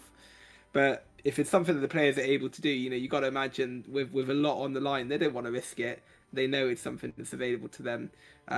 If it's within the rules of fair game, then I think it's something that you can't blame the players for doing. Very true. And actually, I misspoke. Round 13 has been updated, so it's 100% certainty that those 8 players have been locked in. The only thing that changed is their standings, which we know those top 4 players have a massive advantage in the quarterfinals. You were the one to decide to go first or second, which I don't think any of these players, as smart as they are, will be deciding to go second. No, I was almost going to say maybe an exception, Aurelia, but with the lack of sneaky deckhands in their deck these days, I don't think any of these players will be inclined to go second. But I think it still stands 3 Aurelias, 1 Draven, 1 Azir, 2 Master Yi's coming in at number 7 and number 8 seed. So they have a little bit of a tough climb, right? Because they're going to most likely be starting second, and Master Yi thrives going first. You get to the battlefield first, and you start proccing that legend ability first as well. I see a little interview. Is it potentially with a top 8 competitor? I think it's Waffle again. Or not Waffle. Cannon. What was his name? That's Yamato Cannon. He's a League of Legends coach. It was fine. It's always unique because you run into decks for the first time, and I have to read cards, and you learn. You learn. Yeah, absolutely. But I mean, what doesn't kill you makes you learn more. That's what we usually say. Yes, so sir. I mean, now you've got been taught some very useful things. Yes, sir. I hope so. Yeah. But in general, what do you think about the atmosphere, about the event? Because on Friday you told me it was absolutely insane. We're having an issue with the sound. Is that from the official stream? About it? How is it? For me, I I'm not think hearing the any Riftbound sound. What are you hearing, community Ojama? is the best community I've ever I'm not interacted hearing with. anything It's from not even the close. players. Not for players. People are always nice at events, of course, like in League of Legends at events and so forth. A difficult thing for me is that I spend my entire life in esports. So all my friends, like my best friend is in Texas. I have a friend in the UK. It's like we don't meet. And playing with the local community, like in my hometown and the towns that are close by, it's good to feel that I've met friends this way, that I can hang out with, which is really nice. And then to go here with them and to spend that time, it's like after every game, rush out, and it's like, oh, how did it go? How did it go? Oh, you didn't get a 2-drop on your turn 1? Oh, sucks, me too. Yeah, it's like, I love that aspect, and everyone's super nice. I didn't have a single negative interaction. It's just good to come to this event and feel like a child again, Like I feel like the entire outside world is just closed off, and to have that moment feels good, It feels like all the responsibilities, they take a back note for just 1 weekend, which I think everyone kind of deserves sometimes, True that, and yeah, every single time when I'm asking some people, they always tell me the same thing. They are so happy to be there. They always have some good interactions, even on top tables. I do some players that managed to be in top cut, and they were so happy, relieved, and that feels so good to see that. So I can totally relate with what you are saying right now. So you told me that you were, a bit more addicted to this game. So are you going to train for the next event? I will way harder, because I played more Riftbound during these 3 days than I have had played in total. So I felt I was getting better and better, so that's nice. But for the Unleashed in Utrecht, I'm a competitor at heart. So this is a very dangerous combination. So I will be playing so much Unleashed. I will be Unleashed. Oh, you'll be unleashed. I will be unleashed. We will be unleashed, because I actually will train as well. So maybe we'll train together. We'll do something like that, and we'll see who's coming out on top after the next tournament. But for now, we're going this to guy go has been back awesome on all stage weekend long. I love him. I hope to coming see him up next. again down the road at these European events. Looks this time we do have a top 8 competitor. Let's see, it was our Master Yi player who came in number 7 seed. Yeah, it's been such an insane run, and I'm so happy to have made it. I mean, we can see that you're always smiling. I saw you in the row and you were very, very happy. This is insane. You are playing Master Yi, and to be honest, I'm going to be totally honest with you. I didn't expect Master Yi to do that well at the event, and I think there are 2 or 3 Master Yis right now in top 8 or in the top tables. I mean, did you choose Master Yi knowing that it was a very good deck in this meta game? So of course the metal card added value was of course there because I knew this was not going to be the most popular deck. But we started testing it right after Fight or Flight got cut from the standard format, and we believe that we just kept winning. We just couldn't lose against anything. So we kept iterating on the deck, and we arrived at a deck list that I believe is just favored in the most of the meta game. And well, I was hoping for top 8, of course, but I was not expecting to get this far. So yeah, Master Yi was definitely a little bit of a metal card value pick, but also we strongly believe that the deck is very, very good. So now the top 8 is absolutely secured. You're fine. And there are 3 more games to win to get the title. Are you confident, and do you think that you can just win it all? I'm gonna do what I can, and I'm confident that my deck is great, and I've been playing very well today. So let's get it. Any final words? I think that's fine. Thank you everybody for tuning me on. I've gotten so many messages on Twitter, on Discord from my friends. So everybody was rooting for me, and I truly appreciate it. So if you were rooting for me, thank you so much. I love you all. He said absolutely everything. You know what to do. Wait for the next round. But for now, we've got some more content. Back to you. Man, this is such a crazy top 8. You know, Sasuke, I don't think I've ever been in a position where I'm rooting for so many players. I want to see the Azir in the grand finals. I want to see Prismat's Annie in the grand finals. Heck, I even want to see the Challenger TCG Draven in the grand finals. And of course, the person we just saw on the stream, Master Yi player who played so well in that round number 9 that we were fortunate to spectate. I want him in the grand finals too. How is this possible, Sasuke? Who's going to actually make it? I know you said Master Yi, but let's try to break it down based off the players and their legends. And I guess based on placings, how much weight are you giving to the top 4 players versus the bottom 4 players? Do you think that actually makes a big difference at the highest level, or is kind of minuscule kind of a difference? I mean, it can make a big difference in a lot of situations, but I mean, I think it's more matchup dependent than it is play draw dependent. So you know, Prismat has managed to go 11-1 on the weekend here. I assume he's gotten to play into a lot of Aurelia players, so that matchup I have to assume is 50-50. The fact that he's on the play, he's playing Andy, which means he's playing an aggro deck, definitely gives him a bit of an edge there. And then in terms of the Challenger TCG player, we just saw Draven have a commanding position into the Aurelia, so I expect that to be fairly favored for the Draven player. And then Shorn versus Natural, that one I think is a bit of a coin flip here. And then for Barzak and Pedro, unfortunately for Pedro, I do think he is fairly favored into Azir just because of my own experiences in playing into the matchup. It really did feel like he had a lot going for him. The Azir players had to constantly overextend just to be able to deal with your 2-drops. They have to send in multiple units to be able to overtake it. Sasuke, real quick. It looks like the first top 8 of the feature match. We might be getting what we were calling for, Prismaticism with the spiciest list of the tournament. Take a look at that Rek'Sai Red champion. Did you know he was running this, Sasuke?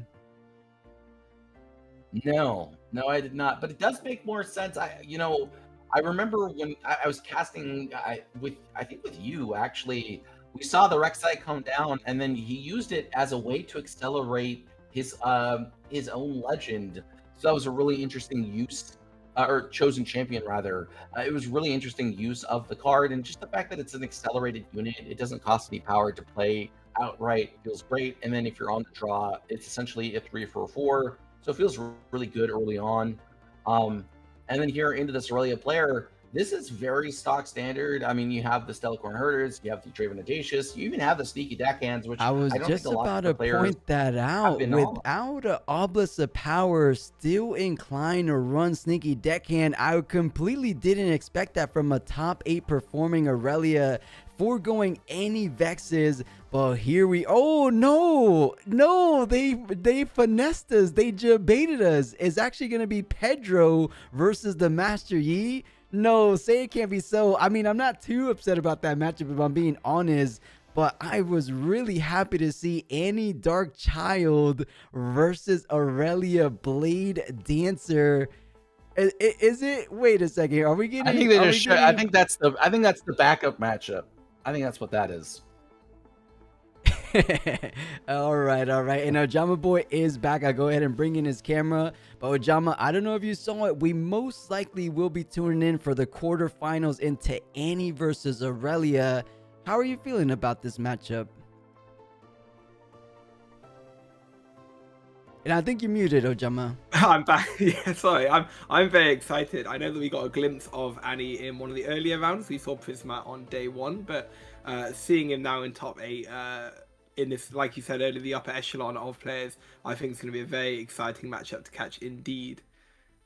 It should be good, and it almost looks like they're giving us a sneak peek of the backup match. I hope is the backup match, because we would love it. Looks, everyone here at home would like to see the Annie build first, and then if we have the time, Pedro versus Master Yi. I mean, honestly, I wouldn't be too upset of tuning into both of these games, but if I had to pick just one, I am leaning toward the Prismaticism deck / match. So the fact that they brought us back to the booth, I think they did a little bit of an error, right? So they had the names already on the screen. There is no way that is not going to be the quarterfinals feature match. But I guess we could mentally prepare to see Pedro as well. He was the only undefeated, one of 2 only undefeated players. So at least we still get high-level gameplay regardless. But the good old championship trophy for Riftbound, Regional Riftbound, is right here on the screen. What do you guys feel about that card? Is it kind of, do you guys kind of like the card, or is it a little bit too simplified for you guys? I think it looks gorgeous. Yeah, I like the simplistic nature, the bones shiver as well that we had from Bologna and Las Vegas. I think that they've done good design with those. I like it too. Yeah, I think it's cool. Somehow I like that. And what was that? I said couldn't agree more. Yeah, it looks good. It definitely good. It matches good with the playmat you get as well. And apparently Fion in chat saying Sam D, the winner of Vegas, says they don't let you keep the trophy. No, Fion, there's no way. Guys, let me know if anyone of you guys can confirm that. I refuse to believe they don't let you keep the trophy. It's not like it's a massive trophy. I could understand if it's like a Stanley Cup size trophy or something like that. But it seems like reproducible. I think I'm getting baited. I think you're getting baited as well. There's no way that's true. There's no way. He can't have the trophy. Nice, Darv. Darv, the hidden regional champion. But yeah, guys, if you guys are just joining in, you're joining in at the perfect time. We are moments away to getting this top 8, but top 8, the final 8 players remaining started. And it looks to be the case, unless we're getting super baited by Riftbound production team these days. It looks to be a Annie versus an Aurelia. Not just any Annie, it is Prismat's Annie. Imagine if we have like an Azir Annie grand finals. I think that's something no one can predict. No one could have ever predicted. I feel like that almost solidifies that the bands did the thing they wanted to do, right? It did the job. We're certainly seeing a diversification of these top decks, aren't we? I mean, lots of Aurelia, which, I mean, is to be expected, but the number of different legends we're seeing, and only the one Draven, it does seem like we are getting what we want out of the bands. Look, if it's an Annie Azir, it would just be a rerun of the Chinese regional, which would be funny, which means that Prismat's going to win. Right. So, yeah.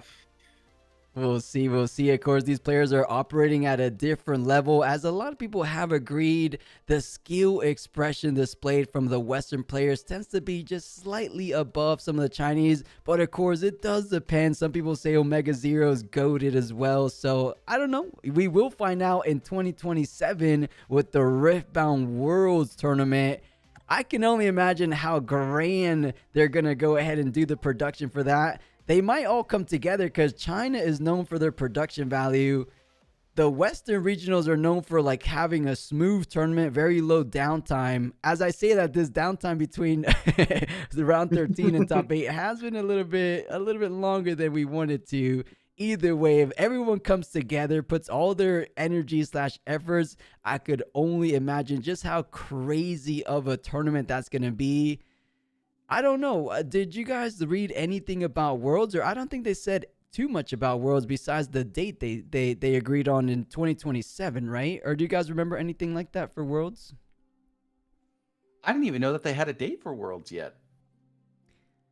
I think it was like in their organized play article when they first introduced Nexus Night, when they first introduced Summoner Scrimmage, they gave us just an overall 2027, not a month, I think just the year that Worlds will happen. So I think, Danny, have you seen that as well? Yeah, only the fact that it's in 2027. I don't have any more information on top of that, except for the fact that it is going to be a really awesome event to watch. I think we can lock that in pretty securely.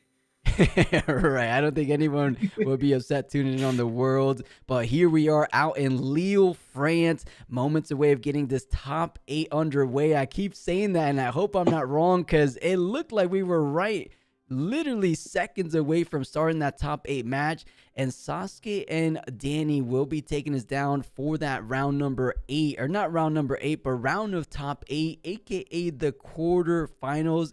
And then a little bit later on, Bandit and Dubby King will be closing out today's regional qualifier co-stream from, of course, Runes and Rift here. And yeah, Misa, we're all saying what you're saying, guys. Chat, spam it loud, guys. Let these guys hear you. Start the damn round. I'm just itching to get started. I want to see some good old Riftbound action. I know Danny wants to see it. I know Sasuke wants to see it. Now, Sasuke, how upset are you going to be if they do end up tuning into Pedro? Are we rioting, or are you going to be okay with it? We're burning the house down. right, guys. Spam the fire emojis. We're burning it down unless we see the Dark Child, I believe her name in League of Legends is. I want to see her. I definitely do want to see her. We saw the deck list. They teased us a little bit too crazy. I am ready to see what Prismat is bringing to the table. And he's starting on the play, but guys, I think it was a big old jank of the leg. I will go ahead and send it over to the featured table. We can't be too upset. We're low-key burning the house down, but we got to tune into these quarterfinals regardless. Pedro versus our old undefeated Master Yi legend. Either way, this is the top 8 matchup. Azir versus Yi, Sasuke, and Danny. I'll let you guys take it away from here. I think even though it's not that Annie Dark Child match that we're looking for, it's going to be a very exciting match. All the same, both players, 11 wins, 1 draw, 1 loss. And even though we've seen a lot of Azir and Master Yi, I don't believe we've seen them against each other so far in the broadcast. Would that be correct? You are, I think you're absolutely correct. Yeah. Look, like I said earlier, I think you're running a quick break, probably a bathroom break. But either way, it's a matchup that I played a lot in Vegas when I was farming the Metal Ornn. Yeah, I mean, it really felt like the Yi matchup was pretty favored. I'm going to go run to the bathroom real quick. I'll let Plus take over for me, and then no worries. I tried to tag you while Ojama was taking the break, but either way, go ahead and take it. It looks like these guys are waiting to get started at the moment currently. But no, Ojama, thinking a little bit ahead, I do think we're still going to get our chances of catching Prismat, because an Azir versus Master Yi, I don't think is going to be going super into the deep pool in terms of time clock, right? So maybe they gave us the more speedier matchup, and then we'll tune into the Annie versus Aurelia after this. I could only hope so.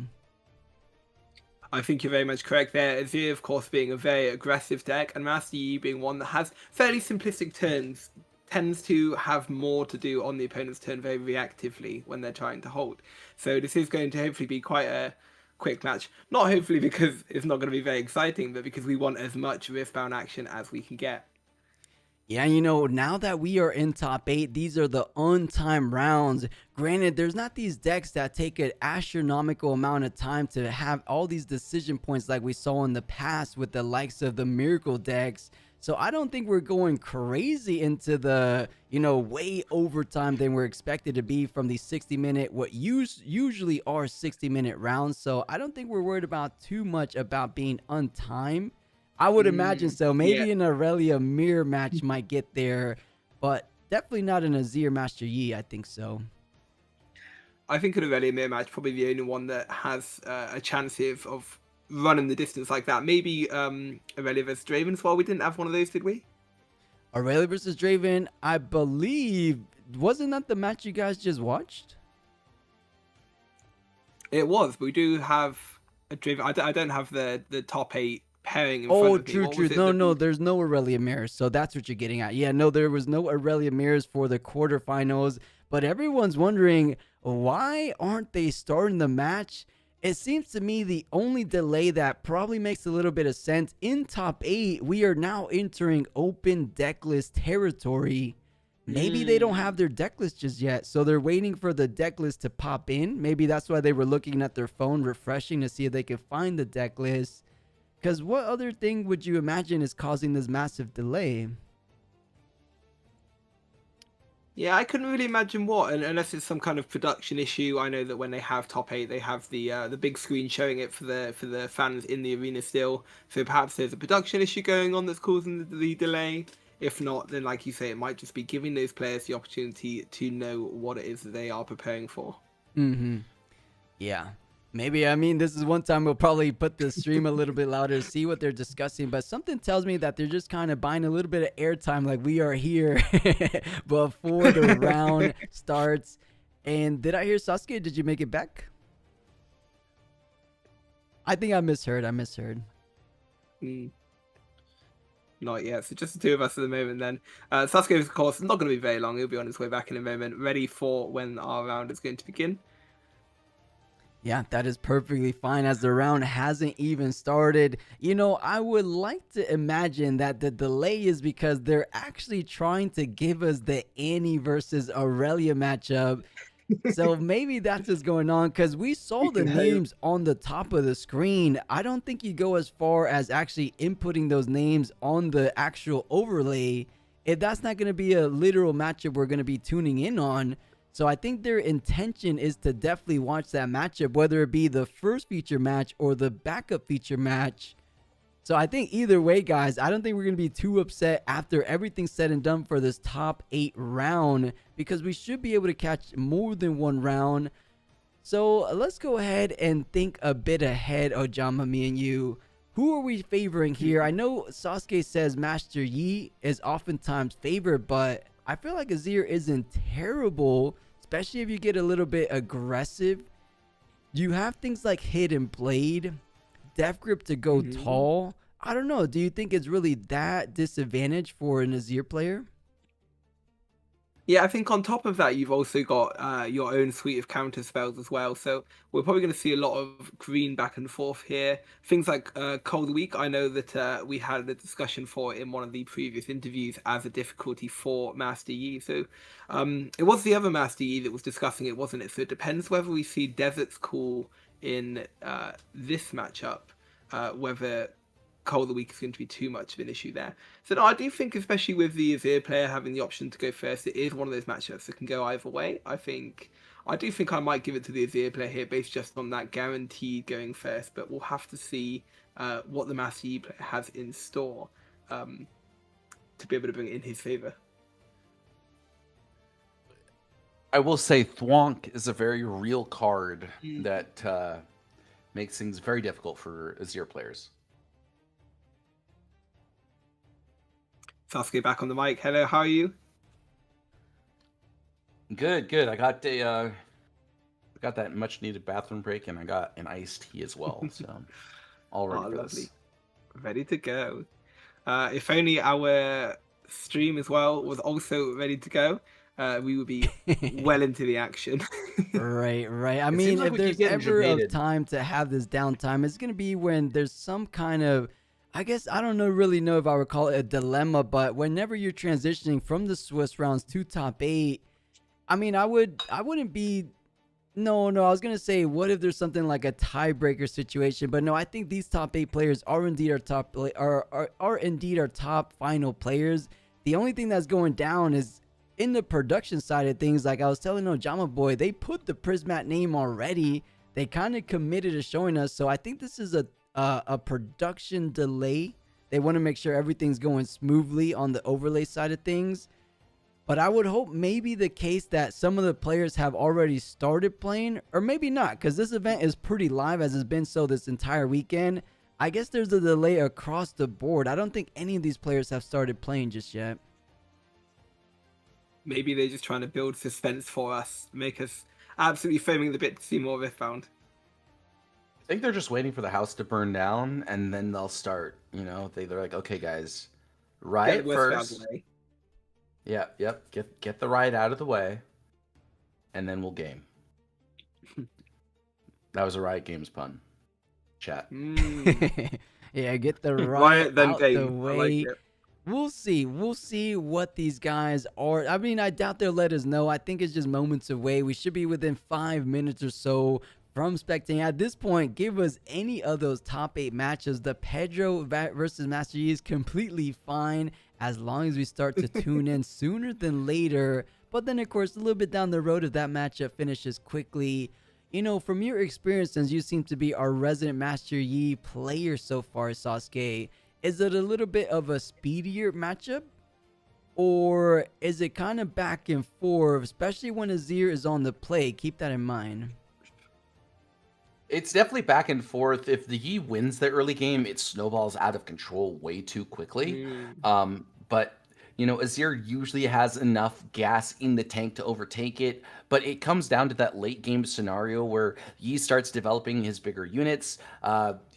That's when things get very difficult for the Azir player, because then they have to use their death grips, but they sometimes have to use their death grips early just to overtake some of these units. You know, they have this, he has discipline on guard, he's got punch first, he's got a plethora of tools available to him to really just make things difficult for the Azir player in that early to mid game, and that's where I think that the Yi player kind of has the edge. So as long as this Azir player is able to navigate that early game and save a lot of his big tools for those late game scenarios, he will be able to overtake it. And then for the Yi player, it really is just going to be up to him to be able to play patiently and know when to fire off those big tools, or big tools.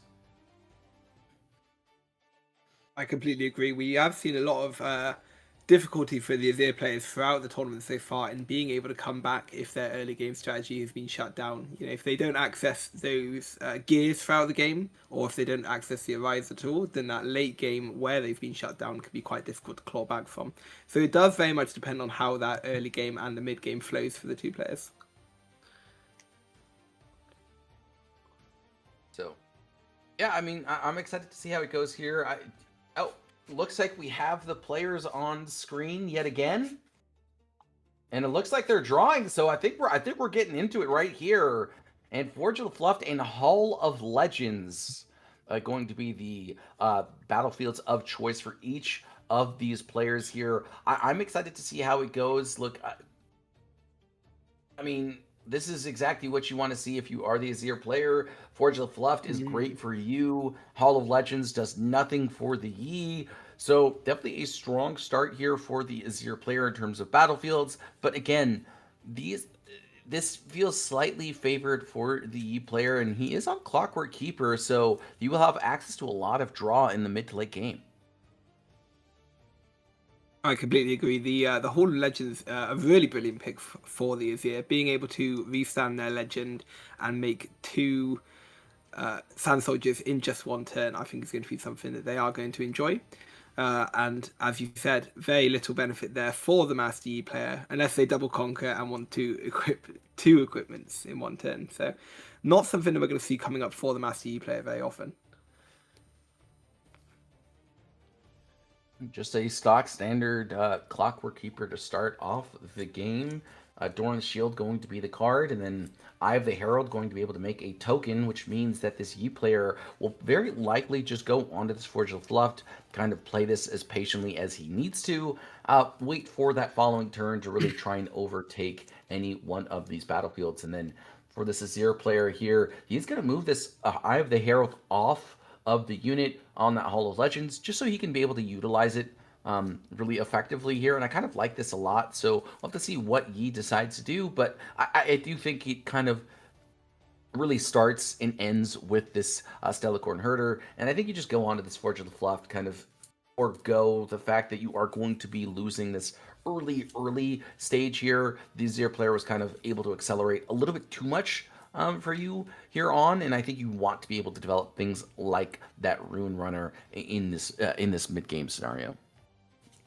Definitely a very strong start from the Azir player. We're seeing that Hall of Legends come into play immediately, so even after just 2 turns, 3 Sand Soldiers on the field and a recruit, I don't think you can imagine a better start for the Azir player.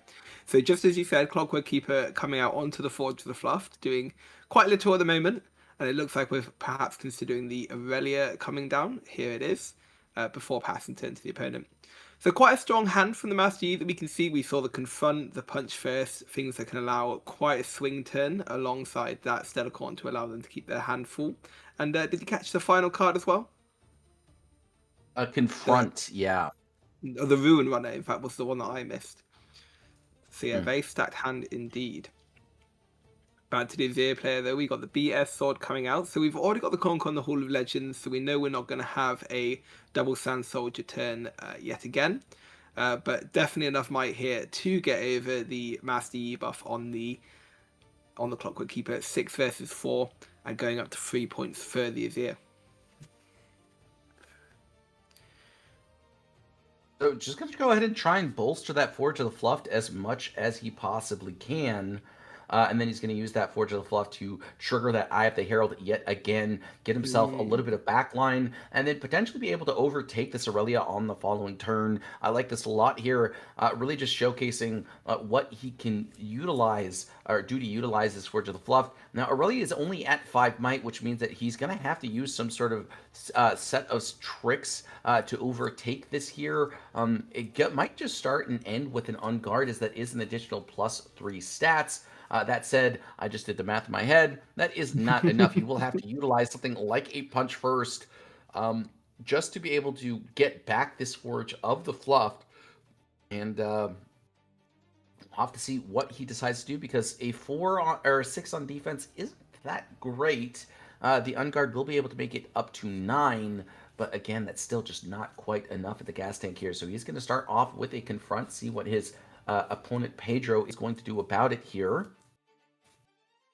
Punch First, of course, seeming like a very much a blowout play to start with, but when you consider that the Azir, their power is not in the units. It doesn't matter if you kill 3 units on a battlefield, you've got that power in the gears and lots of units still to equip them to. So we've got the Stellacorn coming out ready for the early and easy conquer here. And drawing 3 cards so far this turn, with the Confront getting 1 as well, and of course the draw for turn. So definitely refilling our hand as much as possible on the Master Yi side. Looking for those answers is going to help us get over this really fast start from the Azir player. So we discussed before the game that these early game rounds are going to be very important if the Azir is going to be able to break through Master Yi's defenses. Do you think that this is enough at the moment? I think right now the Azir has a very commanding lead, and I do think that this is enough. I think it is going to be up to this Yi player to find a way back into this game. He still has not developed his own chosen champion on the Azir side, so a lot of these units are going to be able to move around very freely here in this later stages of the game, and the fact that he's already at 4 points this early on with just what is that, 6 units on board as well. Already. It feels very, very difficult of a task to be able to overtake here. So Pedro in the lead right now is going to be able to develop as well a BF sword. So I just don't see the Stellacorn Herder lasting long. Punch First will be able to do something about this though. And then really the issue is this Forge of the Fluff has been bolstered so much that Barzak has to figure out a way to overtake this Might without just overextending to the point where he can't come back in these later stages of this game.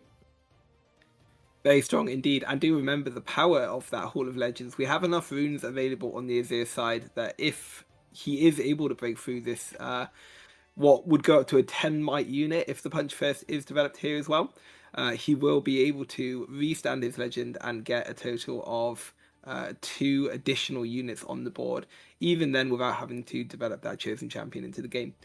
Something to be expected, of course. Both of these Chosen Champions are late game finishers, units that can be accelerated in when the players have exhausted a lot of their other options. So not the kind of Chosen Champions you expect to be developed onto the early turns of the game, as you see with a lot of the other common choices in the meta at the moment.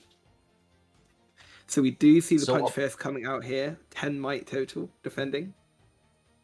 Now, this is a very risky line here. My issue with this is that, there is that discipline, which means that not only does he not get to defend this battlefield, he kind of just loses this Punch First and 2 runes on top of the fact, but he does indeed he will be able to at least get rid of this 10 or 8 might, 10 might unit, which means that Pedro will have to do a lot to re-equip all of these weapons. He's going to use this Forge of the Fluff, and it feels like right now he's kind of given his opponent all of the tools in the bag here. Look, I mean, that is a heck of a lot of units here. He's going to hide a card as well. He's already at 5 points. This is a very, very difficult position to come back from. I think Barzak was hoping that that Punch First was going to be enough, but the fact that there was that discipline readily available just made things incredibly difficult to overcome. And now on the following turn, he's only going to have access to things like an Unguard. This Aurelia has not done anything at all this game as well. And while there is a confront in hand, he will be able to potentially move over a Stellacorn Herder. He still has to overtake this Forge of the Fluff, and with this hidden card as well, and what he has access to in hand, this is not the position you want to be in. Not at all. And very clever maneuver there at the end of the Azir player's turn. I'm not sure if you caught that. Even though he only had 1 rune available and couldn't use his legend ability again after restanding with the Hall of Legends, he still chose to use that rune to restand his legend so that he could use the ability of Forge of the Fluff to move his BF sword over into that fight as well. So very reactive gameplay here from Pedro, using Master Yi's battlefield to its full effect. I think that was very strong indeed. So we'll use the Stellacorn Herder alongside that confront to just draw himself 2 more cards, kind of refill his hand.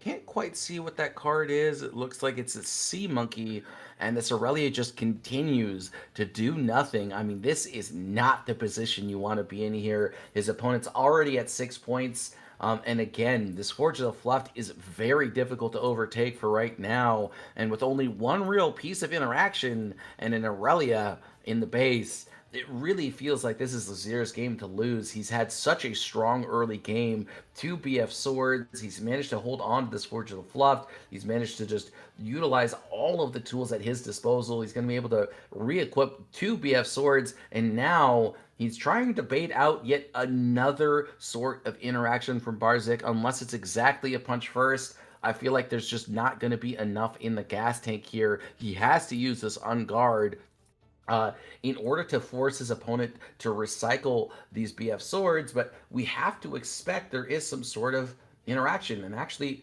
there's not, which is somewhat of a saving grace, but really feels like there's just not enough. Yeah, not a trade I think the Azir player is unhappy about whatsoever. Just losing a recruit there They are able to restand their legend if they push into the Hall of Legends, so they can re-equip then for free using the Forge of the Fluff ability. So quite a strong position, as we say, going up to 7 points now and only needing to hold that already very large Forge of the Fluff at the bottom there. The hidden card, I couldn't imagine it being anything outside of Hidden Blade. You know, we see Zonia sometimes in green decks, but not one that I believe we've seen on Azir so far this weekend. Desert's Call, the only other thing that comes to mind as well. So likely a Hidden Blade that is going to very much help them win this fight. And with the Azir Chosen Champion coming out as well, not accelerated, just sitting quite happy in the back base, ready for if there is need for another push in the next turn, if a double conquer is necessary. But I really don't see what Master Yi is going to have to do here to be able to take both of these battlefields from the Azir player in the position they're in. They have the Chosen Champion of their own available as well, which will enter ready, so that can help in the fight. But we're just seeing more and more Sand Soldiers entering in ready for this next turn as well. So it's going to be very difficult indeed. Yeah, it really does feel like this game is all but wrapped up here in game number 1. It is going to be up to the Yi player to kind of find his way back into the series in game number 2. And with 3 lonely pearls in hand, he's revealing, not so saying, lonely. Yep, this is it for me here in game number 1.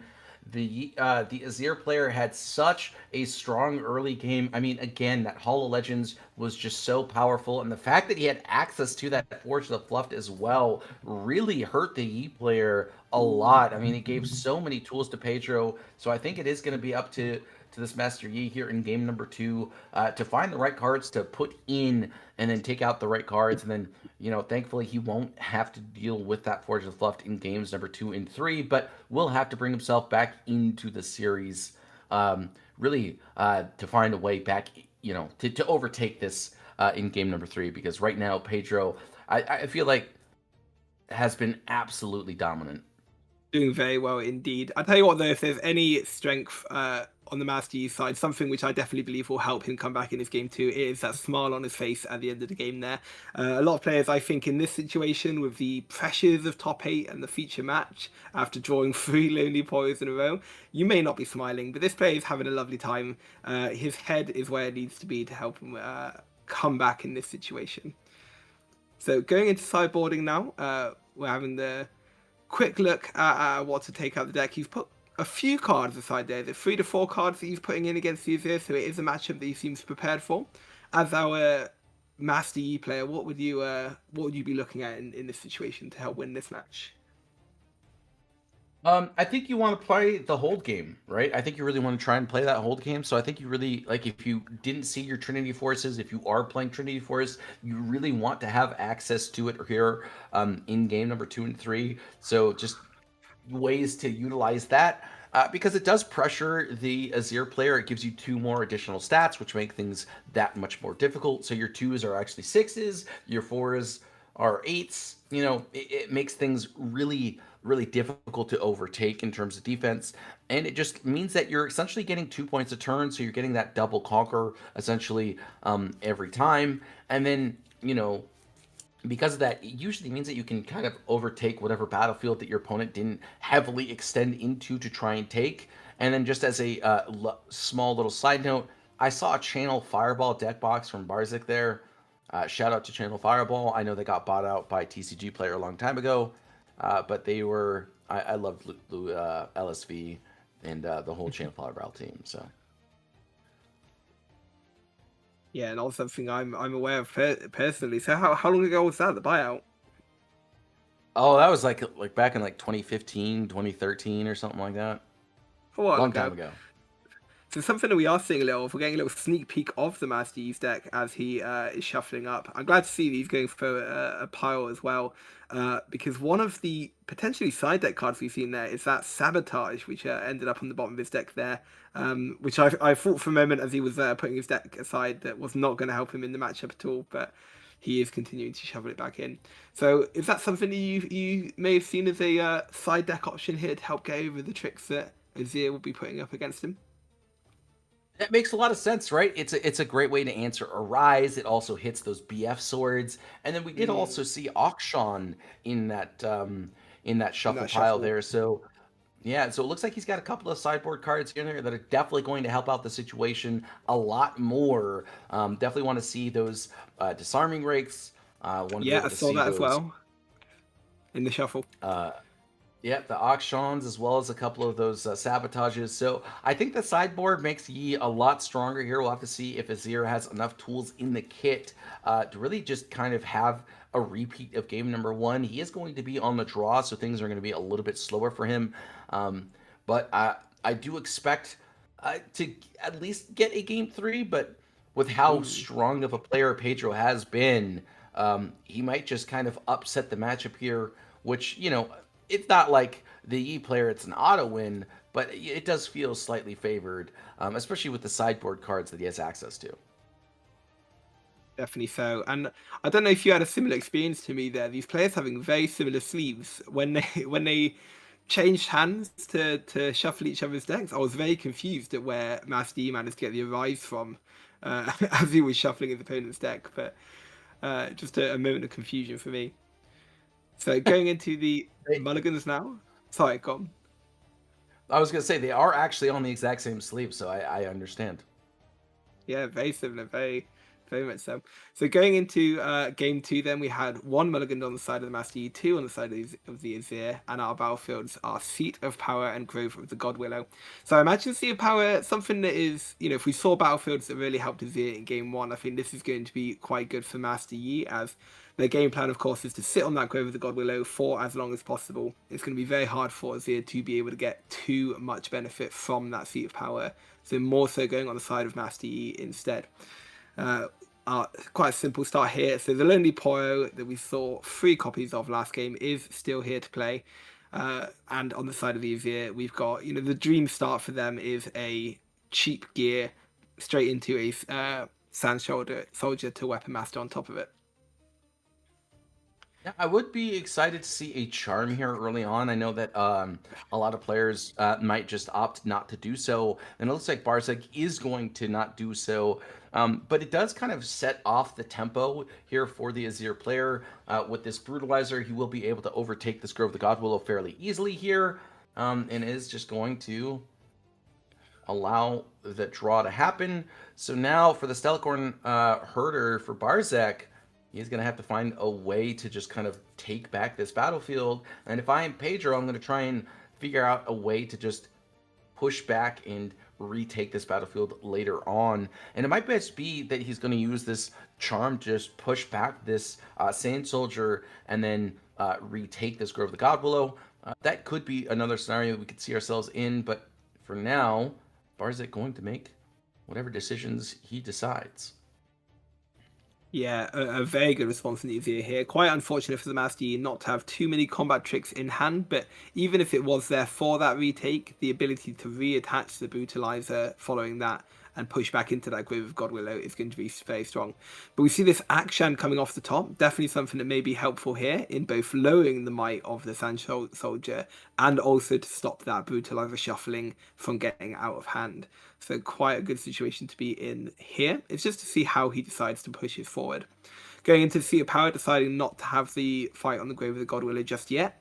But that does mean that not only will Azir get a draw from the Grove of the God Willow, it is also likely the case that they will try and push into the Seat of Power to get a draw over there as well. So very much a up in the air situation here of how this is going to develop for all the players. I would like to see a charm here. Just move that Sand Soldier into that Seat of Power, deny him the draw off of that Grove of the God Willow. But it looks like he is just going to go ahead and allow the Grove to draw him a card. Barzek here making sure that his opponent draws before channeling the runes, because that is technically how you are supposed to do it. And yeah, so Pedro does have a readied Sand Soldier. This auction here going to be very annoying to deal with.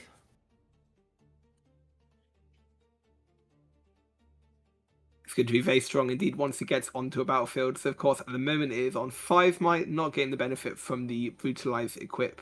But unless you have a confront, I don't think there's a way he would have been able to get that benefit. but it will have 7 might when defending at its base, which I think is a good, strong position to be in. BF Sword coming down on the side of the Azir, so does have the ability to push into the seat of power if he's not too afraid of any tricks the Master Yi may have available. Of course, we've got the intel that they are not available. This will be quite a easy retake if he wants it. Instead, it seems choosing to develop the Sand Soldier in advance, but not using the Weapon Master just yet. So very interesting decision here. Or may just be actually having the decision. So he is going to go ahead and reattach, but onto this BF Sword onto that front Sand Soldier there. And here is where I really like the use of this Akshan. I feel like he's just going to go ahead and develop that second Akshan as well. Finds himself a third discipline, so really not afraid of any of those hidden cards is Barzek, but with this Akshan in hand, he will be able to just steal that BF Sword, and then I think from that point onward, it'll be pretty much impossible to overtake any of these battlefields here. So Barzek in a fairly commanding position if he finds the right line to do so. Looks like it is going to start here with this Akshan, and now this Akshan is going to steal that BF Sword, and that is not what you want to see here if you are Pedro. He is just going to go ahead and send himself right onto that battlefield as well. 5 versus 3 is going to be a huge boon, but with this Defy available, not going to happen at all. So now Pedro has to respond in kind with his own Defy, not going to do so. And now Barzek in a very, very commanding position. Very good indeed. Guard's a hidden card I was not considering in the last game, but one that would have caused a trade there against the Akshan, but no, not what the Barzak wants. Does not want to give that Brutalizer back just yet. I'm not finished with it, he says to his opponent. And now this Stellacorn Herder going to trigger the move, and Barzek has a plethora of tools available to him. All of them are Defy, though, so not going to be doing too much. But that said, he is able to get a couple more draws with these Stellacorn Herders. Well, with this Akshan is essentially a 7 might unit, and Pedro has been giving him a lot of equipment. And the fact that he kind of stuck here in this awkward position, he has to essentially overextend if he wants to be able to find a way back into this game. Discipline definitely not going to be enough to overtake this 7 might Akshan. He has to figure out something a little bit more. And yeah, I think for the time being, he's going to be forced to take a turn off, which means that this Seat of Power will very likely allow Barzek an additional card, which is not what you want to do if you are an Azir player. I mean, letting these Yi players draw a plethora of tools just means that they have all the tricks of the trade at their disposal. And I mean, that's just the absolute nightmare scenario. If there's any saving grace here for the Azir player, it's just how much recycling the Master Yi player has had to be doing. We're seeing 6 runes on the side of Azir, only 3 for Master Yi at the moment because of that double Akshan and the Defy as well. We know, of course, as you mentioned, the majority of the tricks in hand for Master Yi being Defy, so there's going to have to be a lot of recycling if they are going to be used. But with the draw 2 coming in next turn, draw 3 if they move the Stellacorn as well, they have that opportunity to keep refilling the hand and keep getting those tricks. Just not the runes to use them at the moment. So right now we're seeing more equipment coming out on the side of the Azir, more opportunities for Akshan to steal if we see that third one come into play. But at the moment it just seems to be bolstering up as much as we can on this Seat of Power with the crew, potentially seeing the tap of the legend here as well. Yep. I can imagine that also adding some more might onto that battlefield as well. He's just making that decision now whether he wants to put risk to it or keep it safe in the back for the Azir push next turn. Seems to be what he's going for. So for the time being, I mean, look, this Grove of the Godwill is going to be able to draw an additional card. He's going to channel 2 runes. He's going to be able to draw more cards. Finds himself a Confront, which is kind of not what you want to see right now, but he does still have access to this Charm, which means that this Azir is not going to be able to last this turn. So now it is going to be up to Barzek to figure out how he wants to navigate the rest of this turn. I think it does start with the Stellacorn Herder, just kind of get rid of a couple of those units on that Seat of Power, find yourself another card, make more decisions later on. But we'll see what he decides to do. I think, again, for the time being, it really does feel like you just kind of find yourself another card before you kind of commit any amount of energy. But instead, he is going to start with a Guardian Angel. Yeah, you can see Barzak doing the math there of the battlefield. It seems that you may be pushing the Akshan straight in. There we go, baiting out what seems to be a face breaker. There is a 5 versus 8 fight on the battlefield at the moment, and after this defy is going to be a double conquer with the charm even still in hand, like you said, to be able to deal with the Azir on the backline. So what seemed like a situation where the Azir wasn't down and out is all of a sudden really running away for this Master Yi as he's getting these additional cards every turn, and now on 6 points, ready to double hold for 8 if the Azir does not have a response. So if we thought game 1 was one-sided for the way of Azir, Master Yi very much putting on a show as to why he's here in the top 8 and what he can do to win this matchup.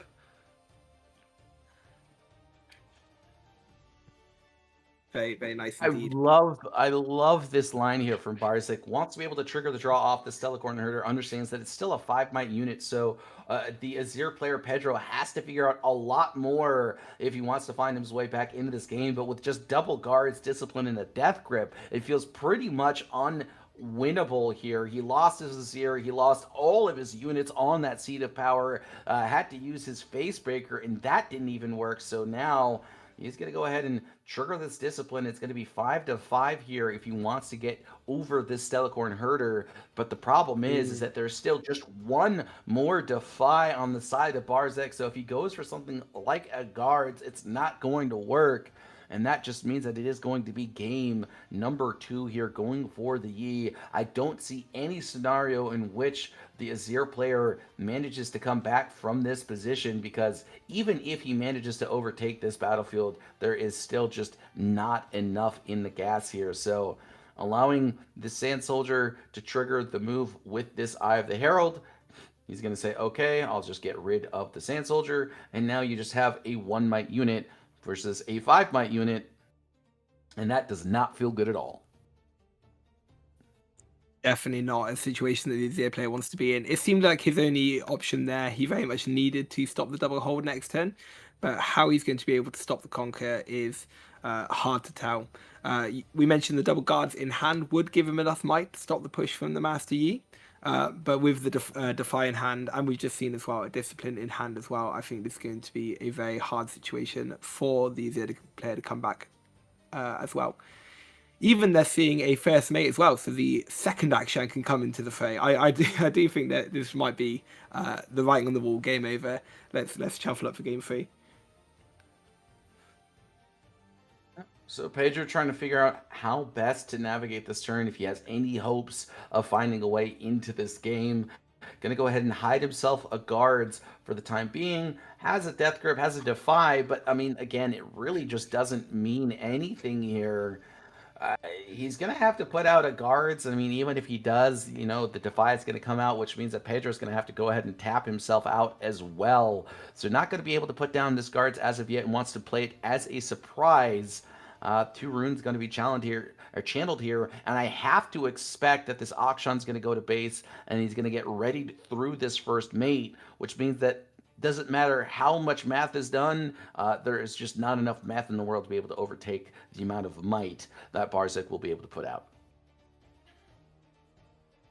Yeah, very scary situation indeed. The highest I can see him getting to is 6 might here, with the double guards putting down 2 Sand Soldiers, one of them being able to Weapon Master on the Duran's shield, so a total of 6 might defending, which would be over the single Akshan, will not be able to deal with the 8 might Akshan that would either come in with it or following it as well. So I do think that this might be it. Just Barzak taking his time to make sure he's worked it out as well. Of course, with these rounds being untimed, you really do want to make sure that you're not missing anything and you've thought through every line that the opponent might have to answer this. Starting with the Lonely Poro Path maneuver. Oh, very interesting indeed. So perhaps then thinking that this hidden card may be a hidden blade, and if you defy that and your defy gets defied, that might be not the situation you want to be in following that. So taking the safe route, knowing that his opponent does not have much answers here, and instead hoping just to hold the Seat of Power instead.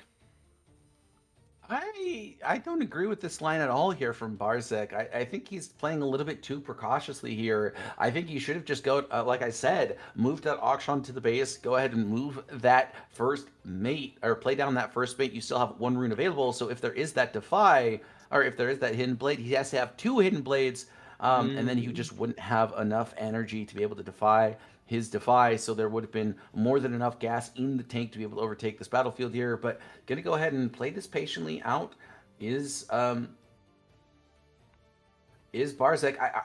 I just don't think that there's a world where you're supposed to give your opponent an extra turn. There is a couple of death grips in hand, so now Pedro's going to have to figure out how he's going to get over this 9 might Auction, which feels like it's pretty much insurmountable task. We'll have to see if there is a way around it here, but he's going to go ahead and start off with the guards. There's that discipline available as well for Barzek. So 11 might, essentially, he will have to find a way around. Yeah, definitely. So I do agree with you. Giving the opponent the extra turn is a slightly strange one, but you know, Barzak's sat in the seat for a reason rather than me.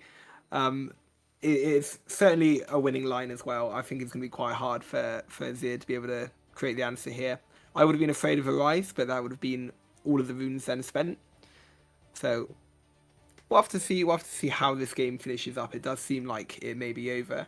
But you never know. I feel like we've had a few surprising ones so far, a few insane comebacks. We'll have to see if the path was punishing for Barzak or not.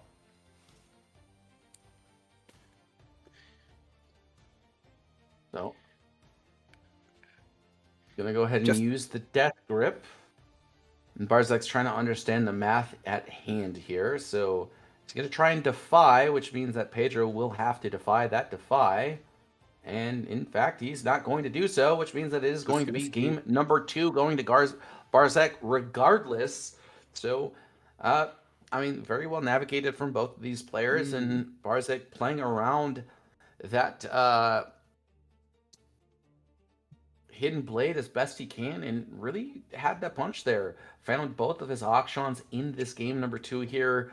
Absolutely dominated game number 2, and it is going to be up to Pedro to figure out how he's going to deal with these Auctions in game number 3, because game number 2 really just showcased how powerful those cards can be.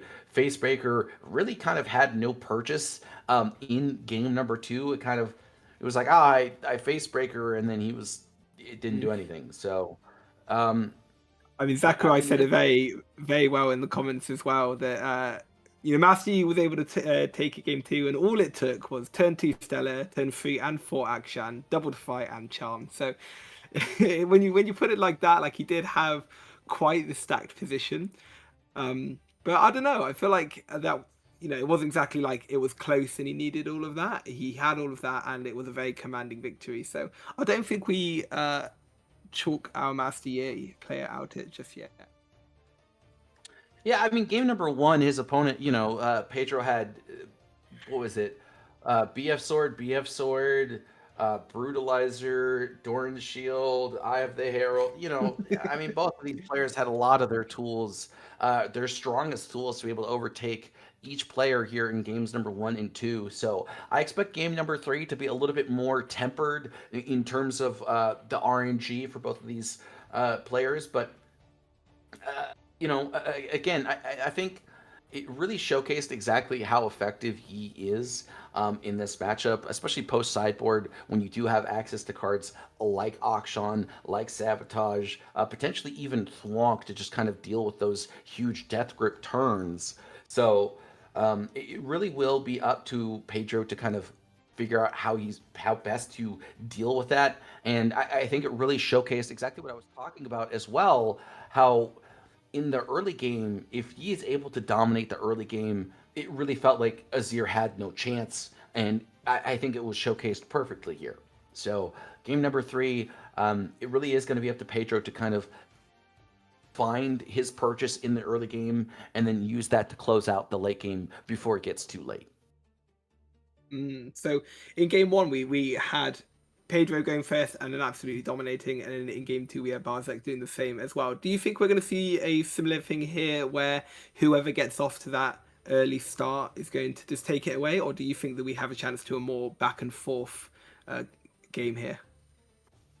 I mean, when I was playing against the Azir players, it really felt very back and forth. I think, like I said, it just comes down to that late game and whether or not the Azir can close it out before, you know, the Rune Runners start showing their face with Trinity Forces, and it looks like he's on Guardian Angels as well. So if he's gets these Guardian Angels, gets these really powerful effects, it will be incredibly difficult to deal with. So, I mean, there is this Forge of the Fluffed as well that I have to assume is on the side of Pedro. So if, you know, if he manages to get himself that auction and then uses... I think we'll need a deck check if it's on the side of Barzek. Yeah, uses it on, you know, he plays an auction, steals a BF sword, then uses that to move over onto a Ruin Runner. It feels like that game will just be locked in terms of Barzek's side. So we'll have to see exactly what happens, or if Pedro is even on Forge of the Fluffed, but it really I mean, he really showcased how effective that card could be for him. So I have to expect that that is a possibility in terms of battlefields. Did we get a view of the... Oh, okay. And then Valmor's on the side of Master Yi. Very expected indeed.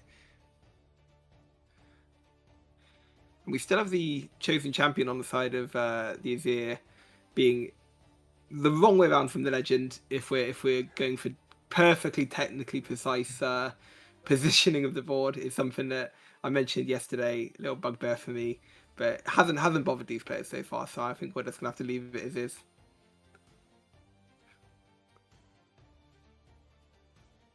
He's going to actually start off with the first mate here, which I think is very interesting. I think basically what he's saying is if you go onto this Jafarian War Camp, unless you completely bolster that front line there, I'm going to be able to retake this battlefield here.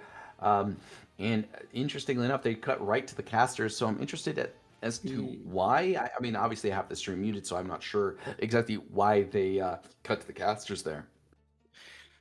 Yeah, very interesting. I mean, if they do choose to go into that Trifarian War Camp, they're going to get the extra recruit as well, which will also benefit from the +1. So a total of 5 might quite difficult for the first mate alone to get over. So it was a very interesting first turn play. We saw that 2-drop on the Lonely Poro. You can imagine maybe they were just very much going for as best a rune economy as they can, using their 3 runes up, or perhaps they're instead looking at it and thinking, well, maybe they've done the maths better than I have, and they know that they need every single point when they're defending against this Azir.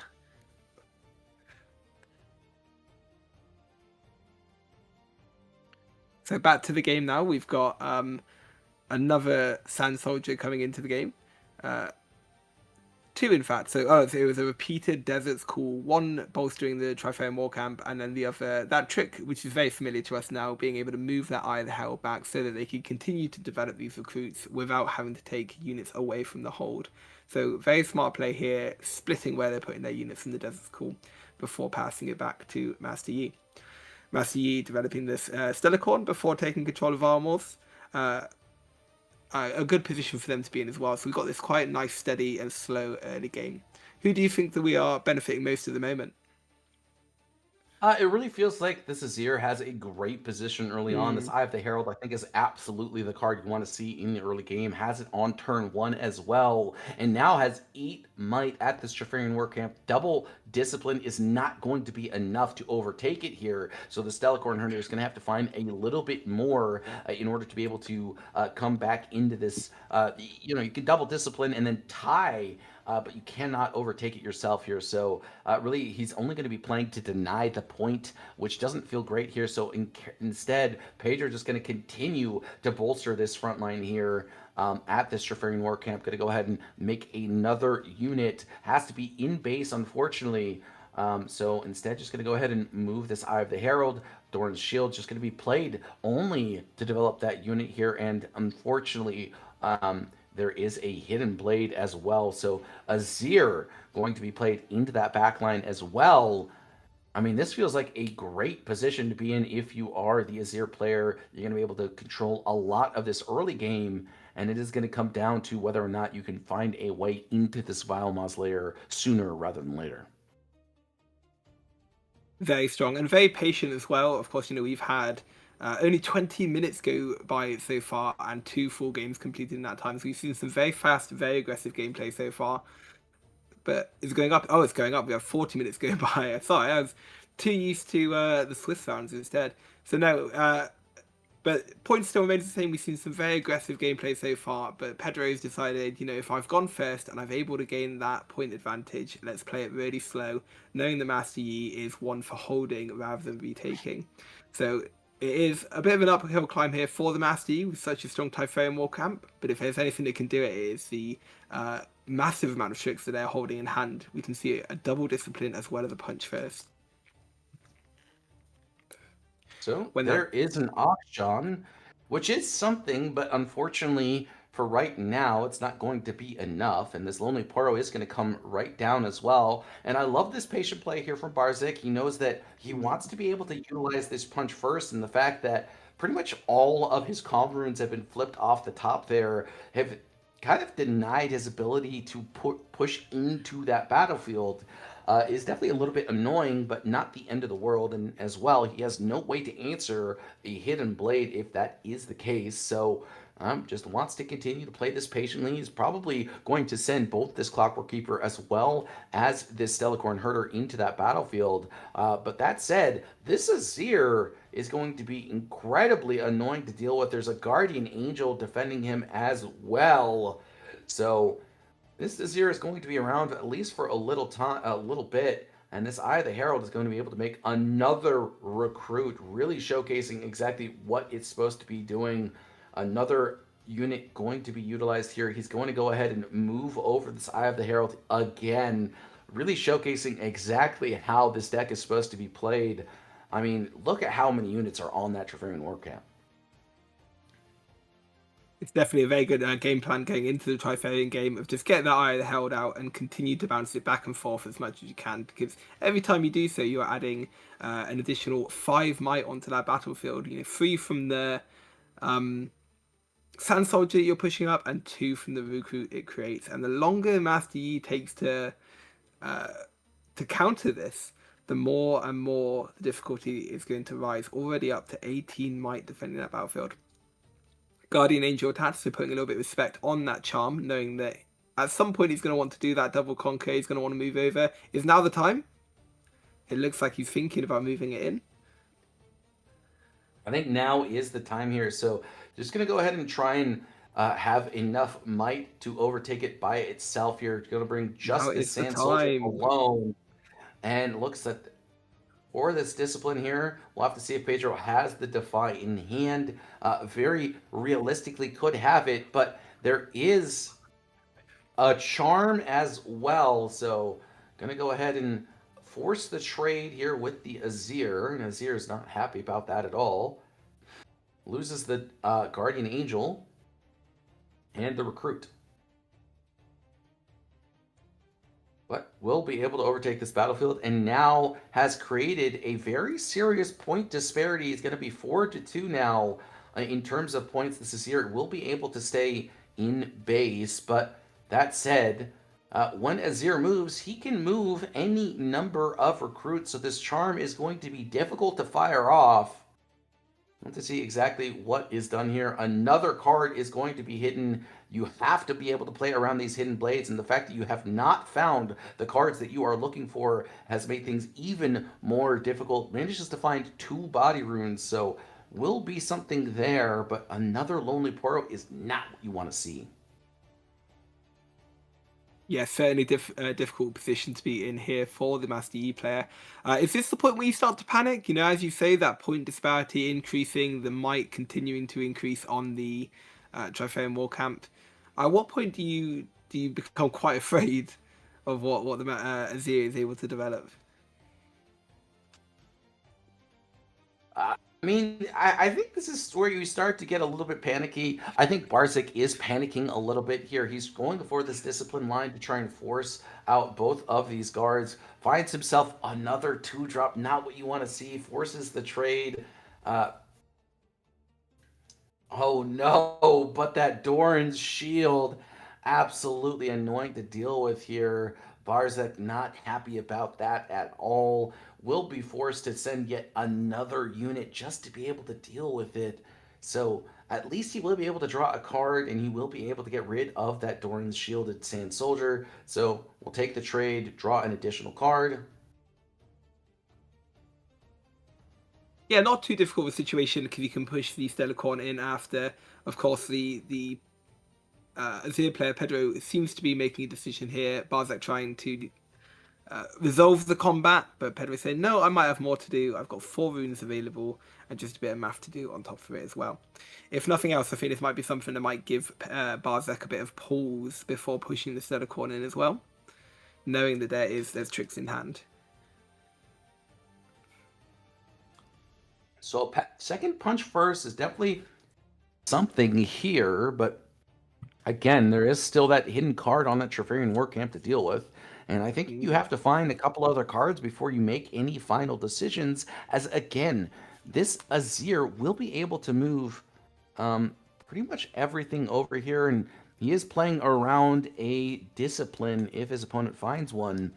So finds himself a charm, which is not the greatest, but yeah, well, there is a potential line here though in being able to develop the Master Yi Legend and double punch first hit. That's already 17 might. So if you can clear out just a few of the recruits or Sand Soldiers before doing so, you can make that play, even charm the Azir in afterwards. But even before we're thinking a few turns ahead, we've got this Death Grip staring us down now, giving a lot of power potentially onto this Sand Soldier. So we're going to have to see how this shakes out for him.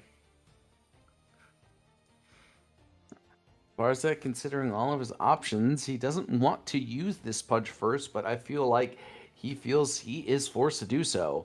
And I think if you are forced to do so, you go for the punch first, you go for the charm, you get rid of as many units as you can on that Trifarian War Camp, and this way you do get to play around that Hidden Blade very effectively here. That said, it does allow Pedro to gain another point at your opponent's turn, which means that you'll have just one turn to work with. So definitely not happy about the position that he is in for now. We'll have to figure out how he's supposed to get rid of this. Again, really the only option right now is punch first, and the fact that Pedro is in the position he's in really comes down to just how effectively he's been able to utilize both this Eye of the Herald as well as this Trifarian War Camp. Been an absolute masterclass in the use of this battlefield. Absolutely. I think punch first has got to be the play here. If you let your opponent go up to 6 when you have no units on board, you're very much relying on that ability to clear that top battlefield with the Master Yi Legend. He doesn't like the numbers, he doesn't like the way the math is shaken out, so he's instead choosing to get this win here instead.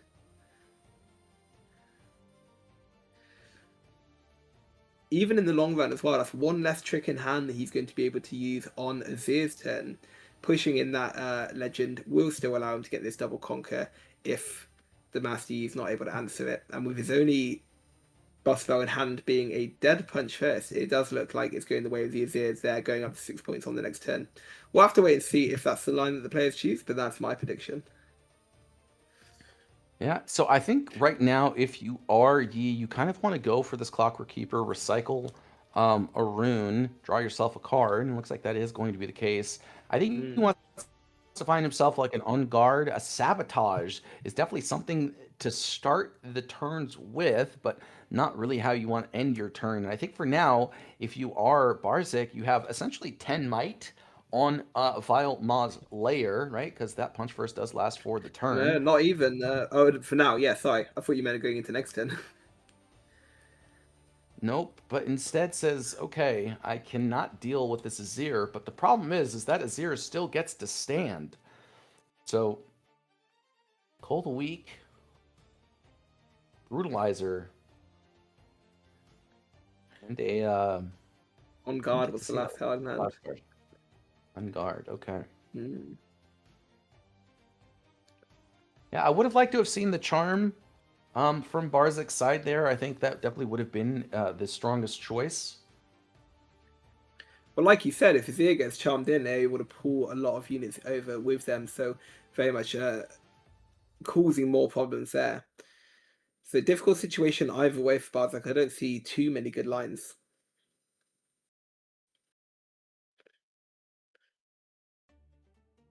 At the moment, though, 6 points on the side of Azir, 15 might on Trifarian Warcamp. Just shy of the 18 it was at a moment ago, but still very strong.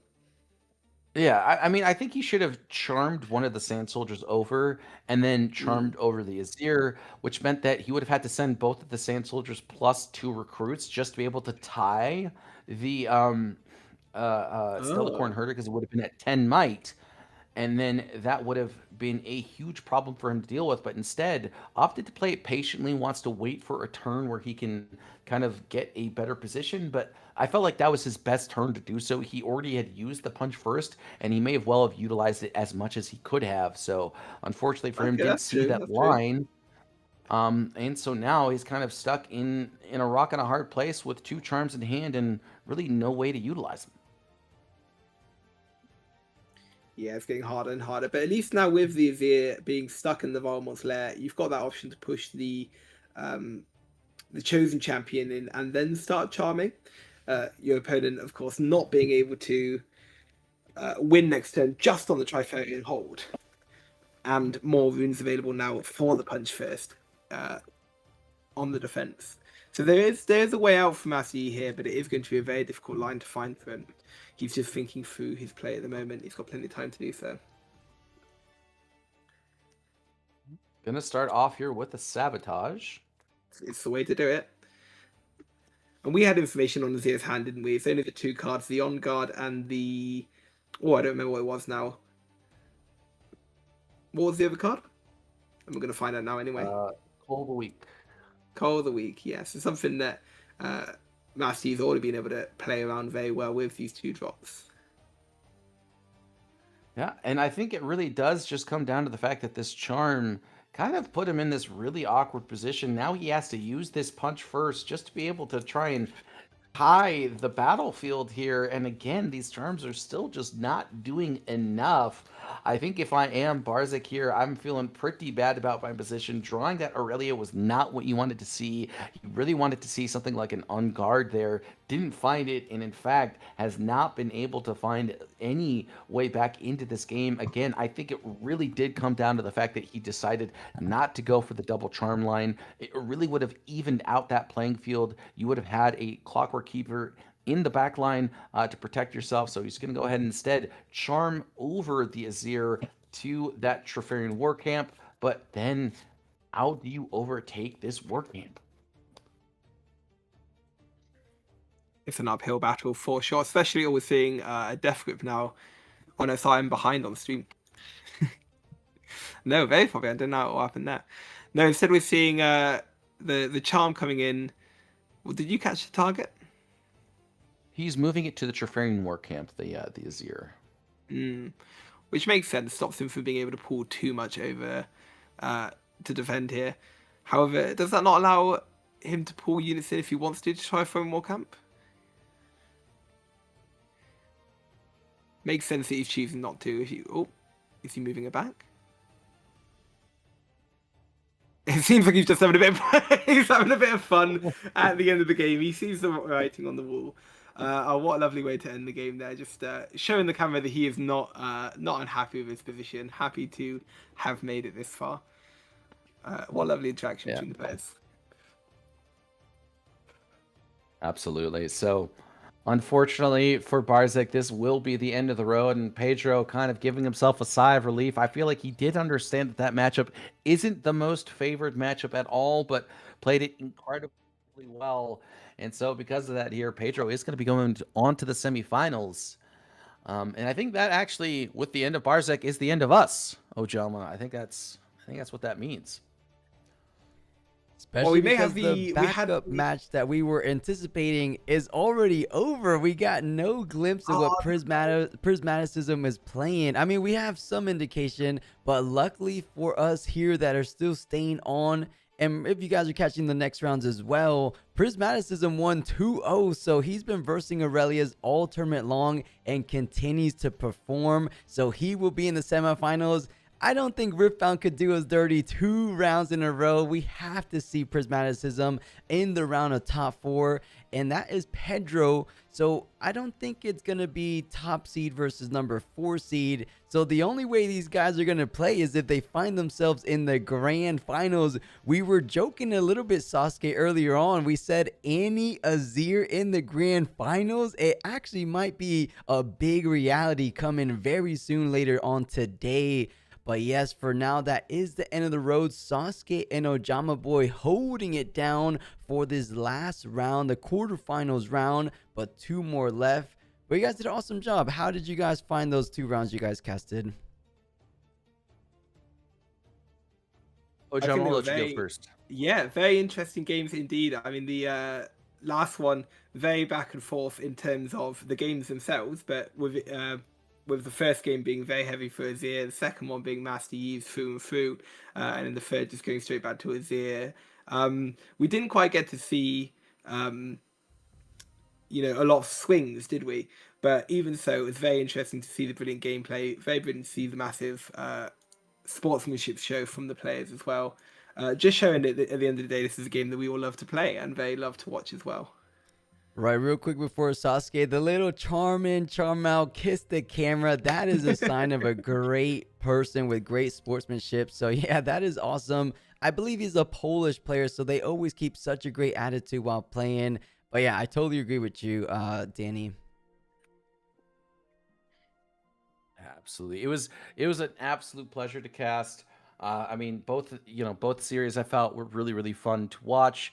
I think the Draven Aurelia matchup was a little bit closer, but it really did feel like both of those matches had a bit of a snowball effect for really the Aurelia player. I think in game number 2, the Draven player in game number 1, and then in game number 2, it almost felt like the Draven snowballed out of control. The Aurelia kind of clawed her way back into it, but in this series here, it really felt like kind of, you had alluded to it. You said it feels like whoever goes first kind of snowballs out of control, and I think there was a way for Barzak to get himself into that game with that double charm line.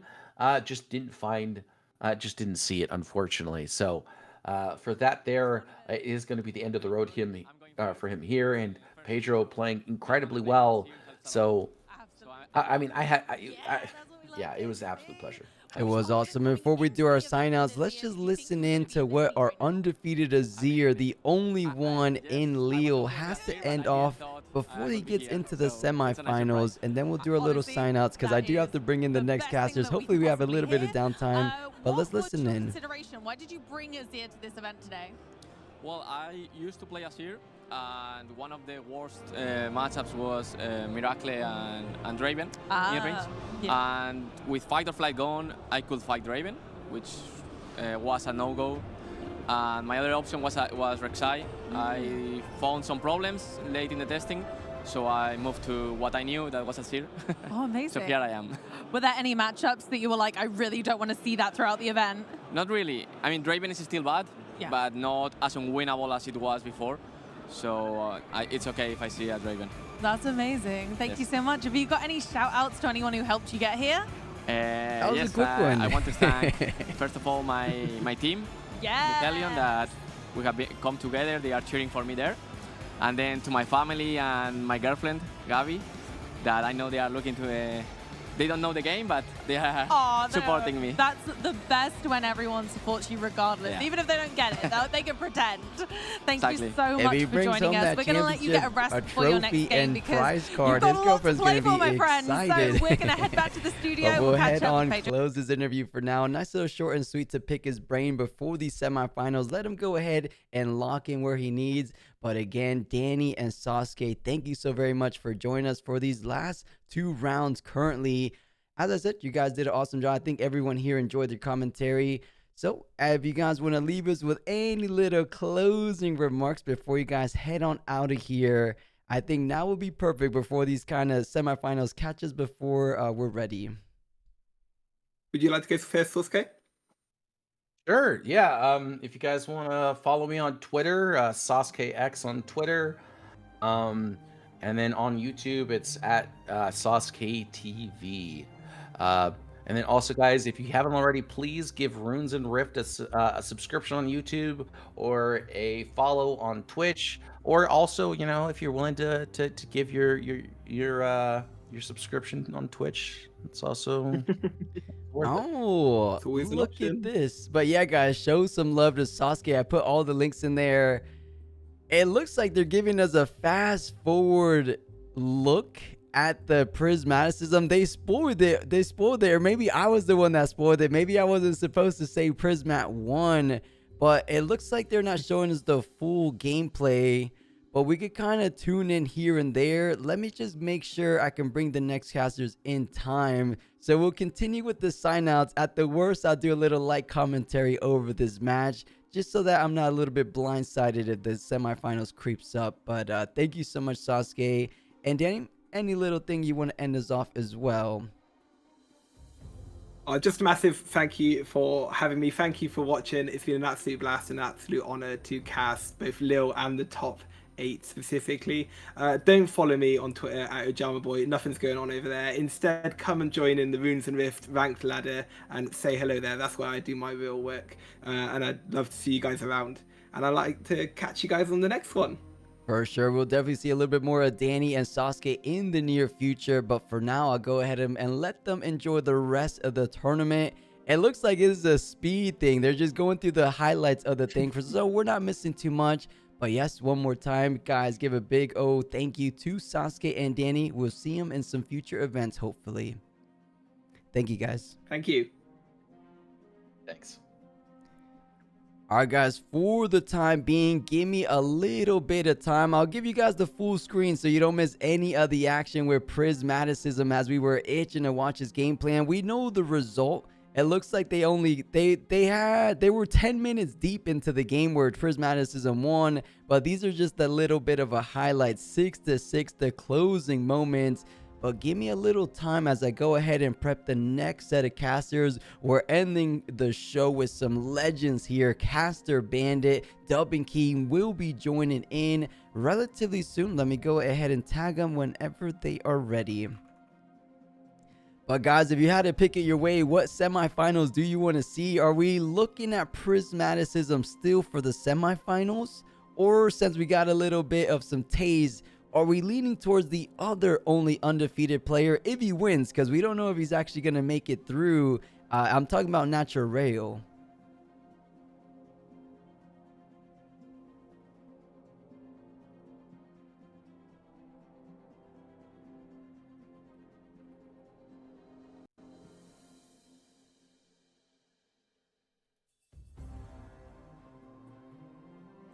And guys, give me 1 second. I'll be right back. 2 seconds. I'll turn up the commentary for you guys.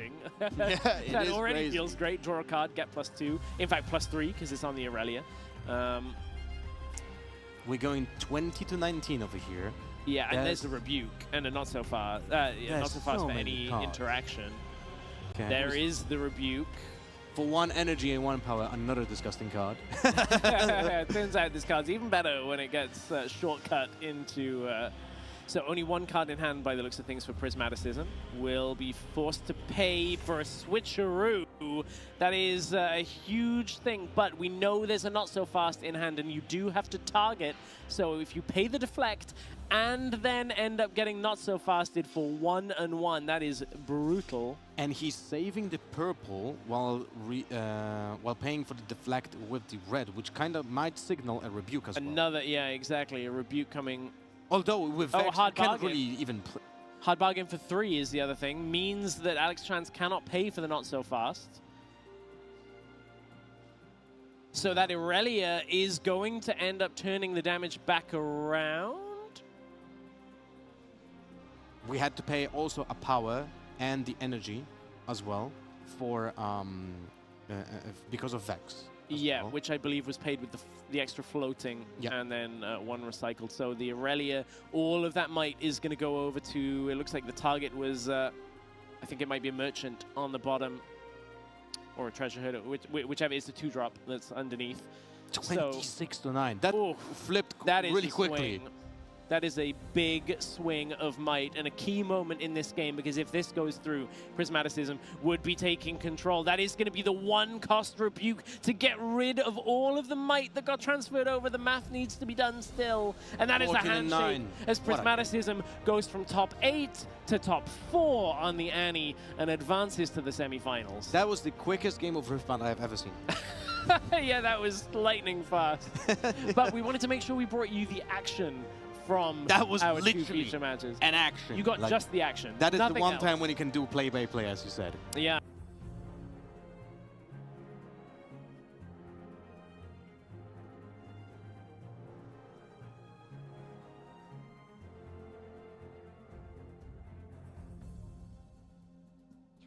Links for Video Ninja so we can see each other. All right, guys, we're going live. Give me 1 second. Let me get some links here on the chat. Looks like we got a little interview from, I think he looks to be the best of Teemo. So he got the best of Teemo. He was looking to get it previously. But Ban and W, these are the Video Ninja links for you guys. I was quite lucky a few times, like I have to admit it. I was quite lucky, but I'm very, very happy. I played well you get a best of legend card, and you didn't even make day 2. It doesn't get much better than that. You get some kill time, you come up $15,000. You can even play some of the side events. Maybe that's the way. Maybe that's the way you got to approach some of these regionals sometimes. Just not looking for the full gold and glory. Just try to have some fun with the legend you truly enjoy, because as we saw, he enjoyed Teemo. But we'll hear what he has to say, and then I'll stick with Teemo because I have a lot of fun with it, or do I want to play something a bit better? I don't know. I'm a big fan of Katarina in League of Legends, and she's coming red, so that's not my colors. So I don't know. I'm in a big dilemma at the moment. I still need to think about it. Because I've seen that a lot of times. You're like, do I still play Teemo? Do I want to play something which is more meta or anything? But still, you always play this legend because it looks like it brings you a lot of joy. So maybe you should just stick to it, basically. Yeah, maybe that's the conclusion I'm going to take at the end. Yeah, indeed. But in general, what does it mean to you to have this medal card? Because you are literally the best player in the room. Do you even realize it? I don't think I can realize it right now. Like as I said, I feel very lucky. Like from some of my game, like they were so close and it just came out so well for me. Like I'm very, very happy for the moment, and I think I'll need to like rest a bit to rest a bit and just chill a bit more. So what's the next step for you? Are you going to play another tournament real soon? Well, I want to do as many regionals as I can. We'll go ahead and let that sink in for the best of Teemo player. Congratulations. But guys, to get things rolling and moving and preparing ourselves to enter the final 4 players, let's go ahead and bring in our next set of casters. As I kind of mentioned before, it's going to be Bandit and W King joining the stream. So I'll go ahead and bring in these cameras. And I believe these guys should be able to hear you guys. And wow, looking quite dapper, Bandit and W Kings. I didn't get to see both. Looking awesome. Bandit, I throw it to you first. How are you doing, sir? Thank you so much, Plus. Well, when you are casting the best 4 current players in Europe, you got to show up your A game. If they are bringing their A game, we have to as well. And that's why I brought no one other than the man himself. Dubby, it's you and me, bud. How are you feeling? Thank you very much, Bandit. We got you for a reason as well, and I'm doing good. I'm excited. I have been following these games closely all day. Bandit, we started off with nearly 2,000 players, and now there are only 4 left. That's a lot of players, W. No, you are completely right. What an absolute massacre it has been. So many people didn't even make it to day 2. From day 2, we only caught the very top 8. This has been such a deadly run for so many players, and the variety of decks that have made it to the top 8. To me, many surprises in there. I had a last-minute heartfelt swap to mid-range Yi. I was really appreciative of what it brought. Shout out to Silent Knight. But Azir was flying completely under my radar. I thought it was going to be Victor, Victor, Victor. Right, and you know, real quick, Bandit, speaking of surprises, something that no one could have expected, every single Aurelia has been eliminated from the top cut. The majority representation, 3 Aurelias making it to top cut, not a single one can be found in top 4. So that just happens sometimes when you do have the biggest target on your back, or undefeated Aurelia, not your real, losing to Master Yi, and then Draven, the runner-up in Houston, taking down his Aurelia. And of course, we saw Prismatism, the tail end of that game, taking down his opponent's Aurelia as well. So man, what do we make of this? This is a pure, unique 4 legends in the top 4. Are we feeling pretty good about the post-ban meta so far? I mean, there are certain old faces that are still dominant. And I mean, he warned us beforehand. Challenger TCG, I'm going to take it seriously, guys. There is no more laughing about. There's no more faffing around. This is what happens when I get to play on all cylinders pumping. I think that is the real lookout for this one. And up to now, he has been looking unstoppable. What about you, Dubs? That's it right there. This guy has been playing with essentially an open deck list since Friday. They shared the deck list that he was playing. They shared the sideboard text that he was doing. And this guy has been playing an absolute storm these past few days and has now gotten that best of Draven. Already secured that in the top 8, but got the infamous Draven spot in this top 4 and is on a roll to secure another regional win with Draven. But we still have other ones left. There is Annie as well. That one we already knew about. They won in their matchup at 2-0. And another Master Yi. And Azir, we got so much variety coming into this top 4. However, Dubby, and I think this is an interesting element to point out, Prismaticism, we have been taking a look at his run through the tournament, and it has been 2-1 after 2-1 after 2-1, kind of nipping wins here and there, always taking that step back to come back harder. And right now, he's the only one going 2-0, the only Annie even still in shot of making an attempt for a crowning position. There is maybe something to say for a player that is really finding their stride later on in the tournament. Definitely. Absolutely. I'm always impressed when we get to spectate Prismaticism, which I'm kind of hoping will be our semifinals feature match. But I don't know, since you guys will be taking it away, we just watched the Azir take it. Where do you guys want to go? I mean, we're kind of hyping up the Draven, the runner-up, as we point out, from Houston, the first ever Western Regional. Are we leaning there? Because it's table 3. So he was number 3 seed. Let me see who he's most likely going to be playing against. I would imagine he's going to be playing against Annie Draven, I think, would be one of the games. Yeah, I think it is Annie Draven, right? Because number 1 has to verse the lower one, or how? Actually, now I'm kind of torn because it's usually number 1 versus number 8. But for the semifinals, it could be a little bit different. But we might have some Fury on Chaos action coming very soon for the semifinals. Is that something we're happy about as long as it's not a mirror match? Honestly, in this very situation, every pairing that we could be getting is a finals worthy matchup. There is no losing. There are only winners as a viewer, as a caster, as an analyst. We can only win in this situation. And if we already get Prismaticism to face off against Challenger TCG, that is starting off dinner with dessert. Yep. Definitely worth spoken right there. I think all the possibility of these matchups are going to be great because, like you said, plus there are no mirror matchups. We will get unique matchups no matter what, and we will see which legend can win it all. Which one is the best? Which one has the cards, has the momentum, and just has the skill set to win through? Because this has been a long day, a longer day yesterday, and to get to that final, You have to give everything, and that is the moment where we will have our true winner. You know, I will say, as a side note, is this the first top 4 that is completely shuffled? Where it's like a rainbow top 4?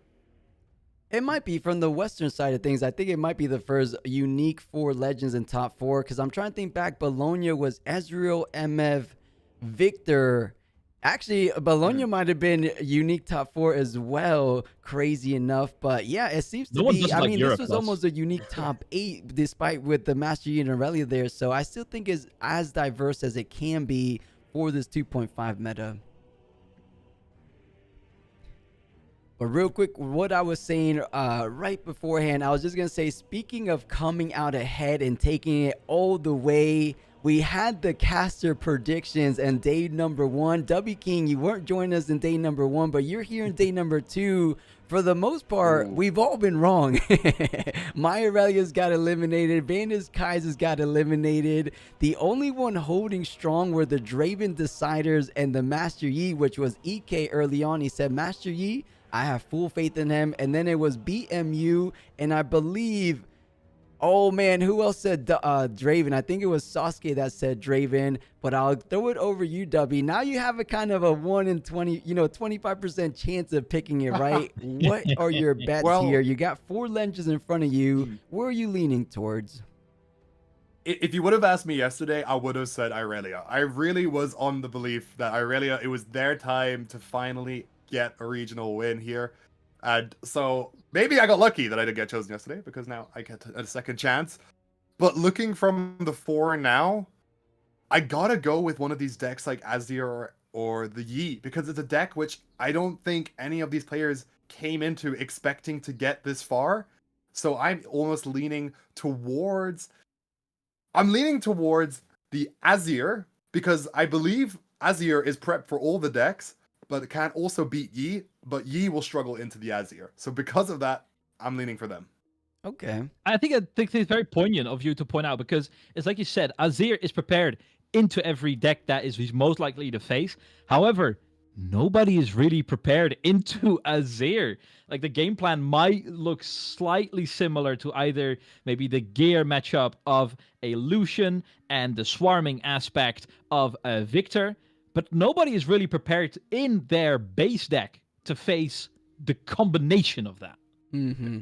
You know, something I do want to point out is the simple fact that the higher seed having that opportunity deciding who goes first, which is a massive advantage. I mean, we just watched it in these quarterfinals here.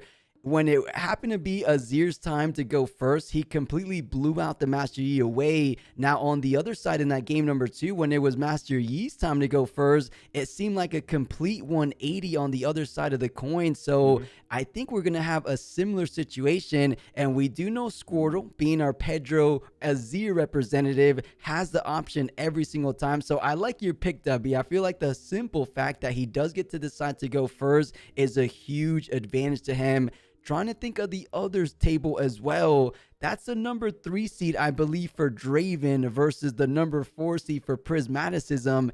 And that matchup is so down to the wire that I do think little things like going first might just be the difference maker between, going to the grand finals and then packing your bags back home.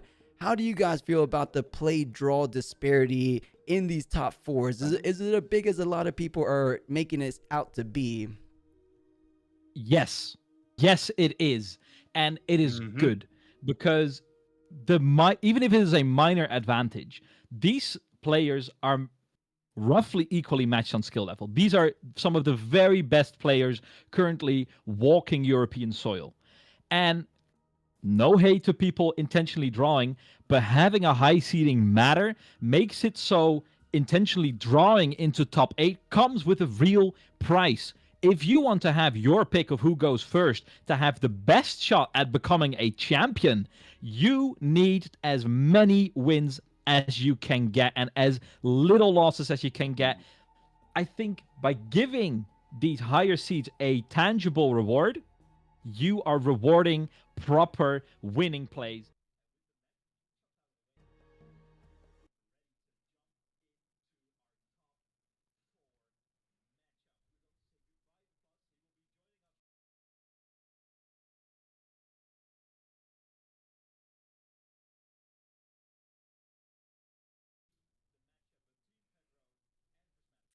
Oh, this is tough, but yeah, I was gonna let you guys take it from here. But before so, I have to agree with Dubby. This is an Azir that went completely undefeated all Lille weekend long. I think is a pretty good bet to place your bets on this player. But of course, man, Prismaticism is no slouch. He's been here in these hot moments time and time again. He's the first player in Riftbound to make 3 consecutive top 8 appearances. Can he finally have his moment under the sun and claim the crown? It might be today, but he has a really tough competition in that undefeated player. As we point out, that's a going first undefeated player. So I hate to bet against Prismaticism, but I will go with Azir for now. But honestly, Bandit, I'm not upset with either of these players moving on forward. But as you said, I'll let you guys take the floor from here. Bandit and Dubby, thank you so much. This is top 4, and you guys take it away.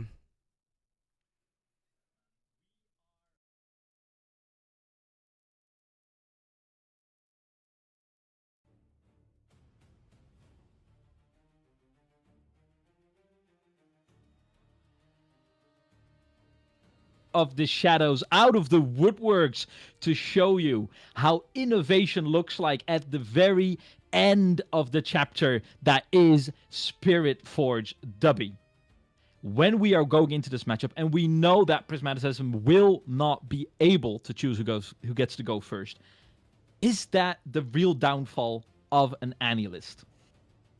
So Annie is just as aggressive as it wanted to be in Origins. Origins, it was known for just being that aggressive deck, having those turn 2 sneaky deck hands to just yeet them in and get those early points.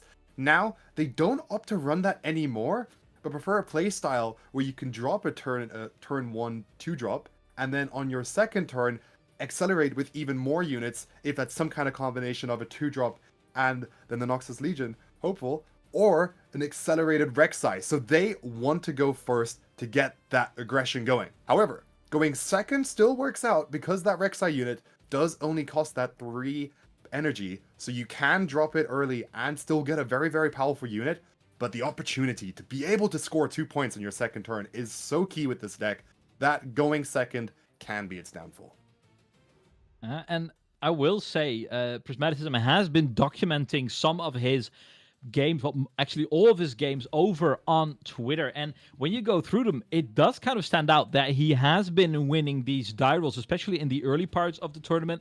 Those have been coming out favorable. Despite that, many 2-1s. I think he's one of the few top 8 competitors that has as many 2-1 finishing results as anyone else, and in one way that can be very an upside. Oh, he has got a lot of games in. He's very experienced. But it can be his downfall. That is a lot of extra thinking time. That is a lot of extra weaknesses that are exposed already. Where do you end up, W? With these long events, you do see the advantages coming to these decks that can just require slightly less thinking, because the longer you play it, the mental strain on these players, it's just like a physical sports event, right? When you play these long games, your body gets tired, it gets exhausted, and you need some kind of fuel to keep going. Whereas here, it's all about that mental strain. I played skirmishes where we've had 7 games, and I've been exhausted after that. And that was at the very, very final. And these guys have been playing more than that already today, with all the games from yesterday. Exactly that. So the amount of strain that these guys have, it is key to have decks that you can play out smoothly and that you know in and out. And that's where, with all the reps you're having today, at least you have that kind of momentum flowing. And with these unit heavy decks that Annie is running, being able to drop a lot of units and then not having to really think about what runes you're leaving open because you could ready to at the end of your turn, does give you that kind of competitive edge when you can just play aggressively and use that playstyle. And it's something we talked about in previous broadcasts as well, where the benefit of being part of a team in a regional qualifier is massive. Because when you have these sparring partners to discuss your matchup with when you do reach top 8, is so valuable. There's a good chance that some of your teammates have already played against them. I mean, that is, to me, why playing against players like Challenger TCG is so frightening, because you're not only playing against, when you're seated at the table, you're playing against him. But it's also that collective part that you're facing off against. And even if you played against one of his teammates, or one of his teammates was spectating one of your previous matches when they 2-0'd someone, that trickle, that little crumb of an advantage compounds. And when you are in the top 4, there is no such thing as a proper blowout. You are equally matched, and the tiniest advantage can make or break a game. And that's where I think this Azir deck stands strong.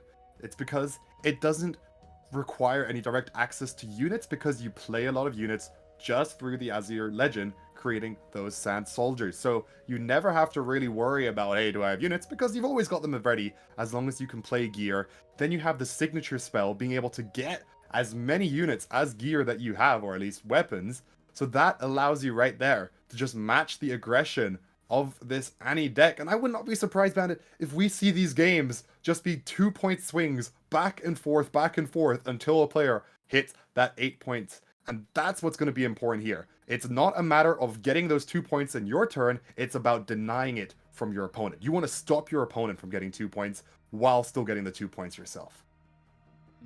It is exactly boiling down to that. Now, when I am looking at the list that Prismatic System is wielding, I haven't put my eyes on its sideboard. I'm not sure if that is open just yet. But when you are playing Fury, there is that thermo beam, and getting rid of all of the gears when you're playing against an Azir, there's only a smidge of me that is believing Prismatic System might be wielding that in his sideboard, but the cumulative benefits that Azir is gaining from having these tokens bypassing the equip costs of his runes feels, in these longer, slower games, feels hard to outvalue. And I think if there is no answer to that from Prismat, he might be just another statistic going down at the hands of the Emperor of Shurima himself. Very true there. That Thermo Beam not being in the main board, very, very often in that sideboard, at least one, not usually two, is going to be an essential card for Annie. And now we're going to see, hey, how do they win this game going second without that gear destruction? Because they have nothing to remove any gear. And that just means here that Pedro can just freely play any gear as aggressively as they like. And we see that right away with that Doran Shield getting a unit in turn one. Meanwhile, Prismatic System starting with the stack deck to just really dig into that deck. Our starting shot has been fired. Our top four is underway. And both of these powerhouses, these titans, are looking for a spot in the final. The tempo has been set, and Annie can sometimes take her time building up that engine before she really starts to fire on all cylinders. Will Azir give her that time? Right now, it's the decision is being made on what card they want with that stack deck, because it seems to be some kind of confusion. I think they're, well, I'm sure we'll hopefully get an idea in a moment on what they're sorting out. But once that stack deck resolves, it's absolutely essential for the Annie here to drop a unit to get something they can play with, because they have a lot of follow-up on their turn 2 with those 5 energy open. They can accelerate a Kai'Sa, they can accelerate a Rek'Sai, or they can throw in a Rengar into the combat that the unit engages. So right here, that is what they're looking for. They're not playing for this turn 1 anymore. They are thinking, what do I need for my turn 2?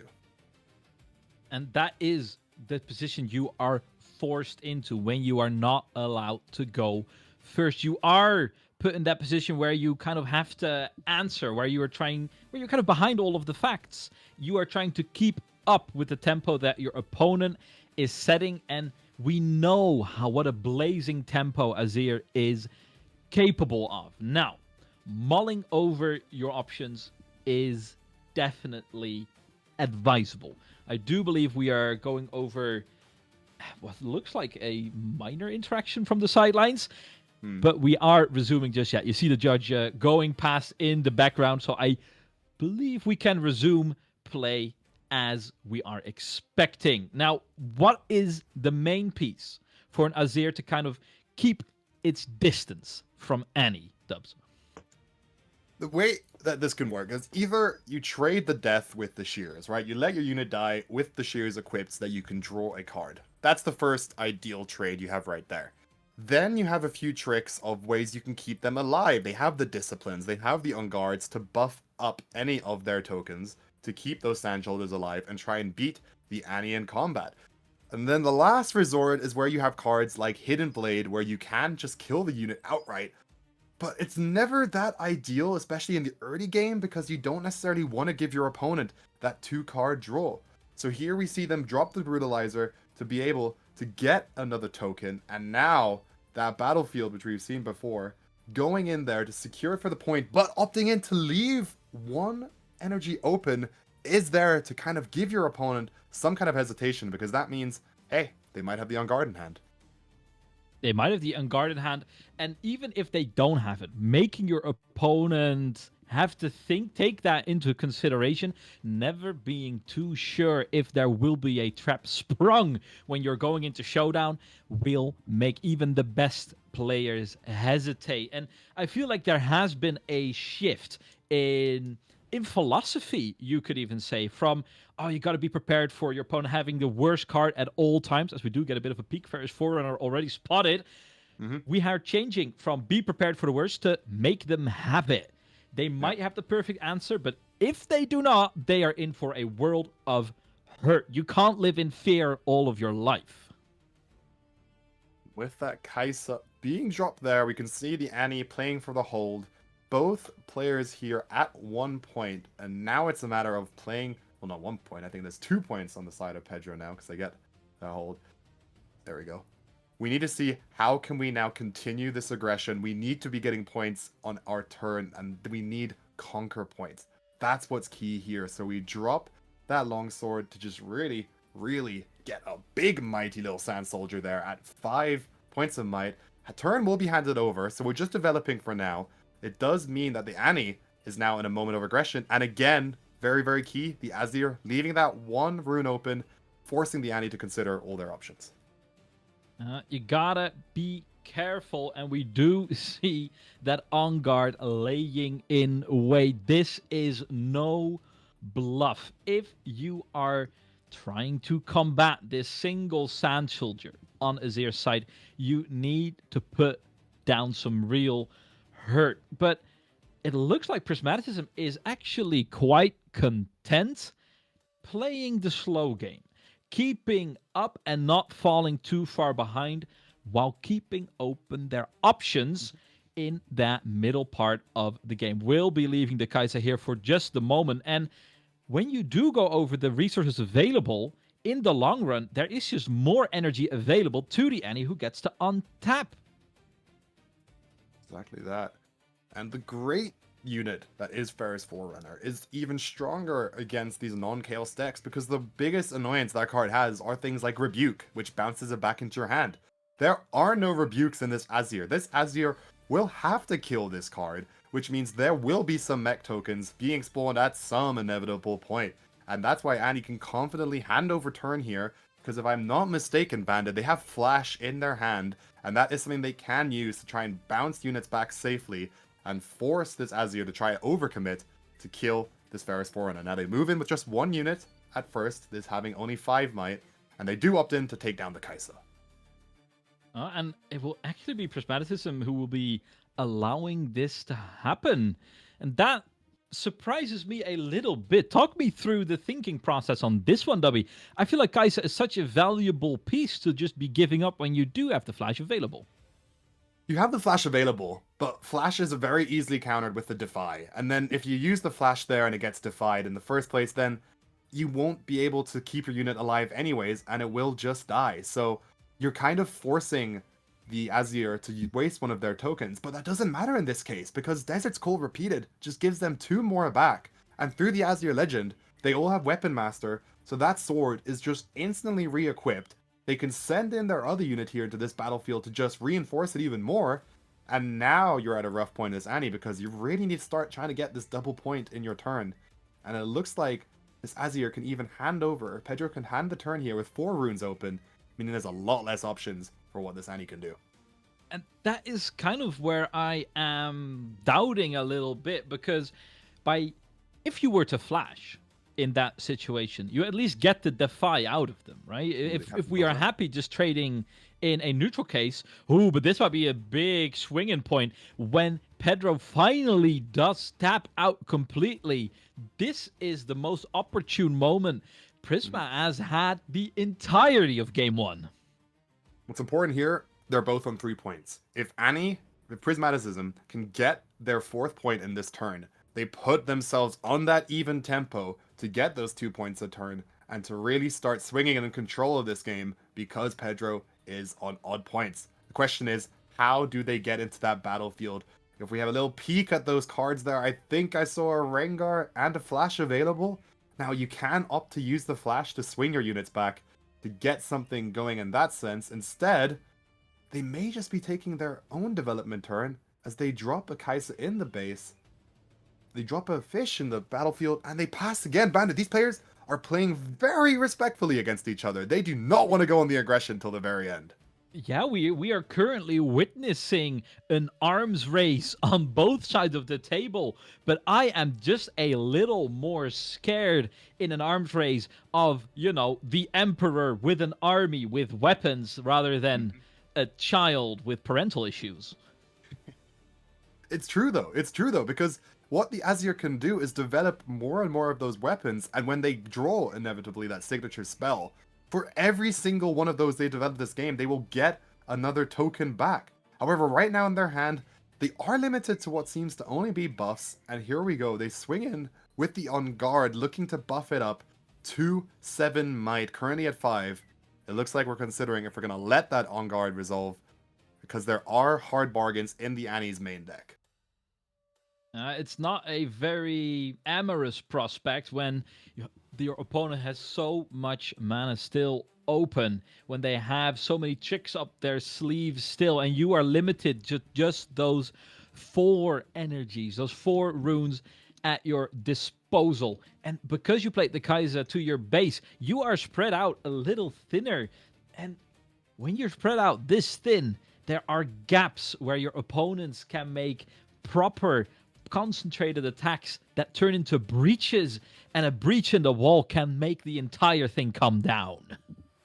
Exactly that right there. That's one thing Azir can do, is just slowly whittle down these battlefields one by one by sending in these little token sand soldiers. But with the Azir champion in base, using that movement of being able to swing soldiers from the other battlefield to that lower battlefield, Bandit, that is the key moment here. Just whittle away bit by bit, hack away at the defenses, and then swing in for one big conquer to get yourself in that point tempo. As we're still waiting to see if this On Guard resolves. It looks like Annie has tapped 2 runes. What are they going to play? Yeah, maybe they have to sound the retreat, or will they try and save a lost-looking cause? He has to come to a decision rather sooner than later. Keep in mind that these rounds are untimed.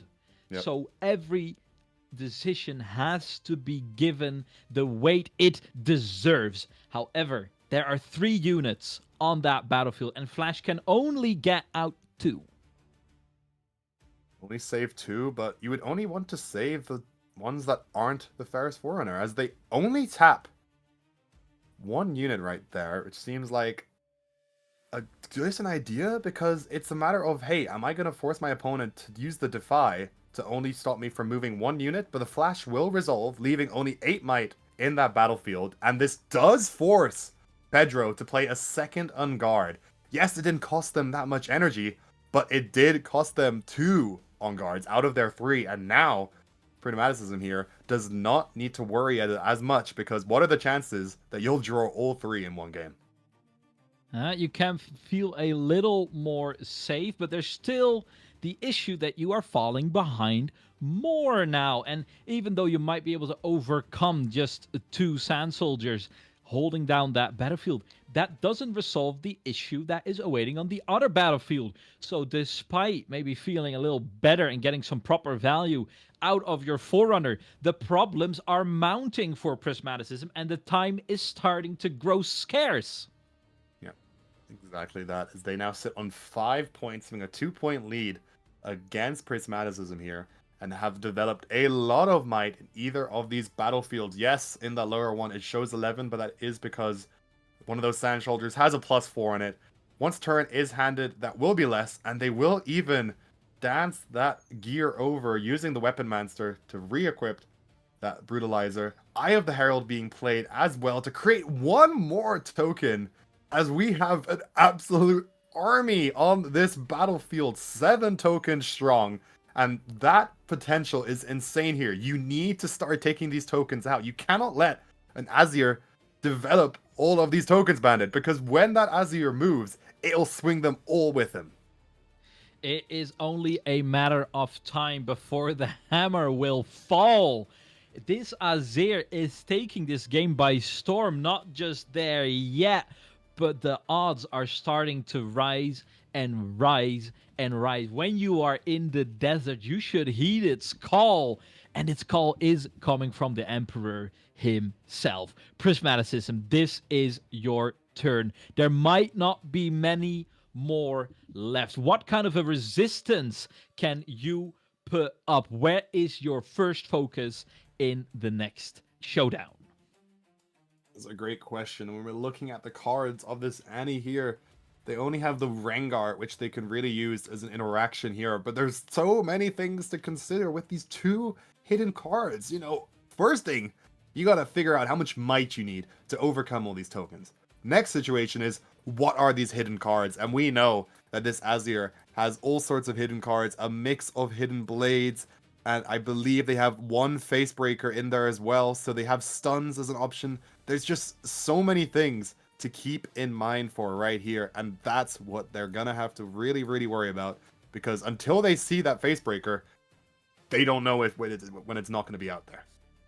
It's like you said exactly. The threats are not only on the battlefield, it's also the threats that you cannot see.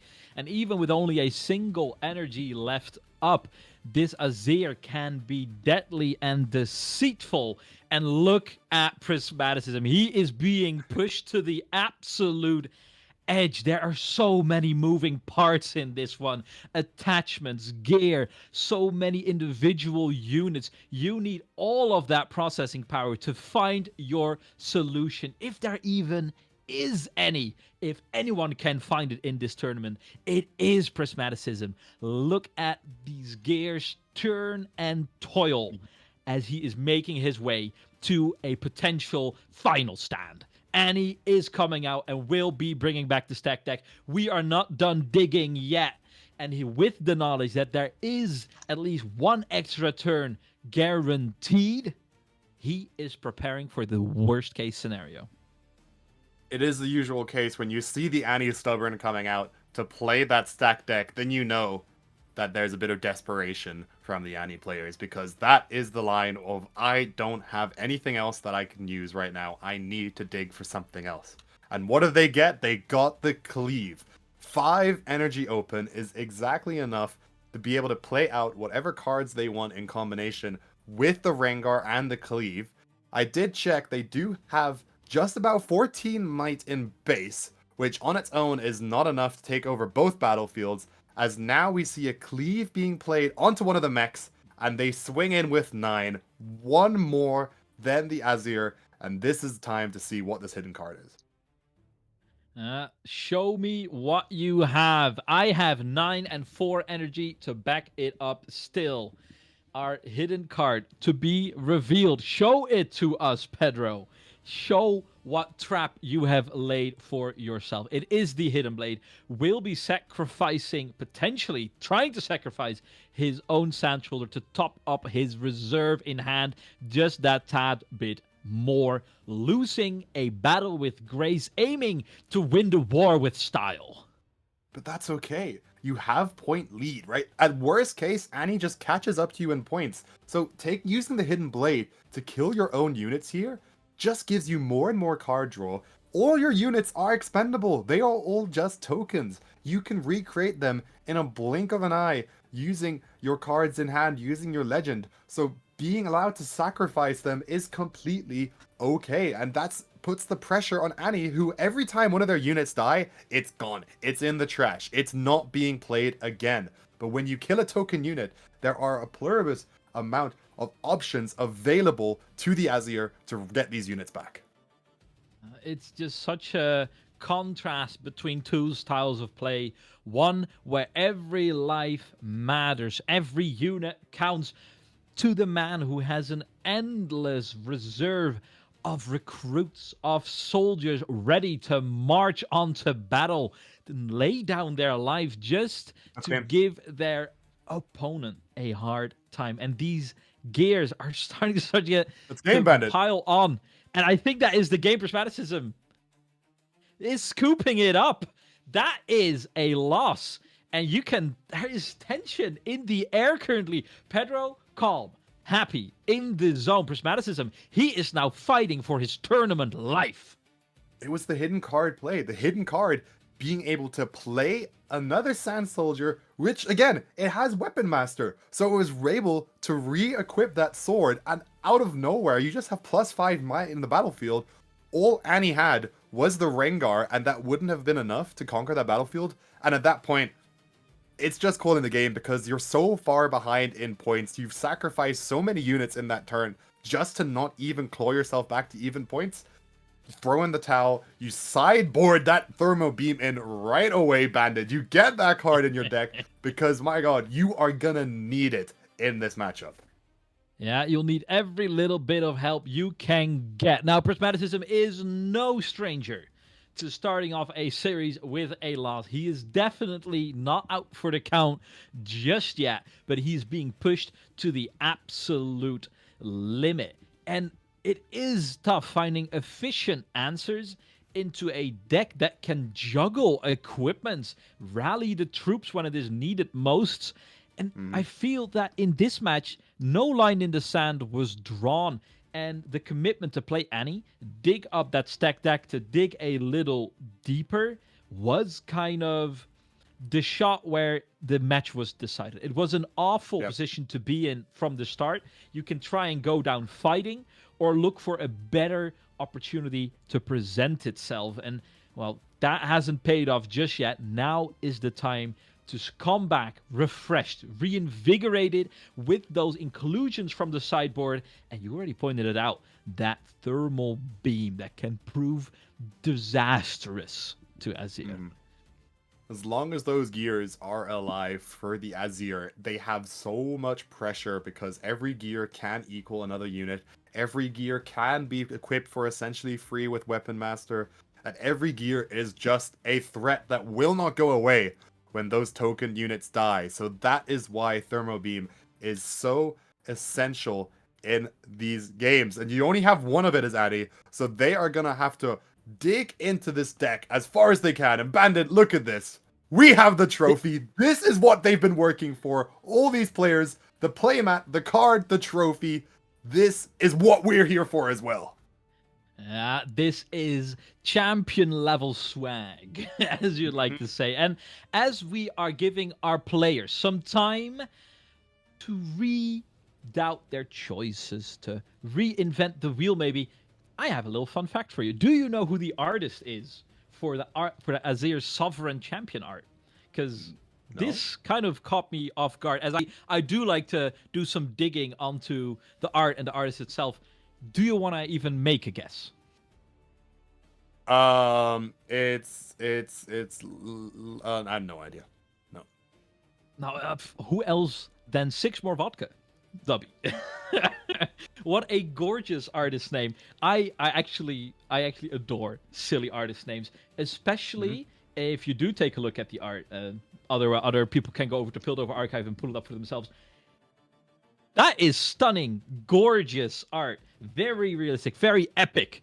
Created by Six More Vodka. Yes, thank you very much. I mean, artists do have some creative names, and we really do get to see I love getting to see these artists having their little name on the bottom of the card, so they get their little moment of promotion. As we can see all the players here sitting and watching this main event. They've stuck around for this entire weekend, and they can watch these games in that whole band. I can imagine the atmosphere there is tense. And to me, this is what it's all about. In Bologna, we had some very vocal fans cheering on some Polish players.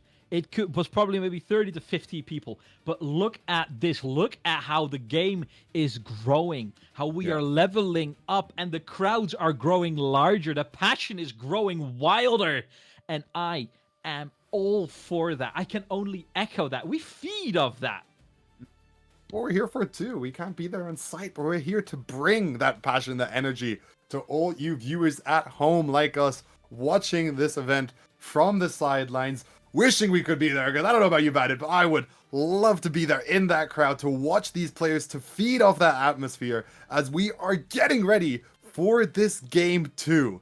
For some players here, it is their last chance to get to the final, their moment for the reverse sweep. This is their time. I can only second that, Dobby, but only with you by my side, buddy. Mwah. Aw, making me blush. Good thing my camera's off because I'm more red now. I'm all red and fuzzy. And I think as we are on the verge of starting our potentially last game between this best of 3 between Pedro and Prismaticism, you have to take into account how much risk is Pedro willing to take, knowing he gets to go second, knowing he has that quote-unquote freebie game going on right now, knowing that he's guaranteed a third even if things go very, very wrong. How much risk is too much risk?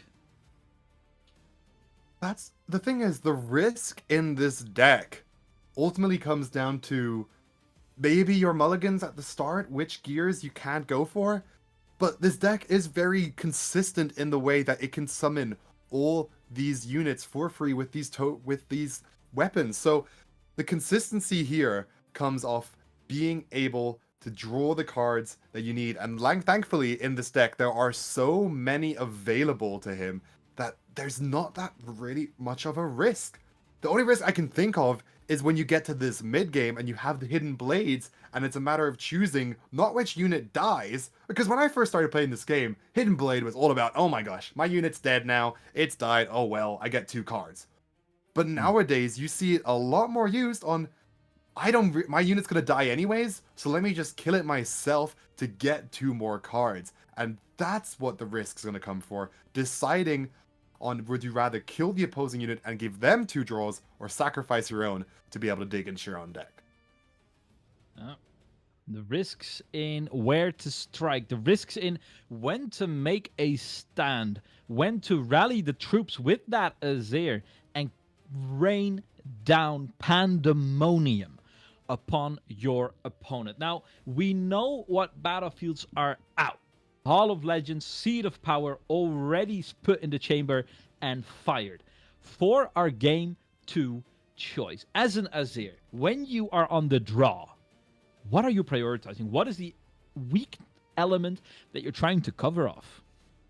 So the priority right now is gonna be one of those weapons to be able to get a token. Now, when you're going first and you only have 2 up, you need to get one of those 1 cost. You have the Eye of the Herald, you have the Doran Shield, but now when you're going second, you could opt in for getting a Brutalizer out a bit earlier. You could opt in for a card, like even if you want to go very aggressive, you can try and get out those Shears and pay that power to get that going. So you can mull a bit deeper, but honestly, I think what you want to see here instead is prioritizing to get more of those interaction spells to prep for more items and units to play for your later turns. There's no more time for prepping, Dubby.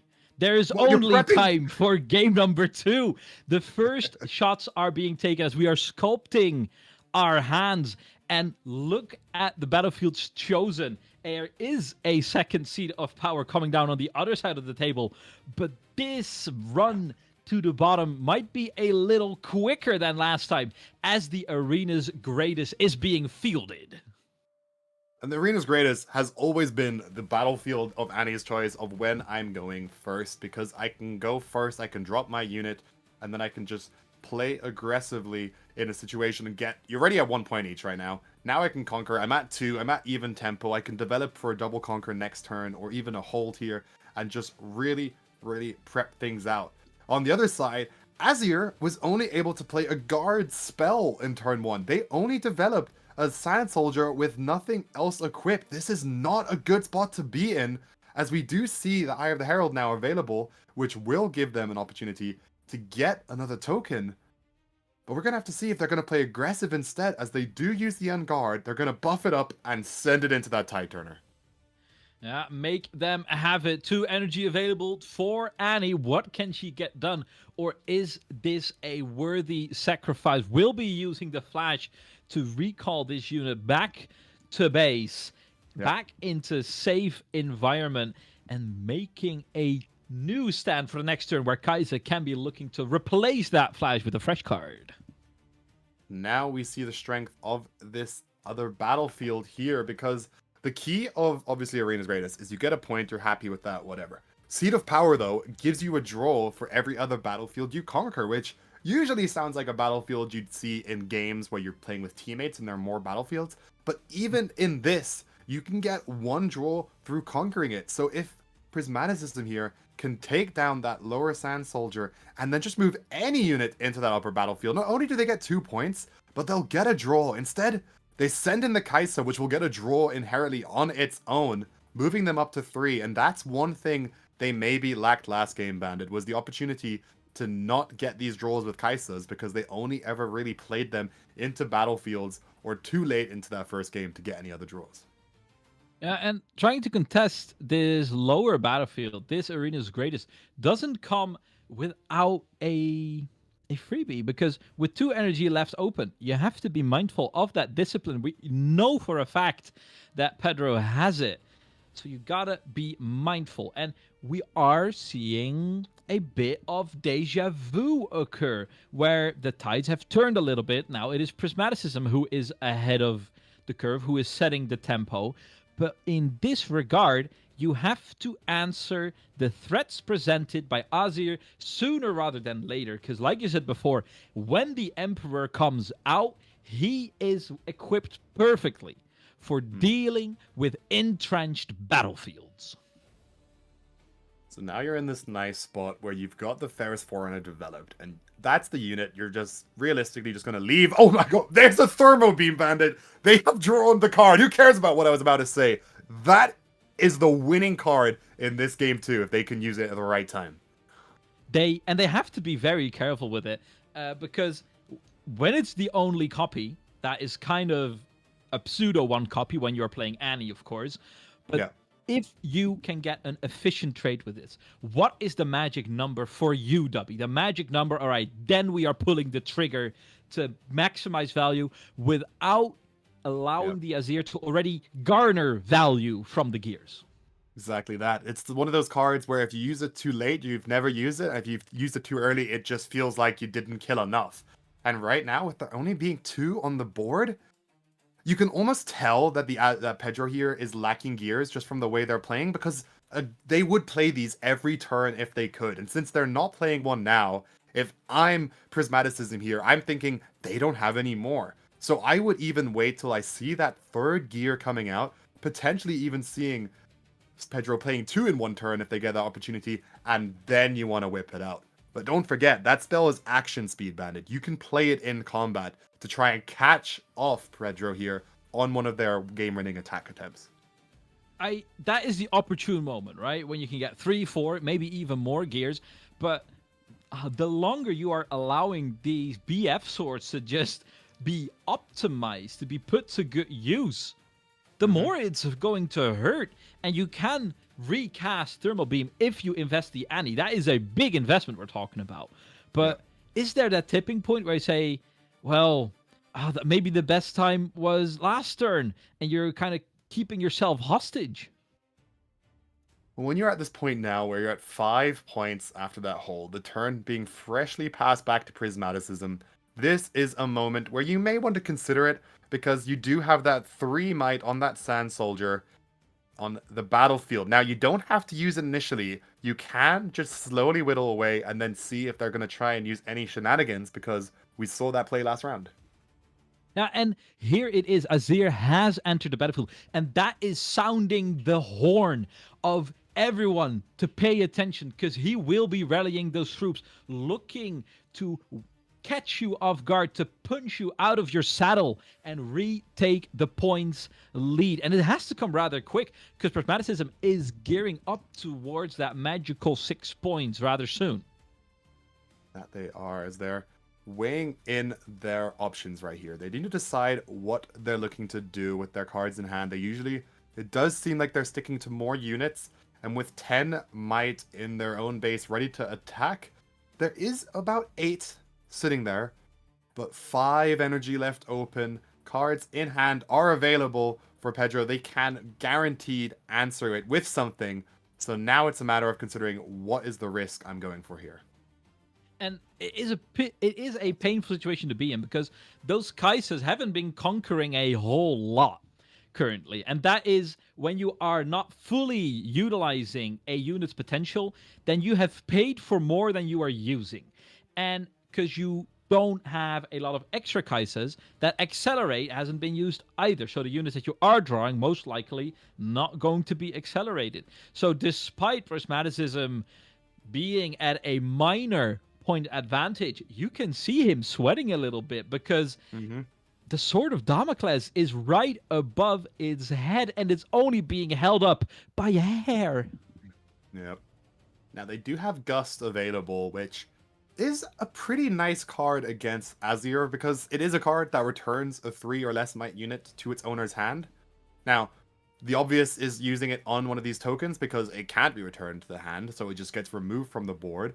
You can use it to, scoop the Annie back and play it for a third time, and even maybe get the Thermo Beam back again. So they have all sorts of different options to consider in this combat, as they are really making the use here, Bandit. The unlimited time here, allowing these players to just weigh in all the options they have. With their 10 might, they can negate it down to only 6 in the battlefield for the Azir, using that Gust on one of the tokens. The question is, do they trust their cards in hand enough to beat out whatever Azir has left with those 5 energy? You can feel the tension of these two fencers clacking blades a little bit, trying to feel each other out, trying to scan where are the openings, because a single lunge unparried can be doomed. Remember, Prismaticism is fighting for their tournament life in this one. They're going for it. Cards have been picked up. This could be the moment. We saw it last game. Prismaticism with the one big swing that did not go their way, and that was the moment that lost them their game. And now they really have to consider everything, as the Annie is coming out again. They only have one card in their trash, which is Flash, and now they're using the Flash to bring back units from the other battlefield, which will give them even more might to attack with, and even better so, that Ferris Forerunner being a potential sacrifice to go in, clear out some units, and it will summon those mechs instead. And now we see it's Pedro's turn to think. Yeah, what has this done for the lay of the land? What has this meant for the tournament championship chances of either one of these pilots? They need to go over their options carefully. If they do not, that might be all. And this is it. The sacrificial Ferris Forerunner going in with that 6 might is enough to trade with both that equipped Sand Soldier and that recruit. So this right here is a great opportunity to just force Pedro to play something, because you don't want to leave a lone Sand Soldier in this battlefield. So now Pedro has to weigh in what options, what do they want to keep alive, and how are they going to do it? Because with your 5 energy up, any card played, any amount of energy used is a benefit to Prismaticism, because they will get the information needed to clear out this battlefield. And in a perfect world, they can do it with both of the Kaisers there to even enable themselves a double draw. You need all the resources you can get. It was the indecision. It was the decision to avoid confrontation in game 1 that was Prismaticism's undoing. He is not allowing that to happen a second time. He is going to war, and he has brought an army, Dubby. Yes, he has, and this soldier is up to 7 might now, not enough to win the battlefield for the side of Prismaticism, as that Ferris Forerunner was taken down, only at 6 might itself. And now you have to ask yourself, what else am I willing to commit? They currently are holding those 3 cards there, totaling 12 might, and they are really trying to figure out what they have left, what they can do here, because there's not been that many spells played so far by Pedro. 1 discipline and 1 on guard. They're looking off to the side. I wouldn't be surprised if they're looking off to their notes on the deck list of Pedro to get an idea of what cards that Pedro may have left to use here. As they're picking up all 3, they're going to send it. Is it going in? Look at this. It is unfolding right in front of our eyes. He is teetering on a decision. Yep. Will he, won't he? Will he pull the trigger? Is he afraid of that 3 energy left in turn?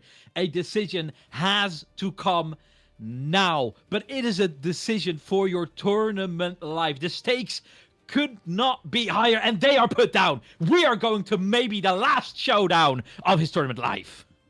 And right now, that discipline coming out, buffing up that Sand Soldier up to 11, and they are already tapping cards. They are looking for the Trade Bandit.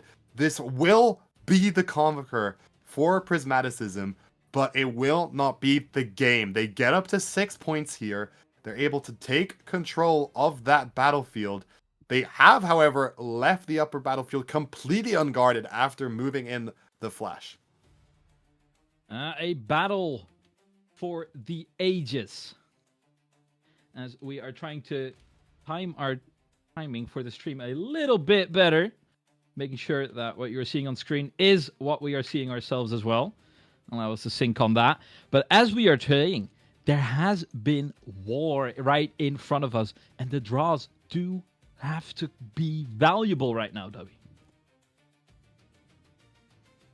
That they are, as we'll have to see if we're more in sync now with what we're seeing. And now the Conqueror has gone through, Bandit. So now talk to me. I need to get myself back into this game. We have a lot of cards into this Azir's hand. What can we do here to get back? Because even though the price that we have paid to get to those 6 victory points was rather high, now is the clapback potential from Azir. He has that grasp to dethrone the remnants of a tattered Annie army, and the first steps will be taking drip feeding these recruits, these soldiers, get armed to the teeth. And what are a Tide Turner and a hopeful Noxian going to do? It could be the moment right now to use that Thermo Beam, Bandit. It is exactly what's happening, Dubby. The trigger has been pulled, but what can be saved still? The grasp will get some of that might through, but those gears are definitely going down the drain. They are, as these gears will be lost. They will be taken down. And now is the power of this card. The Death Grip was attempted to use as a reaction, which should be able to maximize any kind of might on that recruit, forcing a full trade of units. But that has instantly removed all and any Sand Soldiers from the Azir, and they had that signature spell in their hand, Bandit. They had it, but could not use it in time because they didn't think they needed to. And when they needed their gears most, they were gone. Left biting the dust, but with the grasp, did Azir lose the minimum? Did he lose with grace? Lose a battle to win the war? Because all these battlefields are open. Pedro can't threaten the win just yet, but he can jump himself up to that magical 6 if he wants to. It would mean he has to expose his general, his champion, Azir himself. It is exactly what he will be doing. He will be allowed to dig, and I feel that the cards in hand have to be running dry just that little bit now. Well, being able to get that Conquer just then did give them at least one draw, and that draw could be everything they ever needed, as they have all this energy open. Those 8 runes right there, ready to be used as they tap 2, leaving 6 left. What are they going to play here? They could try and develop a gear. They could try and develop something, but they may just not have any cards in hand to develop this turn further. And this is not a place you want to be, because the amount of information you give over by not playing anything could be too much. The Brutalizer will be dropped, and now they're deciding on how to use it, because they could play a Sand Soldier and equip it. Instead, they will move it to that recruit, giving it only +1, well, +3 this turn. But once Prismaticism has their turn, it's +1. Did you catch what Pedro discarded for Zaan's Warren?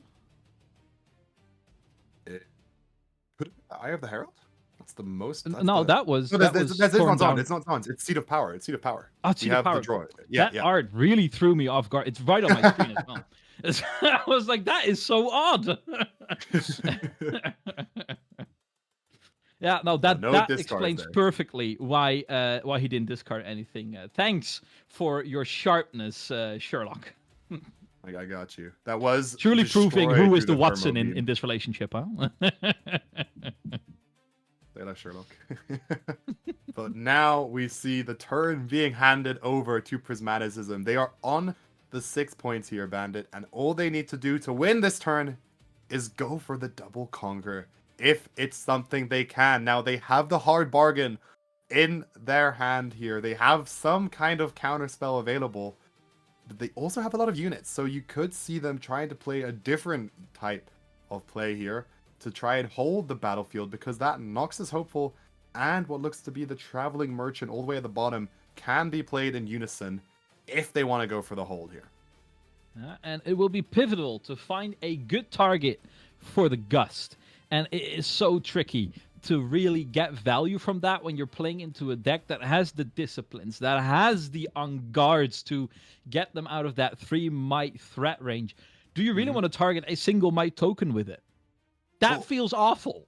That feels like it's not going to make a difference. But you might be forced to if you want to see any sort of return. Ideally, how you want to use this Gust here, Bandit, is don't initiate with it. Send in a unit first. Wait for them. Well, never mind that. Send in 2 units right there into the Hidden Blade, as we will see who gets chosen for that, because that won't be enough to take over the battlefield with only one of these mechs left. Oh, and it will be going down. No, that is losing both of your mechs. That is all of your turn's gas, it looks like. We know what's in hand. And the fact that the Emperor is holding the line still is disastrous. Has to turn away his attention now to these recruits. And the Gust, they 1 might creature buffed up to a little more. Can he get him out of harm's way? The energy is there. Are the cards? You can react with a buff here to keep it alive. Instead, you can also react with the Death Grip, which will give it more might so that the Gust won't be able to hit it anymore. And that's what I was trying to talk about. Use it later into the combat so that it can't be done. We will now see the repeated hard bargain on that Death Grip, meaning that it can get played through. But is it going to be enough, Bandit? They need to get into one of these battlefields, and all they have is that Annie unit at 3 might. And it is not only the thing they are grasping for. While Prismaticism is grasping for straws, Pedro is looking to get his hands on a 2-0 victory. A maybe final stand by Annie herself. And when that is your last unit standing, you might be in a bit of trouble. Will be trying to salvage his way out of this one, drawing his way to 1 more card. Can he get it done, or will Annie be keeping her pace? Will be dethroning it, but look at what a meager standing is left in that battlefield. All Pedro has to do is overcome the Annie, overcome the Noxus hopeful, and he will be a regional qualifier finalist. That right there. They only need to get over 7 might total, and with all the equipment in their base, they can get the soldier up to 5, and they can get a total of 6 with the recruit. They need 1 more might to draw out this battlefield. Yes, Annie, you have those 2 runes available. That is something that you're going to have to keep in mind as Pedro right here. But that is all it's going to take. Just a measly little bit amount of might here, Bandit. And it's going to be absolutely key if it's something they can summon up. It's all a matter of what they have in the cards. As we see the Unguard coming out, giving that token +2. And that might just be it. that might just be it. That might be the curtains falling for Prismaticism. You can see his fidgeting, his nervousness. He might be done and dusted. The 2 energy from Annie, can they make the difference? They are going through their cards. We have our first finalist, Dubby. Pedro gets the win on Azir, going into the final undefeated, Bandit. They have not lost a single best of 3 today. That is their 13th win of the past weekend, Bandit. What an absolute performance. Pedro has shown why they are here. Pedro is showing absolute power and domination, both when he gets to go first and when he is on the draw. And remember, he was facing off against Arena's greatest. He was put to the test, and it didn't even look like he had to break his sweat. He was deflecting a thermo beam like it was nothing. And it gets him a place in the final. So incredibly deserved. What a match. What I'm saying, guys, get your Azir cards now while you can, because this is the strength we're seeing. Azir being so strong in this tournament, now in the finals, and it will come up against a Master Yi or a Draven, which is being played on this other board, Bandit. Before now, shout out to Prismaticism for giving us a good show today on the Annie. They fell short at the very last moment, but hey, it still takes absolute insanity skill to get this far. Yeah, that is 3 for 3 for Prismaticism, and he will be collecting that Best of Any medal card. A hefty, purely cash prize for reaching top 4 in general. But when you are a player with Prismaticism's pedigree, you can't help but leave a little bit disappointed, despite the pedigree of your achievement, what you did get. You can only kind of wonder, like, when is it my turn to be that finalist, to snatch that throne and prove to everyone around me that I am the very best. Definitely that. I think Plus is coming back to join us on this break between both these games. Welcome back, Plus. What did you think about those two games? Man, what a phenomenal performance. But as I come in, I might take a little bit of a back seat. Are you guys down to catch a bit of the backup match? We were wondering, how is this Draven faring? We might be getting ourselves into a potential game number 2 situation. I would hope so. Or at the very best, maybe a game number 3 predicament with Challengers TCGs, one of their best players here, a previous runner-up, as we alluded to before, versus the last standing Best of Master Yi. I guess I'll throw it over to the feature match, unless you guys need a breaker, so let me know. No, don't you dare throw it to break. These matches are so valuable, Plus. We need every minute that we can get. And here, we're just going to dive immediately into it. I think this is such a interesting pivot from the Draven matchup, and we have seen it commented on by Challenger TCG himself, the Aspirant's Climb being a battlefield for this game number 3, allowing, kind of ensuring that Draven is allowed to get up to full engine roared. Exactly that. Not only does it enable your champion unit to have that one extra might, but it also doesn't allow your opponent to get into that comfortable points tempo, because playing to 9 means you're playing on odd points, not even. And when you're going second, you can prioritize around that a bit more. So that is the decision being made there, as we see Shorin throwing on that Triforce, which is what we saw before on stream. The threat of that Triforce, the threat of knowing, hey, if you don't take over this battlefield, I'm gonna get extra points, is huge. As we do see the Paro moving in to the Aspirant's Climb, and they will even be giving over those 2 points to just develop further. Going up in tempo is our Yi pilot, and you have to be very critical here. A single this is already a nasty position to be in. A Kai'Sa is such a fragile target with only a single energy up. And if Challenger TCG doesn't have the answer ready, this might prove troublesome. Who caught who in this situation? That is an extra few bites. But On Guard getting presented as a riposte and will end up victorious. Investments made to save that Kai'Sa, but it goes down all the same. Yep. That is a great kind of card where you're playing it out. I don't think you're going into that combat expecting to win, but it's more so to force your opponent to play something themselves. And honestly, watching Shorn here is so cool because this guy, he plays the charm, he kills the unit in bases, and can just pass the turn comfortably, knowing that they're going to climb back in points so much more accelerated as we see a falling star. Oh no! Oh, the falling star being met with a not so fast, and despite Challenger TCG trying to throw out a jab, a punch, and a knockout blow, they are getting pushed to the side and blocked like it's nothing, but it's starting to take its toll on the economy of our Yi.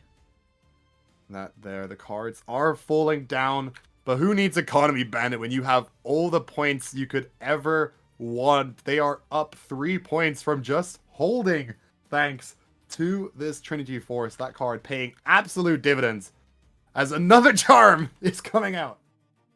Oh no, when will it? And that is the second Kai'Sa meeting the bin. And well, I am not a people's person. I'm just guessing here, but there is a certain amount of irritation where in the manner with these cards are being put in the bin. Yi has seemingly all the answers in the world laying in the first 10 cards of his deck. This is the moment where they have to rebuke a Sand Soldier. They have to pay that, which is not what you want to do because it's a token bandit. It's just a 2-might unit. But the desperation to have to pay that to try and stop this acceleration of points is huge. They will get that combat draw. They will get their point. But they are behind by so many points in this Aspirant's Climb game that this battlefield almost feels like it didn't even matter, Bandit. It will buy them time, yes, but they need to get back. And they've developed out that Draven Showboat, which will have +3, but what will 6 might do against the strength that is Master Yi? A strength that is Master Yi, but currently that is not a whole lot of units on the board. Everything invested into the Camel Man. Try and rebuke this, you casual. Instead, you can't rebuke for the Ruined Rider. You can't do anything but beat it with Raw Might. They will conquer to get more points themselves. That Draven Showboat getting stronger with each point. But the question is, how do they take over this Ruined Rider with just Might alone? You need some spinning axes. You need some more cleaves. You need something, because you won't get it with just spells. The Ferris Forerunner being developed there to get them that security of those mechs. But will it be enough? But here is the issue, right? Because you are completely tapped out. Yes, you have fully recovered the point deficit. Massive. So extremely important. But how many cards did it cost our Yi player? He is pretty rich, pretty opulent sitting here with that Trinity Force ready and roaring. He gets to fight wherever they want to. And with a Trinity Force ready to back that up, you might be in for a world of hurt. So despite the fact that Challenger TCG is keeping up in tempo somehow, don't ask me how, because you should be down and out for the count after losing that much. Now the blowback is happening right in front of us. There's the swing with this Ruined Rider at 9 might. The buff from the On Guard and the Triforce to get it above will be more than enough to take over this. We do see the Tide Turner coming out in an attempt to save that Draven. Will sacrifice that. But again, now they don't have units in their base to safely take over this Ruined Rider on their next turn. And this is a 6-point Master Yi that could easily jump up to 8 in their next turn. How can you get your units back? Here is the issue presented to Challenger TCG right now. You are that single point behind. You are no longer necessarily allowed that extra guaranteed turn for someone who will be ticking up to 7 only, right? There is the issue that the Trinity Force is bringing with it. That changes the math of the game. It really does. It's just a way to get back points without your opponent being able to do anything about it. It's like the perfect word you use there, man. It's the way to cheat back points. It's similar to Draven Audacious getting points back in combat. It's just one of these many tricks in the game to get extra points outside the normal conquer and hold system. And we're seeing Shorn using this in all the games today to perfectly capture that. However, you don't have to address the Raider to address the Trinity Force. And we know that factory recalls are an option. I doubt that they are bringing out the thermo beam for this one from their deck, if they even feel that at all. But can you address that? I feel like if you had the answers ready, you would have played it by now. And even if you had, you might have to bait out those defies that might be held up in hand still. But with only 2 cards in hand, this Yi is not a endlessly rich man. Oh, and the Yi power here is the whole defending alone, which we've seen in many, many games. +2 doesn't sound like a lot, but in the moments where it matters, it is essential. And that Ruin Rider being at 9, giving it everything it could need, as now we see Zed in there, forced to hand over turn again. They have to develop this base, letting Shorn go up to 8, to the point, Bandit, where if they manage to conquer this in some miraculous way, surely that means game's over. One more shot is allowed. It is a little tricky to start to pressure that other battlefield in this turn yet, but not impossible. Remember, the access to these accelerated units Yi has when they're attacking alone cannot be underestimated. And we know, I think, if we get a glimpse at that deck list, there is getting ready. We might be in for a treat. And if this can be combined with the Heartflame will not be necessary, we'll be conquering one more off the top. That's 7. It's gone up to 9. That's enough to take over. What does Draven have here left? They tap the 1 rune. They play the stack deck. Oh, they are digging deep. But what even is out there? Nothing. That's it. That's game. That's it. They're calling out for help, but nobody is answering. We have our regional qualifier finalists. It is a showdown between Ionia and Shurima, between Yi and Azir. And this time, Challenger TCG not reaching the finals will have to give way to Shorn. And we are heading into our final round, Dubby. I don't think anyone, Bandit, anyone before this event was expecting the finals to be an Azir, let alone a Master Yi, let alone an Azir versus a Master Yi, Bandit, from a meta dominated by the same things over and over and over again. We have something completely new. A Master Yi, we haven't seen that since Origins. Azir, we haven't seen that since the start in China. What a final we have in for us. Dubby, I love Europe. I love European innovation. It's what we have seen time and again in these regional qualifiers. All 2 of them have been innovation all around. And it's artistry that is happening right in front of us. I think nobody here truly expected Azir to make it this deep. I had Yi as a dark horse. If we could get it in top 8 as a single appearance, I was already very respectful of that. In my opinion, his time was really only going to come in Unleashed, but he is showing what potential is hidden right now. I need to get on board with this mid-range Master Yi Bandit, because I heard about it before. I was playing Master Yi with Aurora, and then someone on Twitter asked me, why aren't you playing mid-range? And my response to that was like, why would I play mid-range? That can't be any good. I don't think it's any good. I heard him go, why don't you play mid-range? Yeah, that was true. I probably did. I probably said exactly that. I probably sounded exactly like that. And now I'm being proven wrong with, I will take that mistake because we have a Master Yi in the final. Like, I have been wanting to play this Legend since it came out. Now I play with Aurora.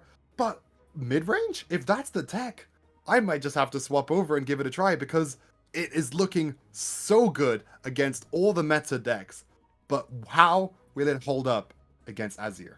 You know, W. Dark Horse may be. Oh, hey, Plus, take it away. Yeah, I was just coming in. I should let you guys know, but I was going to say you and a lot of people at home are thinking the exact same thing after spectating these awesome performances from Azir, from Azir. They're like, man, I can't wait to start building these decks. As you know, just 1 week from today, it is another regional qualifier over in the U.S. in Atlanta. So I'm dare say there's going to be a handful more Master Yi, a good amount more Azir, but honestly, it's not as easy as put the deck together and bring it to the event. These guys are brilliant pilots, and we've seen this time and time again. You can't just play the deck. You have to be well-versed and understand every single matchup, and Pedro knows that. Apparently, Scorn knows that. We did see in the quarterfinals, it was Azir versus Master Yi. I have to give a slight upper edge to the Azir player because he's on the play again. He almost seems unstoppable on the play. How do you guys feel about this grand finals? Up to me, I feel that Pedro has felt absolutely unstoppable. And I think the sheer amount of situations where they are comfortably dodging blows, handing over the gears to whoever needs it most will be pivotal. Also against the Yi, but it surely has to be their biggest obstacle yet. That too. And the one thing I want to see in this finals is the opposite of what we've seen so far with Shorn and the Yi. How does this deck play without the Trinity Forces? We've seen it being drawn and used lots in all these games. It's similar to like when you have decks that rely on this one card to accelerate in points. How can it play without that? And how do you consistently play when you have to work around a card that you may not draw? And that could be its downfall, Bandit, when we get to that. That is what I'm looking out for. And also, Azir is just a bit more consistent due to having all those gears. Even in that game 2 we saw versus the Annie, where they didn't develop all those gears as they might have liked early on, all those weapons not coming out, it still held strong. So we'll have to see what we can do against that. However, one more point. Yi does have access to the action, which could be the downfall of Azir, because being able to steal those gears away is so essential. You know, another good point that I believe chat has brought to our attention. This might have been the first regional. I'm trying to think back. I want to be hesitant saying ever that we don't see the Chaos Domain in the grand finals, because it was Draven, of course, not including set 1, because I know Kaiser Master Yi were prevalent, but as the Spiritforged meta, it was Dravens, it was Annie's, it was Ezreal's. I think this might be the first non-chaos one. Chat, let us know if W and Bandit, if you guys remember, is it finally Purple taking a step down? And I think the bans did indeed work, to say the least. This could be it, actually, I think it really goes to show that there is an answer in the Draven matchup now. It is that early game. You have to be very accurate. You have to spot the windows and go through the breach first. Attack that fragile early game, just like we saw Charles do. And look where it has brought him. It has brought him to Lille. It has brought him into top 8. It has brought him into top 4. And now in the finals. Can he get it done one more time? And this time, you have to face what has to be a threat that you are not prepared for. Exactly. It's something that, just as shocked as we are to see these in the finals, I'm sure the players themselves are too. And you really have to rely on, Bandit, you mentioned this before, your teammates. If you came here with a team to get any kind of tips and thoughts, if they've played against these legends in today and yesterday, what went well, what didn't went well, and what do I need to plan for? Because both these decks play so differently. One's all about summoning those expendable recruits, whereas Master Yi really wants to keep their soul units alive and really maximize them. So we have two very, very different play styles here, which should bring us a very exciting final. And I'm going to release some tension right now, because this might be the last moment of true rest that we will be having for the next hour or so. Let's recap to how we got here. What is the scene right in front of us? Let's take a look at what we are still fighting for, because both of these players have already secured their best of medal card. What is on the line besides the eternal honor and glory of becoming a European Regional Qualifier champion? I mean, we have the obvious the monetary gains that come out from these prize cards. We have seen rumors. Actually, it's not even rumors these days. It has been 100% confirmed that the Houston winning card has sold for an astronomical amount, 6 figures, first ever Riftbound card to reach those metrics. So you're playing for quite a good amount, but as you're saying, the eternal glory that comes along, the qualification to bigger tournaments down the road, and more importantly, I mean, it's just what these players have been working towards for such a long time. I mean, I'm willing to bet these guys have been grinding and practicing so many matchups for months and months on end. I know probably these guys attended Lille, and ever since Lille, I know they didn't get to the grand finals then because we didn't see them that time when we were doing our co-stream, of course. So they've been hunting down this exact moment, and they are here and trying to make their dreams come true. So I think it's just to have that personal fulfillment as a competitive player, because who doesn't strive to be the very best, to be crowned a champion at this level? I think there's no better feeling than that, on top of all the nice and juicy monetary gains you gain, of course. What else is there to be said? All on the line, and now you are preparing for that final round. It is important to enter fresh because you are playing in a Riftbound marathon. Now, I know the both of you have attended some grueling skirmishes. Some of you managed to win. Some of you, both of you are finalists. What is the most important bit to keep your head into the game?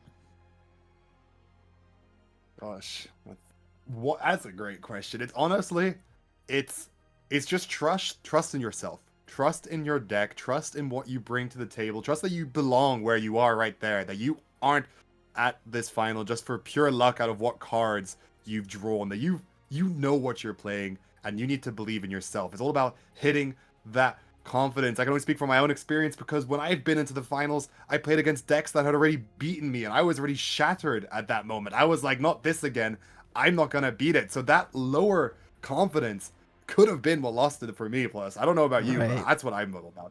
Confidence. Yeah, to add a little bit on that, I want to say they probably could just do exactly what they've been doing all tournament long. You can't go wrong. Azir, Pedro has been undefeated, so whatever mindset has brought him to this moment, I think continue on. But I do say from the winner's interview, because we've had the chance of spectating him or hearing from him 2 times now, he doesn't come across as the player that all he has in mind is the victory seat. He doesn't have like tunnel vision. I'm winning. He has more so the mindset that he approaches the game one game at a time, and more importantly, he strives to not make any misplays. And if that so happens to bring him into that winner's position, that's almost like a result of having no misplays and the cleanest plays possible. So that's the kind of attitude I'm getting from Pedro so far. We didn't get so much to hear from our Master Yi player, but he probably has a similar mindset as well. But we know,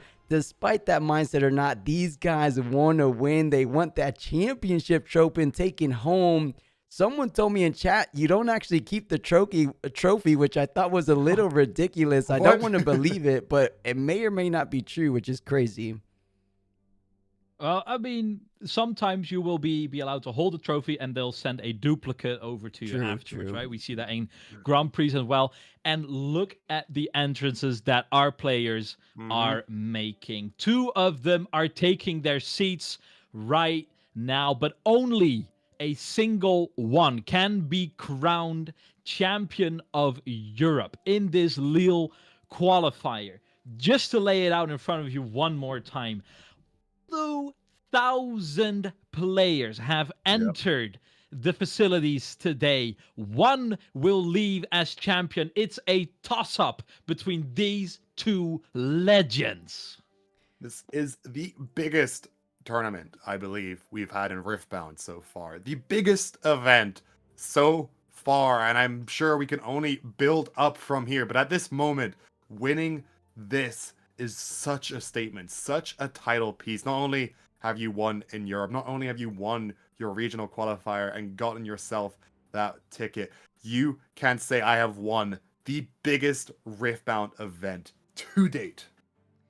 I do believe that is what you're doing it for. In the West, or you could be right, Debbie, but I swear, I think, actually, I'm going to have to look back because those national tournaments over in China, they have a max of 2,048, but they don't always reach the max. So this could be very well the biggest ones. I know for 100% certainty is the biggest Western regional to date with 100%, right? So I think either way, pretty much virtually the biggest Riftbound in history, which is something you can be truly proud about and write home about. And as the Bandit was saying, there's only one, and it looks like there's getting underway. So I'll throw it over to the feature match table and Bandit and Dubby to close out these grand finals of this Riftbound Regional Qualifier over in Lille this weekend. I'll give it over to you guys. Thank you so much, Plus, for the final time this day, this weekend around in Lille. We are taking a look at the deck lists right in front of us. Dubby, I'm going to have to ask you point blank, and it's a tough one. Who are you favoring in these matchup between two titans? That is such a question, and it, going back to when Plus asked me it before, I sided towards this being the finals, and then from there, I sided towards the Azir, just because I feel like the consistency in this deck is what is its winning condition. Knowing that you have all these options to play out these replaceable tokens, and even more importantly, going against these decks now that don't have access to gear wipes like Thermo Beam. Yes, it didn't show that much power in the Annie matchup, but it is something to fear. So knowing you don't have to come against that is so key here, and because of that, I've got to side with the Azir. I prefer it when we are at odds, Dubby. Yeah. I prefer it when you can be rooting for one side and I can be rooting for the other. I find it a little tough to make a case for Yi in this case personally, because like you said, the flexibility and the options that this Azir has at its disposal are undeniable. It feels that Azir is a lot more slippery than he would let on from the outside. But this Yi cannot be underestimated. We've seen the absolute carnage he can put down. And if he can bring out those cards in sequence the way he did towards that Draven, towards Challenger TCG, how can anyone recover from that? How can anyone recover? Indeed, as Bandit, we are here now. We are in the final game. We are in the final game, and it boils down to this moment. Two potential champions are sculpting their hands in their final series, fighting for the trophy, getting ready for the ultimate showdown in France. Who will come out victorious out of 2,000 competitors? This is our very first turn, the beginning of the end. And we see it starting as no other way as I would expect it. A Sand Soldier token coming out for Pedro, getting out the pressure of that early mine. As per. I mean, what else are we going to expect? A bit of a different start from Shorin, opting out for that Zhonya's Hourglass to give any units they later play that extra life, which can be so key in these decks like Azir that have not only the Hidden Blade, but just the sheer amount of might that will overwhelm you. And what beats an expendable Recruit token? What beats an expendable Sand Soldier token? A unit that doesn't die because of Zhonya's. A unit that doesn't die of Zhonya's. And I think an important aspect that was the downfall of our final Draven player is the absolute precision destruction that a properly timed charm can wreck. And in this case, what are you going to charm here, buddy? A Sand Soldier? Is that really worth the investment? I feel that there are so many decks that have so many eggs in so few baskets, but not Azir. He has a swath of army men, of soldiers, of footmen ready to lay down their life, and a single charm is not gonna do jack all. Not at all. As we see Shorn here develop a unit that I have not seen at all since release. Navori Scout, that 4 might 4 cost unit with Deflect, is something that usually doesn't have too much popularity because it doesn't have that much on the card. But in this situation, a little bit Deflect can go a long way, and 4 might going up to 6 when defending alone is a good breakpoint against a Sand Soldier with that biggest gear if possible, that BF sword, getting it up to 5. So that right there is a perfect breakpoint to be in. And this feels odd to me. By developing Azir so early on, when you don't have that many Sand Soldiers just yet, you know for a fact that you are looking down the barrel of an awful lot of charms. They have that scalpel to take out your general, your champion, yet you are developing it still. It says a lot to me about what is in their hand, and Pedro might be struggling just that little bit. It would be able to move tokens with it, I believe, as we go on the offense here, attacking with 4 to 3 might, and we're gonna see what they opt in for. There is the discipline. I would be very surprised if Shoran doesn't have some kind of buff to answer themselves, as right now, there we go. The discipline for discipline trade is your typical, hey, if you're gonna play it, I'm gonna play it. And that right there will allow them the conquer, the draw, and the potential hold, because that Navori Scout being at 6 is a very, very important number. And getting yourself in a advantageous position is extra important in that finals. Here is the charm. How many soldiers will he take with him? We have our first answer here. Getting another compatriot ready. Will they be able to weather the upcoming storm? A sandstorm. Sand Soldiers. Here we see Shorn reading a card in the final. It's always something you have to consider, but it's a card you don't see very often. It's something that only Azir would really play, that being guards, which allows you to play a ready Sand Soldier unit.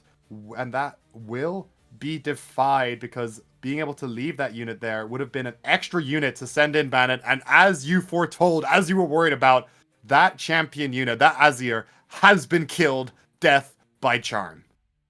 And this is the quality of Shorn that we have seen before. Oh, you have a backup plan? Well, I have an answer ready all the same. We've seen him do it against Challenger TCG in the top 4, and he does it again when it matters most in the finals.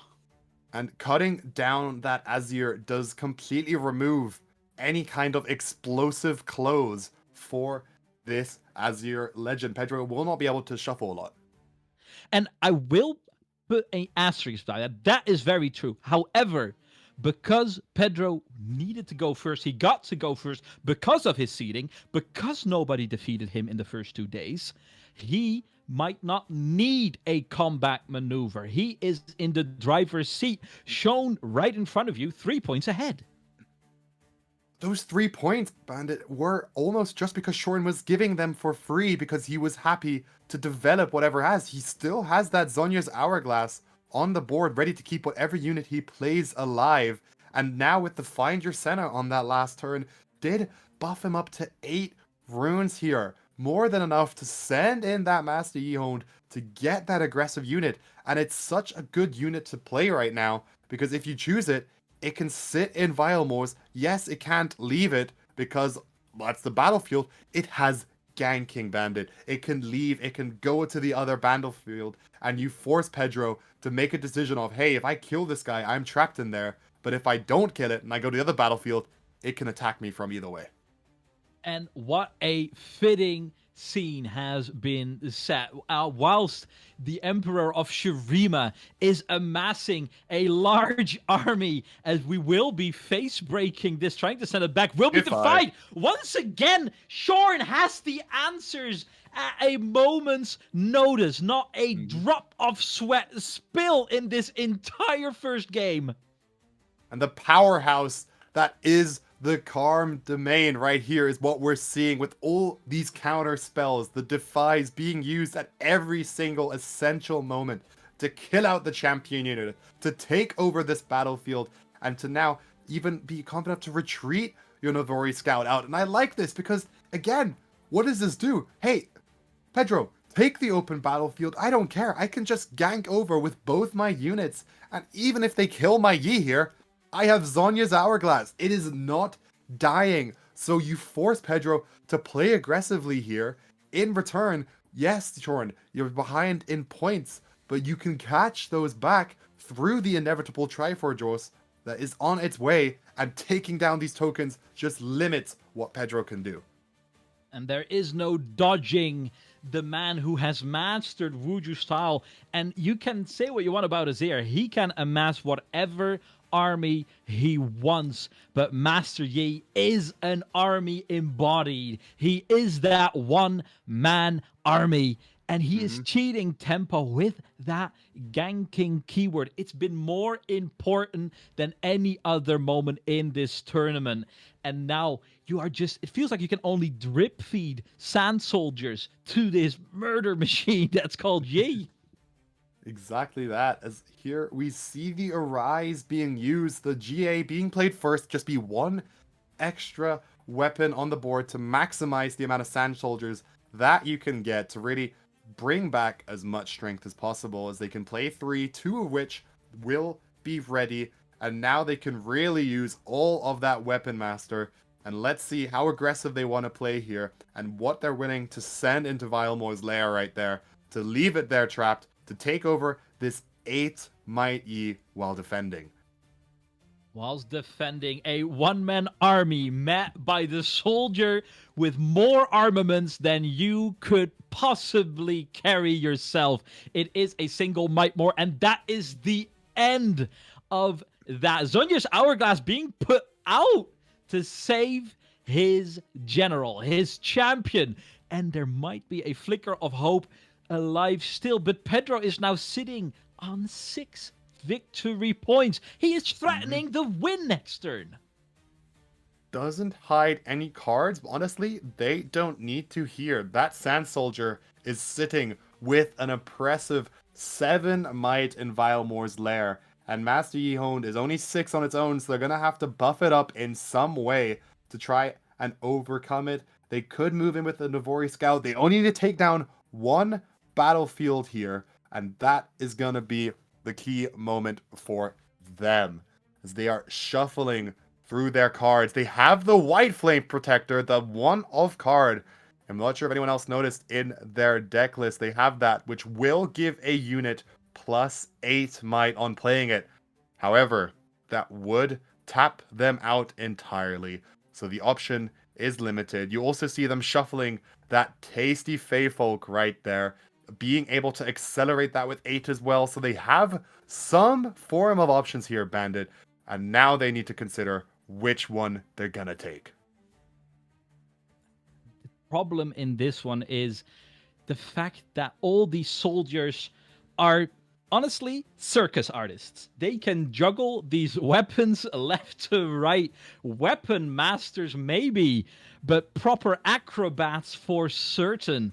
And that is the root, the source of all the trouble that an Azir has been stirring. That is why he is undefeated this entire weekend. Why he is standing in the finals. They have to give it their all, but they are equipped for it. Nothing hidden at the battlefields. No cards, no energy ready for Azir. Now it is time to strike. Wuju Bladesman, can he get the job done? Wuju style coming in here, as they need to do something to keep this Master Yi alive, and their one option is they're adding up their different things. I didn't get a moment to check out what other cards they had, but just from the way they were shuffling before, I believe they're deciding between these two units. You can see them. They're doing the mental maths in their head, and they will drop out that white Flame Protector, giving the Master Yi that +8, which will be more than enough might to overtake this Battlefield Bandit. However, no energy left open. No more runes there to play any cards besides anything they might have hidden. And that GA means this big Sand Soldier will not get taken down. And that is 4 Sand Soldiers left in the base of this Azir. Can they overcome Titans waiting for them? Is it certain doom, or can they surpass the odds? Can they tear down these demons trying to hold down these battlefields? Is it time for them? We see the Death Crypt already peeking through more of these gears that are looking to get played. Weapon Masters know how to make use of them. And we are starting. Look at this transition of might. There is no answer for Shord. All he can do is lay his eyes upon what is unfolding in front of him. Might being transferred upon might. If there is a second one, it will only get worse. Equipping all of these gears one more time. They will be trying to face down, turn down, put down Yi once and for all, and finally he goes down in one fell swoop. They're not done just yet. Another grasp will be transferring all the might, and a white Flame Protector will be put in ashes as this first game is looking to go the way of the Spaniard, the way of Azir, and we're just waiting for the GG. It's presented 1-0 for Azir. What a absolutely flaming start. You see the Death Grip comboing after one, after one, after one, being able to just rack up more and more might. You don't need just recruits. You don't need these. You just stack your tokens. They don't need the equipment because you could equip it once, kill it, equip it again, kill it, and just build up this super soldier sand recruit right there. And that right there is what it takes to take down the Master Yi. And here we see it, Bandit, in the sideboard tech for sure. And those 3 actions, that is gonna be a key card here. It has to be. You can't let these gears do so much work. I feel that nobody in this game 1 is actually ready for what is being put out. Azir has been flying under the radar, and when it's being piloted by Pedro, who has been playing it to perfection the entire tournament through, you are starting with a 1-0 lead. Incredibly deserved, and now it is for your tournament life, for the championship, a game number 2. Can Master Yi right the ship? Can he keep this everlasting taking on of water? Can it be stopped? Or will he go down with the ship? And this could be one of those decks that really, really benefits off the strength of its side board. Sometimes all a deck needs is just those few cards in it that just give you the little tools, the little tricks to just beat out it. And that's what I see here. Those actions are so incredibly important because we could see how much might this Azir could put together through these weapons, and actions can take those away and use them to their own advantage. So that's the key right here. Question is, Bandit, will it come in time? You are playing from behind. You have lost the first game. You need to win these next 2 games. Dubby, I am only here to find out what the attitude will be of Charles, because he was tapping out time and time again as the people in the arena are showing their support for these finalists. They want to see it go all the distance. They want to see the scores equalized, and here they are. Sideboarding is done. This is the selection of cards that you're going to have to get this job done with. And you can see him take one big sigh, and can you blame him? That is what pressure does to a man. Indeed, it comes back to what I was saying, right? How do you come into these finals? What can help you win? And it's confidence. It's just knowing that you're in the right seat. And Pedro is now one game up and has still not lost a series today. And if anyone has the tempo, if anyone just believes that this win is written for them in the stars, that it is theirs earned, it is this Pedro right here. Undefeated, no losses, only those intentional draws. And here they are to not only win the final, but they could win it 2-0 Bandit if they push for this win. Does Pedro have it in him? Does Pedro have it in him? It is a question that needs to be answered in this very next game. Now, going through the sideboards, right? We saw Shorn in game 1 play aggressively. I'll be very, very honest. Tapping out a few times too many. You can argue he had no other choice, and we can ponder that for hours. But the result is crystal clear. The moment you are opening the door for Azir, kind of saying, I have no more answers left, this is as bad as it's going to get. We have seen Pedro rise to the occasion time and time again. What needs to change in the line of play here? I think it comes down to another thought I had before, which was this strength of this Yi deck without the accelerated points through the Triforce. It's a card that felt so good when they had it, but we didn't see it in this game 1. So now when we're in this mulligan phase right here, you can see them removing, I believe, not only the first mate, but also that Find Your Center. However, they had the Akshan there available, so any gear being played in this game from the Azir is at risk of being stolen away. Our potential final game of the entirety of the weekend, and we are opening with caution in our very first Master Yi turn as the Guardian Angel is coming out. We are rooting for a third game. Will Pedro allow for it? I'm not all that sure, Dubby. Pedro does not want to allow it at all. They want to go in winning, saying, I won this finals 2-0 as they develop their first of many, many Sand Soldiers in this game. They pass the turn over back to Shorn, who will already play out the Akshan, but they don't have enough runes to steal away. So instead, they just use that Weapon Master to equip that GA Bandit, but it almost feels like a lost opportunity.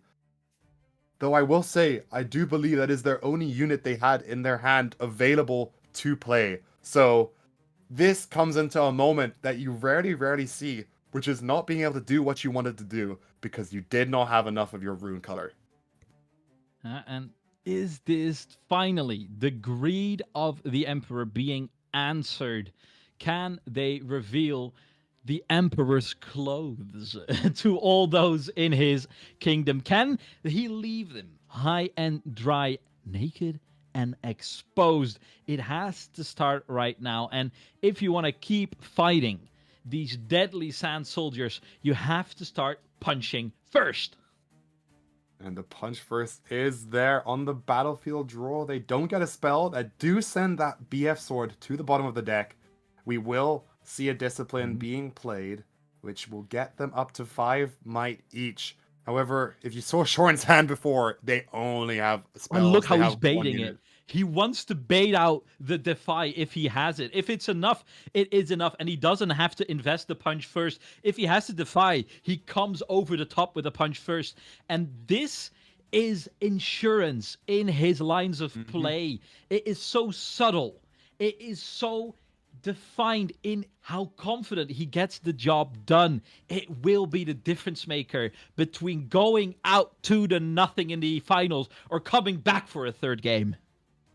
That it is, as now they were able to get another unit from the draw and play out that to base, giving them more pressure, ready to go.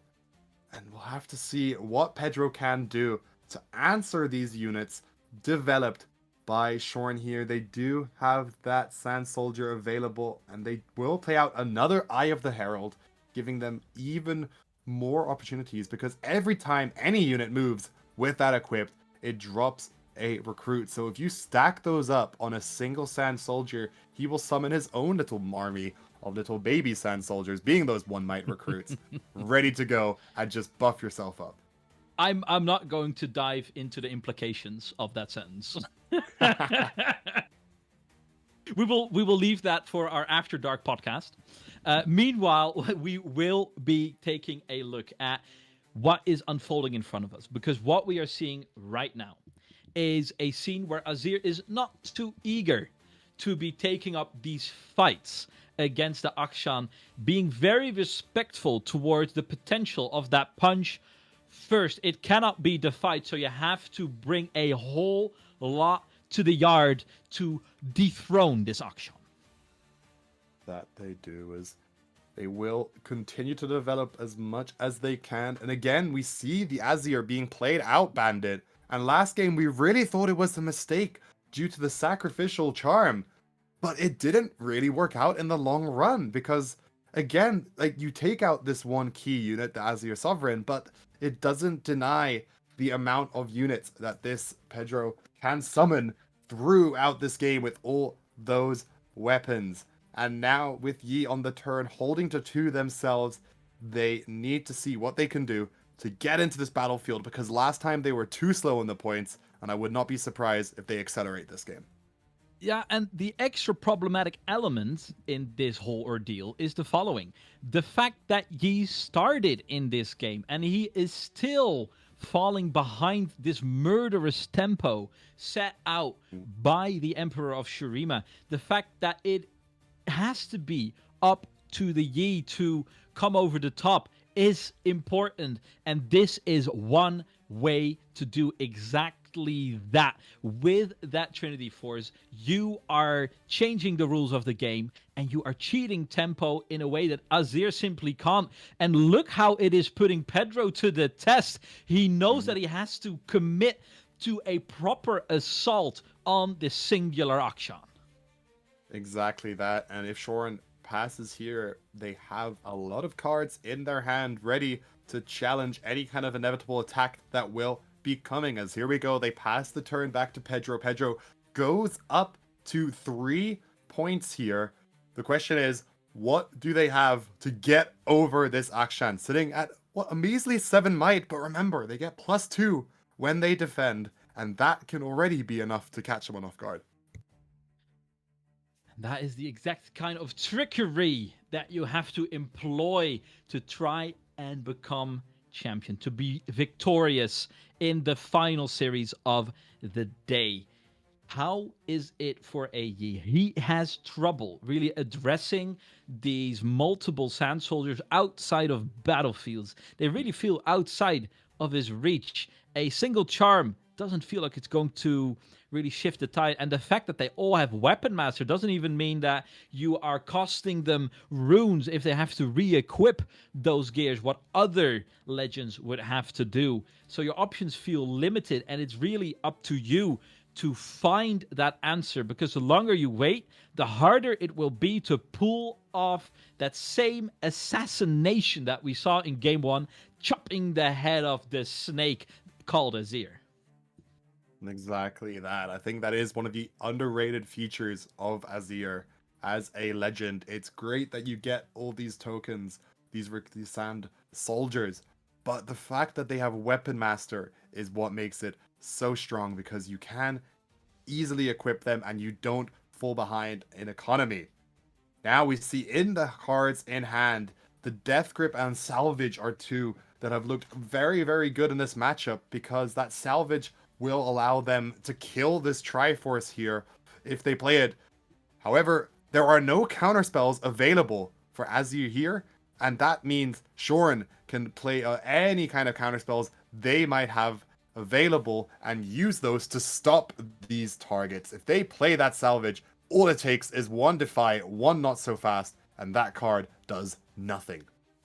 We talked about this before, the dichotomy in philosophies between you got to be prepared for the worst case scenarios and make them have it. It is only fitting that it is in the finals where these, I will say, convictions will be put to the ultimate test as we see the general make its move. On guard put down how many soldiers will rally around the banner of Shurima. It has to come out now. And if they cannot do it, that might be the very first game. Akshan is feeling rather lonely, but do not underestimate the power of Yi. Both those Eye of the Heralds bringing in an extra 1 might recruit, the Sand Soldiers being swung over with that Azir, and everything in combination for a big attack, as we already see that there is a 14 might total left that could potentially still be updated. I might have to look through these cards myself to add everything up, but that is a big number to overcome, as we'll have to see what Master Yi can do here, as they will start off with the Discipline. Yeah, because what I'm about to say, the most important bit in all of this is that a single punch first is not enough. Is not enough to turn the tides, only giving 4, and you are looking for a little bit more. We will be digging. We will be sacrificing a potential hold to find an extra answer, an extra buff, a potential defy. You have that freedom. You can be risky. This is what taking risk looks like. That is exactly what we're seeing here, as the punch first is being played. That +5 might is such an incredible strong card here, Bandit, and that will boost this action up to incredible high numbers. Will it be enough? Because there's plenty of energy still left. Do not forget those death grasps as well. So we have to be mindful that this is not over just yet. A single energy left and no more runes available for a second punch first. It will come down to this. How much is more? Pedro has his head in his hands as he's mulling over his last options. Will it be waving the white flag or coming over the top one more time? Salvage being played here, trying to cut down on a gear, Bandit, to just slightly limit the amount of might that this action has. The Triforce being the target will lower it down to 14 each, meaning a trade would come through if Pedro can't play anything else.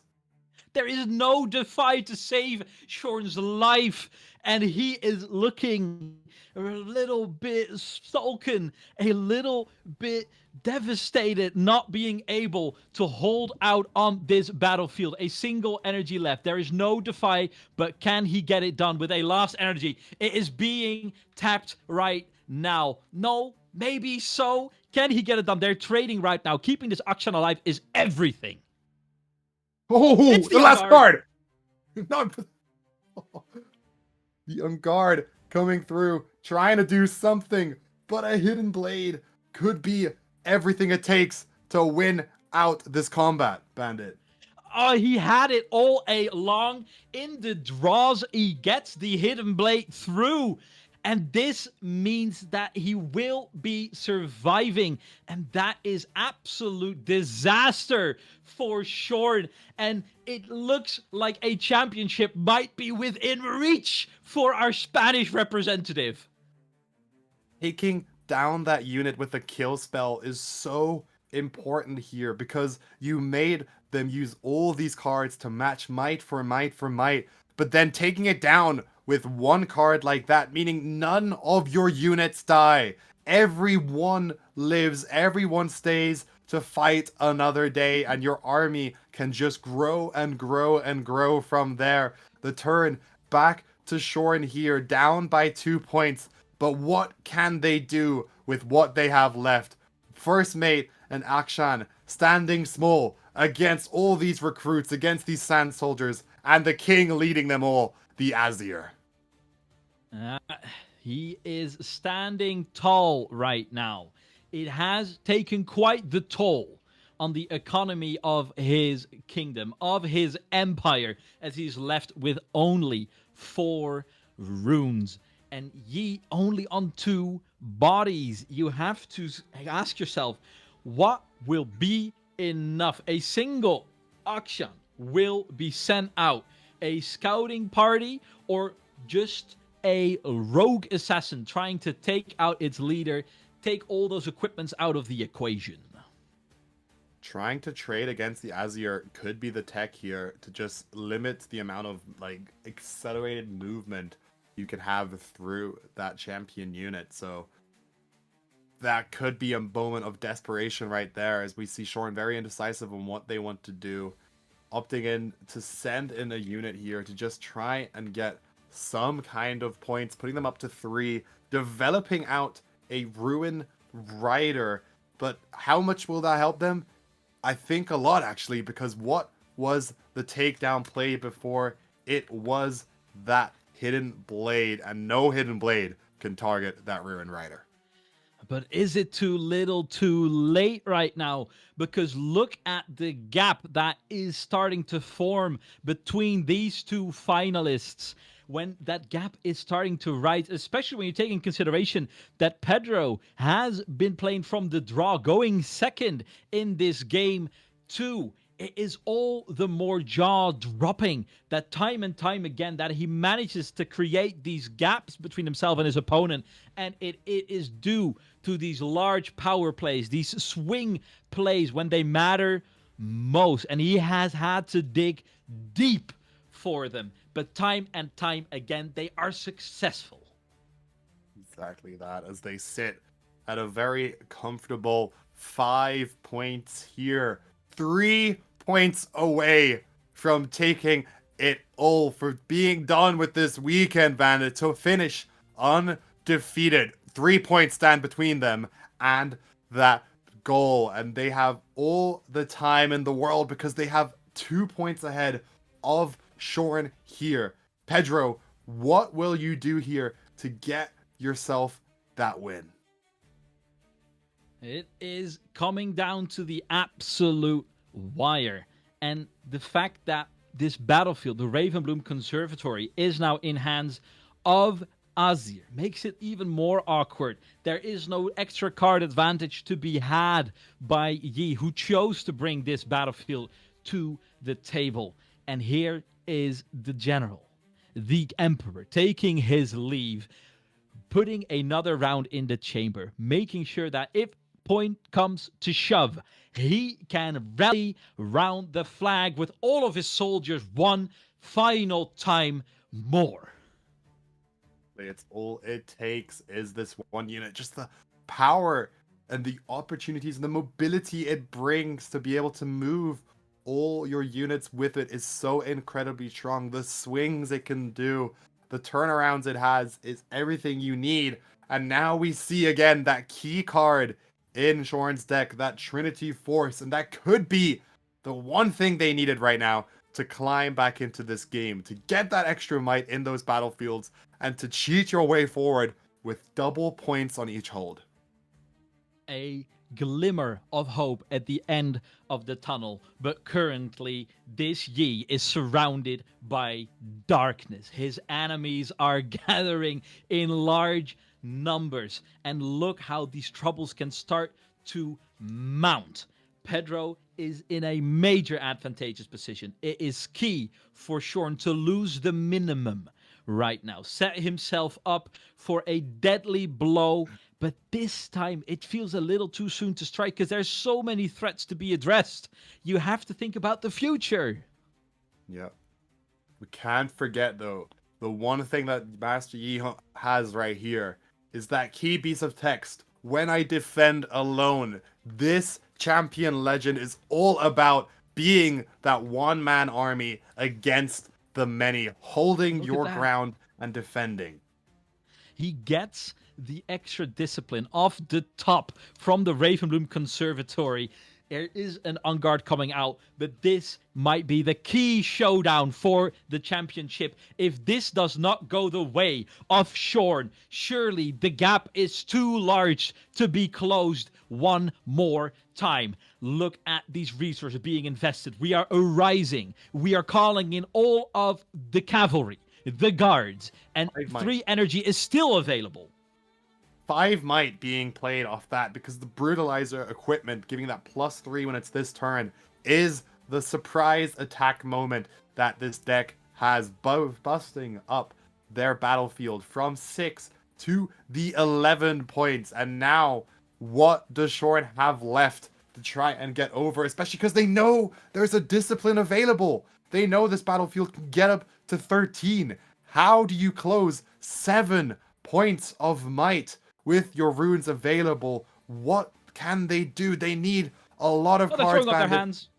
They only might have 4. know.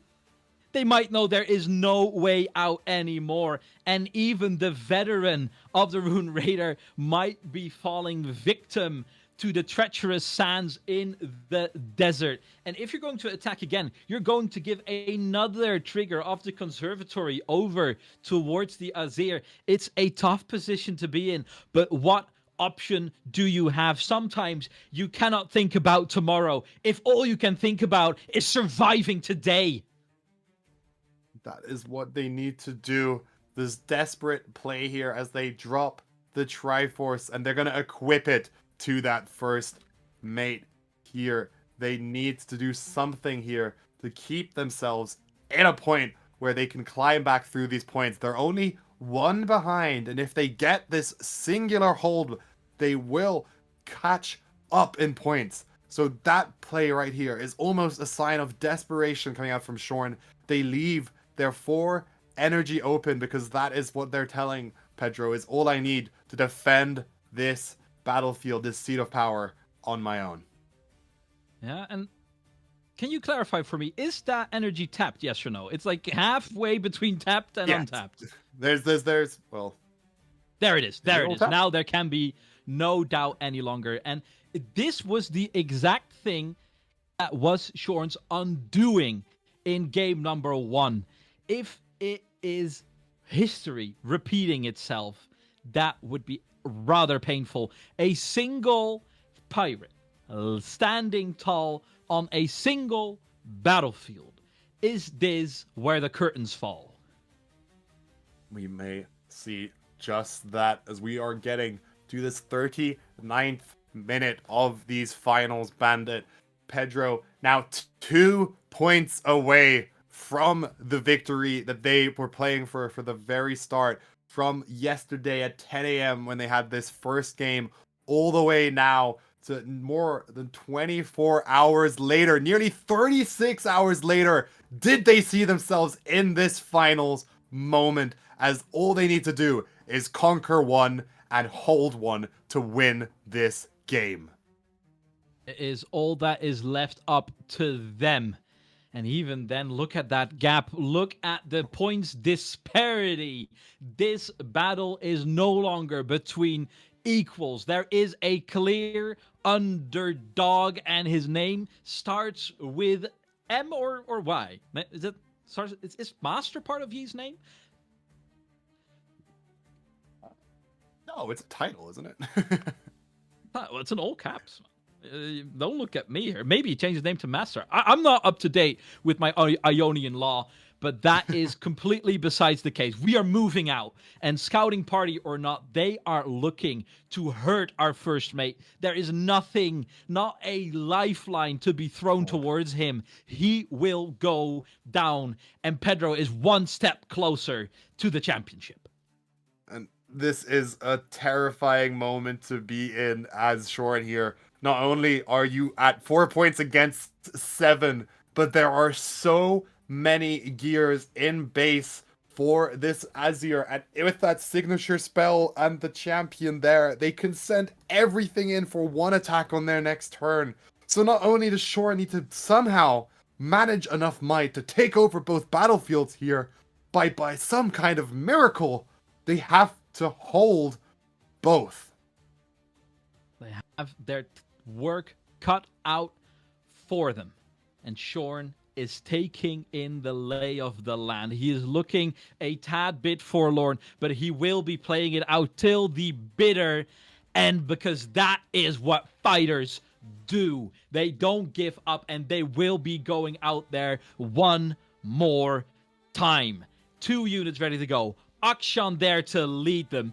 Do they have enough support to hold on to life, to prolong this tournament just that little bit more? That is the question. They have the runes. They have 3 cards in hand. Are these 3 cards enough to claw back here? Can they get anything going here to secure themselves? They have to take over these battlefields, and that is gonna be so hard because they only have 3 units in their base, 2 of which are these tokens. They are the tokens, but don't forget, they can drip feed themselves into these battlefields. It's a bit tricky into the conservatory itself, but with these white flame protectors, you can suddenly buff up one unit to astronomical heights. But even from there, you have to carry on to the other one and then be prepared to face the Emperor himself, who brings his entourage to fight. Here is our first piece of cavalry. It is the tasty Fae folk, and they will be coming out, but is that on its own enough? It will be accelerated, and our first play is laying in wait. 4 energy on the side from Pedro, of our Spaniard, of our Azir pilot. Can he clutch it to victory? Accelerated it will be, and it is now sitting at 8 might, thanks to that equipped Trinity Force. Now, that will be enough to take over either of these battlefields.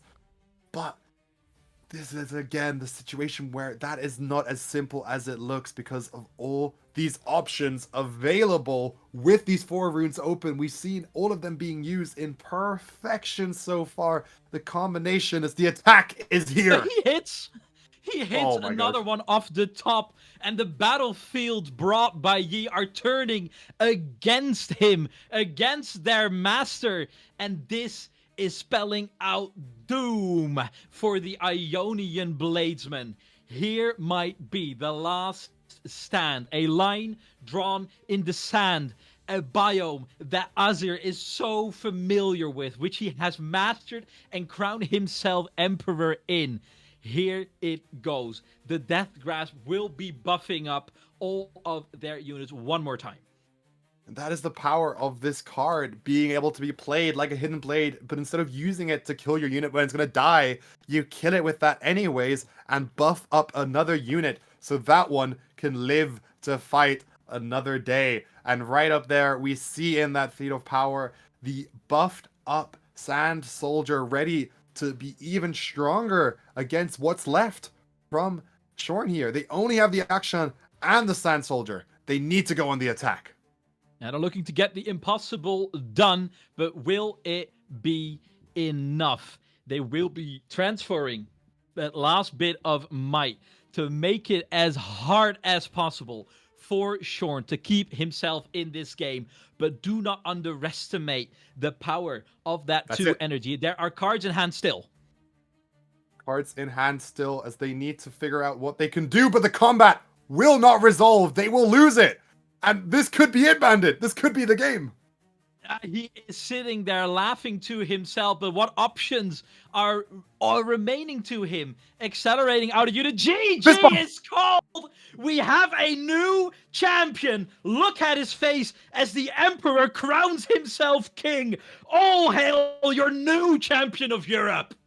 And that right there is the biggest moment for these players' lives, when you win the tournament, when all these hours of preparation pay off, when all these games from today and yesterday lead to this one moment that will be remembered for the rest of your life, when you win your European regional tournament to say, hey everybody, I'm him.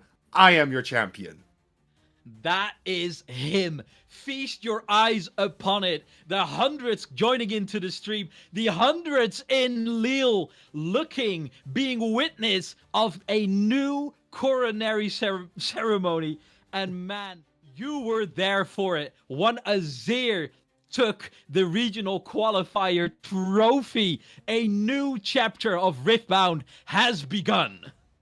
And right there, we can see what changes when cards are removed. The bans showing their reasoning, as right now we had a finals with no chaos. we had a finals with Double Calm, and we had a finals of Yi and Azir, but Azir came in strong. Azir brought us the win, Bandit, and right then and there, we have set the tempo for these regionals, because all of you viewers watching who may be playing in Atlanta next week, now you have an idea of what there is to expect. Yeah, it is Europe once again. We did it before in Bologna with Alan, who brought Ezreal to a championship winning result. Now it is Pedro, our Azir from Spain, who shows that we are not a one-player region. Look at the creativity coming out of European soil. It is spring and we are in bloom, Dubby. Indeed. What and guys, awesome What casting these grand finals / semifinals. You guys destroyed the commentary there. I absolutely was a fan. I think everyone at home was a fan of the cast. So awesome stuff. And man, as you guys said, we couldn't really ask for anything better. I mean, maybe a game 3 would have been like picture perfect chef's kiss, but either or, phenomenal performance from both players on both sides. But Pedro, when you're running hot, it's so hot for him to, so hard for him to cool off. And he never had the opportunity. He was just on a hot streak this entire weekend long. So congratulations. I do believe he's on a Spanish team. So a pro player. I know the team starts with the M. I wish I knew exactly the team to go ahead and give it a good shout out. I know a couple members of the team. If you guys know the Ezreal player from Bologna, who was second best to Alan ZQ, the Manland, he's also on the same team from Spain. So I'd recognize him over on Twitter. So if you guys let me know what they are in chat, I'm sure a couple of you guys know. But man, that will be a wrap for the Runes and Rift co-stream of this Riftbound Regional Qualifier in Lille. And as you said, Bandit, Europe never ever disappoint. Kind of like the one that tends to innovate. And then Atlanta might be the region that kind of takes a little advice from these guys, because I think we're going to see a whole lot of Azirs, a whole lot of Master Yis coming up next weekend. I have no idea what I'm running, because, guys, I will be out there in Atlanta. I don't know what I should bring. Dubby, what do you think I should bring over to Atlanta? Oh, I mean, I think it depends. I know you were favoring on the Irelia before, and we saw that getting stronger. I don't know. I feel like, plus, we need to see Irelia because it deserves its win. It's only a matter of time, surely, right?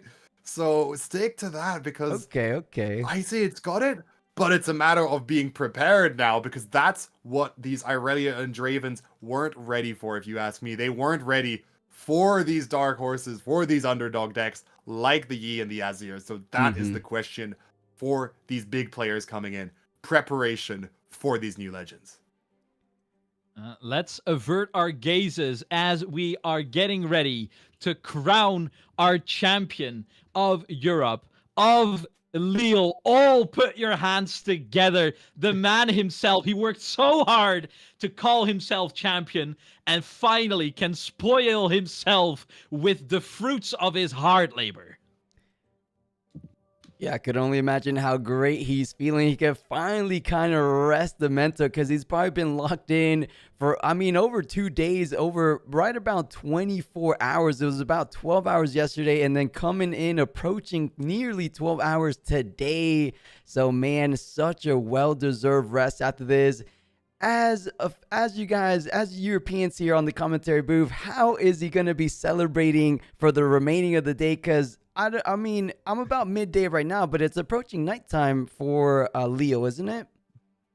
It'd be like 9:30 there, yeah. Okay, if you guys in his position, how are we celebrating today / this week, maybe? Taking in France culture like nobody does best. I mean, you said he was part of a team, and when you come from Spain, there is plenty of rivalry to be had with your northern neighbors, but you also know how to appreciate the finer arts, if you know what I mean, plus.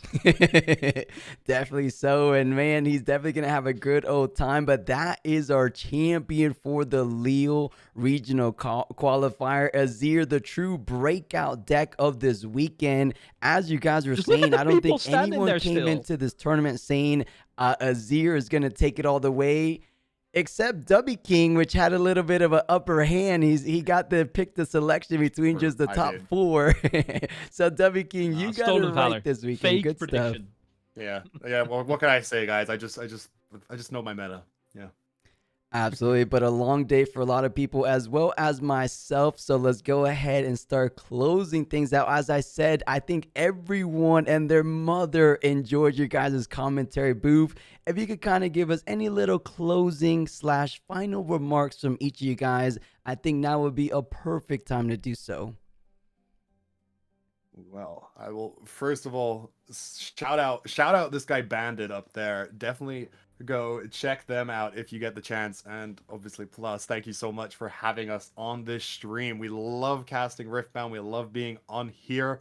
If you want to see more from me, definitely check me out on Twitter. I am recently getting into filming my games and posting a lot of content. So if you ever want to see some of that like POV Riftbound games from my best of 3s when I play on Tuesdays, give me a follow. I'm uploading those over to YouTube, and I'm also making sure to give some commentary on them so you can see my thoughts throughout my games.